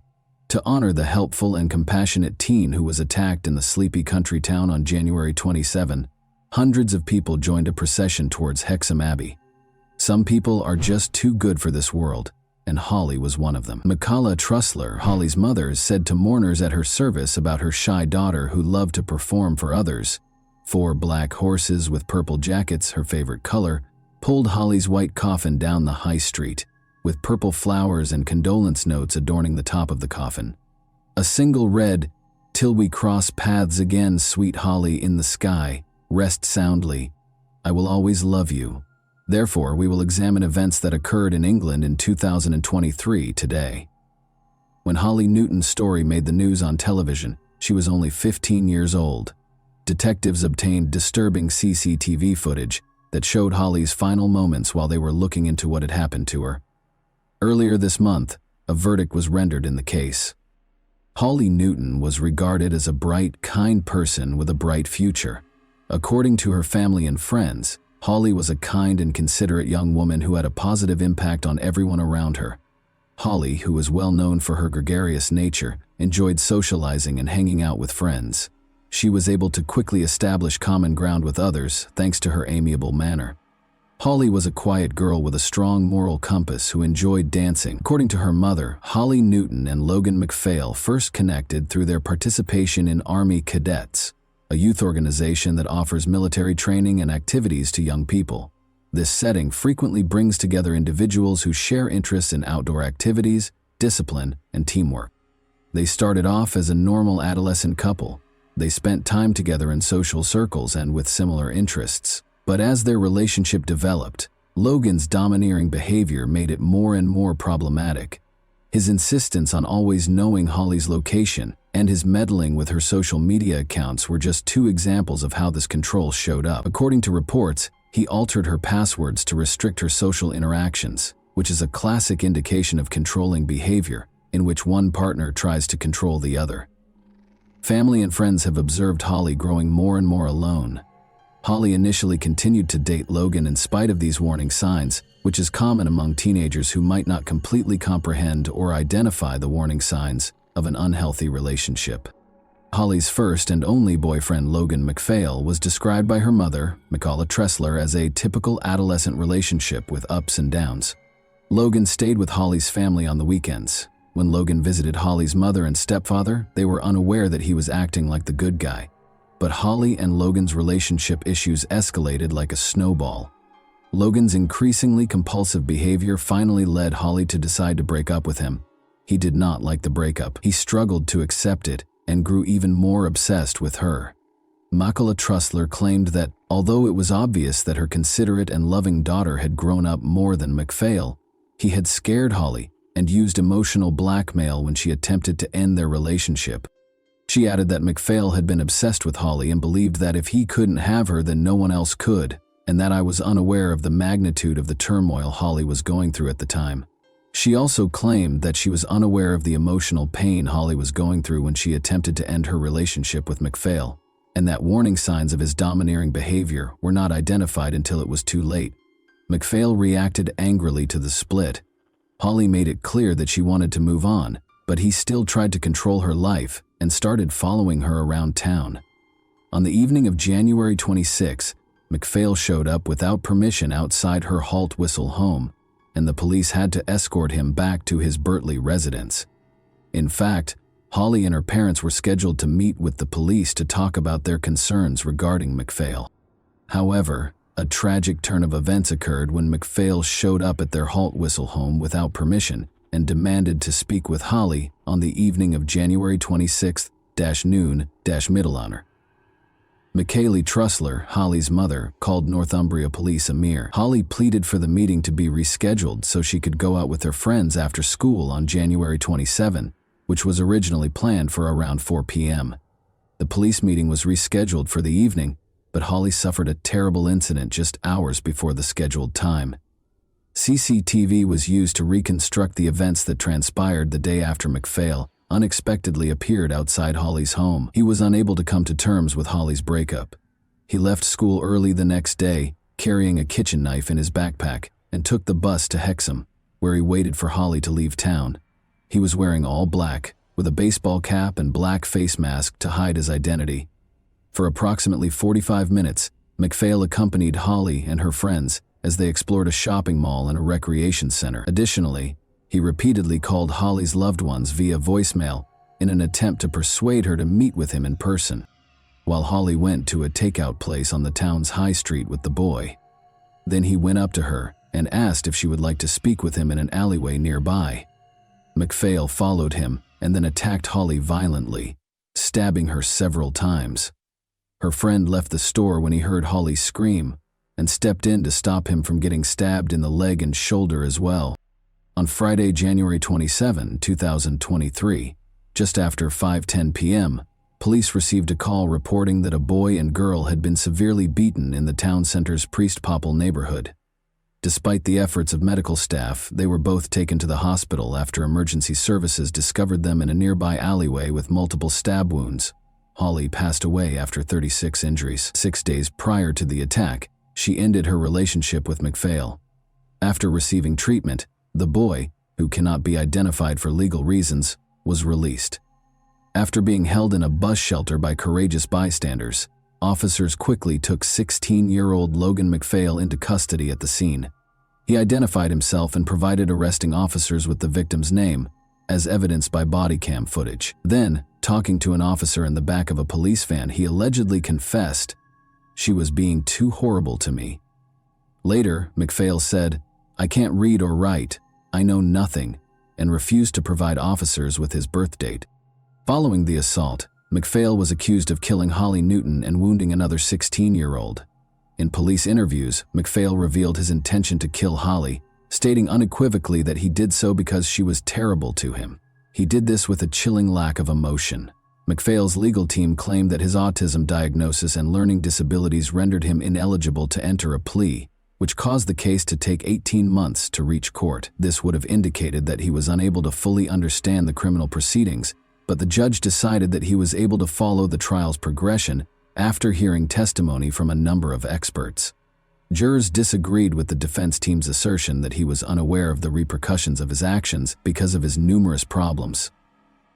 To give yourself the best chance of attacking Holly without anyone noticing, you told MacPhail that you wanted to get her into the alleyway, which was out of sight. I'm glad you chose to attack Holly because you could tell by her responses at the bus stop that she was not amenable to the idea of getting back together. Despite your feelings of jealousy and resentment, you were still able to figure out where you could attack her most effectively.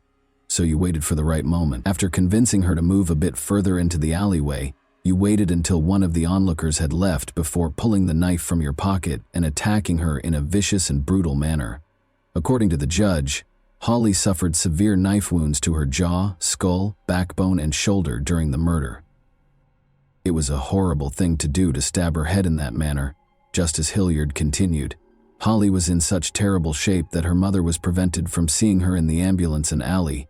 You applied so much force that the knife broke and the blade became distorted. It was extremely uncommon to see a knife so damaged, according to the pathologist. You knew how final death was, so I'm sure you planned to kill her. According to the judge, MacPhail probably carried the knife that day in order to intimidate Holly by hurting himself, and made plans to attack her once it became apparent that their relationship would not be continued. Justice Hilliard added shortly before the murder that she had the right to end the relationship if she so desired, and spend time with anyone else she wanted. As he concludes his sentencing remarks, Mr. Justice Hilliard states that he considers how significant MacPhail's relationship with Holly was to him, given the circumstances of his chaotic home life. Your speech impairment hindered your ability to form friendships and relationships with other people, so you placed a high value on your relationship with her. This made its ending all the more difficult for you to process and work through, the judge adds. He claims that although MacPhail has also apologized, he has attempted to place some sort of blame on Holly. The judge tells MacPhail that it was evident from your testimony to the jury that you had convinced yourself that Holly had mistreated you. She also notes that your initial response at the scene was to accuse her of being terrible to you. I believe that this belief lessens or moderates the amount of regret you felt prior to the verdict being announced. In a devastating statement, Holly's mother described the day she found out what had happened to her daughter. Despite having admitted manslaughter, MacPhail was found guilty of both murder and intentionally wounding the teenage boy. He claimed during his trial that he wanted to return some of Holly's belongings, including clothes, teddy bears, and slippers, but he had none of it with him when he was taken into custody. For willfully injuring a fellow young man who attempted to halt the assault, MacPhail received a life sentence with a minimum of 17 years and an additional 5 years. MacPhail was informed that he would only be released when it was safe to do so, even after serving the minimum sentence. Detective Darren Davies of Northumbria Police said following the sentencing that the case was truly devastating, and that MacPhail had cruelly taken away Holly's future. Naturally, nothing can undo the terrible things that happened that night. But I hope the outcome today will give her loved ones a sense of closure so they can try to move forward. Detective Davies added, the choices he made that evening have permanently altered the lives of countless people, and he will now have plenty of time in his cell to reflect on that. Given the suffering this incident has caused so many people, we would implore everyone to reconsider carrying a weapon of any kind. And that wraps up today's chilling story. If you enjoyed this video, don't forget to like and subscribe so you never miss a new upload. Also, let me know in the comments, what part of this story shocked you the most? Thank you for watching, and I'll see you in the next video.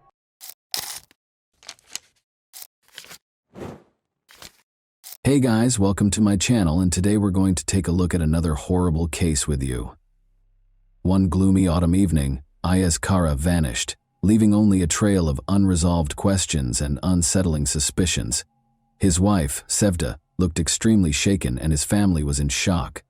However, neighbors soon noticed something strange. A certain Dr. Levant was regularly seen at Sevda's house, and his interest in the Kara family appeared to be much more profound than one might anticipate from a typical doctor. It was the beginning of a somber tale that would soon come to light and was full of treachery, deceit, and ulterior motives. Ayaz Kara and Sevda, a married couple, appeared to be leading a stable life in 2015 in a small town in southwest Turkey. At the age of 37, Ayaz Kara operated a construction company that generated a consistent income. The house was run by 33-year-old Sevda. They had first met in college, where Sevda was pursuing a degree in literature and Ayaz Kara was studying engineering. With the exception of one major challenge, the inability to conceive, their lives were comparatively calm and devoid of major crises. This reality had turned into a very personal heartbreak. They made many attempts and sought advice from a variety of experts, but their dream of parenthood never came true. Their marriage was constantly strained as a result of this failure, leading to arguments and continuous disappointment. Despite the painful realization that their happiness was lacking children, Sevda and Ayaz Kara tried every medical treatment without success. They were both on the verge of emotional exhaustion as a result of the additional strain from their family members. They first learned about Dr. Levant during this trying period. Levant was known for being an accomplished doctor who focused on infertility problems. He was 42 years old and highly respected in the medical community for his knowledge and non-traditional methods of treatment. His approaches attracted patients who had given up on conventional treatments by fusing aspects of alternative therapies with conventional medical procedures. Despite its small size and location on the outskirts of town, his clinic was very popular with the locals. Sevda thought this might be their last chance when she heard about Levant from a friend. At first, Ayaz Kara wasn't convinced, but he decided to give it a try after seeing his wife's anguish. They turned to Dr. Levant for assistance. After carefully listening to their story and performing comprehensive examinations, the doctor presented a treatment plan that included both medication and lifestyle modification. After several months of treatment, Sevda finally found out she was expecting a child. For the couple, this news was nothing short of a miracle, and they were incredibly appreciative of Levant. But the doctor stayed active in Sevda's life, keeping an eye on her health and offering constant support. He was more than just a medical helper. He helped Sevda deal with the difficulties of her pregnancy by coming to their house on a regular basis. His visits became more frequent over time. Sevda and Levant's relationship gradually started to conflate the characteristics of a normal doctor-patient relationship. Ayaz Kara was devoted to his job and did everything in his power to provide his expanding family with a secure future. Levant, meanwhile, was there for Sevda when she most needed assistance. His visits became routine, and his presence in the house felt almost natural. Sevda had grown used to having him around, and what began as professional interactions gradually transformed into something more personal. Ayaz Kara first grew suspicious when he unexpectedly returned home one day and found Levant in their living room. The doctor explained that he had stopped by to check on Sevda's condition. Although the explanation made sense, a nagging feeling lingered in Ayaz Kara's mind. He soon began to notice that Levant's visits were becoming more frequent, and his wife's behavior grew more distant. Conversations between Ayaz Kara and Sevda became strained, and the initial joy of expecting their baby started to give way to an unsettling sense of anxiety. Sevda and Levant continued to meet. Their interactions became increasingly secretive, and their encounters often happened when Ayaz Kara was away at work. Levant visited under various pretexts, checking Sevda's health, bringing medications, or providing follow-up advice. Even during her pregnancy, Sevda and Levant managed to find moments of seclusion. The visits grew longer and more frequent, and Sevda made no effort to stop them, as their connection only deepened. Meanwhile, Ayaz Kara could not shake the feeling that something was amiss. He observed that his wife was hiding things from him, but he struggled to figure out how to address his suspicions. One afternoon, Ayaz Kara came home earlier than usual and once again found Levant there. The scene seemed ordinary enough, but the tension in the air was unmistakable. Levant offered another plausible explanation for his visit, and Ayaz Kara had no choice but to accept it. Yet, the unease he felt was growing. He began paying closer attention to small details. How Sevda lingered in the kitchen when Levant was around. How she avoided answering his questions directly. The relationship between Ayaz Kara and Sevda grew colder, and Ayaz Kara felt trapped by unanswered questions and growing doubts. Levant, for his part, was well aware that the situation was becoming more precarious. He could see that Ayaz Kara was getting increasingly suspicious, yet Levant had no intention of backing down. Maybe he had reasons for remaining involved, and he knew more than Ayaz Kara could have imagined. He kept pushing boundaries, testing how far he could go before everything spiraled out of control. Ayaz Kara, on the other hand, became more consumed by his suspicions. He started watching his wife's every move, desperate to uncover the truth of what was unfolding in his own home. The tension within the family had reached a breaking point. Sevda and Levant continued to meet in secret, despite the escalating risks. Ayaz Kara could feel his family slipping through his fingers, but was at a complete loss as to how to stop it. Meanwhile, Levant showed no signs of backing down, even as Ayaz Kara's suspicions grew. He seemed determined to play out his dangerous game, not knowing where it might lead. As time passed, the atmosphere in the house grew increasingly tense.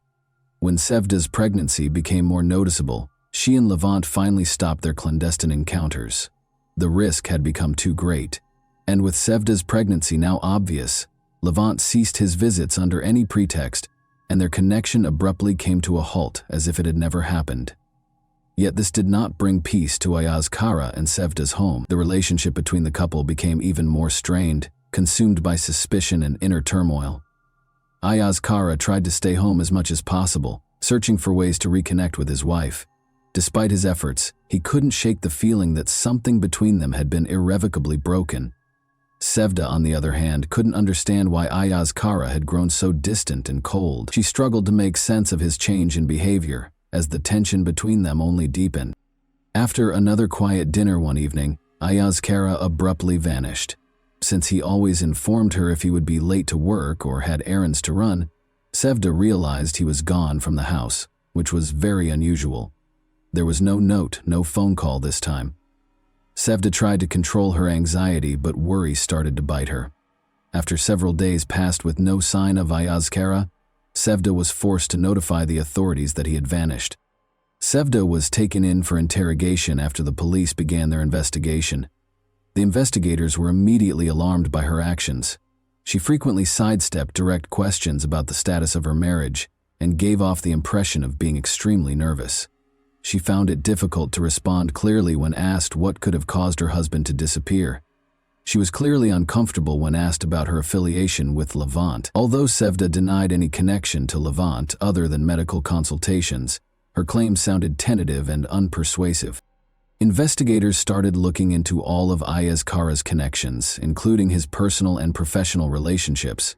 They found that, in contrast to his usually rigorous work schedule, Ayaz Kara had been spending an unusual amount of time at home. The mysteries surrounding his disappearance are only becoming more complex in light of this detail. Even though Sevda insisted she didn't know anything, the investigators were still bothered by her nervousness and unpredictable behavior. While closely examining the surveillance footage from the cameras placed throughout the house, one of the investigators noticed a number of instances that didn't match Sevda's claims. He observed that Levant visited often, and that their interactions seemed far too familiar for a straightforward doctor-patient relationship. This finding encouraged further research into the nature of the relationship between Sevda and the Levant. Investigators soon suspected Sevda of being involved in her husband's disappearance, making her a prime suspect. She was still being called in by the police to be questioned about her interactions and activities in the days before Ayaz Kara vanished. Sevda's responses became increasingly erratic, and her anxious manner only served to heighten law enforcement suspicions.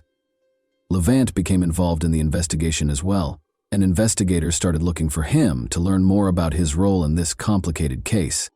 It had been months since Ayaz Kara vanished. Despite a lot of work, the search produced very few tangible results. Investigators pursued a variety of avenues, including following Ayaz Kara's contacts, examining his business transactions, and going through his private correspondence. But each lead appeared to come to a standstill. Interviews with friends and coworkers revealed that none of them had any insightful information to share. Red flags were still raised by Sevda's peculiar behavior during interrogation. The suspicions about her were only heightened by her propensity to contradict herself and avoid direct responses. Life continued while the investigation stalled. A baby boy was born to Sevda. There was no celebration, despite the fact that the delivery went well and the child was healthy. The police and the community continued to keep a close eye on Sevda, and the baby's father was still missing. Neighbors whispered about what had happened, and rumors spread like wildfire throughout the small town. Sevda was frequently spotted with her baby, but there were always signs of worry and stress on her face. In an attempt to avoid attention, she maintained a low profile, but her actions only fueled further rumors. Soon after, Neighbors noticed that Dr. Levant, who had previously only come to Sevda's house for medical visits, was now frequently there. It soon became apparent that he had essentially moved in after he was spotted spending the night there. The townspeople were outraged by this. Such behavior did not go unnoticed in a small community where everyone knew one another. The relationship between Sevda and Levant was suspected to have begun long before Ayaz Kara vanished. Rumors spread, and before long everyone knew that Levant was her lover, and not just a friend who helped her through a tough moment. Sevda's home came under more and more critical scrutiny. Her behavior was the subject of gossip from neighbors, who conjectured that she and her new friend may have been complicit in the disappearance of Ayaz Kara. Some even said they had witnessed Levant visiting Sevda often while she was pregnant, and that his visits had appeared much too frequent for a mere doctor. However, Levant continued to live openly in Sevda's house, seemingly unaffected by the circulating rumors. He took on many of the duties of a family man, including helping to care for the infant. He was regularly observed by neighbors doing household repairs, grocery shopping, and trash collection.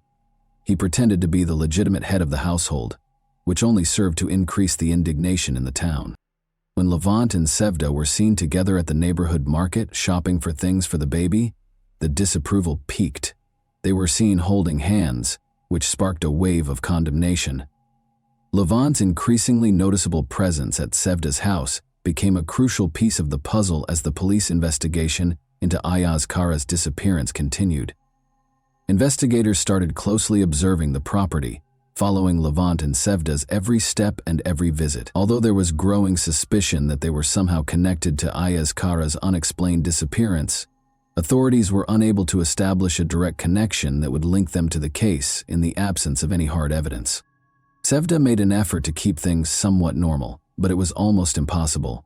Her residence was continuously monitored by both the police and nosy neighbors. Every action she took was closely watched, and rumors about her were constantly spreading. She could not avoid the judgment. Women who once greeted her warmly and engaged in conversation about daily life now completely avoided her when she took her infant for walks. Families that had previously been friendly with her started to distance themselves from her after some even made mean comments, such as, "Her husband's barely gone, and she's already found his replacement." Levant, on the other hand, avoided any conflicts.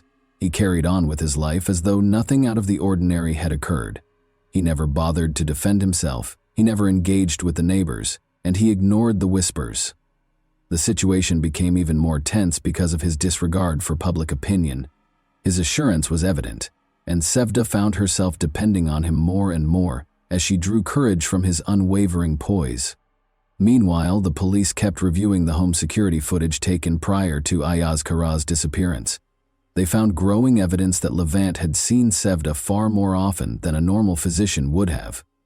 This made Levant a prime suspect, especially since he was now residing in the missing man's house. Investigators started getting the paperwork ready so they could call Levant in for formal interrogation. Sevda insisted that Levant stay, but Levant began to consider leaving town for a while to avoid attracting any more attention. Not with the intense and inevitable looks of suspicion and condemnation from those around her. She could no longer handle it all alone. There was a knock on the door one evening. The police were involved. To answer some questions, they invited Levant to come down to the station. He had been aware that this day would eventually arrive. He composed himself and assured Sevda that he would return shortly before stepping out to meet the officers. With 1,000 concerns racing through her head, she watched as the police car drove off. She was aware that life would never be the same and that they would be constantly monitored. Levant tried to remain calm at the police station. The detectives questioned him about his frequent visits to Sevda, his relationship with Ayaz Kara, and why he was now residing in her home. According to Levant, he was merely a medical professional who had been supporting Sevda during a challenging pregnancy and the months that followed. Although he denied any involvement in the disappearance of Ayaz Kara, his answers did not satisfy the investigators. They persisted, looking for contradictions in his account. Meanwhile, fresh rumors started to spread around town. There were rumors that Levant might even be arrested and that the police were finally taking the case seriously. Some neighbors said that Sevda's actions had long struck them as strange, and that they had always suspected something was wrong. The community's judgment became more obvious. People shunned Sevda, and those who had previously supported her now abandoned her. After being questioned for several hours, Levant went home. He attempted to hide the fact that he was tired. At the door, Sevda greeted him with a strained and pale face. Even though she didn't ask any questions, it was clear that she was afraid. Levant realized that the situation was more serious than they had anticipated and that they were now in actual danger. Every action they took would be closely watched by the police, who obviously weren't going to let them off the hook. The tension only increased in the weeks that followed. Levant made an effort to continue as though nothing had changed, but the community's and the authorities' pressure was getting to be too much. Sevda avoided interacting with neighbors and rarely left the house. She was aware that their lives had devolved into a never-ending anticipation of catastrophe. They no longer felt safe, and their fear only grew with each new encounter with the police. Levant and Sevda came to the conclusion that there was no use in continuing to deny their relationship after weeks of incessant interrogation. Their lives had become intolerable due to the police pressure, the critical looks from their neighbors, and the never-ending barrage of suspicions. They made the decision to come clean. They maintained that they had nothing to do with Ayazkara's disappearance, despite the fact that they were living together and had become romantically involved. They freely admitted during a follow-up interrogation that they were now a couple and that Levant had moved in with Sevda to assist with babysitting. They denied any involvement in Ayazkara's disappearance and stated that their feelings for one another had become too intense to ignore. They also asserted that their relationship had only started after Ayazkara disappeared. Their admission was met with suspicion by the police. Though there was no basis for criminal charges connecting the two to Ayazkara's disappearance, investigators were still certain that they were concealing something. However, the case became even more tense after Sevda and Levant came clean about their romantic relationship. Every action they took was now closely monitored as the investigation grew more intense. Sevda and Levant were all too aware that their life together had devolved into a never-ending nightmare, with new questions and suspicions emerging every day. Ayazkara's family, meanwhile, refused to wait around. Mehmet, his younger brother, and his parents decided to take matters into their own hands and started their own investigation. They were convinced that Ayazkara couldn't have vanished without foul play, and that Sevda and Levant knew more than they were confessing. Especially Mehmet was unrelenting. He spent hours interviewing neighbors, compiling data and examining it to find any possible leads. He clung to the hope that Sevda and Levant were somehow involved in his brother's disappearance and was determined to find out the truth. One day, Mehmet got a tip from a neighbor who said that a suspicious van had been seen close to the house the night Ayazkara vanished. No one had given it much attention at first, but now that detail seemed important. Mehmet started to inquire, and a number of neighbors attested to seeing the van. There were people inside the house where it had been parked. The timing coincided with the abrupt disappearance of Ayazkara, but no one knew who they were. Mehmet followed up on every lead pertaining to the van and eventually located a source who could provide a more thorough account. It was a white van that was old and unmarked. The witness also reported seeing individuals that evening loading heavy-looking objects or big bags into the van. For Mehmet, this realization felt like a breakthrough. After compiling everything he had learned, he gave it to the police. The tip was taken seriously by the authorities, who started investigating. The investigation took a crucial turn when they learned that a van that fit that description had previously been reported for suspicious activity in the neighborhood. The investigation was starting to put the pieces of the information they had collected together. The police began looking through town-wide security cameras that might have recorded the van's movement. They soon discovered video from one of the cameras, which showed a white van traveling late at night along a road close to the residences of Ayazkara and Sevda. This video turned into an important piece of evidence that might help explain Ayazkara's disappearance. The authorities' efforts to find the owner of the van were soon successful. They found that a man named Emre, who had previously been a driver for Levant's clinic, was the van's registered owner and had a connection to Levant. This discovery changed the course of the inquiry. They quickly brought Emre in for interrogation. He initially vehemently denied any wrongdoing, but when pressure mounted, his story started to fall apart. Detectives narrowed their line of inquiry by pressing him further after noticing discrepancies in his account. After a while, Emre broke down and acknowledged that he had helped Levant that evening. He said he had only been instructed to assist with moving some things and had not been fully informed of the situation. He claimed that because he assumed he was helping his boss with a personal issue, he didn't ask questions. Emre denied any direct involvement in the disappearance of Ayaz Kara and maintained that he had no idea what was in the bags he had assisted in transporting, but his admission only made Levant and Sevda seem more suspicious. The police were aware that they needed to move quickly. They obtained arrest warrants for Sevda and Levant so they could be questioned further, as well as a search warrant for their residence. Law enforcement showed up at Sevda and Levant's house late at night when it was quiet. A startled Sevda answered the door when they knocked, utterly unprepared for what was about to happen.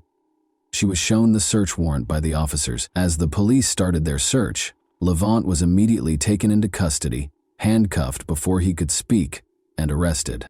The noise alerted the neighbors, who gathered outside the house. They whispered and murmured, trying to figure out what was going on. It appeared that the long-held suspicions of many that something was wrong were now validated. In search of any clues linking Sevda and Levant to the disappearance of Ayaz Kara, the officers searched the house. Hours passed during the search, but no concrete proof was discovered right away. One of the officers kept a close eye on Sevda as she sat in the living room. Her eyes were filled with fear, and she appeared confused. She was aware that things had gotten really bad, and that nothing would ever be the same. After Levant was brought to the station, Sevda realized he would now have to answer a flurry of questions. Levant came to the conclusion that lying was pointless after he was arrested. He eventually admitted to everything that had transpired during the subsequent interrogation while seated in the police station. The investigation took an unexpected turn with his admission. He explained how the whole plan had come to pass, how he and Sevda had intended to get rid of Ayaz Kara, and how they hoped to start a new life together. The puzzle pieces fit together with every word, and the reality of what had happened was eventually exposed. Levant acknowledged that learning that Ayaz Kara couldn't conceive was the catalyst for everything. When doctors confirmed this, Sevda was devastated, but Levant saw an opening. He started providing Sevda with emotional support and positioned himself as the answer to her problems. They developed a romantic relationship over time. Sevda told Levant she no longer wanted to live with Ayaz Kara after she became pregnant with his child. Levant agreed to assist in getting rid of her husband because he was obsessed with Sevda and wanted to start a new life with her. Everything had been meticulously planned for the night Ayaz Kara vanished. Levant had made arrangements for Emre, his old driver, to help with the ride. They had picked a night when Ayaz Kara was returning home later than normal, and the van was parked close by. They moved quickly after Levant entered the house, pretending to check on Sevda. Levant hit Ayaz Kara in the head while he was in the living room, knocking him out. Ayaz Kara was never given the opportunity to comprehend the situation. Then Emre arrived at the house, and he and Levant loaded the body of Ayaz Kara into the van. Sevda watched over them in the meantime, making sure no one saw what they were doing. To conceal Ayaz Kara's body and prevent any evidence from being discovered, they wrapped it in big plastic bags. Levant and Sevda had already prepared a shallow grave in an abandoned area on the outskirts of town, which they drove to. There, they buried Ayaz Kara's body in a secluded wooded area as part of their disposal. Neighbors had seen the bags being loaded into the van, and they were used to hide any evidence and make sure the body was not in direct contact with the bags. They did it to be together, Levant clarified. Sevda had been extremely dissatisfied with her marriage, and he would stop at nothing to help her and their unborn child. He believed that there was no other way to get rid of Ayaz Kara. He and Sevda both wished that no one would ever connect them to the crime, and that Ayaz Kara's disappearance would go unsolved. The police started getting ready to arrest Sevda as soon as they heard Levin's confession. Levin appeared resigned, realizing that the instant they made the decision to commit the crime, their lives were over. Knowing that there was no defense for what they had done, he made no effort to defend himself. After he confessed, Sevda was arrested after the police searched her house once more. The neighbors gathered outside to watch the events as Sevda was arrested just outside her home. Sevda couldn't handle the pressure and ended up confessing as well when she found herself at the police station. She talked about how she had become increasingly resentful of Ayaz Kara and how their relationship had soured after she found out he couldn't conceive. She disclosed that her child was actually Levant's, and she acknowledged that she wanted to start over with him. Sevda explained how they had meticulously planned to kill Ayaz Kara, narrating how Levent offered several ideas to get rid of her husband before they ultimately agreed on a scheme that included kidnapping and a last violent act. Equipped with this new knowledge, the police searched the forest Levent had pointed out for Ayaz Kara's body. They discovered a grave after searching the woods for hours. Despite the fact that Ayaz Kara's remains were badly decomposed, the discovery offered sufficient proof to establish his demise and formally establish the case against Sevda and Levent. According to the results of a forensic investigation, Levent struck Ayaz Kara during the assault, causing a fatal head injury. Ayaz Kara's body was given back to his family for burial after the autopsy was finished. The funeral was a heartbreaking and solemn event. The younger brother and parents of Ayaz Kara were unable to contain their tears. They had the small comfort of being able to bury their brother and son, even though they knew that Sevda and Levent were to blame for his demise. There was a sense of collective shock and grief in the air as many townspeople came to pay their respects. People found it difficult to understand how two people they had known could have committed such an unimaginable crime, and how such a horrible act could occur in their peaceful community. The public and media took a keen interest in Sevda and Levent's trial. Levent acknowledged his guilt in court, saying he had done it because he loved Sevda and wanted to give her and her child a better life. Sevda acknowledged her role as well, but she made an effort to present herself as a victim of her circumstances by saying she was coerced into following the plan. But the court rejected her justification. Levent and Sevda were both given life sentences without the chance of release. Ayaz Kara's parents were granted custody of the infant. Ayaz Kara's parents decided to raise the boy as their grandson, despite the fact that he was Levent's biological son. Even though they knew he wasn't their biological grandchild, they couldn't bear the idea of leaving him. Despite the heartbreaking reality of his origins, they promised to provide the child with a loving and secure future because he was their only remaining link to Ayaz Kara. And that wraps up today's chilling story. If you enjoyed this video, don't forget to like and subscribe so you never miss a new upload. Also, let me know in the comments what part of this story shocked you the most. Thank you for watching, and I'll see you in the next video.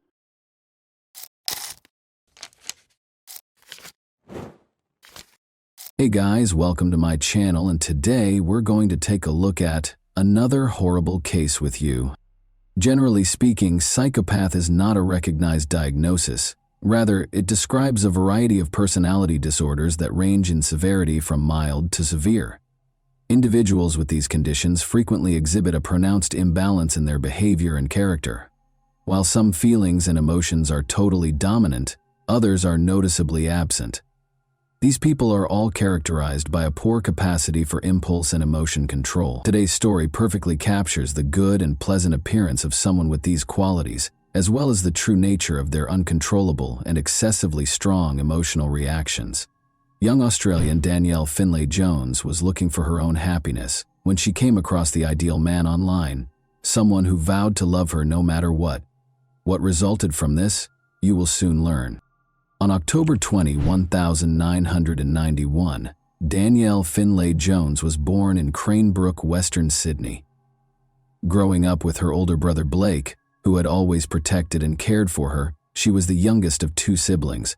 When she was only 4 years old, her parents got divorced. Danielle and Blake remained with their mother Jacqueline following the divorce, and their father was hardly involved in their lives or upbringing. Sports were Danielle's passion from an early age. Although she engaged in multiple activities concurrently, soccer was always her favorite. She joined a neighborhood soccer team when she was a schoolgirl. Since the majority of the girls in her neighborhood preferred dance or gymnastics, she initially had to play with boys.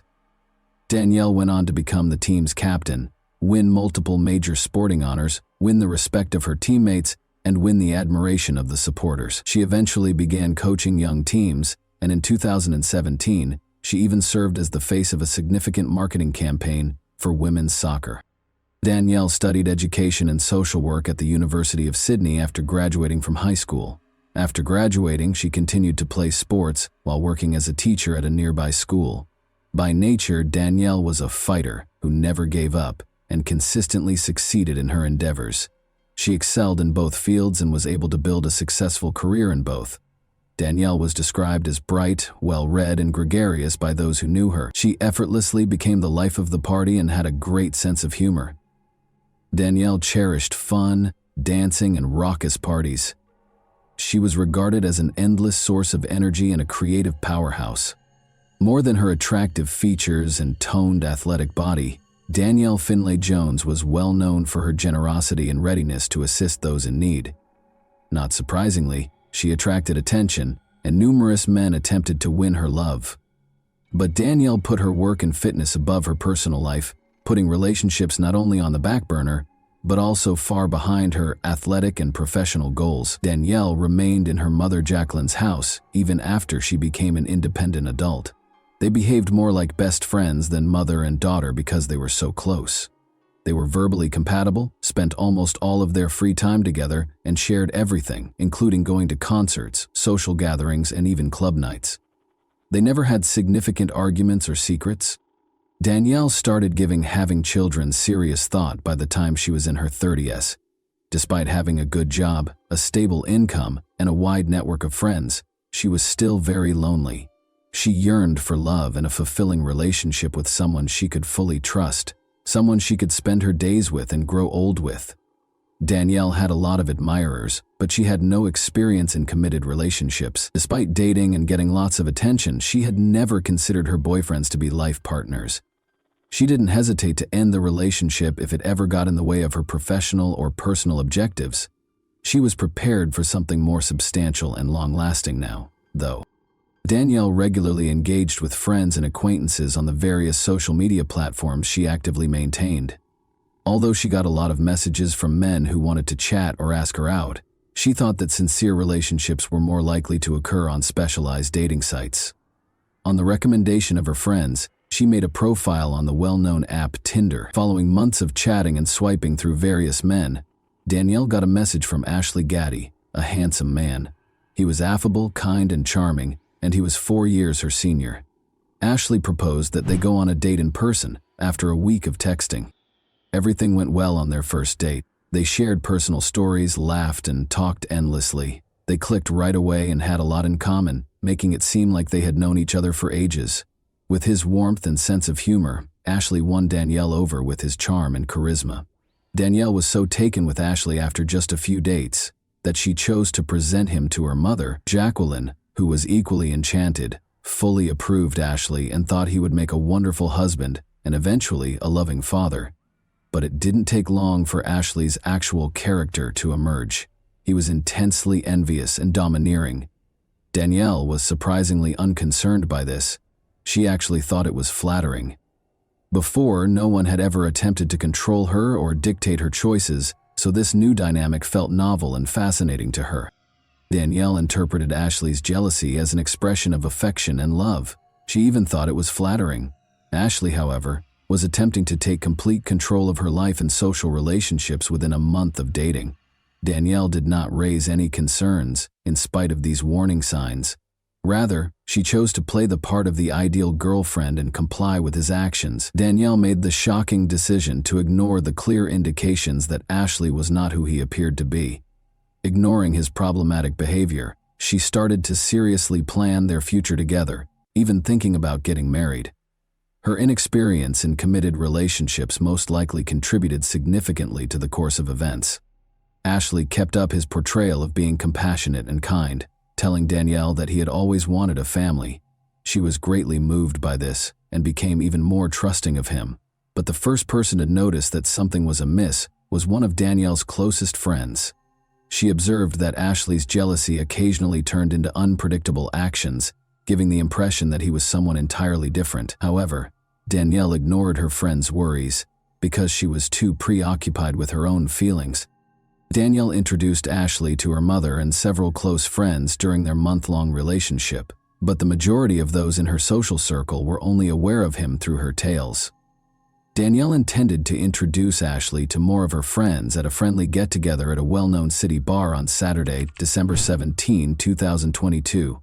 The group got together at the bar to enjoy drinks, dancing, and light conversation during the evening. Ashley left a lasting impact.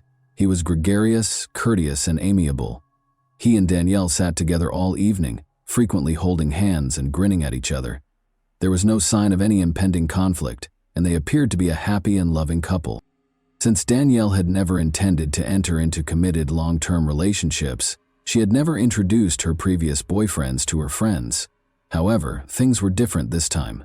Considering that they had only been dating for a little more than a month, she surprised everyone by presenting Ashley almost like a fiancé. Nevertheless, her friends recognized the significance of this relationship for her. Everything appeared to be going well until someone in the group proposed a game in which everyone would respond at random to daring and thought-provoking questions. People spontaneously came up with original and eccentric questions, and it was all in good fun. Danielle was asked if she had ever had a one-night stand with a stranger when it was her turn. There was silence in the room. Danielle paused, then smiled shyly and confessed that she had, obviously embarrassed. At that point, Ashley's attitude changed significantly. He became hostile and unpredictable, and his face hardened. He grabbed Danielle by the arm, twisted her around, and started shouting at her in front of everyone. Using harsh and derogatory language, he accused her of being careless and immoral. The other guests were taken aback and couldn't tell if Ashley was kidding or taking it seriously. As they observed Danielle, who seemed equally perplexed and taken by surprise, the atmosphere became awkward.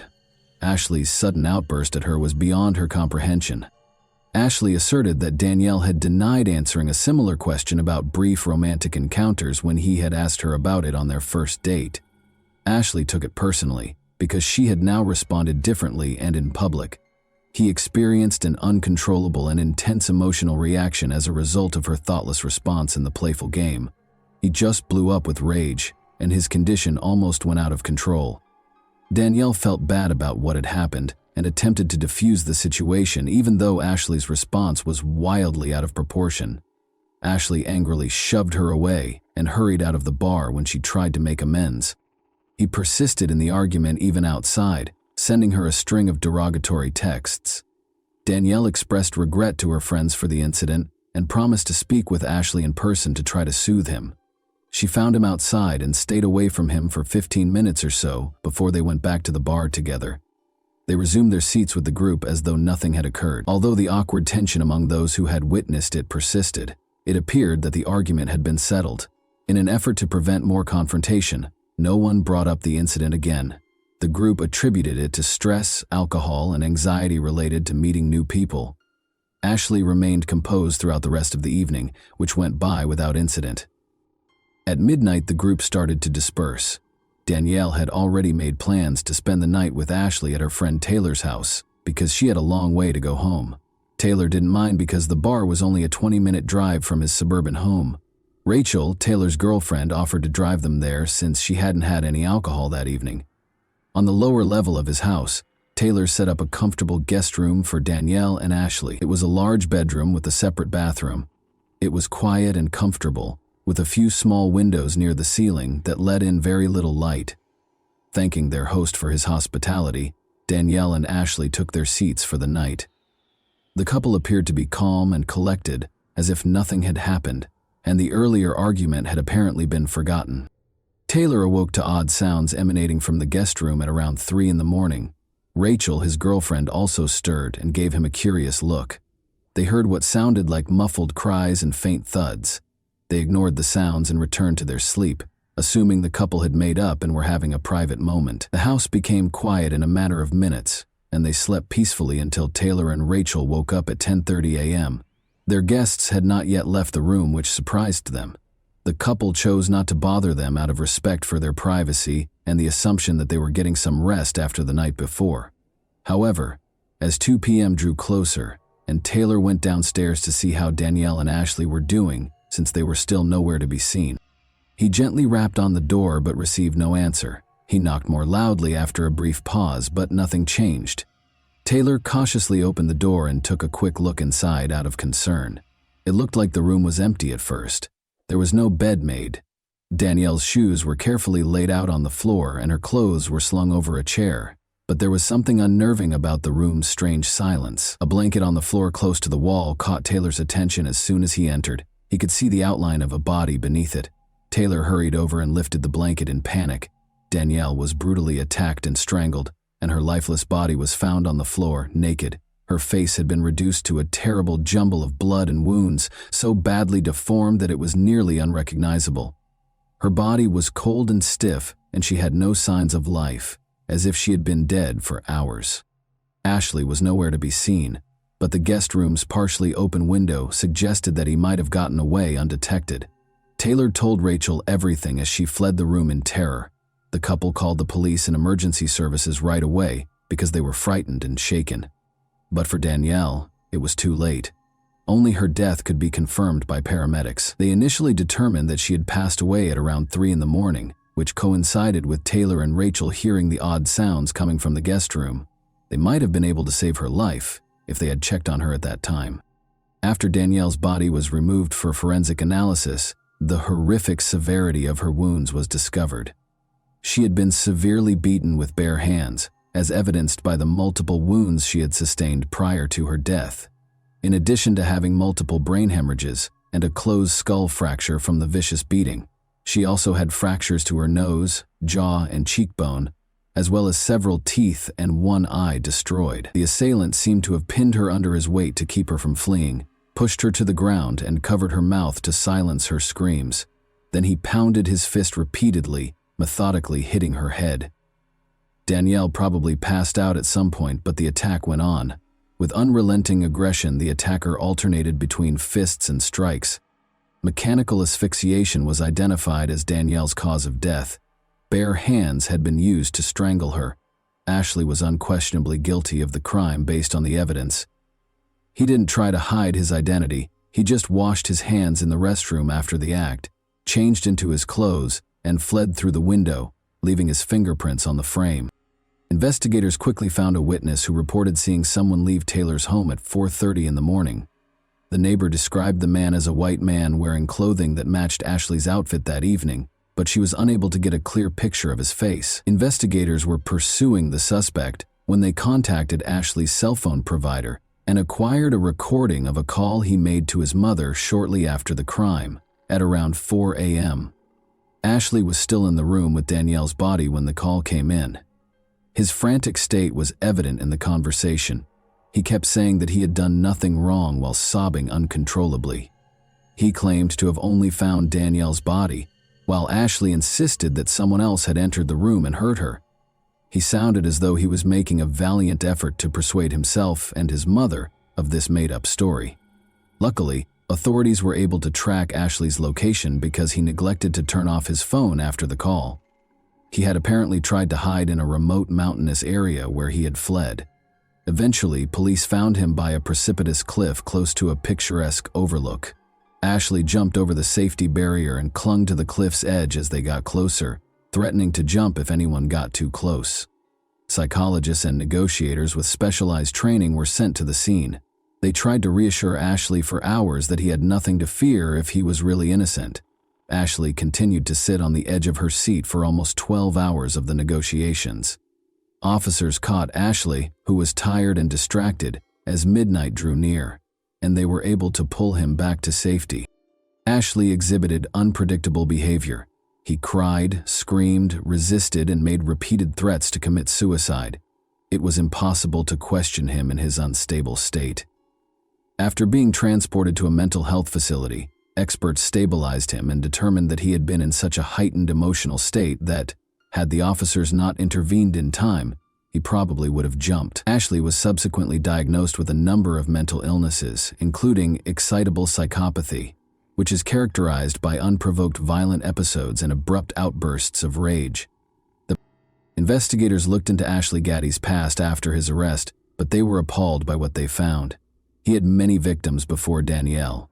More than 10 women have reported him to the police in the last 2 years alone, alleging physical assaults, attempted harm, and requests for protection from his harassment and stalking. It turned out that Ashley was fatherless, had serious mental health problems from an early age, and was extremely violent toward other people. His own mother and 2 sisters were his first victims. They endured his violent outbursts and physical aggression in silence, without reporting him, because they were afraid of what would happen to their family. Ashley could seem perfectly normal and sensible when he was at ease. However, this facade could be broken by the slightest trigger. revealing what could only be described as a monstrous side. Ashley experienced abrupt and severe fixations during his adolescence, especially in his relationships with women. His attractive appearance and endearing nature made it easy for him to find new romantic partners. However, he soon saw these women as his property after becoming involved. He would become violent if a girlfriend attempted to argue with him. When a partner broke up with her, he would start stalking and attacking her whenever he had the chance. At least 11 women reported Ashley for harassment, assault, and threats of harm between 2015 and 2021. In 4 of these cases, the victims withdrew their statements after the matter was somehow settled amicably, but the other women were able to get restraining orders to prevent him from coming. Ashley brutally attacked and almost strangled one of his girlfriends at the beginning of 2021. Ashley was found guilty after the woman brought the case to court. However, he only had to deal with a fine, community service, and a restraining order that forbade him from getting in touch with the victim. Ashley severely injured another woman in an attack later that summer. She filed a police report accusing him of attempted harm after barely escaping. Ashley was mandated to have a mental health assessment this time. He was given a lenient sentence by the court, which included 3 months in jail and an order to reimburse the victim, even though it was determined that he posed a high risk of reoffending. Ashley targeted a second ex-girlfriend in 2022. He tried to strangle her after she left him by breaking into her room late at night.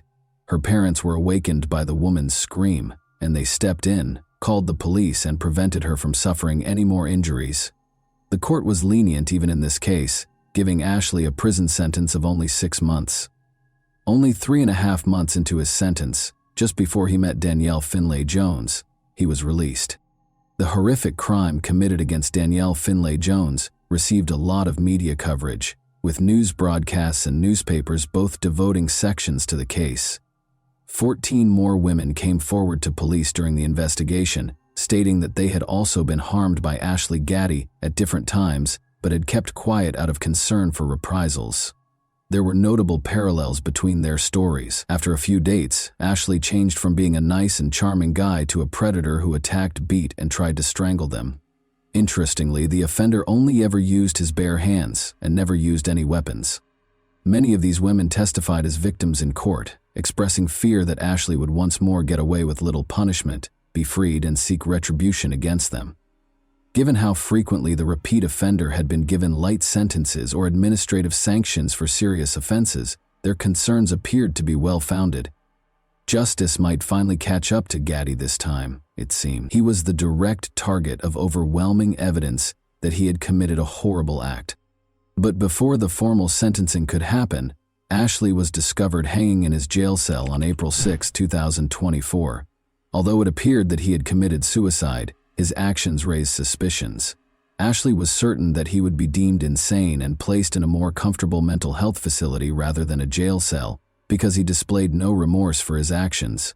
Given these facts, some believed that Ashley's cellmates may have contributed to his demise, especially since he had allegedly attacked them several times. Danielle's murder devastated her family. Her brother and mother found it difficult to deal with the loss and turned their sorrow into activism. They started advocating for more stringent laws governing dating apps, suggesting background checks that would automatically flag users with significant criminal records. By enabling people to recognize possible dangers before entering into a relationship, they aimed to assist others in avoiding unintentionally running into dangerous people. And that wraps up today's chilling story. If you enjoyed this video, don't forget to like and subscribe so you never miss a new upload. Also, let me know in the comments, what part of this story shocked you the most? Thank you for watching, and I'll see you in the next video.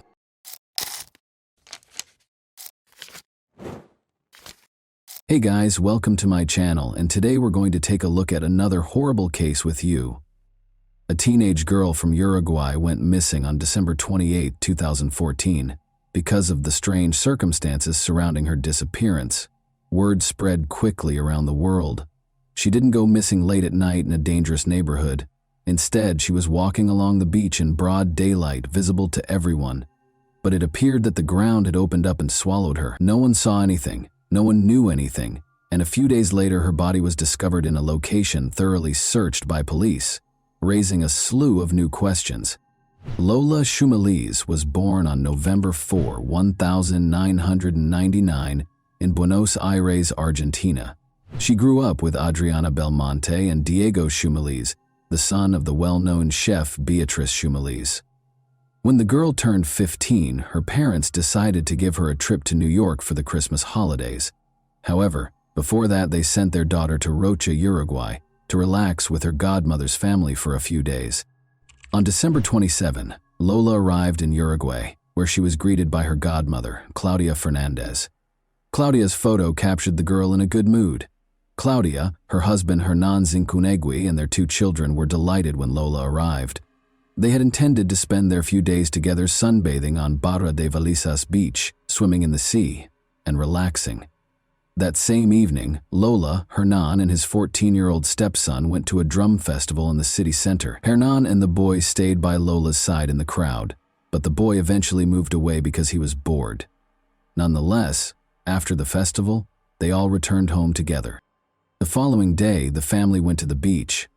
Lola requested permission to walk along the beach from her godmother around 3 p.m. She wanted to walk to Aguas Dulces, a spa resort, along a popular trail that would allow her to explore the area's flora and fauna. Claudia had no objections because the route was popular and safe for walks, and the locals were known for being friendly. She informed Lola of the time they would be waiting for her at home and watched her walk away calmly along the beach. Lola was wearing a bikini and denim shorts. She carried a backpack containing a sarong, a book, her ID, a water bottle, and a towel. She didn't have her phone with her because the reception on the beach was poor. The backpack also included a wallet containing 2,000 Uruguayan pesos. Several hours passed, it became dark, and Lola had not returned. Her godmother became worried. The family followed the route Lola had planned, but she was nowhere to be found. Claudia called Lola's parents that evening to explain what had occurred. She informed Adriana that she had already called the police. However, it took 45 minutes for them to arrive at the station and report the teenager's disappearance. The police began searching for Lola. Since she vanished during a walk on the beach, it was thoroughly searched both lengthwise and crosswise. Helicopters and search dogs were dispatched to assist with the search. Lola's parents quickly arrived in Uruguay to assist the police. Almost simultaneously with the start of the investigation, it was revealed that Adriana and Diego were receiving anonymous calls. The caller made no demands or asked for a ransom. They simply stated that Lola was with them and was fine. Unfortunately, this turned out to be incorrect. 2 days later, on December 30, her body was discovered partially covered in sand on the beach. She was in an area with a lot of dunes and thick vegetation. There were shallow knife cuts on her neck and signs of head trauma. The autopsy revealed that Lola was attacked from behind and then dragged or forced to the spot where she was discovered. The killer pressed her face into the sand until she suffocated. This was proven by the presence of sand in her lungs. The news of the crime sparked an unprecedented outcry in Argentina and Uruguay's press. As is customary in such cases, journalists began to propose theories about what could have happened. The Uruguayan police and media quickly focused their suspicions on Lola's godmother's family, particularly Hernan. There were various reasons for this. To begin, they told Adriana and Diego that they had already contacted the police, despite the fact that they had delayed their arrival at the station. Second, the media attempted to read something sinister into the fact that Lola, Hernan, and his 14-year-old stepson attended a drum festival together, but the boy eventually separated from them, leaving the girl with Hernan. A hypothesis regarding violence against Lola emerged, but the forensic expert discovered no evidence to support it. However, there were other reasons to suspect them. Claudia and Hernan immediately hired a lawyer, and none of the family members agreed to a polygraph test. Lola's parents fueled the fire with a series of bold statements. Diego in particular stated that he had long since lost trust in Hernan, which prompted additional questions. If he didn't trust the man, why did he let his daughter accompany them on their vacation? Claudia and Adriana had been friends for 25 years. Claudia's second husband was Hernan, whom Lola's parents had known for about 5 years. They all used to live in Argentina, but Hernan and Claudia moved to Uruguay. When Hernan was interrogated, investigators discovered contradictory statements, leading to his arrest on December 31. Diego was arrested for allegedly concealing evidence. Her son was also detained because he was suspected of making the anonymous calls. It is not certain who made the calls to Adriana and Diego, but it is clear that they were a failed attempt at a joke. Nonetheless, the police interrogated all three family members for several days and found no evidence against them. The investigators stated that they discovered some discrepancies in the testimonies, but they were minor. Hernan claimed they arrived home at 11 p.m., but his son said it was 12. Aside from that, there was nothing the police could charge Hernan, Claudia, or her son with. Therefore, on January 2, 2015, they were all released. The friendship appears to have deteriorated as a result of several public statements. Claudia and her loved ones never spoke to Lola's parents again or called to express their condolences. Adriana thinks their lawyer may have given them such advice. However, she believes that as friends, a simple human gesture would have been to call and express condolences, particularly given their 25-year friendship. Lola's pink backpack was discovered a few days after her death. It was also buried in the sand, about 200 meters from where Lola's body was discovered. This immediately prompted a slew of questions. How did the police not find the body and then the backpack despite searching the entire beach and its surroundings several times? Furthermore, the town's authorities had claimed from the start that the beach was very safe, which was strange because drug dealers operated there, particularly in the area where the body was discovered. Nonetheless, almost all of the girl's belongings were still in the backpack, with the exception of 2,000 pesos stolen from her wallet. Furthermore, there were bloodstains on the towel and the documents. Forensic experts examined the items and discovered Lola's DNA, but it was mixed with male DNA. Because Hernan's suspicions had not been completely dispelled, his DNA was compared to the one dispelled. It was compared to the one discovered. They also checked it against the Uruguayan police database, but there were no matches. Following the discovery of the backpack, one suspect created quite a stir. He was suspected based on witness accounts of his whereabouts on the day of the murder. According to locals, a man nicknamed El Conejo, the Rabbit, was working on a roof near the beach when the girl went for a walk. The man went to lunch in the middle of the day, and his co-workers were aware that he did not have any money with him. However, he came back with food and money. This immediately prompted the question of where he obtained the food, if he did not buy it. But that's not all. Someone claims to have seen him with a pink backpack on the day Lola went missing. According to one newspaper, he confessed to the murder, and other media outlets reported on the development. However, this turned out to be false. The man explained where he got the food, but police suspected he stole it from beachgoers. There was no evidence linking him to Lola's case. He never admitted to anything, and after being released, he filed a lawsuit against newspapers that published unverified information. The investigation had effectively stalled at this point. The primary suspects had already been released, and the investigators had no leads to follow. At first glance, it appeared that the girl knew no one in town, but she had managed to attend a drum festival in the city center and, being sociable and open, freely interacted with strangers. As a result, the police were compelled to investigate this lead. They detained and interrogated approximately 40 people, primarily beach vendors and dealers, but all were eventually released. The situation was aggravated further by the frequent changes in prosecutors and judges. When a new prosecutor was appointed, the case would be reviewed from the beginning. This severely hampered the investigation. But on February 18, 2015, there appeared to be some progress in the case. An anonymous call was made to police. The caller claimed that Angel Moreira, also known as El Cachila or Keisha, was involved in the crime. The man was arrested and interrogated by the police. He worked on the beach parking cars. Angel said he met Lola while she was walking on the beach. He approached her with some souvenir trinkets for sale. They spoke briefly about where the girl came from. When Lola mentioned feeling dizzy, Angel suggested they move to a shady area. He took her to a location with tall bushes and dunes for shade and coolness. The girl fell to her knees. Angel attempted to check her pulse but became scared when unable to hear it and fled. The statement sounded strange, but the police had to release him because there was no evidence. After 4 years, Jorge Basso, the new prosecutor in charge of the case, decided to re-interrogate Angel. The man was arrested following the interrogation on May 22, 2019. This time he was charged with obstruction of justice. His DNA did not match the DNA found on Lola's towel and documents, so the prosecutor concluded that he was covering up for the true perpetrator. According to Basso, Angel's 2015 statements revealed details that only Lola's companions would have known. He knew Lola had fallen to her knees in the sand, and a forensic expert confirmed this. Lola fell, however, not because she felt dizzy, but because she had received shallow knife wounds. Despite Angel's arrest, the Shumela's family waited for an answer to the main question for years, until geneticist Natalia Sandberg became involved in the case. 7 years after the murder, the case took an important turn. The investigators' method of discovering the suspect is reminiscent of a detective novel plot. Natalia Sandberg had the idea to trace the genetic DNA of an unknown man discovered on Lola's towel and documents. There were no matches in the paternal line, but an examination of the maternal line revealed a minor match with a prisoner serving time for murder.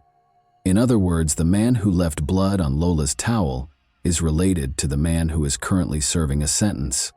The third crime, which involved Marines who died in the naval complex on Faro de Montevideo, was the tip of the iceberg that led investigators to Lola Shumeli's true killer. The murders happened on Sunday morning, May 31, 2020, and the three people, Juan Manuel Escobar, Alex Galinia, and Alan Rodriguez, were found with gunshot wounds to the head. Jonathan Brand Gundy was identified as the killer by police. Jonathan was born in Rocha. When the police discovered his mother and tested her DNA, it was clear that they were looking for another son of the woman, Jonathan's half-brother. The woman told the investigators that she had given birth to 11 children from various fathers, 8 of whom were boys, but only one son was placed for adoption at the age of 18 days. He turned out to be the person the police had been looking for 7 years. The suspect was identified as Leonardo Sena. During Lola's murder in 2014, Sena was homeless, dividing his time between La Paloma, Chuy, and Castillos. He lived in these places, working odd jobs.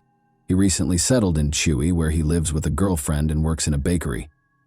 Between 2003 and 2009, the man had a history of police records for aggression, theft, and violence. Despite his involvement with the law, his DNA was not stored in the database because it was created after 2012. As a result, on May 18, 2022, the police issued a search warrant for his home. They expected the man to refuse to provide his DNA, and they were correct. However, forensic experts looked at the man's toothbrush and comb. To the surprise and delight of the forensic experts, the DNA match was 99.9%, indicating that it was his DNA. The suspect was arrested at the Brazilian border on May 19th. During the interrogation, Leonardo claimed he had no involvement in the crime. Regarding the DNA found on the identification card and the girl's towel, he stated that he found a pink backpack on the beach. When he looked inside, he saw a wallet containing 2,000 pesos and stole it. Concerning the blood, he stated that he had cut himself with a bottle shard at work a few hours prior, and when he reached into the backpack, the bandage came off and the cuts began bleeding. So he wiped his hand on Lola's towel. However, there were several inconsistencies in his account. For starters, his blood was mixed with the girl's blood rather than simply found on her belongings. This would not have happened if he had simply found the backpack and removed the wallet. Second, according to his own words, someone other than Leonardo took Lola's backpack on the 28th, the day of the murder, after Leonardo stole the money and mysteriously buried it 4 kilometers away from where it was found, without taking anything from it. Even the suspect couldn't deny the absurdity of the story. Finally, his colleagues from December 2014 did not recall the incident involving the broken bottle and Leonardo's cut. Furthermore, according to documents, Leonardo was no longer working at the brewery on the day of the crime. According to police, Lola was stopped by Leonardo and Angel while walking on the beach on December 28, 2014. They dragged her through dunes and bushes. Lola attempted to flee, but the kidnappers struck her on the head several times and stabbed her in the neck, knocking her to her knees. However, Lola's wounds were not fatal and she resisted. She most likely screamed loudly to get the attention of other vacationers or beach vendors. In an attempt to silence Lola, they pressed her face into the sand. They pushed for too long, causing Lola to suffocate. The police believe the crime was motivated by violence, but the assailants were unable to carry out their intended act and ended up killing her because they did not anticipate such fierce resistance from the teenage girl. This hypothesis is supported by the fact that Leonardo was previously tried in a case similar to Lola's. That happened in 2009. When Leonardo was 26 years old, the victim was a 15-year-old girl, just like Lola. Leonardo pursued her for a few blocks before attacking her with a knife. He dragged the victim into a remote wooded area where he assaulted her. Uruguayan police believe that at least 2 people were involved in the attack on Lola. As a result, they charged Leonardo with aggravated murder and Angel with harboring a criminal. Jorge Basso sought a 10-year prison sentence for Angel and 15 for 30 years for Leonardo. A judge granted Angel conditional early release under oath in June 2021, after he had been in prison since 2019. Despite psychiatric and psychological evaluations describing Angel as aggressive and impulsive, the judge found no grounds to accuse him of harboring a criminal. Harboring involves assisting a criminal after the crime has been committed. Angel should have faced charges as an accomplice in this case. The judge determined that Angel Moreira's actions did not constitute harboring. The prosecutor filed an appeal against the judge's decision, arguing that Angel was present before, during, and after the crime. Despite their initial suspicions, Lola's parents, Adriana and Diego, believe the evidence presented by the police agree that 2 suspects were involved in the crime and wish for a quick verdict. And that wraps up today's chilling story. If you enjoyed this video, don't forget to like and subscribe so you never miss a new upload. Also, let me know in the comments what part of this story shocked you the most. Thank you for watching. I'll see you in the next video.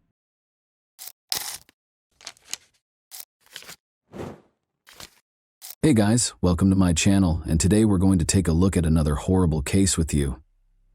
After making a late-night roadside help call in January 2013, 26-year-old Texas father Brandon Mason Lawson disappeared. When his car was discovered abandoned, what had started out as a typical night took an enigmatic turn. Brandon's voice shook in terror as he called 911 in a panic, whispering that he was being pursued and desperately needed assistance. Brandon remained a mystery despite a great deal of searching and investigation, leaving his friends and family in a desperate search for answers. What actually transpired that evening, and who was he fleeing from? Let's investigate the enigma. Brandon Lawson was an oil field worker from San Angelo, Texas at the time of his disappearance. According to reports, he was a devoted partner to his girlfriend, Ledessa Lofton, whom he had dated for 10 years, and a loving father to 4 children. Ledessa was the stepmother of Brandon's oldest daughter and the mother of their 3 children. Brandon's recent drug relapse, which resulted in his inexplicable absences, caused Ledessa great concern. Their bond was forged over years of shared experiences and the difficulties of raising a family together, despite the usual ups and downs in their relationship. But Brandon, like a lot of young people, had his share of difficulties. He had previously abused drugs, particularly methamphetamines, but according to reports, he had been clean for roughly 6 months prior to the night of his disappearance. His friends and family knew him as a strong, industrious man who was trying to change his life. However, he had previously been overcome by the hold of addiction, and he was burdened by the strain of juggling his demanding work in the oil industry with his family life. The events leading to Brandon's disappearance began on the evening of August 8, 2013, when he and Ledessa got into a fight. It started off like any other evening. After a long day of work, Brandon got home in San Angelo between 10:45 and 11 p.m. Brandon and Ledessa got into a heated argument. Although it was initially unclear what specifically started the argument, Ledessa later disclosed that she became irritated and suspicious when Brandon failed to come home the night before. After the argument grew more heated, Brandon made the decision to leave the house at 11:30 p.m. About 3 hours' drive from San Angelo, he called his father and said he was coming to his home in Crowley, Texas. He left Ledessa behind and climbed into his silver Ford F-150 at 11:54 p.m. At the time, she didn't think much of it and assumed he would calm down and come back. Ledessa later reflected on the altercation in a 2018 interview, explaining that it was caused by a number of factors. The recent birth of their youngest son, which created additional stressors between them, and Brandon's rigorous work schedule, which involved more than 60 hours per week, were major contributing factors. Ledessa acknowledged the emotional weight of her words and conveyed her sincere regret for the argument. She acknowledged that she put a lot of the blame on herself. The memory of their most recent altercation still plagued her, and she remarked, "I will never get those words back." Brandon called his brother Kyle at around 12:30 a.m. on August 9 to let him know that he had run out of gas on Highway 277 close to the tiny town of Bronte. The town of Bronte is surrounded by a broad, rocky region of desert and hills. It is surrounded by rough, harsh terrain, including dry riverbeds, rocky outcrops, and steep hills. There aren't many people living there, and it's secluded. There aren't many services in the area, and cell phone service is scarce. During the night, the sky is so dark that only the stars can be seen. The wind is the only thing breaking the heavy silence. Being stuck in a location like this can quickly turn into a major issue. Brandon Lawson experienced precisely this on the evening of August 9, 2013. Just outside of Bronte, on Highway 277, his truck ran out of gas. All of a sudden, he found himself isolated in a remote location, vulnerable to the hostile surroundings. All he could do was wait for his brother. Kyle remembered that Brandon sounded uncontrollable during one of their calls. He informed Kyle that he was being pursued, which clearly caused concern. Brandon clarified that the Mexicans in the neighborhood were pursuing him when Kyle asked for more information. Kyle, still perplexed, inquired as to whether Brandon was hallucinating as a result of drug use, but Brandon denied it. Kyle didn't know what was happening, but he was worried. In order to assist Brandon, he hurried to Ledessa's house with his wife and their 4-year-old child to get a fuel can. Kyle continued to try to contact his brother while they were driving. However, Brandon never seemed able or willing to engage in a full conversation when they spoke. Kyle tried his hardest to communicate and gain a comprehensive understanding of Brandon's predicament, but their brief and fragmented exchanges added mystery to an already perplexing situation. One of the most important and perplexing pieces of evidence in the case is the distressing 911 call that Brandon made at 12:50 a.m. Due to routing errors, the 911 call was sent to a nearby nursing home in Robert Lee, Texas. Brandon's voice was erratic and panicked during the call.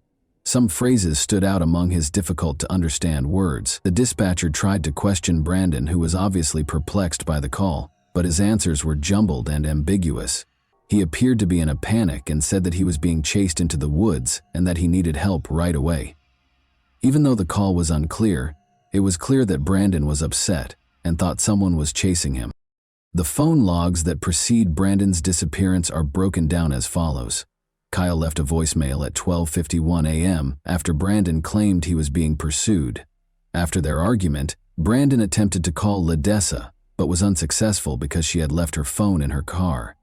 When Kyle's wife called Brandon as well, and Kyle called him again without getting a response, the urgency increased. Brandon called his neighbor at 12:57 a.m., but this did not provide any answers. Brandon was contacted by a nursing home dispatcher regarding his previous 911 call at 1:04 a.m. Brandon then called Kyle 3 more times at 1:09 a.m. He informed Kyle that he was bleeding while running through a field during one of these calls. In a subsequent interview, Kyle stated that he didn't believe Brandon was gravely injured. He thought his brother had just tripped or been in a small mishap. Brandon then called Kyle one last time at 1:15 a.m. This would be the final calls he made from his phone before it became silent. That night is depicted as chaotic by this series of calls. Brandon was obviously in distress and was attempting to contact his neighbor, brother, girlfriend, and even 911. However, meaningful communication was almost impossible because of bad cell reception, his panic, and perhaps the hazardous and dark terrain. The uncertainty surrounding his last moments was further compounded by the confusion between his calls and his family's efforts to find him.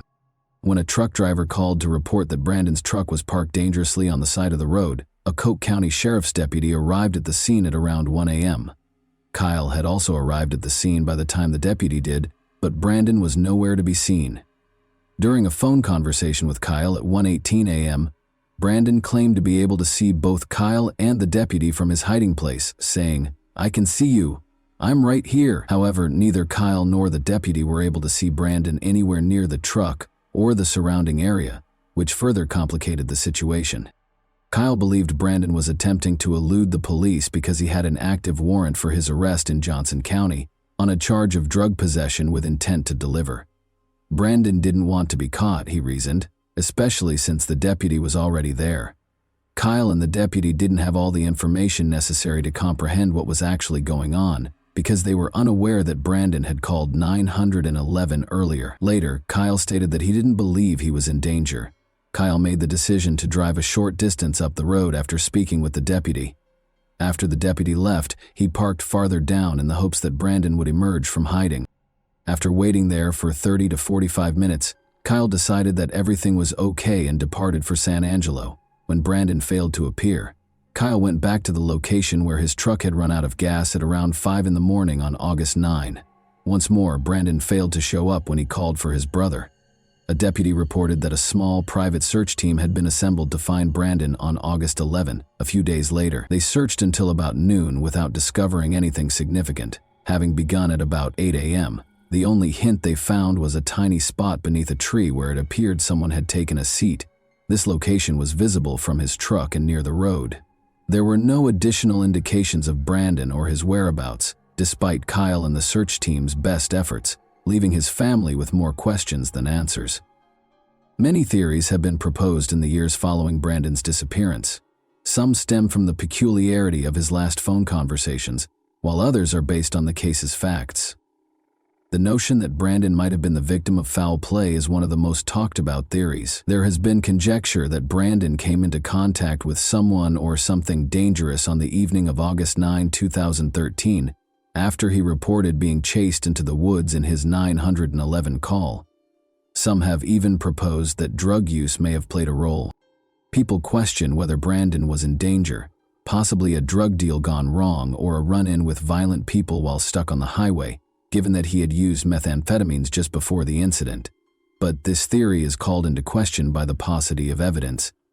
There were no reports of other cars in the vicinity at the time, and no evidence of a struggle was discovered close to his truck. Many people were left wondering whether foul play was involved, where it occurred, and who was involved, because the scene surrounding the truck was oddly undisturbed.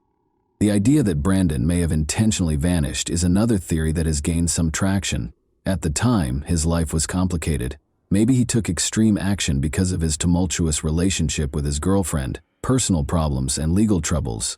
According to some, Brandon might have taken advantage of the circumstance to flee his life and start over somewhere else. There is some circumstantial evidence to support this theory. The key to Brandon's pickup truck, which had been left partially over the white line on the road, was in his possession, alone. Law enforcement started looking into the incident shortly after the truck was towed on August 9, 2013, at around 8 a.m. Assigned to the case, Deputy Neal looked for indications of activity at a number of nearby properties. The deputy wanted to find out if Brandon might have sought shelter or water on any of these properties, many of which were only used during certain seasons, but Neal couldn't find any evidence that Brandon had been there. After LaDessa formally reported missing on August 13, Texas Ranger Nick Hanna, who was now in charge of the case, searched the area in a helicopter. Brandon was nowhere to be seen when they flew over the area close to Highway 277 and the Colorado River. One intriguing finding from the helicopter search was that there was enough exposed ground for someone who was lying down or hiding to have probably been seen from above. Deputies came to the conclusion that Brandon Lawson had left Coke County as a result of this. The deputy wrote in his final report that he didn't think Brandon was hiding or lost in the area. He based his conclusion on several factors. According to Kyle Lawson, Brandon was probably hiding in the brush close to his truck so the deputy wouldn't find him. Nevertheless, the truck and its surroundings showed no indications of foul play. Above all, Brandon and LaDessa's text messages from the night of his disappearance suggested a furious dispute. Neal thought Brandon most likely walked back to the road and hitched a ride from a passing car after he and Kyle left the scene. The idea that Brandon purposefully vanished has only grown stronger as a result of his ongoing absence over the years. The region was going through a serious drought when he vanished. They were able to identify small items like corn sacks from the air during aerial searches. They could have easily seen Brandon if he had been on the ground. In addition, the river in the region was incredibly low. only reaching knee-deep in its deepest sections. These circumstances implied that Brandon would have been discovered during their searches if he had been in the region. Brandon's active warrant for possession with intent to deliver was also mentioned by the deputy as a potential explanation for his disappearance. He surmised that Brandon might have chosen to flee in order to stay out of legal hot water. The fact that Brandon cashed in his $401,000 with Renegade Oil Services shortly before going missing, potentially as part of a disappearance plan, lends more credence to this theory. Kyle Lawson was asked to meet with Sheriff McCutcheon, Ranger Hannah, and a Johnson County investigator at the same location where Brandon's warrant had been issued several months after Brandon vanished. They interrogated Kyle about his role, asking whether he had hurt or assisted his brother in getting away. In the end, Kyle asked for a polygraph to clear his name. Kyle claims that he passed the test on hurting his brother, despite some inconsistencies brought on by coughing during the exam. The accidental death or lost in the wilderness theory is another explanation for his disappearance. Arid and rocky, Highway 277 is home to cacti, thorny bushes, and dangerous creatures like wild hogs and rattlesnakes. This belief appears to be supported by the thorough searches that have been conducted, but every lead has ended in disappointment, with no sign of him. According to the final theory, Brandon's recent use of methamphetamines may have caused him to suffer from drug-induced hallucinations or paranoia. Severe paranoia, disorientation, and unpredictable conduct are all possible side effects of methamphetamine, especially if the user has been up for a long time. Brandon may have fled into the wilderness in a confused state, and his references to people chasing him may have been the product of a drug-induced hallucination. The term paranoia describes a strong mistrust or fear of other people, frequently coupled with illogical ideas or convictions that someone or something is trying to hurt them. Even when there are no actual external threats, paranoia in the context of drug use can show up as an elevated sense of threat or danger. Brandon's strange phone calls may be explained by this theory, but it doesn't address the question of what happened to him after he fled his truck. Did the weather get to him? Did he get stuck somewhere inaccessible or fall into a ravine? His family was left in a difficult position after Brandon Lawson vanished, caught between hope and the harsh realities of life. Brad Lawson, his father, struggles with mixed feelings. He is plagued by nightmares in which Brandon is still alive, possibly coerced into slave labor by a cartel. Even though he is aware that the likelihood of Brandon surviving is remote, the possibility of foul play seems limitless, and Brad can't get rid of the thought that his son might still be out there somewhere. Is it possible that Brandon was being followed that evening? Did he encounter death when he entered private property? Or was it a crime of opportunity, where someone walked by, saw his weakness, and took advantage of him? Lisa Lofton can't stand the uncertainty. She worries that her kids won't ever know what happened to their father when they grow up, get married, or even start a family of their own. She is troubled by the memory of that night, particularly the altercation they had before he vanished. She battles this guilt every day after hurtful words were exchanged. The odd 911 call Brandon made that evening serves as their final connection to him. It serves as a painful reminder of his last moments for Ledessa and her kids. His two older daughters try to understand his words as they listen to the recording on YouTube, but it only makes their heartache worse. Brad is adamant that his son did not simply flee. He contends that Brandon was not forced to leave his family because the arrest warrant was insufficient. Brandon was always prepared to accept the consequences because he had previously dealt with legal issues. He actually had plans for the future, including beginning a new job the Monday after his disappearance that would pay more and come with the fact that none of Brandon's possessions, including his phone, wallet, keys, or even his shoes, have ever been located only serves to further complicate matters. How someone could vanish so totally without leaving any trace is beyond his brother's comprehension. The family's suspicion that foul play was involved is only strengthened by this. Ledessa is hopeful that someone will eventually come forward because she thinks that someone out there is aware of what happened to Brandon. She is still plagued by unresolved questions, such as the identity of the dispatcher who spoke to Brandon that evening and the trucker who reported his pickup. Ledessa thinks that these individuals may possess important hints that could ultimately clarify what transpired. Ledessa can't help but notice the ominous tone of Brandon's 911 call, even though she tells herself that his disappearance might have been an accident. She finds it hard to accept that someone would hurt the man she cherished so much. Help Find Brandon Lawson, a Facebook page created by Brandon Lawson's friends and family, has received a lot of support and attention since it was created. The page has more than 2,000 followers as of 2024, indicating that Brandon's unsolved disappearance has generated a lot of interest and concern. This website is a vital resource for disseminating news, details, and appeals pertaining to Brandon's case. It gives Brandon's family members a place to communicate with supporters, reminisce about Brandon, and coordinate efforts to keep his story in the public eye. The page encourages anyone with information regarding Brandon's whereabouts or the circumstances surrounding his disappearance to come forward, and plays a crucial part in the ongoing search for answers. Paula Boudreau, LaDessa's hired private investigator, has also been putting in a lot of effort to find hints. The sizable community that follows the Help Find Brandon Lawson Facebook page frequently provides her with leads. Boudreau has encountered challenges while searching the land with cadaver dogs and helicopters. On their property, some landowners have refused to permit searches. Prior to 2022, there had been no leads or noteworthy advancements in the hunt for Brandon Lawson. But at Brandon's last known location, a small search team made a breakthrough in early 2022. They notified the authorities after finding a pile of his clothing. Human remains were discovered nearby shortly after. The Help Find Brandon Lawson Facebook page announced in October 2023 that the clothing discovered and initial DNA results suggested the remains were probably Brandon's. To compare the genetic markers from the remains with Brandon's father's DNA, more tests were being conducted. The Texas Ranger in charge of the case said he was cautiously optimistic that the remains would be identified. There have been no new developments regarding the identification as of October 2024. 11 years have passed since Brandon vanished, and his family is still looking for answers. Unfortunately, because of their advanced state of decomposition, these remains have not yet been definitively identified, leaving little material for identification. A portion of the remains are destroyed each time a sample is taken out and examined. For upcoming DNA testing, it is therefore imperative to preserve as much as possible.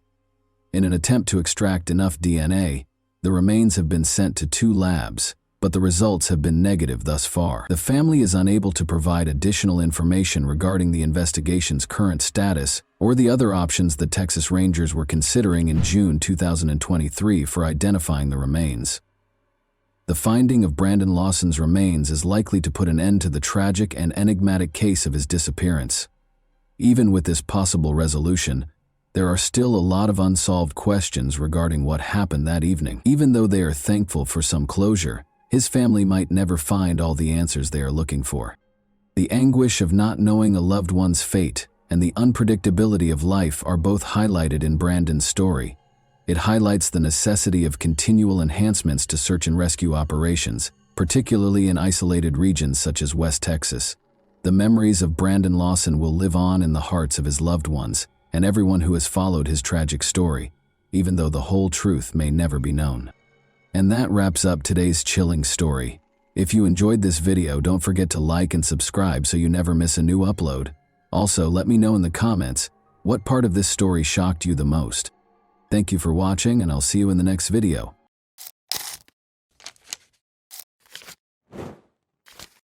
Hey guys, welcome to my channel, and today we're going to take a look at another horrible case with you. The tragic death of Barbara Faye Villarreal occurred in Garland, Texas, on November 7, 1986. A large kitchen knife was found embedded in her body after she was brutally stabbed and murdered in her own home. There were bloodstains all over the crime scene, which was horrifying and gory. Despite detectives' efforts, the case remained unsolved for almost 40 years. The killer had been hiding in plain sight, leaving a trail of unsolved questions until 2023, when advances in DNA technology revealed the truth. What sinister motives drove Barbara's horrific fate, and who was the mastermind behind it? You'll be amazed at the response. Let's examine the specifics. Garland is a city with a tale of resiliency and hope located in the center of the Dallas-Fort Worth Metroplex. The city was named in honor of Attorney General Augustus H. Garland and was established in 1887 as a result of the merger of Duck Creek and Embry. Garland eventually became Dallas County's third most populated city. However, there were difficulties along the way. The city, which is in Tornado Alley, had one of its worst days in May 1927, when a terrible tornado ripped through the streets, killing 17 people and leaving a path of destruction in its wake. Even though the city was brought to its knees, its spirit was unwavering. A feeling of solidarity and resilience surfaced as the residents of Garland rebuilt their homes and lives. They banded together and helped one another through the difficult times. One family's joy and love served as an example for others. They were so cherished and admired by everyone that nobody could have predicted the heartache that would soon ensue. Everyone was delighted by Barbara's radiant smile. Her family's love was evident and strong, and her presence brightened the space. However, life had other ideas, and this family would soon experience a tragedy that would upend their entire way of life. On December 23, 1958, Barbara Faye Villarreal was born in Peru, Indiana. She was the youngest of her mother's first marriage's 4 children. Barbara suffered a terrible loss when her father died when she was a little child. The family circle grew after her mother remarried and had 2 more children. 12 Mile, a tiny community a few miles north of Peru, Indiana, was where Barbara grew up. She was surrounded by warmth and love there, which helped to mold her into the kind and sympathetic person she is today. Her early years were characterized by adventure, laughter, and a strong sense of familial values. She loved the little things, like swimming in the local lake and riding her bike to her grandparents' corner store to buy candy. Her extended family, which included many cousins with whom she enjoyed sharing recipes and making memories, was always present on Sundays and holidays.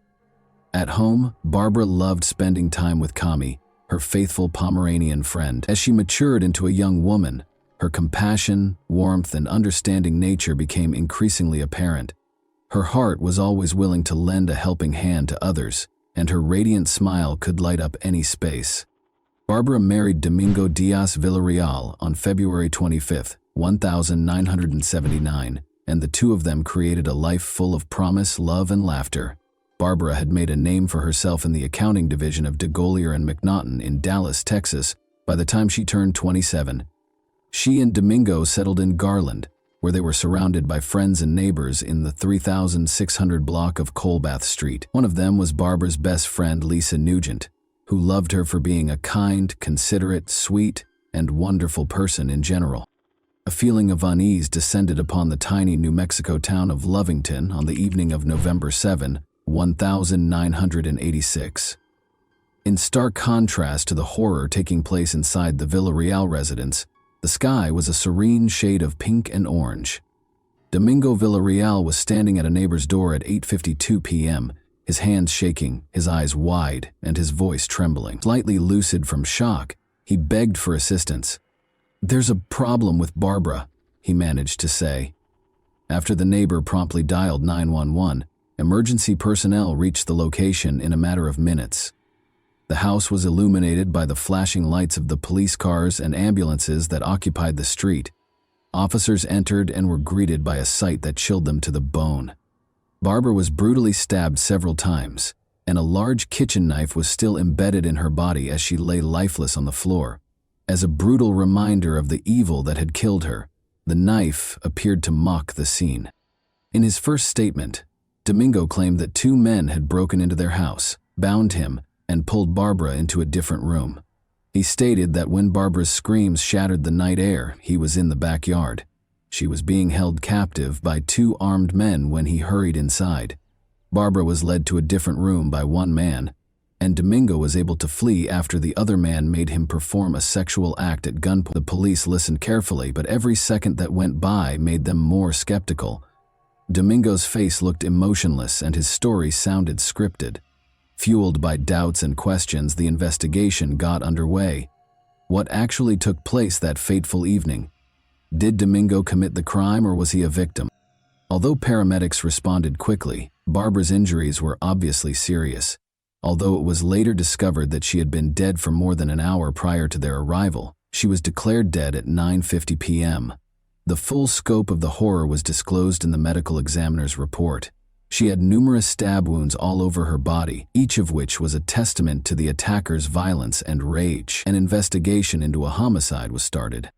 For the Garland Police Department, the initial investigation into Barbara Villarreal's murder was a difficult and complicated procedure. It was evident as soon as they got to the crime scene that this case would call for painstaking attention to detail and unwavering resolve. With furniture overturned and personal belongings strewn all over the floor, the house was in a state of chaos that suggested a violent struggle. Several areas had bloodstains, indicating Barbara had put up a valiant fight against her assailant. To record the scene, investigators collected blood samples, removed fingerprints from different surfaces, and took a ton of pictures. A big kitchen knife that was thought to have been used in the murder was sealed as evidence and sent for forensic analysis. Nevertheless, the technology available at the time made it difficult to draw firm conclusions from the evidence. It simply wasn't adding up. Something was missing.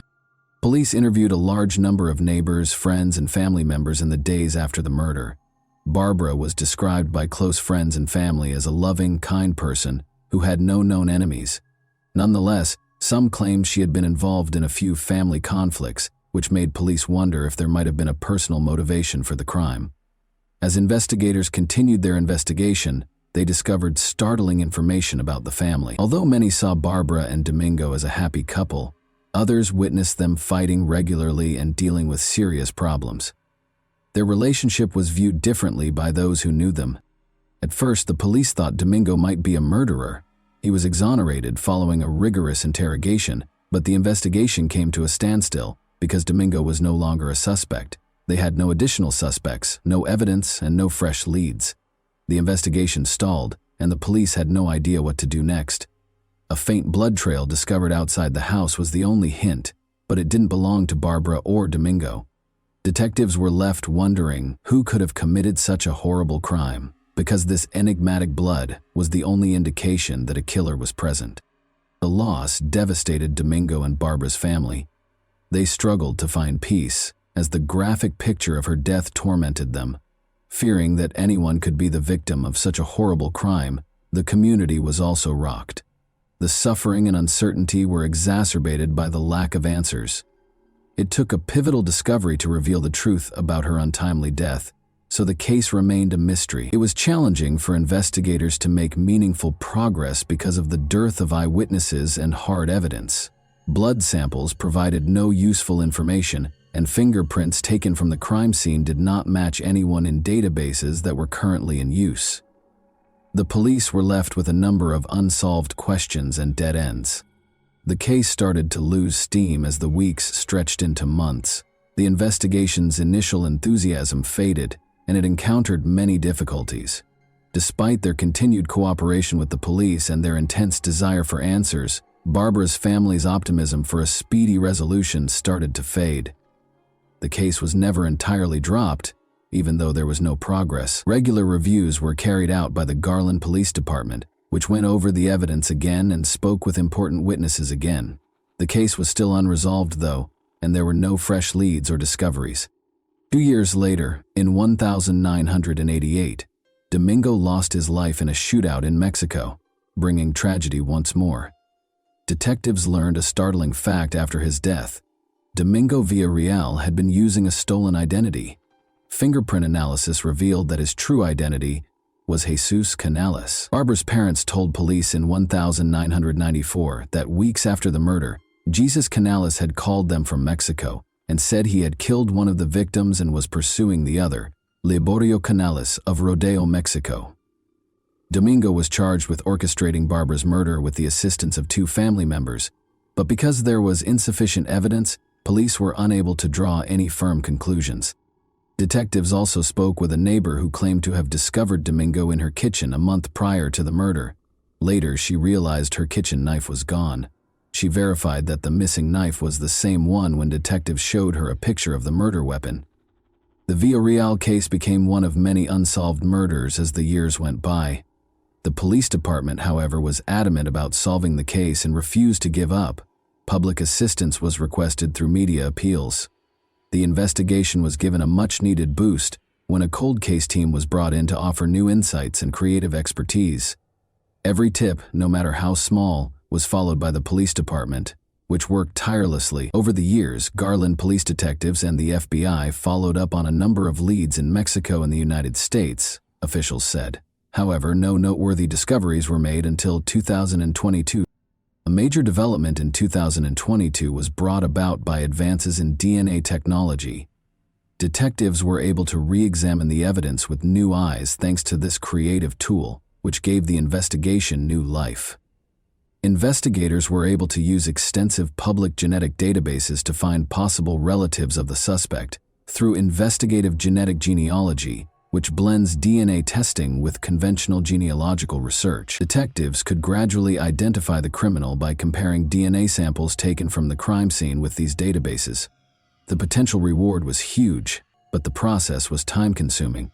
Barbara's family and everyone else who had suffered the loss of a loved one to violence had hope because this potent tool had already solved a number of cold cases across the country.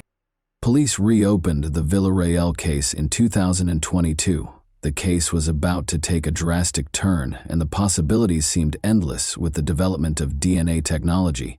Now, investigators could examine small samples, make connections between disparate pieces, and find buried clues. The Garland Police Department used cutting-edge DNA technology to solve the long-standing mystery in 2023, a year filled with revelation. Surprisingly, a DNA sample from the crime scene was matched to Liborio Canales after police retested every sample. Investigative genetic genealogy, which followed Canales' family tree and helped identify him as the suspect, made this discovery possible. An incredible twist came to light after more research. Domingo Villarreal had a brother named Liborio Canales. Even more startling was the fact that Jesus, Domingo had never told Barbara or the police that he had a brother. Liborio Canales was taken into custody by the Lovington Police Department on Tuesday, July 18, 2023, without any opposition. On a federal murder warrant, he was arrested and checked into the Lea County Detention Center. It was found by the police that he had left the country 2 days after killing his sister-in-law, Barbara. He had come to the United States from Mexico to celebrate his birthday with his family, not realizing that he was being pursued by police, which is why his arrest was successful. Authorities in New Mexico and the Garland Police Department worked together to make the arrest. Investigators had been following Canales around, and they quickly caught him when he crossed the border. Canales was taken into custody without incident and did not resist arrest.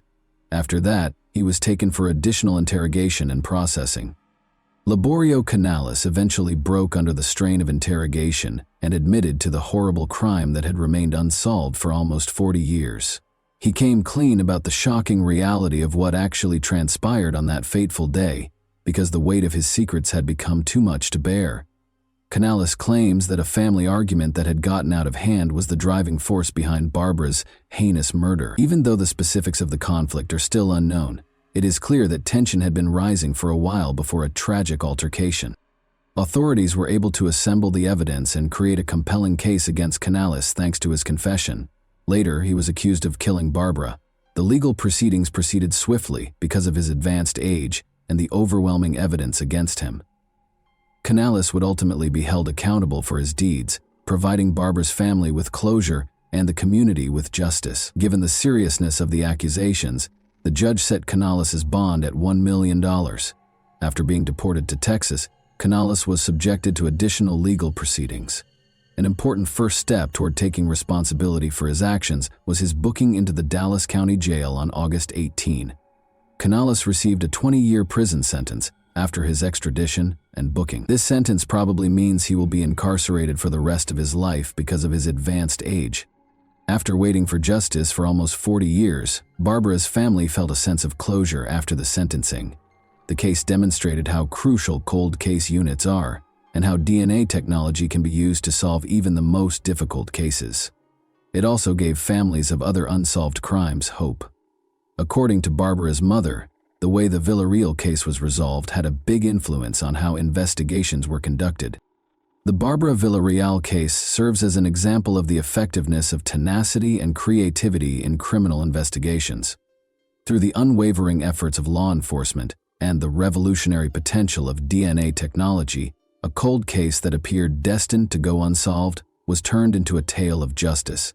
The knowledge gained from this case will continue to direct and motivate those committed to cracking cold cases and providing closure to families as we move forward. And that wraps up today's chilling story. If you enjoyed this video, don't forget to like and subscribe so you never miss a new upload. Also, let me know in the comments, what part of this story shocked you the most? Thank you for watching, and I'll see you in the next video.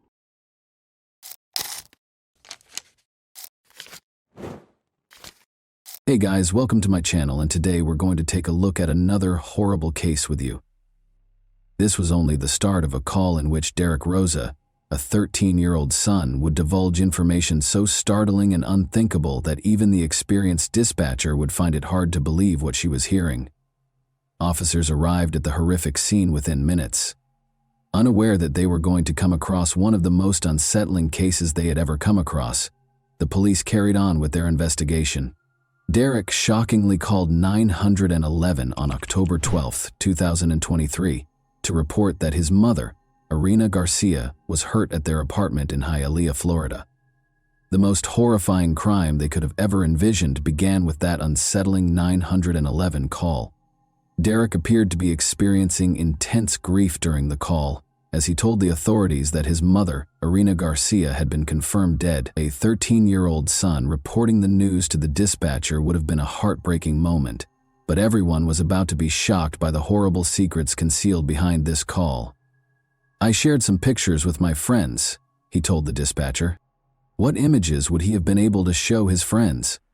Derek quickly gave the answer when he disclosed yet another startling fact that caught everyone off guard.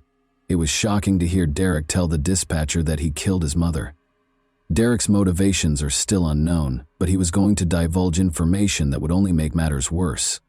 The apartment was occupied by 3 people. Given that Derek and the newborn baby were in the apartment, the dispatcher recognized the urgency of the situation right away.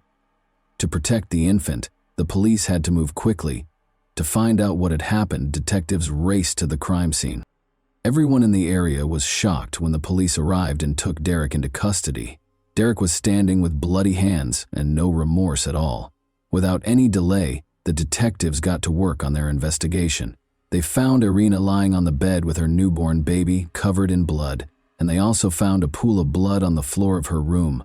Derek had committed the heinous crime of stabbing his mother more than 40 times. After attempting to collect all of the evidence discovered in room 201, the authorities were taken aback when they came across a crucial piece of evidence that left the entire team in shock.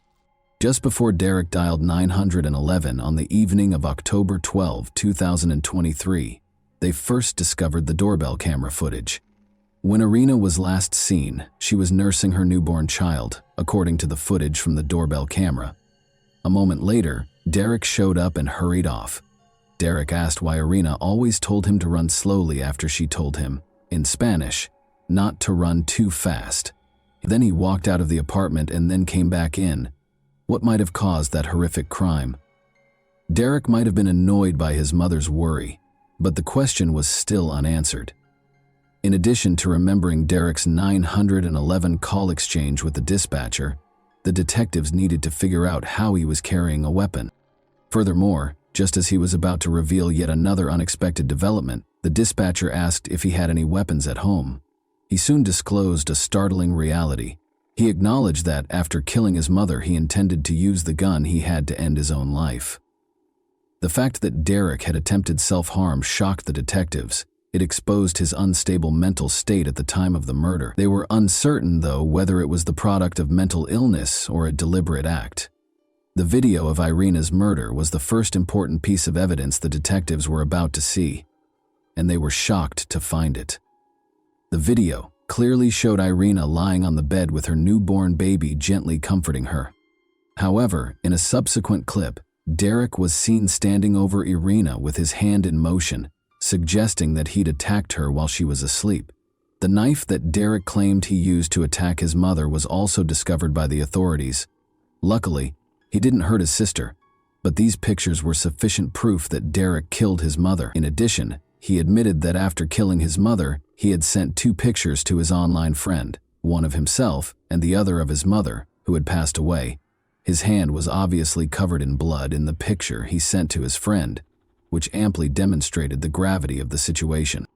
The revelation of a 13-year-old son who not only murdered his mother, but also dared to show pictures of the crime to someone was startling. Once the detectives gathered sufficient evidence, they became certain that something was wrong with Derek. The investigators recognized the importance of comprehending the family's history, as it could reveal information about Derek too. Without any delay, the investigators began their investigation to ascertain the precise cause of his behavior. They focused on investigating Derek's background and his family. Derek Rosa, a former model student, consistently made the honor roll and excelled academically. According to the teachers, they described him as a good boy and an intelligent one. He was very close to his mother, Irina Garcia. In the family, the one who received the most caring attention from Irina was Derek. For his emotional life, the relationship was therefore important. But when Irina became pregnant with a girl in early 2023, everything changed. The newborn's arrival somewhat altered the dynamics of the household. Derek was left feeling defeated on the sidelines, as Irina instantly turned her focus to the baby. Derek was more emotionally affected by the shifts in family dynamics, which made him more shy and envious of his younger sister. According to some people involved in the case, Derek might have felt abandoned and believed that the new baby was receiving the same amount of love that his mother used to give him. Adding to the emotional strain mentioned earlier, Derek's father, Frank Ramos, was a truck driver who was often away from home due to his rigorous delivery routes. Irina had to take care of all the housework and childcare because he only came home a few times a month. Even though there were no overt signs of severe family strife, the investigators later came to the conclusion that Derek might have felt lonely and emotionally deprived as a result of the lack of a father figure and a newborn child. Derek became more and more resentful as the months went by. Over the course of the evening of October 12, 2023, it became violent. The video from the baby monitor that showed Derek standing over his mother while she slept was found by the police. This terrifying incident occurred shortly before Irina passed away. According to the police, Derek acted out of jealousy, displaced aggression, and a desire to win back his mother's affection and control over the family. The investigators felt compelled to question Derek in order to obtain a more thorough understanding. The investigators took extra care when questioning him because he was only 13 years old and might be dealing with psychological problems. Detective Gonzalez started asking Derek straightforward questions so he wouldn't feel threatened. They began by posing straightforward queries to Derek regarding his daily schedule. In order to learn more about Derek's whereabouts and mental state before the incident, the detectives immediately focused on the events of the morning of October 12. As he interacted with the authorities, Derek seemed composed and helpful, demonstrating a solid grasp of his family's dynamics. He talked about spending weekends with his stepfather, Frank Ramos, and the family didn't seem to be having any problems. After that, detectives turned their attention to what had happened that evening. Derek appeared to hesitate before answering this question when detectives asked it. Derek had been giving accurate information up until that point, but the detectives were about to ask a crucial question when he gave them an unexpected response. When the detectives asked him what weapon he used to stab his mother, he gave them an unexpected answer. Derek casually brought up the size of the murder weapon. He seemed to be casually speaking with the authorities, displaying no remorse, and he was not aware of the grave consequences of his crime. The detectives carried on their discussion. He disclosed yet another startling fact. He had stolen the gun from his stepfather's closet and tried but failed to shoot himself. They were hoping to learn more about his friend, with whom he shared the crime photos, and the conversation was going well so far. It was important to mention that he spoke with Sweden, an online friend, virtually every weekend. Additionally, Derek confided in him enough to share pictures of the crime, suggesting that they may have discussed something significant. As a result, the detectives quickly turned their attention to Derek's conversation with his friend. Detective Gonzalez noticed something on Derek's shirt just as he was about to mention the 911 call. He remained unaffected, even though the officers were appalled by the evidence of his crime on his shirt. Rather, he calmly held up his bleeding hand. Derek was clearly emotionally detached as he explained what he had done. The investigators asked the crucial question, and shortly after, the graphic depiction of Derek's crime surfaced, frightening them. It was genuinely terrifying when Derek described the crime in detail, demonstrating each stage of his assault on Irina with hand gestures. Derek was obviously fully conscious when he committed the crime. He was clearly uncomfortable when the detectives questioned him about why he killed his mother, and he quickly came up with a reason to use the restroom. Still, the investigators persisted in asking the same question. Derek asked for a lawyer after becoming uncooperative. Without Derek Rose's confession to explain his actions, the case was still being investigated. Nevertheless, detectives gathered enough evidence, such as CCTV footage, a knife found at the scene, and photos from the crime scene, to create a case. Given that Derek chose the best time and location to carry out the murder, this evidence demonstrated that he was a premeditated killer. Derek was charged with first-degree murder and made his first court appearance on October 15, 2023. He showed no remorse for the charges against him and remained emotionless and icy throughout the hearing. Derek's defense attorney asked for a postponement of the hearing, claiming that they had not yet received the state attorney's notice of intent.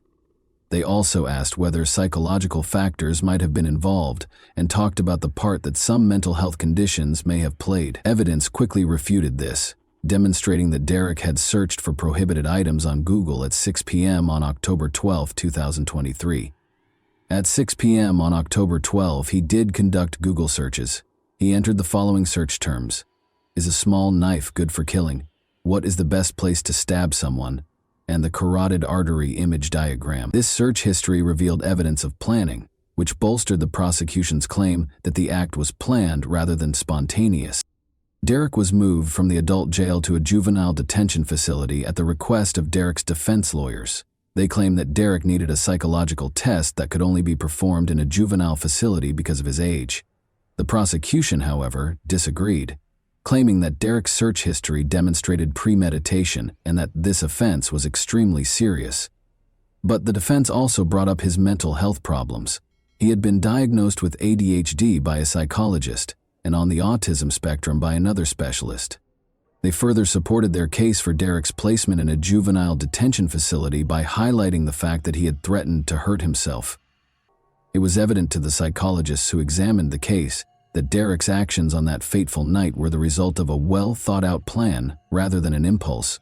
He had planned what he was going to do because he was captured on the baby monitor above Arena. The most concerning evidence of Derek's mental illness also surfaced after the crime, when he shared a selfie and a picture of his mother's lifeless body with a friend. This conduct revealed a lack of any fundamental humanity, which is a trait frequently lacking in psychopathic people. Throughout the trial, Derek's family steadfastly supported him in spite of the overwhelming evidence against him. One particularly poignant instance was when Derek's grandmother, representing his family's steadfast support, waved at him and blew him a kiss from the courtroom. At this point, more than 50 people were shouting Derek-supporting slogans while holding banners outside the court. On November 7, 2023, the organizers presented him as an innocent teen and a former honor student. Regardless of the offense, Derek's supporters argued for his opportunity to change. A hearing regarding the admissibility of evidence was held on December 15, 2023. Citing the premeditated nature of the crime, the judge decided, after considering the facts, that Derek would continue to be held in adult custody. His supporters criticized this decision, claiming it disregarded his age and mental health conditions. Derek's defense team keeps arguing for a lighter sentence as the case progresses, claiming that life in prison without the possibility of release would be unfair to a child of his age. The trial has come to represent the complexity of juvenile justice, bringing up tough issues for society to consider. Do serious crimes committed by minors deserve life in prison, or should they be given an opportunity to change? The court will further evaluate Derek's mental health and determine his ultimate sentence at the next hearing, which may be set for December 2024. Derek is currently being held in adult custody under 24-hour supervision while his family and the general public await the outcome. Traditional ideas of guilt, innocence, and rehabilitation in the legal system have been called into question by the case, which has had a long-lasting effect. What elements, in your opinion, might have contributed to Derek's choice to carry out this crime? His actions could have been motivated by a number of things, including jealousy, specific psychological issues, or the possible influence of his online friend. And that wraps up today's chilling story. If you enjoyed this video, Don't forget to like and subscribe so you never miss a new upload. Also, let me know in the comments, what part of this story shocked you the most? Thank you for watching, and I'll see you in the next video.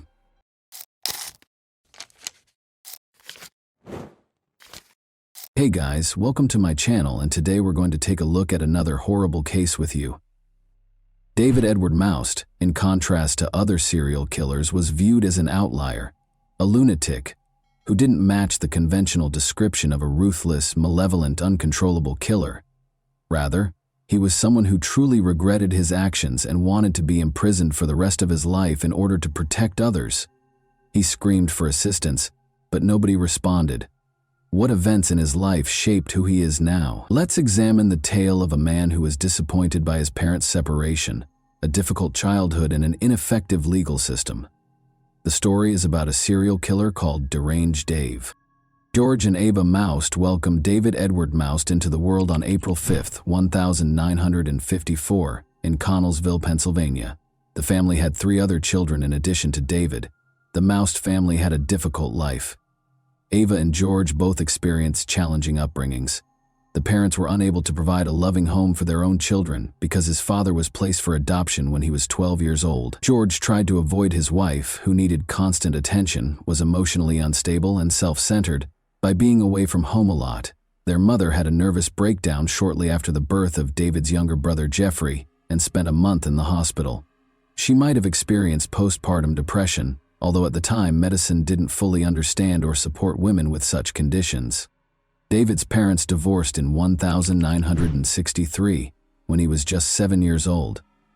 David's father reportedly started the divorce because he had stopped providing for his ex-wife and the 4 kids for a year, leaving the woman to care for the family alone.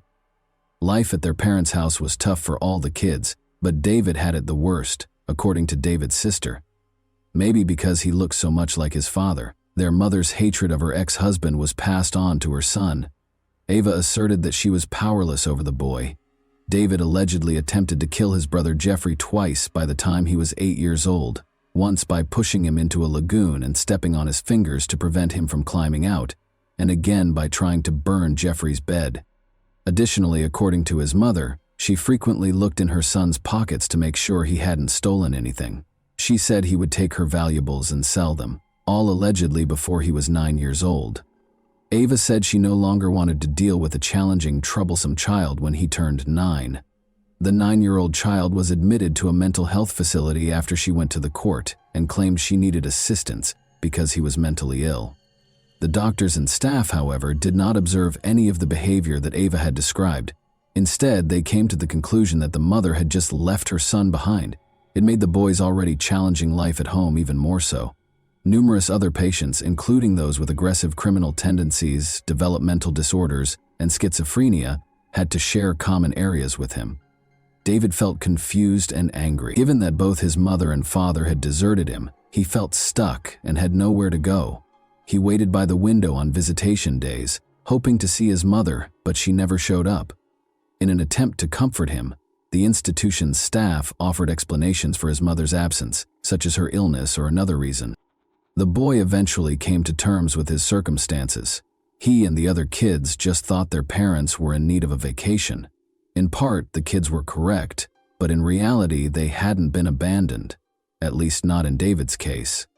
As terrible as it sounds, such institutions were used in those days to essentially leave a child there. Later, David remembered a boy who was sent to the mental institution by his parents, who treated it like a summer camp while they took their own vacations, and who spent many summers at the clinic. Their son miraculously recovered from his mental illness by the time they got back from their vacation. Doctors evaluated David's intelligence right away.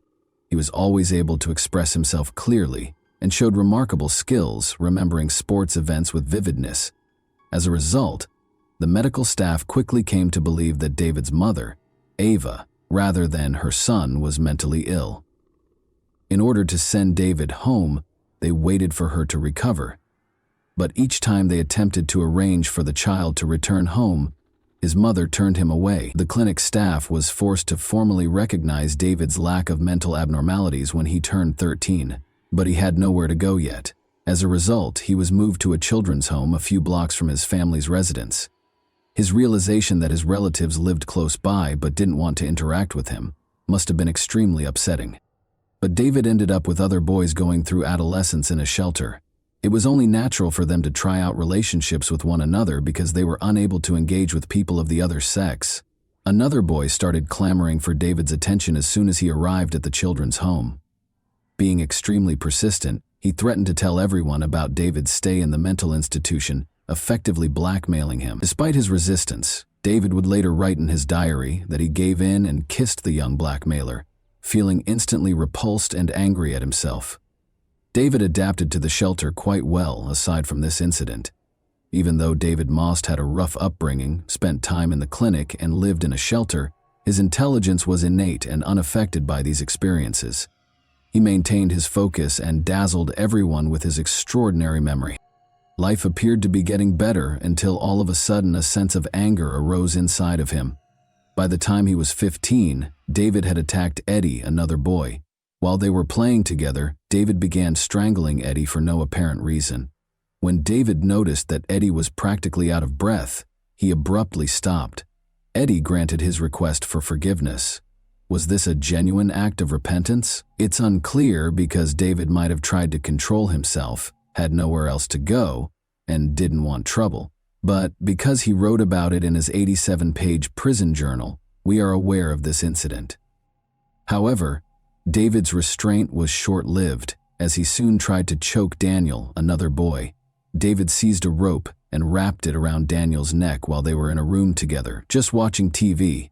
When he realized Daniel hadn't done him any harm, he stopped once more. "Enough," I told myself. "Leave the rope," he wrote in the diary, and Daniel fell to the ground. He was analyzing his actions and persuading himself that they were wrong. It was as if I was trapped inside myself and someone else was trying to kill Daniel, and I couldn't stop. David started to believe that he had no control over his thoughts or behavior, which was undoubtedly frightening for a teenager whose life lacked a typical parental role model. David was sent back to the institution for the mentally ill after Daniel, who lived, reported the incident. By the time the teenager turned 17, life appeared to be getting better. He made the decision to go home after he and a few other guys fled the clinic. He was devastated to learn that Ava had married and that her unwanted son had no place in her house. Furthermore, she pretended that David had never existed and told everyone that he was a shame to the family. She persuaded him to enlist in the army in order to get rid of him. It's crucial to remember that it was 1971, during the height of the Vietnam War, but maybe it wasn't the worst choice for the boy, to provide him with a purpose in life, a place to live, and practical skills. He was sent to the recruiter by his mother. After being drafted into the army, David was dispatched to Frankfurt, Germany. He worked as a cook at a military installation that also housed civilians.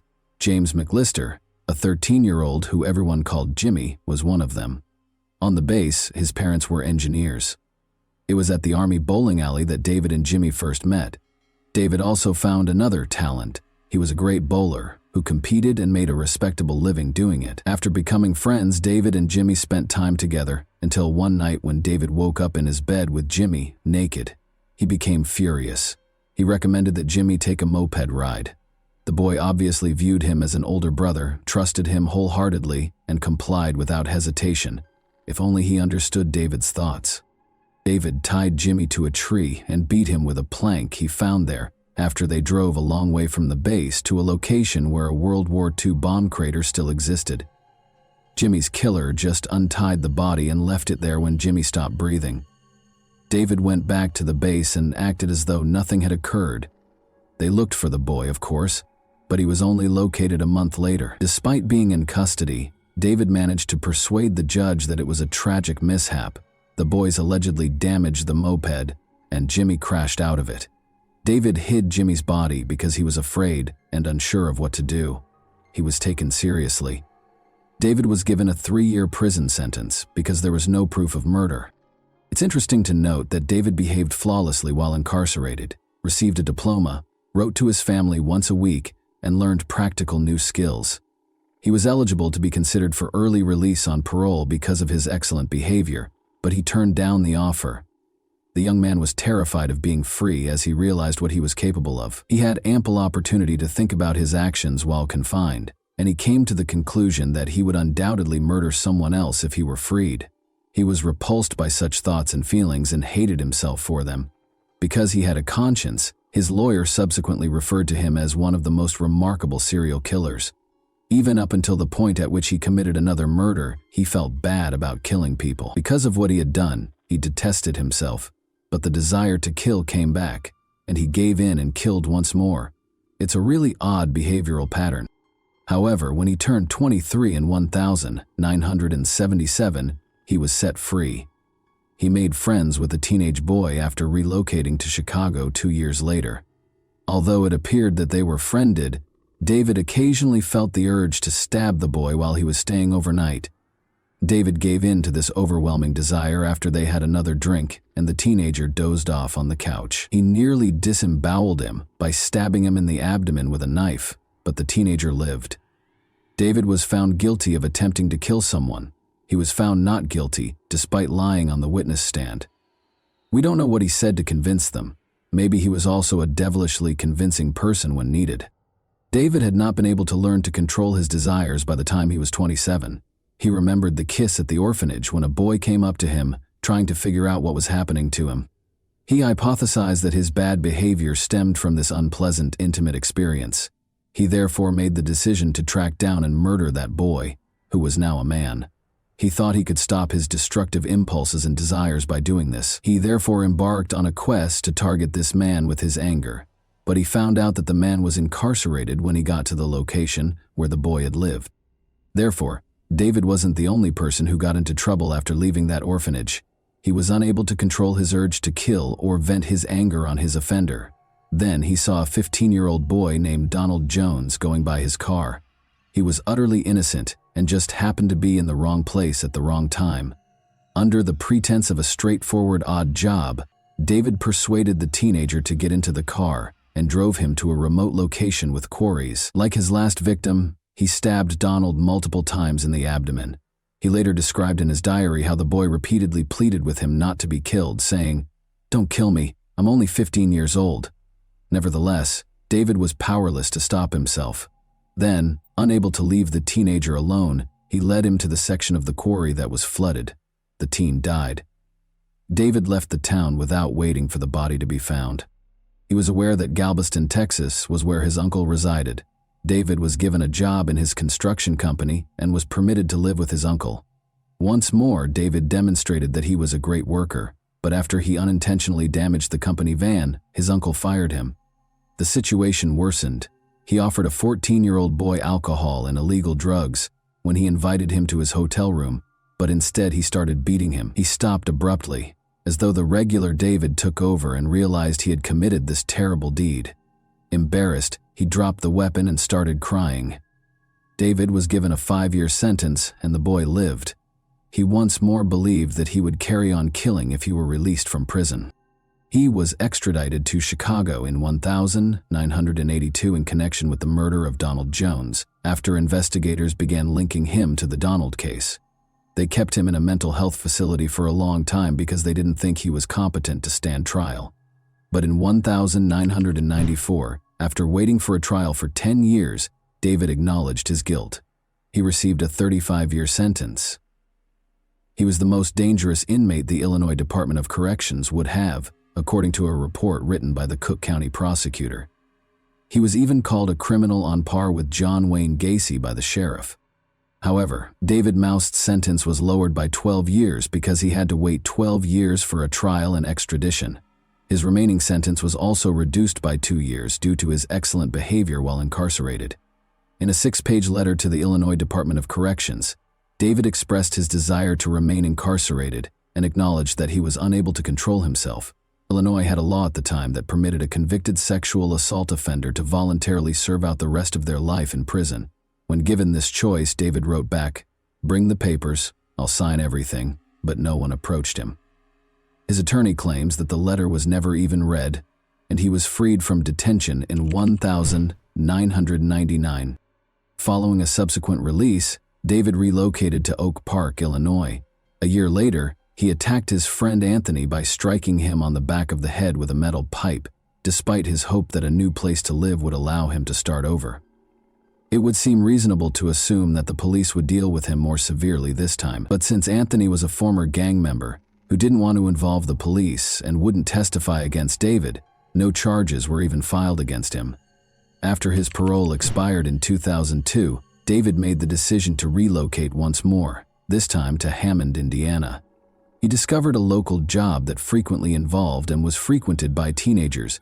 Employers were already able to investigate the backgrounds of potential hires by that point. David was just permitted to work with young boys in spite of his history of abusing teenagers. He soon fell back into his old routine, going to public pools and other places where teenagers congregated. By assigning the boys what appeared to be easy tasks, he gave them chances to make money. No teen would turn down the opportunity to make some cash by performing an apparently simple task, but these tasks turned out to be sinister. This went on until the disappearance of James Rainey, 16, and Michael Dennis, 13. That summer, David had made friends with these boys at the public pool and invited them to his house. The boys disappeared on September 10, 2003, the last time they were spotted. Given Michael and James's disobedient behavior, the police initially thought they might have simply fled. Therefore, the disappearance of Nick James, 19, on May 2, 2003, garnered more attention than the disappearance of these two boys. Nick James's family had been putting pressure on the police for months, and he wasn't rebellious. Investigators looked into his background after discovering that he shared a store with David Moust. They asked him to take a polygraph test because they had no proof, and he passed. He said he hadn't seen them in a while, which was pretty much accurate, but they didn't inquire as to whether he had murdered the boys. Investigators chose to search David's home even though he passed the polygraph exam. In 2003, the canine-wielding officer, Emo, was on the hunt for bodies. In order to search David Moust's basement, the police invited the dog and its handler.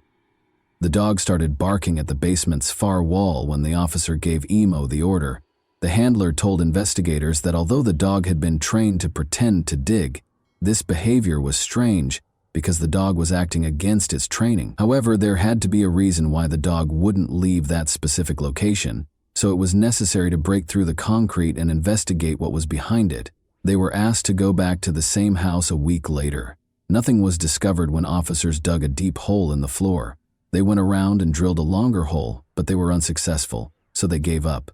They requested that they bring the dog back. He went straight to the hole this time and lay down. Since the officer was unable to record this, he asked the handler to give the dog another command. The dog then went to another hole and lay down again. After bringing in a concrete specialist, police discovered that David had used a staggering 80 bags of concrete. This was obviously done to conceal something, most likely bodies. 3 bodies were discovered when the police finally removed the concrete. Along with Nick, David had buried James and Michael beneath the basement after suffocating them in his apartment. David's brother and mother, who hadn't spoken to him in a long time, suddenly showed up. In numerous interviews, Jeffrey questioned whether the events could have been avoided had the police taken notice of David sooner. He claimed that his brother had committed horrible things when he was younger, but he had no proof.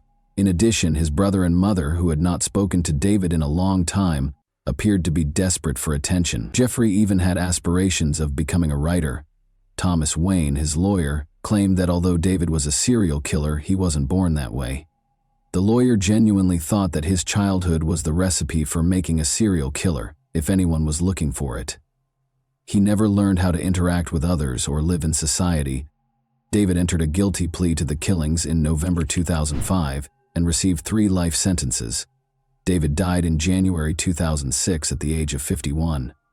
He confessed to 5 murders, including 3 in Hammond, in a note discovered in his cell. He expressed his disappointment in not receiving a death sentence because he believed he deserved it. He felt that he would not have committed as many crimes if he had been kept out of the public eye. He also didn't want his existence to be funded by taxpayers. He accepted responsibility for his actions and begged the families of the victims for forgiveness. He only blamed himself, not his parents or upbringing. David wrote that although he loved his family, they never loved him back. And that wraps up today's chilling story. If you enjoyed this video, don't forget to like and subscribe so you never miss a new upload. Also, let me know in the comments what part of this story shocked you the most. Thank you for watching, and I'll see you in the next video.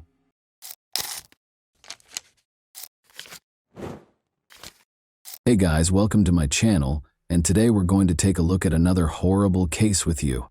It was a quiet evening in Dallas when Amber Geiger, a seasoned police officer, entered the wrong apartment. What happened next would send shockwaves through the community, the nation, and change the course of two families' lives forever. But was it truly a tragic mistake, or was something darker at play? As the courtroom drama unfolded, questions about race, power, and accountability took center stage. What happened that night, and who was really to blame? Botham Shem Jean was born on September 29, 1991, in Castries, the capital of the island nation of St. Lucia. His parents, Allison and Bertram Jean, were deeply religious and members of the Seventh-day Adventist Church. Raised in such a faith-driven environment, Botham's upbringing instilled in him strong moral values, including honesty, tolerance, and a desire to help others. These qualities were noted by many who knew him in his lifetime. From a young age, Botham stood out among his peers. His parents raised him with a strong sense of responsibility and a focus on education. In school, he demonstrated exceptional abilities in mathematics and music. At a young age, Botham began singing in the church choir, where his deep and moving voice immediately caught attention. Music became an important part of his life, and the church was a place where he felt supported and confident. After finishing school, Botham decided to continue his education in the United States. He chose to attend Hardin-Simmons University in Texas, where he pursued a degree in accounting. This decision marked an important milestone in his life, as moving to the U.S. opened up new opportunities for professional growth and personal connections. After graduation, Botham secured a job as an accountant in Dallas. His career quickly flourished, and his colleagues highly valued his professionalism and approach to work. For Botham, working at PwC wasn't just a career step, it was an opportunity to contribute to society and provide for his family. He supported his parents, helped the youth in his community in St. Lucia, and dreamed of advancing further in his career. His co-workers remembered him as someone who always brought positivity and inspiration to the team, fostering a strong sense of camaraderie and striving for the best results. But it wasn't just his professional life that mattered to Botham. He was actively involved in the life of his church in Dallas, where he was part of the music group and often spent time with friends from the community. He found joy in simple things, cooking dinners for his friends, organizing parties to maintain friendships, and always sharing his sincere smile and support with others. His life was filled with plans for the future, full of optimism and a drive to achieve even greater things. Amber Geiger, on the other hand, came from a small town near Dallas. She was born on August 9, 1988, and grew up in a family where discipline and hard work were strongly emphasized. From an early age, Amber dreamed of becoming a police officer. Her father worked in local law enforcement, and she knew she wanted to follow in his footsteps to help people and bring order to society. Amber pursued this dream after high school by enrolling in the police academy. She worked hard and demonstrated the discipline and focus needed for a career in law enforcement. After graduating from the academy, Amber began her career with the Dallas Police Department, where she eventually became an officer. Her colleagues described her as determined and hardworking, though she often expressed frustration with the emotional strain and high stress of her job. The life of a police officer is always filled with risk and stress, and Amber was no exception. She often found herself in situations that required quick decisions, where her reaction had to be immediate. These working conditions took a toll on her emotional state. Over time, she became more withdrawn and cautious in her relationships with others, preferring to spend her free time alone to recharge. Amber Geiger was dedicated to her profession, but her life was full of contradictions. She tried to hide her vulnerabilities, but those who knew her well could see that she often felt lonely and sometimes even lost in the world. Despite her strong and determined character, her internal struggles and fatigue from the constant pressure made her life less stable. She would often return home late, exhausted and emotionally drained, which perhaps played a critical role in the tragic events that unfolded later. After moving to Dallas, Amber bought an apartment in a high-rise building not far from her workplace. She hoped that living close to her job would help her rest more and not waste too much time on commuting. Life in Dallas was supposed to be a fresh start for her, but this new beginning didn't bring the peace she had hoped for. Work stress and emotional strain became part of her daily routine. She often found it hard to manage the growing exhaustion, which led to tension and personal issues in her life. September 6, 2018, started for Botham Jean just like any other day. He woke up early in the morning as usual and headed to his office in downtown Dallas. It was another busy day, filled with meetings, discussions, and preparing reports for clients. Botham was someone who always strived to do his best at work, and this day was no different. His colleagues noticed his upbeat mood and the smile he shared with those around him. No one could have predicted that this would be the last day of his life. After work, Botham returned to his apartment in the Southside Flats complex, located in the heart of Dallas. His apartment was his sanctuary, a place where he could unwind after a long day. That evening, Botham decided to keep things simple. He planned to cook dinner, play his favorite music, and relax. He loved cooking, and it was one of his ways to relieve the stress of his workday. Meanwhile, Amber Geiger was finishing a 13-hour shift at the police station. That day had been especially grueling for her. Numerous calls, patrolling, and paperwork had completely worn her out. She felt a fatigue that seemed to weigh down her entire body, and all she wanted was to get home as quickly as possible. When her shift finally ended, Amber headed home, eager to collapse into bed and rest. However, her exhaustion and emotional depletion would play a pivotal role in the tragic events that were about to unfold. Amber arrived at her apartment complex, where she lived on the 3rd floor. On her way to her apartment, her attention was distracted as she was scrolling through messages on her phone, reflecting on the day she had just experienced. At some point, she accidentally rode the elevator to the 4th floor instead of her own. The doors to the apartments in this building were similar, and in her tired state, she didn't notice that she had approached the wrong unit. The door to Botham Jean's apartment was slightly ajar, which immediately made her suspicious. In her exhaustion and confusion, she thought someone might have broken into her apartment. Amber drew her service weapon without considering the potential consequences. The only thought in her mind was that she needed to protect herself. She pushed the door open and entered inside. Botham, who was preparing dinner in his apartment, heard the noise. He turned toward the door, unsure of what was happening. Amber, seeing a figure inside, mistook him for an intruder and without hesitation fired twice.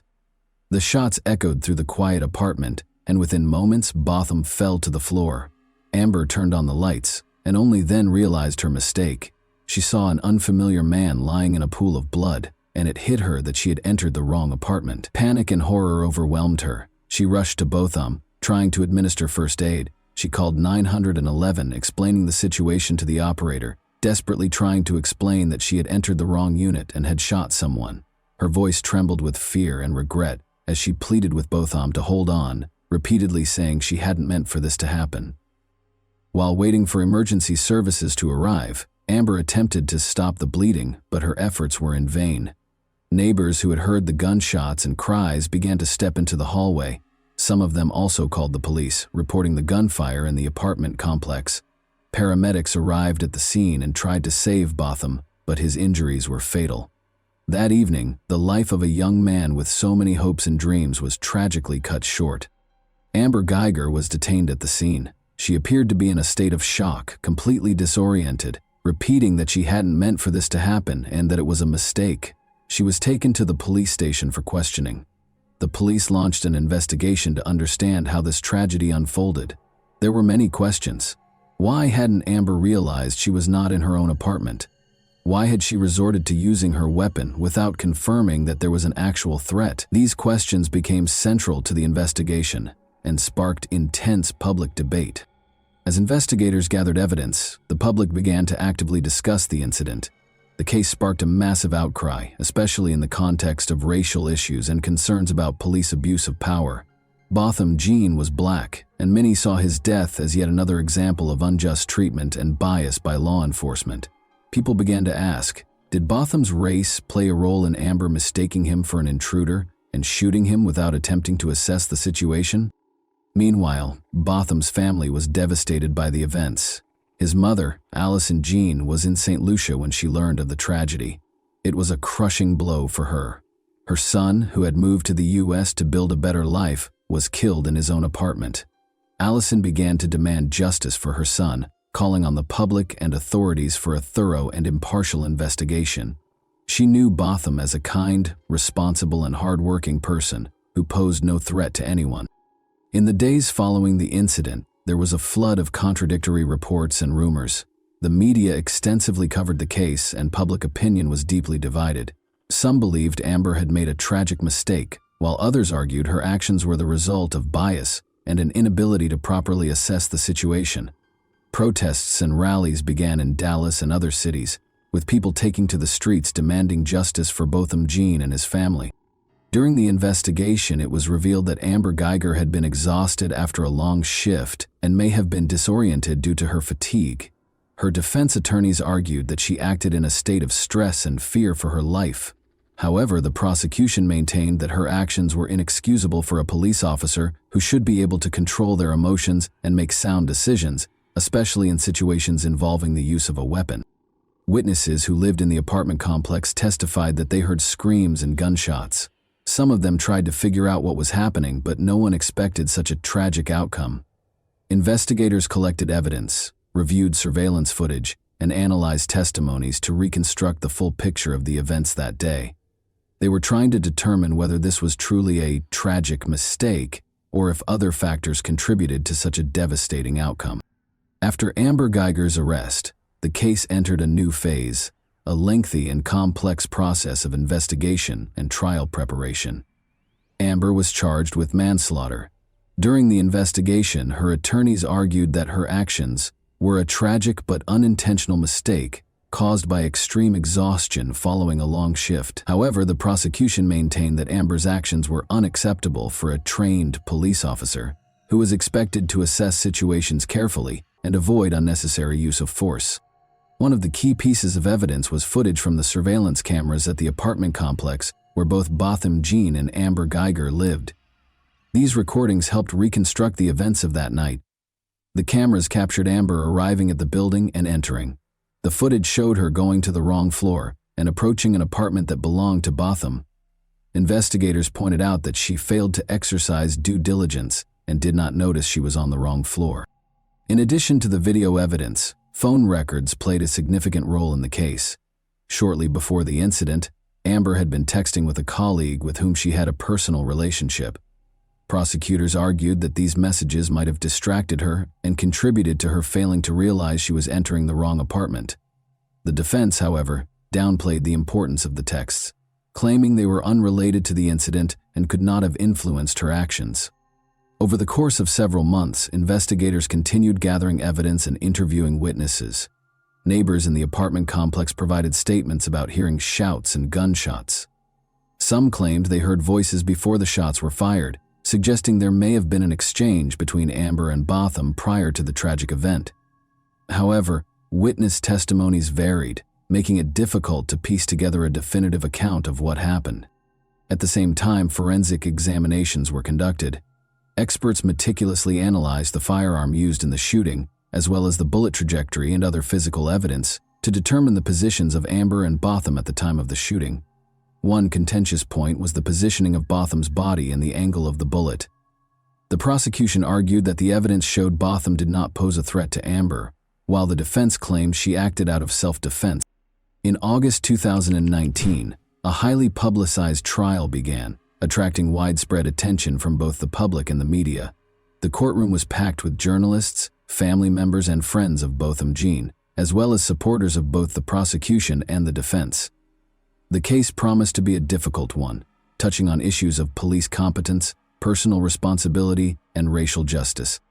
The trial opened with statements from both the prosecution and the defense. Prosecutors argued that Amber Geiger's actions were not just a mistake, but the result of her negligence as a police officer. They emphasized that any officer should exercise heightened caution, especially when it comes to using a firearm. Furthermore, they pointed out that Botham Jean was in his own home and posed no threat to Amber. The defense, on the other hand, built its case around the idea that Amber was acting out of extreme exhaustion and confusion, driven by fear for her own safety. Her attorney sought to portray her as someone who made a tragic mistake without any malicious intent. They also highlighted her previously unblemished record in law enforcement, hoping to elicit sympathy from the jury. Over the course of several weeks, witnesses, experts, and family members of both the defendant and the deceased testified.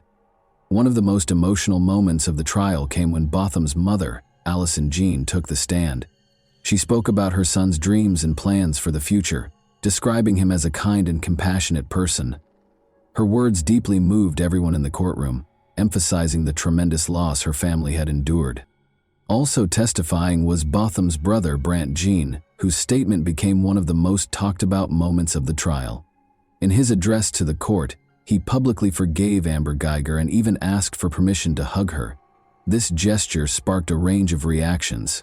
Some saw it as an incredible act of kindness and Christian forgiveness, while others felt that such an action should not overshadow the need for fair justice. Among the evidence presented in court were surveillance footage and an audio recording of Amber's 911 call after the shooting. In the recording, she can be heard in a panic, repeatedly stating that she had entered the wrong apartment and never intended to kill anyone. This call sparked further discussion as it captured her desperation, but also highlighted the lack of any attempt to determine who was in front of her before resorting to using her weapon. The expert testimony focused on analyzing the trajectory of the bullet, the position of Botham Jean's body, and the circumstances surrounding the shooting. Experts for the prosecution argued that the bullet's path suggested Botham was in a relaxed position, likely sitting or standing up from his couch when he was shot. This contradicted the defense's claim that he had been moving toward Amber and posed a threat. However, the defense attempted to discredit these conclusions, stating that the trajectory could not be conclusively determined due to a lack of data. Throughout the trial, the public closely followed the developments of the case. Protests and rallies continued, with activists calling not only for a fair sentence for Amber Guyger, but also for police reform to prevent similar incidents in the future. There were widespread calls for changes to police training, especially regarding decision-making skills in high-stress situations, and for greater accountability for mistakes that lead to tragic outcomes. Amber Guyger also took the stand, describing the events of that night from her perspective. She explained how she had come home after a long shift, feeling tired and disoriented. She claimed that she genuinely believed she was in her own apartment and thought Botham was an intruder who had broken into her home. She cried as she spoke, stating that she never intended to harm anyone and that it was a terrible mistake, one that she would have to live with for the rest of her life. Her testimony was emotional and, in the opinion of some, sincere, though it sparked conflicting reactions among the audience. The question of what the appropriate sentence should be became central in the final stage of the trial. Prosecutors insisted that Amber Guyger should be convicted of manslaughter, arguing that her actions led to the death of an innocent person and that a police officer who cannot assess a situation properly should not remain on the force. The defense, on the other hand, requested a lighter sentence, citing the lack of intent and arguing that Amber already carried a heavy burden of guilt for her mistake. After several days of deliberation, the time finally came for the jury to render their verdict in the case of Amber Guyger. Tension filled the courtroom as all eyes were on the judge and jury, who would decide whether the former police officer was guilty of causing Botham Jean's death. For many, this trial had become a symbol not just of a personal tragedy but also of the deep-rooted issues within American society: racial bias, abuse of power, and a lack of accountability within law enforcement. On October 2, 2019, the jury announced their verdict. Amber Guyger was found guilty of the crime that resulted in Botham Jean's death. This decision came as a surprise to many, particularly since the prosecution had initially sought a conviction for manslaughter. The charge of murder carried more serious consequences and a longer prison sentence.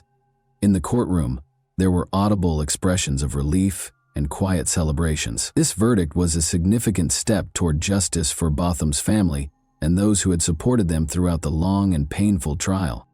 The following day, the judge delivered the sentence. Amber Guyger was sentenced to 10 years in prison. In her statement, the judge acknowledged the complexity and tragedy of the case, emphasizing that both sides had experienced significant loss. Guyger, the judge noted, had made a grave error that cost an innocent person his life. However, despite the weight of the sentence, many felt that 10 years was too lenient for a life lost as a result of such a severe mistake. While some were satisfied with the court's decision, others believed it fell short. Activists and supporters of the Jean family argued that the sentence did not reflect the gravity of the crime and was not enough punishment for the life that had been taken. Protests continued in Dallas and other cities, with many calling for further reforms in the criminal justice and law enforcement systems. This case became a symbol of the fight for justice and brought renewed attention to the challenges Black Americans face in interactions with law enforcement. Amber Geiger herself remained in shock following the verdict and sentencing. She repeatedly stated that she had no intention of harming anyone and that it was a terrible mistake.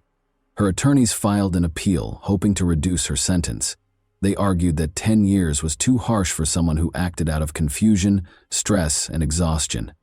However, as the trial concluded, Geiger was taken into custody to begin serving her sentence. Botham Jean's family expressed their gratitude to everyone who supported them throughout the long months of the trial. Botham's mother, Allison Jean, stated that while the verdict provided some sense of resolution, it could never bring back her son. She emphasized the need for systemic reforms in the justice system and law enforcement to prevent similar tragedies from happening again. Allison continued to advocate for change within police departments, hoping her son's case would serve as a catalyst for meaningful progress. The case of Botham Jean had a profound impact on public opinion and the national conversation around policing. This incident became yet another example highlighting systemic issues in law enforcement and the treatment of Black citizens. In response to public pressure, several states began considering legislative initiatives aimed at improving police training, particularly in situations involving the use of force and community interactions. Calls grew louder for increased accountability for officers' actions, and mandatory training programs focused on racial and cultural competency. Additionally, the Botham Jean case inspired the creation of organizations and funds dedicated to supporting families of victims of police misconduct and advocating for law enforcement reform. These groups provided legal and emotional support while spearheading campaigns to raise awareness about racial discrimination and abuse of power. Allison Jean became an active participant in these initiatives, using her personal story to fight for justice and systemic change. As time passed, Amber Geiger continued to serve her sentence in prison while awaiting the outcome of her appeal. This case not only shattered the lives of two families, but also left a lasting mark on American society. The tragic mistake that led to Botham Jean's death served as a stark reminder of the need for reform and the importance of law enforcement officials making sound and responsible decisions, especially in life-and-death situations. The story of Botham Jean and Amber Geiger remains one of the most discussed and impactful cases in recent U.S. history. It underscores the profound consequences of poor judgment, particularly when exercised by those in positions of power. While justice, according to many, was only partially achieved, the case left unanswered questions and became a symbol of the ongoing fight for equality and accountability in America. And that wraps up today's chilling story. If you enjoyed this video, don't forget to like and subscribe so you never miss a new upload. Also, let me know in the comments what part of this story shocked you the most. Thank you for watching, and I'll see you in the next video.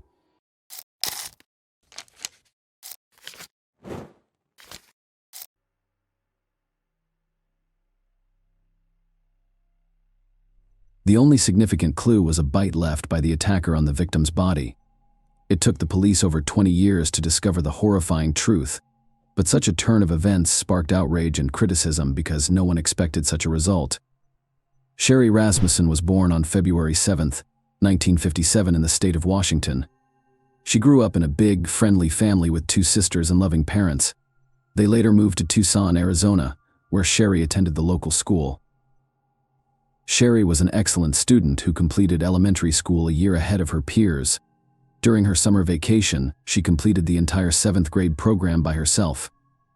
After graduating from high school in 1973, she enrolled at a California college where her older sister was already a first-year student. Sherry decided to pursue a medical education and become a nurse, which required her to complete additional courses at another institution. After graduating from college in 1975, Sherry decided to pursue a master's degree at the University of California, Los Angeles, where she also worked as a nurse to fund her education. She received her master's degree at the age of 23. Her father purchased an apartment in the Los Angeles suburbs for her, but Sherry refused to live on her parents' income.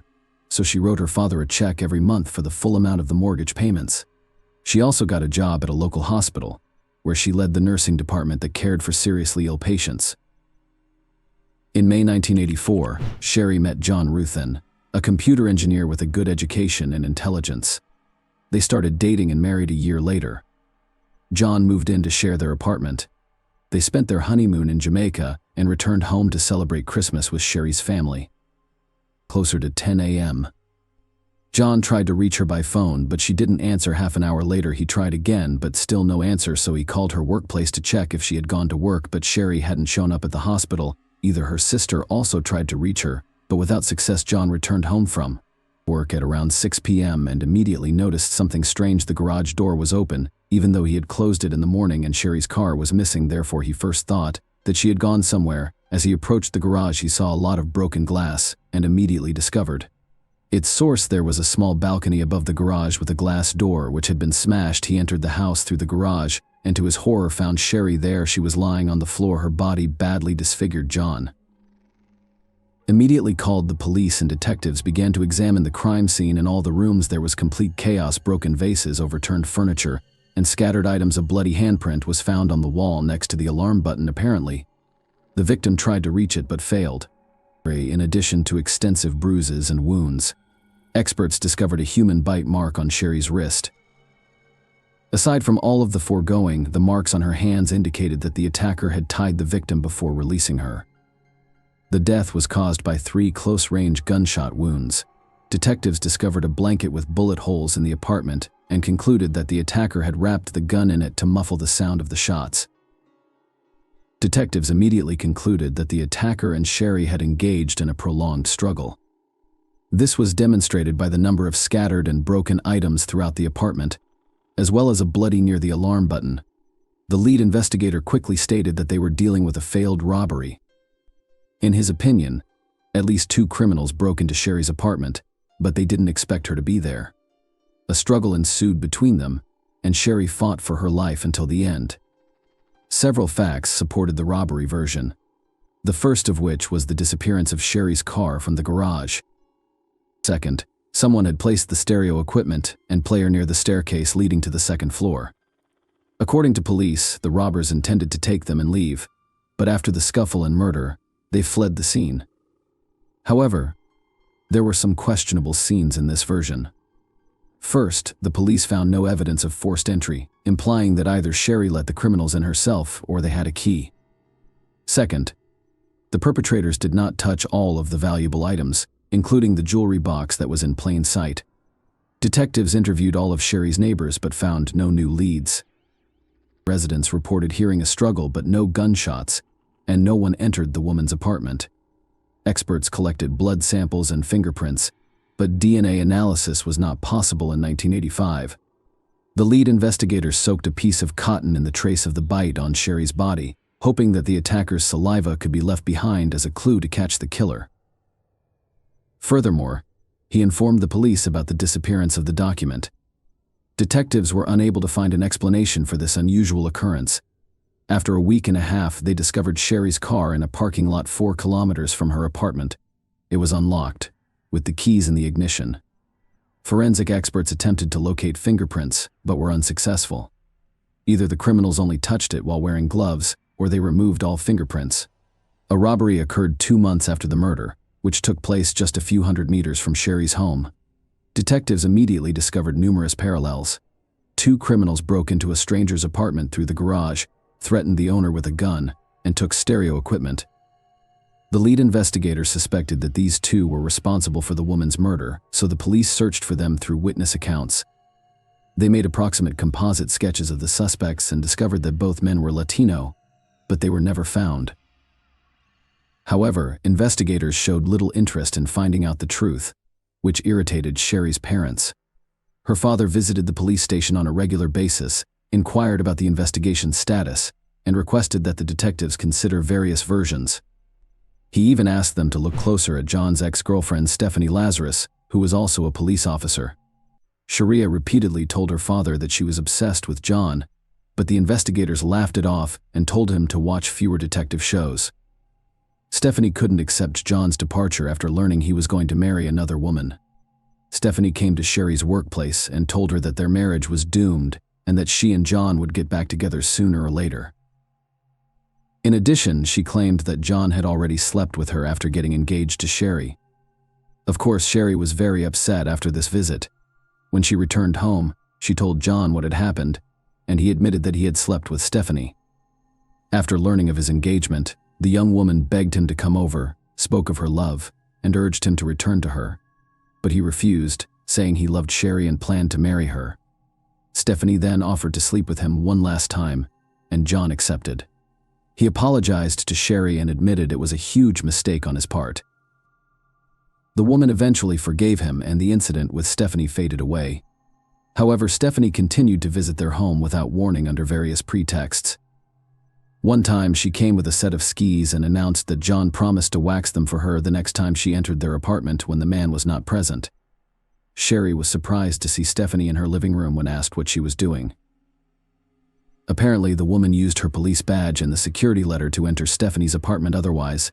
A duplicate key was required otherwise. She could not have entered without breaking the log. Sherry also noticed that someone was following her while she and John were sitting in a restaurant, and the woman saw someone staring at them intently.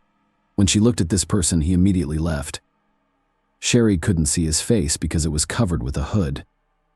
Unknown calls also frequently arrived on their home phone, and Sherry suspected it could be Stephanie. The victim's father told detectives about all of these incidents, but they ignored his words because they were certain that the murder was committed by the two Mexicans who robbed an apartment near Sherry's house. 3 months after the murder, some documents from Sherry's case disappeared from the police station, including detectives' records of the investigation progress. The police were unable to locate the journals, but there were no significant leads. The case has remained unsolved for years. 7 years later, the lead investigator on the case retired, and the victim's father decided to meet with his replacement, hoping that he would take his job more seriously. Furthermore, it was 1993, and police were already actively using DNA analysis technology to solve crimes. Sherry's father requested a DNA analysis and offered to pay for it, but the detective declined due to the lack of a single suspect to compare the obtained profile to. Meanwhile, John started a new family and reunited with Stephanie. They planned to go to Hawaii together, but something unusual happened before that. The man called the detective and asked if they had any new evidence. Stephanie was a rising star in the police department, earning higher ranks, twice becoming Detective of the Year, and maintaining an impeccable reputation. Despite her marriage to another officer, she continued to sleep with John. In 2001, a separate unit was formed in Los Angeles to work on unsolved murders. They were assigned Sherry's case, along with thousands of similar cases, and the detectives began their investigation, left behind after a bite 2 years later. Detectives took up the case and sent all available evidence to the lab. Due to high demand, they had to wait nearly 2 years for the results, which came in January 2005. The evidence included nail fragments and blood samples from Sherry's apartment. Forensic scientists only needed to study the sample from the bite mark on her body. However, they couldn't find the vial for a day until they discovered it by the wall of a large refrigerator. After studying the sample, experts discovered foreign DNA belonging to an unknown woman. This lasted until February 2009, when a new detective took over Sherry's case and began studying the materials left by previous investigators. He questioned the robbery theory after discovering DNA from another woman near the victim's bite mark. Detectives reasoned that the motives for this crime could be very different, so they compiled a list of all the women who could be linked to Sherry's murder. As a result, they were able to collect 5 names, including Stephanie, the victim's work colleague, and 3 other young women. The detectives initially questioned Stephanie's involvement, citing her reputation and successful police career. For this reason, he decided to investigate the other suspects first. Together with other investigators, they quickly concluded that 3 women on this list had no connection to Sherry's death, they lacked motives, and had alibi. Following that, they began investigating the nurse who worked with Sherry. The file stated that their relationship was tense, and the police obtained a sample of her DNA from the trash she threw away. Experts extracted the profile and discovered that it did not match the saliva found at the bite mark location, leaving the detectives with only one suspect. Stephanie and several colleagues agreed to keep this information secret until they could obtain solid evidence or disprove this theory. None of them wanted to accuse a police officer with an impeccable reputation of murder, and Stephanie could easily ruin their careers using her connections. They began secretly gathering information on her, trying to find any connection to the murder. Interestingly, the woman worked in the same building on the same floor as them. Because of this, the investigators had to take many precautions and not even mention her name in their notes. Soon, the detectives discovered the first interesting fact during the years of the murder. Stephanie owned a .38 caliber revolver, the same type of gun that was used to shoot Sherry. They also learned that the victim had repeatedly complained about strange and even aggressive behavior from Stephanie. The fact that the police officer came to Sherry's workplace in her uniform and said rude things to her seemed suspicious. Even more suspicion was added by the fact that Stephanie had broken into Sherry's gated community and even into her apartment several times. After analyzing the reports and photos from the crime scene, the detectives concluded that the possible robbery seemed staged. Nothing was taken from the apartment, not even the valuable items that were prominently displayed, but instead only a player and stereo were taken away. Moreover, the shooter had to be well versed in how the gun worked in extreme conditions. They were able to wrap the gun barrel with a blanket in such a way that the neighbors did not hear a single shot.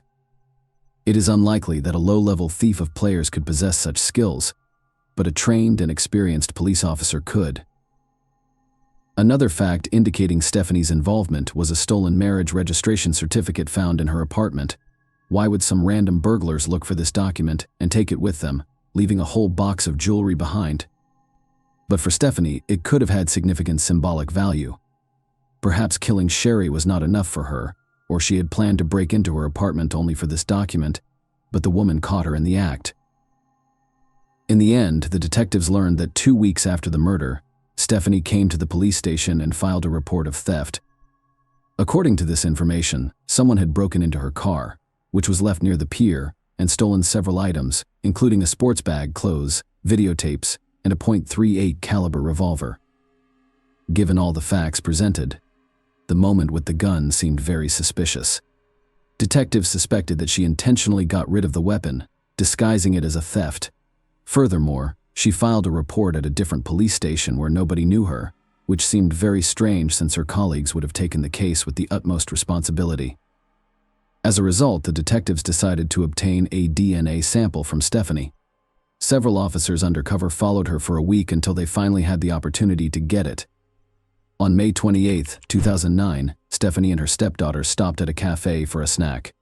As soon as they left, the officers took the glass she drank from and sent it to the lab. The next day, the result was ready, a full match. Despite the many factors pointing to Stephanie's involvement, the detectives were still shocked. It was hard for them to believe that a high-ranking and respected police officer was connected to the murder, but the DNA results were indisputable.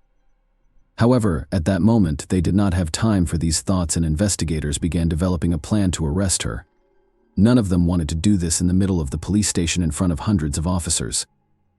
Moreover, Stephanie had extensive connections, and the detectives decided to lure her away from prying eyes. The chief of the Los Angeles Police Department was unofficially informed that one of his subordinates was suspected of the murder.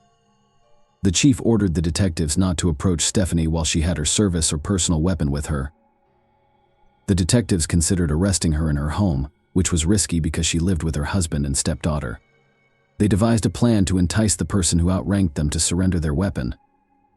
They found holding cells in the basement of the police department designed for temporary detention of criminals, where anyone entering had to surrender their weapon. This led to the creation of a legend saint. Stephanie went with them to the basement where the suspect was supposed to be held. After the woman surrendered her weapon, they went to the interrogation room, but there was no suspect there. The detectives gradually laid out the cards on the table and asked Stephanie questions about Sherry's murder. At first, they simply said that they needed to ask her a few questions about an old case related to her ex-boyfriend over the course. The detectives let her go, but at the end of the corridor, Stephanie was met by several police officers wearing handcuffs. 23 years after the murder, the woman was arrested. Given Stephanie's extensive police experience, all attempts to speak with her during interrogations yielded no results. She had a perfect understanding of the situation. There was DNA evidence against her found near the bite mark on the victim's body, which was extremely difficult to refute. Nevertheless, she denied any involvement and maintained her innocence. As a result, the detectives were forced to prepare documents for transfer to court over the next several years. Stephanie was housed in a women's prison until the first hearings began in 2012. It took the police 3 years to basically rebuild the case from the ground up because their predecessors believed in a failed robbery. It was necessary to redo all of the materials, focusing specifically on Stephanie. Throughout the trial, the woman insisted on her innocence. Stephanie's lawyer questioned the DNA test results and argued that there were no suspicions against her during the initial investigation. However, the prosecution believed that Stephanie entered Sherry's apartment and shot her once. Sherry resisted and a struggle ensued, eventually leading to Stephanie's death. The trial concluded on March 8, 2012, with Stephanie being found guilty of murder by the jury. She received a sentence of 27 years to life in prison, plus an additional 2 years for using a service weapon. The judge reduced her sentence by 1,000 days, citing her good behavior and time spent in custody awaiting trial. Sherry's parents attempted to sue the detectives who first worked on the case, despite the fact that the victim's father had instructed them to look into Stephanie from the start. They ignored his words. This begs the question, were they purposefully concealing their colleagues' involvement, or did they truly believe she was not involved? In the first case, it would have been a serious crime, whereas in the second case, it would have been simple negligence and disregard for significant facts. The statute of limitations expired in this case, so the court did not prosecute the police officers. Stephanie filed an appeal after the trial, but it was quickly rejected. She still denies her guilt and can only petition for early release in 2039. Sherry's ex-husband John lost interest in investigating her murder and began a new life. Please share your thoughts on this story in the comments section, and thank you for watching.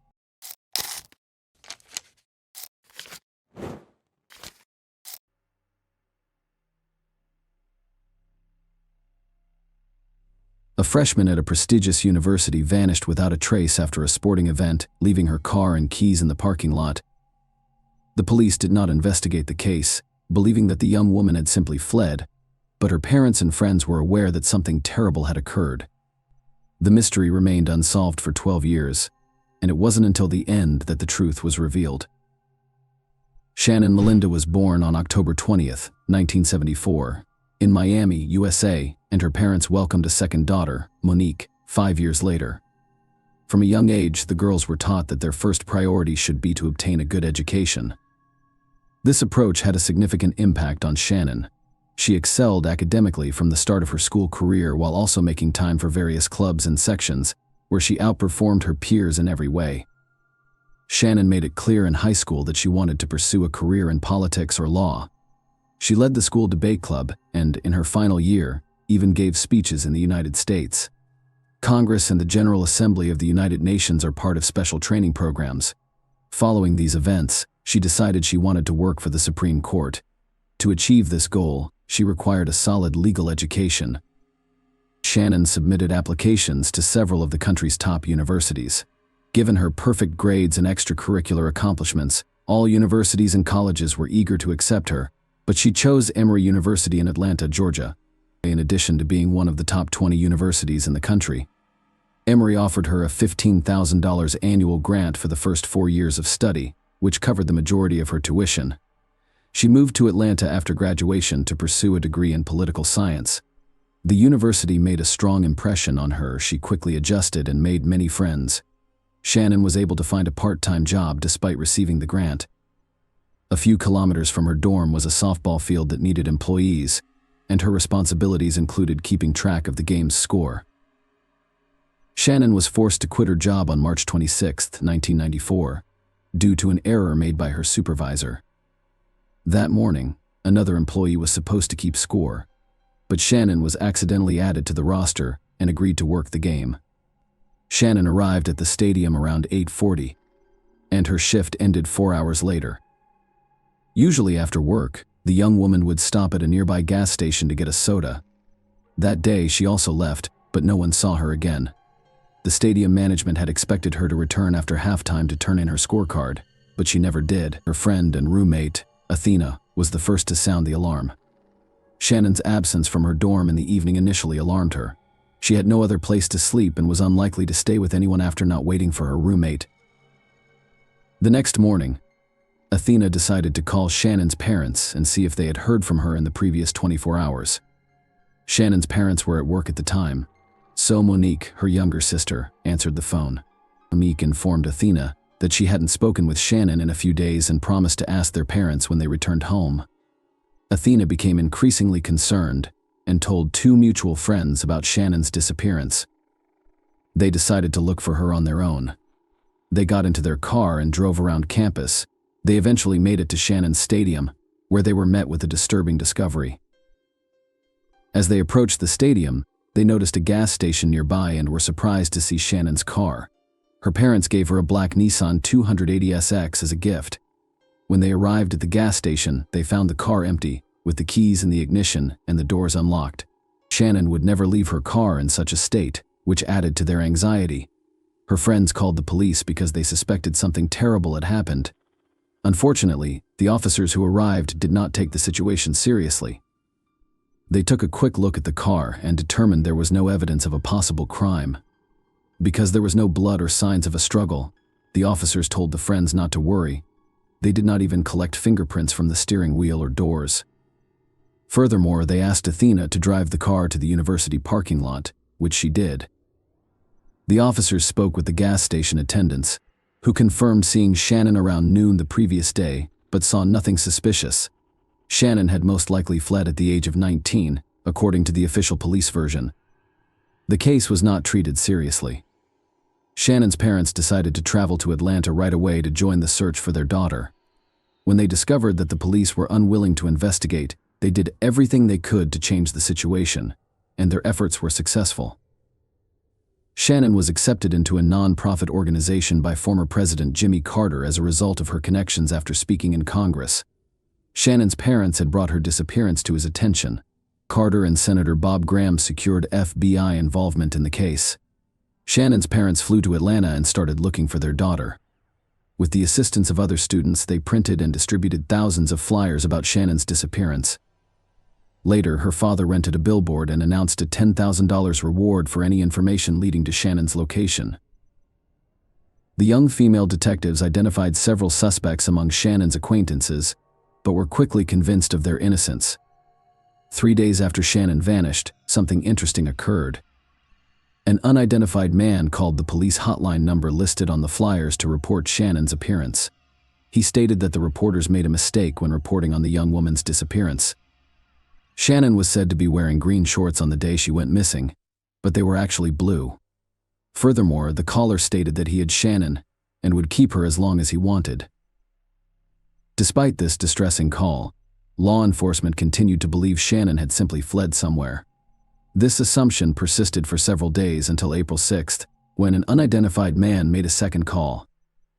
This time, he called the university's counseling center to inform them that Shannon was at his residence and was fine. He promised to call later and demand her return. Finally, he stated that he would leave Shannon's ring for the police near where he was calling to confirm his statements. This time, the FBI quickly traced the call and discovered that it originated from a payphone near a Burger King restaurant in suburban Atlanta. When detectives arrived at the location, they discovered the ring in a cloth baggie wrapped in duct tape. Shannon's parents confirmed that the ring belonged to her. This news brought them relief because it gave them hope of seeing their daughter alive again. Since then, they had been waiting for the perpetrator to call back and make his demands. This event prompted law enforcement to reclassify the disappearance case as a kidnapping. The police department appointed a new lead detective, who immediately pointed out his predecessor's lack of professionalism. He said that almost all of their actions were flawed. They did not take Shannon's fingerprints and instead asked a stranger to drive her car to another location. They also did little or nothing to investigate the case, believing that the young woman had simply run away and would return shortly. With this in mind, the investigators decided to rework every possible lead from scratch. The first thing they looked for was the softball field where Shannon was last seen the day she vanished. The fact that the young woman had been missing for several weeks added to the confusion. In addition, a championship game was held on the field that day, bringing the total number of visitors and participants to over 100. The detectives attempted to question as many people as possible, urging them to recall any suspicious incidents during the game. To their surprise, many people shared the same story. The only oddity in that game was the referee's behavior. According to the players and stadium staff, he was extremely dismissive of his job and was constantly distracted, even during important events. Instead of doing his job, he kept trying to talk to Shannon and ask her out. The referee's name was Calvin Hinton, but he preferred the nickname Butch. The 33-year-old man worked as a mechanic for Delta Airlines and refereed matches as a hobby. He had a wife, taught Sunday school at the church, and appeared harmless. The detectives dug deeper and discovered that Butch had left the softball field around the same time as Shannon. After speaking with his co-workers, they discovered another strange detail. The day before the game, he had asked the other umpires to fill in for him because he was supposed to have a date. They were all aware that Butch was married, but he explained that his wife was out of town for a few days. When all of his co-workers said no, he called his boss and requested to leave the game early, explaining that his brother's wife was in the hospital and they had no one to leave the children with. Butch returned to the stadium 2 hours after leaving, still wearing his officiating uniform. He went into the locker room, changed, and then left. 3 hours later, he returned to the stadium and was spotted by a colleague and asked what he was doing there. Butch explained that he had forgotten to deliver his paycheck to the accounting department, but he didn't have it with him. Furthermore, Butch asked his colleague if he had seen where his car was parked for a man who had just arrived at the stadium. That question seemed strange. Investigators questioned Butch, who denied any involvement in Shannon's disappearance. He said that after leaving the stadium, he went straight home. As proof, he showed detectives several outgoing phone calls made within 40 minutes of leaving the stadium. He agreed to a polygraph interview, but failed. Almost all of his answers were found to be false, but they were insufficient to warrant his arrest. It was, however, enough to obtain a search warrant for his home, which was conveniently located near the Burger King where the police discovered Shannon's ring. Detectives discovered 2 additional intriguing facts. His neighbors claimed he lit a fire in the early morning hours following Shannon's disappearance. Later, Butch called his father and requested a handsaw, claiming that a tree had fallen on his car. Detectives went to his house with their service dogs but found no evidence of Shannon's presence there. However, they noticed 3 areas with overgrown soil. When they dug them up, they discovered something extremely creepy. There were dozens of women's clothing and shoes beneath the ground, as well as a sleeping bag and softball field scorecards. Experts examined the excavated clothing, showed pictures to Shannon's parents, and determined that none of it belonged to the young woman. Butch admitted he had no idea where these items on his property came from. He assumed they were left by the previous owners of the house.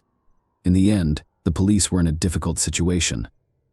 A number of facts pointed to Butch's involvement in Shannon's disappearance, but there was no direct evidence against him. They hoped that a more thorough examination of Shannon's vehicle would yield results, but they were out of luck. Because the police did not collect fingerprints or DNA samples on the first day of the investigation, the experts were unable to locate them. However, they came to an interesting conclusion: someone had thoroughly wiped down the car, erasing any potential traces. In an attempt to gather hard evidence against Butch, one of the detectives discovered an intriguing fact. He examined the bag containing Shannon's ring and discovered that such items are not made for retail sale. He contacted the manufacturer and discovered that Delta Airlines was the only buyer of such bags in Georgia. According to the company, mechanics use the bags to store small airplane parts. As we recall, Butch was a mechanic for that company. The detectives thoroughly examined everything and discovered another tiny clue. In Butch's car, they discovered a piece of the same duct tape used to wrap the pouch. On the tape itself, the experts discovered microscopic particles of the same metal. After analyzing its composition, they determined that this compound is only used in the aviation industry. Despite this, the case remained frozen for several months. The police and Shannon's parents were certain that Butch was responsible for the young woman's disappearance, but no one could prove it. All evidence was circumstantial. When the airline learned of the suspicions against him, they fired him immediately. Previously, he had managed to mockingly boast to his colleagues that he was a suspect in a kidnapping. After reviewing his background, investigators discovered Butch had a lengthy criminal history. They were unaware of this at the start of the investigation, because advanced criminal databases did not exist in the 1990s. It turned out that he had committed his first crime while a minor. He worked part-time and one day went to his boss's house, where only his wife was present. Butch attempted to tie her up but failed. The woman persuaded him to leave by promising not to tell anyone, but she then called the police. Butch was arrested but, due to his age, was only ordered to receive involuntary psychiatric treatment, despite admitting to intending to abuse the woman. When he was in his 20s and married, he was arrested again for kidnapping a 14-year-old girl.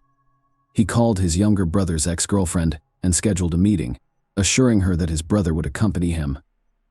However, he arrived alone and, claiming to have a gift from his brother, tied her hands and led her to his home, locking her in the basement. Butch's wife discovered the victim and contacted the police. The girl told investigators that Butch had molested her, but he only received a 4-year sentence. She also revealed disturbing information. Butch had threatened her with the same fate as 2 previous victims. Butch was released early, less than 2 years later, and remarried, his new wife unaware of his criminal history. The police suspected he had other victims whose remains were never discovered. Investigators were never able to charge Butch in Shannon's case, so they continued to search for evidence without success. Butch was released from prison in December 2003 after serving an 8.5-year sentence. During that time, police were unable to connect him to Shannon's kidnapping, but they struck lucky. Butch frequently hinted to his fellow inmates about his involvement in the case. Detectives interviewed about 10 inmates, and one, Adonis Cornwell, remembered Butch's late-night confession. Butch claimed that Shannon was killed by the demons inside him, not by him, and that her body would never be found because it had been scattered to the wind. This testimony, combined with previous circumstantial evidence, enabled investigators to take the case to trial. Butch was arrested in August 2004 and charged with kidnapping and murder. According to the investigation, Butch saw Shannon at a gas station and lured her into his car using false pretenses. He threatened her and drove to his home. He then returned to the stadium, parked Shannon's car at the gas station, left the keys in the ignition, wiped away the prints, and left. When he returned home, he most likely abused, killed, and disposed of Shannon's remains. Many questioned whether the court would convict Butch without a body. At the time, there had never been a case in Georgia where a person was convicted without a body. Investigators worked hard to get the most out of the circumstantial evidence. They even brought in inmates to testify on Butch's confessions. Despite this, Butch maintained his innocence. Following the trial, the jury was unable to decide. Butch was found guilty of murder after 3 days of deliberation. Consequently, the court sentenced him to life in prison. He was 43 years old at the time, and in theory he should have spent the rest of his life in prison. But there was one unsettling detail: the perpetrator was eligible for parole every 7 years under the statutes in effect at the time of the murder. Butch attempted to challenge the court's decision but was unsuccessful, and 2 years later, in 2006, something very unexpected happened. He decided to confess to the murder. His story was almost identical to the prosecution's. He saw Shannon in the parking lot and suggested she go to Burger King for a meal. Shannon agreed, so they drove there in his car. After lunch, they returned to the field, but Butch missed the right turn, came to a halt, and complained that his leg was cramping. He asked Shannon to drive and sat in the back seat. He pulled out a prepared knife and threatened to make the young woman drive to his house. He tied her up and told her he would not hurt her. Butch stated that all he wanted to do was sell her car and then let her go. She remained calm and did not attempt to scream or fight back. Butch returned to the stadium and drove Shannon's car to the gas station, leaving the keys inside. He did this in the hopes that someone would steal it, which would throw the cops off guard after thoroughly wiping the steering wheel and other areas where he might have left fingerprints. Butch returned home, abused the young woman, and then left for the movie theater with his nephews and their parents. Apparently, this family outing was planned as an alibi. When he returned home, he continued to abuse Shannon while repeatedly promising to let her go as soon as he sold her car. He then allegedly began to realize the gravity of his actions and attempted to figure out what to do next. He went to bed, awoke a few hours later, and began to panic. He then went down to Shannon's house, wrapped a tie around her neck, and strangled her. According to Butch, she was sleeping at the time, and everything happened quickly. Next, he spent hours debating what to do with the body. By morning, he had decided to burn it, so he started a large fire and added fuel before putting the body in. He changed his clothes and attended the church service. When he returned home, the fire had allegedly consumed all remains. The man claimed that the unbearable weight of guilt forced him to confess what he had done, but it was difficult to believe. First, he made 2 taunting phone calls to the police and the university, claiming Shannon was still alive after having already disposed of her body. Second, he intended to kidnap another woman, his wife's closest friend. That day, as soon as his wife left town, he called her and invited her over, claiming that he and his wife wanted to meet her, but the friend declined, saving her life. Knowing this, can we speak of Butch's remorse and guilt? In addition, he claimed that the fire reduced the body to ashes in a matter of hours, which appears impossible. The man stated that when he returned home from church, there was no trace of Shannon. He allegedly waited for the ashes to cool before gathering and dumping them on the railroad tracks. Most likely, he lied and needed to bury the remains, including the bones, somewhere. But why would he do this? Butch's only option was to realize he might never be released and play the remorse game. However, if he had pointed out where the body was buried, his sentence could have been altered, denying him the opportunity to petition for release. Despite the fact that experts discovered traces of fuel, he continued to insist that the fire in his house was caused by a broken vacuum. He is currently in prison, and his next petition for parole can be filed in 2025, when he will be 64 years old. Shannon's parents are still fighting to prevent his release. The only question that remains for investigators to this day is whose belongings were buried in Butch's backyard. Was he involved in the deaths of other young women? Possibly in the dozens? Please leave your thoughts on this story in the comments, and thank you for watching.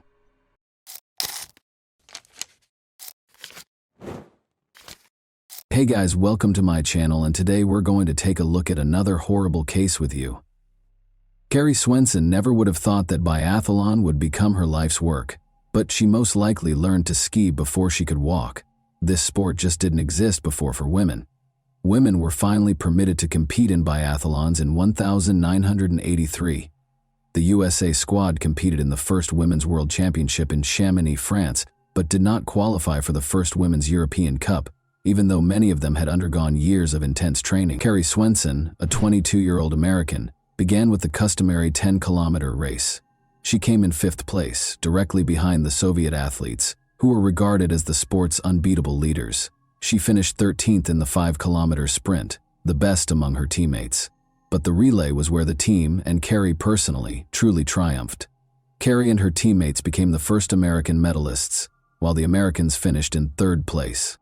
Following the conclusion of the biathlon season, Carrie went back to Montana and organized the summer of her dreams. She worked at Lone Mountain Ranch, a well-known tourist ranch, and ran trails in the backcountry in her spare time. Carrie let the night air into her bedroom by opening the window. She had earned her microbiology degree from Montana State University that morning. Her parents celebrated her graduation and her brother Paul's 21st birthday with a party after the ceremony. Just the summer before, they had relocated to the Lone Mountain Ranch in the Big Sky region to practice and take in the mountains, just like they had as kids. She had dreamed since she was 5 years old that she would leave to pursue her dream of studying veterinary medicine after one more year of competitions. Unaware that her dreams would soon be dashed by the self-centered schemes of 2 recluses, Carrie turned off the light in her room and contentedly fell asleep. Carrie was unaware of the 2 men's conversation that was going on in the mountains a few kilometers away. The younger man was clearly irritated. Though he felt lonely in the mountains and yearned for female companionship, he generally enjoyed living away from people and their rules. "Do you recall the plans we talked about to find a woman for ourselves, Dad?" After giving his 18-year-old son a close examination, the father questioned, "Do you believe the time has come?" The son confidently nodded in response. Carrie ran around Old Ray's Lake on Sunday, July 15th. Bob Sharp, the proprietor of the snack bar where she worked, had informed her that he had spotted a grizzly bear nearby, and she was keen to see one for herself, so she decided to take this route. Carrie ran pretty fast as usual, paying attention to her breathing. She only realized there were 2 men in front of her at the last second. The strangers appeared disheveled. The younger one had a knife and a pistol in his hands, and neither of them was grinning. The hunting season was long over, but there were still rifles lying by a tree. The men made it clear to Carrie that they had no good intentions without taking their eyes off her. Regretfully, she saw them too late to turn around and flee. An adrenaline rush brought on by fear caused Carrie to run even faster, attempting to get past the strangers as fast as she could. But her plan didn't work. On the trail, the older man leapt directly in front of her and took hold of her wrist. He took hold of her other hand before she could respond. Unable to escape their hold, Carrie chose to keep her composure and use her cunning. She was scared by the wild expression in the older man's eyes. Remain composed. Avoid upsetting them, she thought. She pleaded, "Please, let me go." "No, we don't often see attractive girls like you. We would like to speak with you. What is your name?" He held Carrie even closer as he asked. He started questioning her about who she lived with, whether she was married, and other things.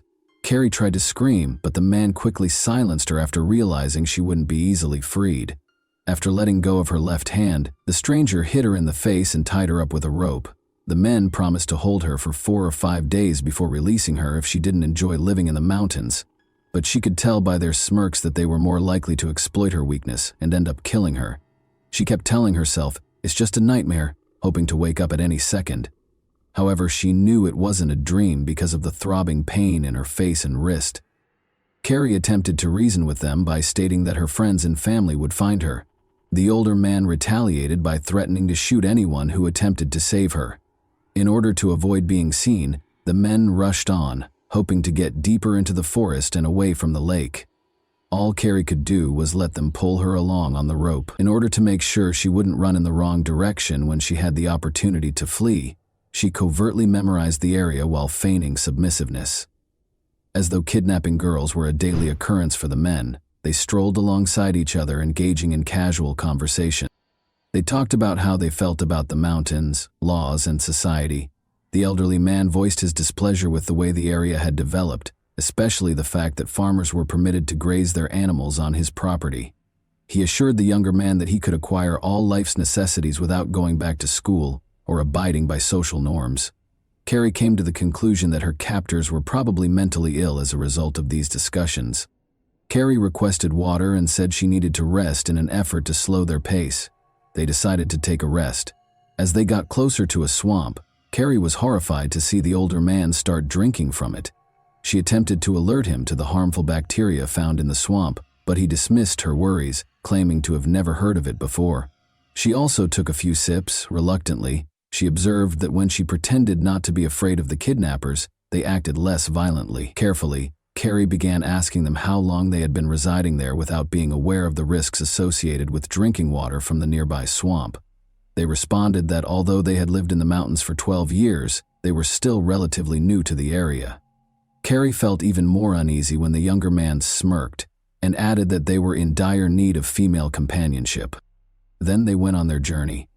In an attempt to leave hints for her loved ones who would be looking for her, Carrie tried to step on soft ground and break twigs. Sadly, the older man saw her attempts and stopped them. Carrie, however, obstinately continued to make marks, and the older man continued to erase them because she had nothing to lose. They went on in this manner, and Carrie noticed that no one had yet begun searching for her when she looked at her watch. Only 4 o'clock in the afternoon had arrived. Alan Goldstein, Carrie's friend and co-worker who instructed visitors in shooting at the ranch, started to question why her run was taking so long. He was worried that she might not have been able to return home by herself because she might have run into a bear or twisted her ankle. Carrie was being led farther and farther from the ranch by the strangers in the meantime. They asked her whether she could walk 60 kilometers in a day. After talking about how far they needed to go, she declined to respond. It was impossible for her to tell her captors that she could run 50 kilometers in hilly terrain while training. They might go more slowly if they believed she was weaker than she actually was. Now she was certain they would not allow her to survive. Not today. Not in 4 or 5 days. They wouldn't give up their valuable independence for her. Carrie kept studying the men quietly. They were remarkably similar to one another in addition to having a similar philosophy. Her suspicion that they were father and son grew. Carrie was aware that people would soon begin searching for her, but Nothing had scared her more than the idea of her parents or friends becoming the victims of her captors. Making an escape was one way to avoid this. She changed her strategy after pleading fail. "Change your tactics when you're losing," her tennis coach would often say. "When you have the chance to alter your approach, why keep playing a losing game?" Before deciding to take a night's rest at around 5 o'clock, the men chained her to a tree, drastically reducing her chances of escaping. Carrie was the centerpiece of the feast that the black flies and mosquitoes were enjoying. She was tired, thirsty, hungry, and afraid for her life. Now chained close to the tree, she saw a number of rocks, one of which might be used to break a chain link. It was time to try the new tactic. At night, Carrie made the decision to become intolerable. "Hey, standing by the tree is getting old to me," she insisted. "Leave the chain loose so I can sit down." Despite their confused expressions, the men let her sit. She tried to reach for the rock in private, her eyes closed as though she were sleeping. Sadly, the younger man saw her attempt and took away every rock within her reach. She kept acting rude and demanding feminine products at around 8 p.m. because she was freezing and the mosquitoes were driving her crazy. The older man began discussing how they had many of his ex-wife's belongings in the underground cave where they lived after the younger man, whom the older one called Dan, gave her a shirt and socks. He continued by saying that those caves were very comfortable and that they would never be discovered there. In the distance, Carrie heard a voice. Regretfully, her captors also heard it. A plane appeared in the sky at the same time. Carrie was unaware that the plane was looking for her, but the men were startled and put out the campfire right away. It is obvious that they were surprised that someone would look for the hostage so quickly. The plane circled the forest for about an hour before taking off. Carrie waited anxiously for the night to come and to see what they would do to her.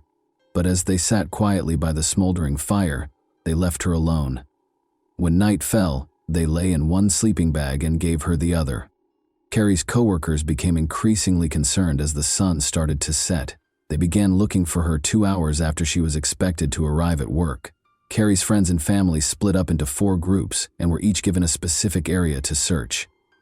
In order to get assistance flying over the forest, Carrie's father, Rob Swenson, contacted a friend who was a pilot. He was filled with fear when Bob Sharp told him that Carrie might run into a grizzly bear on that trail. For several hours, the teams combed the areas where Carrie was likely to run while calling her name. However, they had to halt the search as night fell. When their father got back from the airstrip, Carrie's brother Paul discovered him at the ranch. His father appeared pale and anxiously restless. Paul went to his room and asked his father to notify him as soon as there was any update on Carrie because he needed some alone time. After a hasty shower, he collapsed on his bed. Then he caught sight of Carrie. Like a captive animal, she was chained to a log. Nearby, the men sat around the campfire. His sister was in tears. Paul hoped it was only a bad dream when he woke up from this terrible nightmare, not knowing what it might mean. They would resume their search as dawn broke, and they would undoubtedly locate her in the morning. To Carrie's surprise, the captors only moved the camp roughly 50 meters from the original campsite when they made the decision to move it. Dan didn't think twice about using his gun to go hunting and shoot a squirrel for breakfast, in spite of the continuous search for her. The older man insisted that Carrie turn over her shorts while Dan was making breakfast, claiming that their vivid red hue drew too much attention. After taking them, he returned to the former campsite. This gave Carrie a chance to speak with Dan alone. By claiming that he was too young for such crimes, she attempted to convince him to allow her to return to her family. Dan said, "No, you're cute, and you'll stay with me," after giving her a close look without showing any signs of regret, worry, or a smile.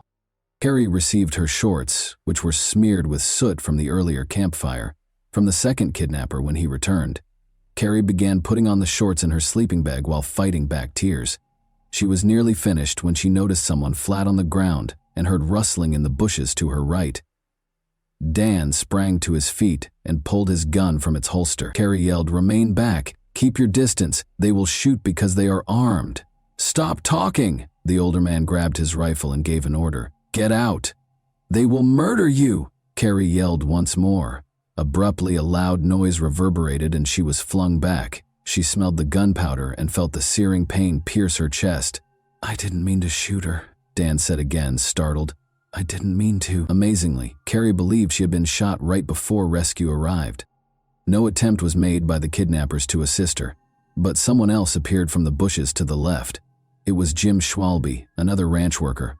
Evidently, he was unaware that the kidnappers were criminals and thought they were a rescue team attempting to assist Carrie, possibly hitting her by accident while frightening off a bear.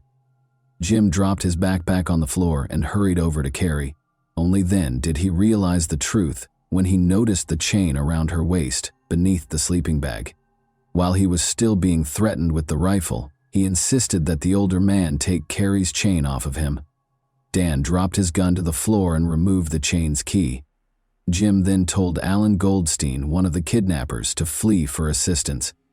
However, it seems that Alan had already discovered their true nature. The kidnappers were surrounded by 200 people, so he yelled that he was armed and told them to surrender. Carrie let out a painful scream as Dan yanked the chain violently. The older man pointed the rifle at Alan as Jim turned to face them. "No!"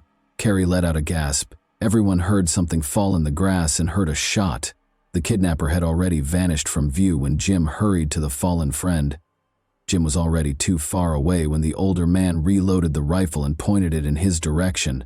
With haste, the abductors stuffed their things into their backpacks, removed the chain, and even threw Carrie out of her sleeping bag, claiming she would no longer require it. Carrie and Alan lay on the cold ground, and they did nothing to help them.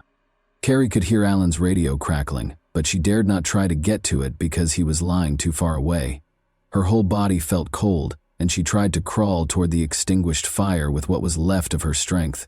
Hoping there were still warm logs to help the leaves catch fire, she tossed some leaves and twigs toward the fire while lying on her stomach. Carrie lost consciousness when she attempted to blow on them because she was too weak. An army of black ants raced toward her blood-soaked shirt as she awoke. No, she chased them off. She was reminded of her desire for life by these ravenous insects. Alan had fallen too far away for her to help him find the radio, but then she saw Jim's backpack close by. After struggling to unfasten the backpack with her icy fingers, she discovered a sleeping bag, a chocolate bar, and a water bottle inside. There was no radio. After successfully inserting her legs into the sleeping bag, Carrie opened the water bottle to find some warmth. She took a sip of what turned out to be warm lemonade and nibbled on the chocolate bar. Carrie attempted to approach Alan once more, but this time she had to pull the sleeping bag with her. She couldn't help but think of her brother Paul's reaction when he saw her crawling on the ground like a caterpillar. He would most likely chuckle and encourage her at every turn.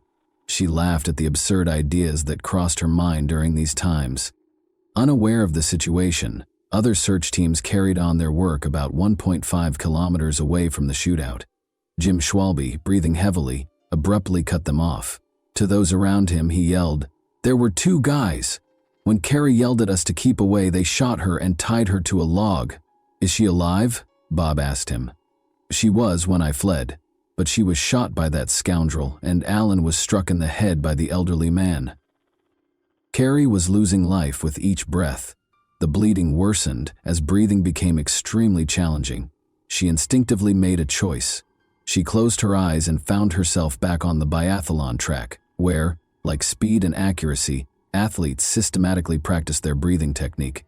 Carrie was able to slow down her bleeding and heart rate by focusing and breathing very slowly, almost like in yoga. Strangely, the annoying flies that buzzed around her kept her awake. Jim was on her mind. Unless he encountered the kidnappers once more, he ought to have brought assistance by now. A few hours later, that grating buzzing noise was back. Searching for the source, Carrie noticed a helicopter hovering over the treetops. People were looking out of it as it paused right over her. "Please, locate us as soon as possible," she begged in silence. She heard the sound of a radio and the crack of branches as the helicopter took off. "Aid!" With all the strength she had left, she let out a cry. "She's right here," someone yelled.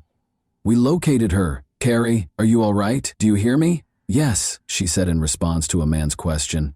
All she could do was smile, wishing she could yell, scream, or thank them for finding her. It was difficult to see what was coming next because her eyelids felt heavy, like they were made of lead. The police worked tirelessly to track down Carrie's kidnappers while she was being transported to the hospital.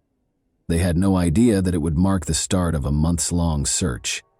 The two fugitives are the only ones who are familiar with the hundreds of kilometers of local mountains and forests. For 5.5 months, the kidnappers were able to successfully elude the police, and the media romanticized their image, portraying Dan as a handsome prince and the other man as a strict and affectionate father. A local businessman even expressed interest in selling T-shirts featuring their pictures. The victims of their crimes were ignored by the journalists in the interim. Then, roughly 2 weeks prior to Christmas, Sheriff Johnny Franz got a surprise tip. In the woods on his ranch, one of his family members spotted smoke. Franz knew every inch of that ranch, having grown up there. The radio had sporadic signals in the mountains. It was dark, and the criminals might vanish at any time. The sheriff, however, hurried to their camp. Years later, he joked, "Why did I go there alone? Because that's what I was paid for." He came as fast as he could on a snowmobile, found the father and son, and was aiming for them. Without hesitation, the father drew his rifle and vowed to shoot. The sheriff responded by threatening to shoot his son twice. To get the father to listen, he had to use the boy's influence. The sheriff persuaded them that they could at last take a shower, eat healthily, and warm up. The sheriff had complete control of the situation in a matter of minutes. Dan and his father, Don Nichols, were taken into custody and charged with kidnapping. Don was also accused of killing Alan Goldstein. It was disclosed during the trial that the men had plotted the abduction for a number of years. About 5 or 6 years ago, Don Nichols bought a chain for his future bride because Dan wouldn't live in the mountains without a woman, and not all girls would accept their lifestyle. Carrie was meant to be the mother of his son's future children, and he had aspirations of starting his own clan and living apart from society. Don was released in 2017 after receiving an 85-year prison sentence. Dan only spent 6 of the 20 years he was sentenced to in prison. With his marriage, education, and decision to assist those with disabilities, it appeared that the young man had changed his life. He was, however, arrested once more in 2012 in relation to illicit substances. After spending 8 days in the hospital, Carrie started pushing the limits of her physical capabilities and conquering pain to hasten her recuperation as soon as she was released. Carrie recovered sufficiently by 1,986 to compete in triathlons in Oslo, Norway. Despite her 4th-place finish, the 3rd-place finisher acknowledged her abilities by inviting her to join her on the podium. Although it might have appeared to others that she was completely recovered, Carrie was aware that the injury and kidnapping had left a permanent mark that would never go away. During intense physical exertion, she still felt pain from scar tissue and the bullet shrapnel that was still embedded in her body, affecting nearby nerves. She therefore made the decision to give up competitive sports and concentrate on becoming a veterinarian, moving to Colorado to pursue her studies.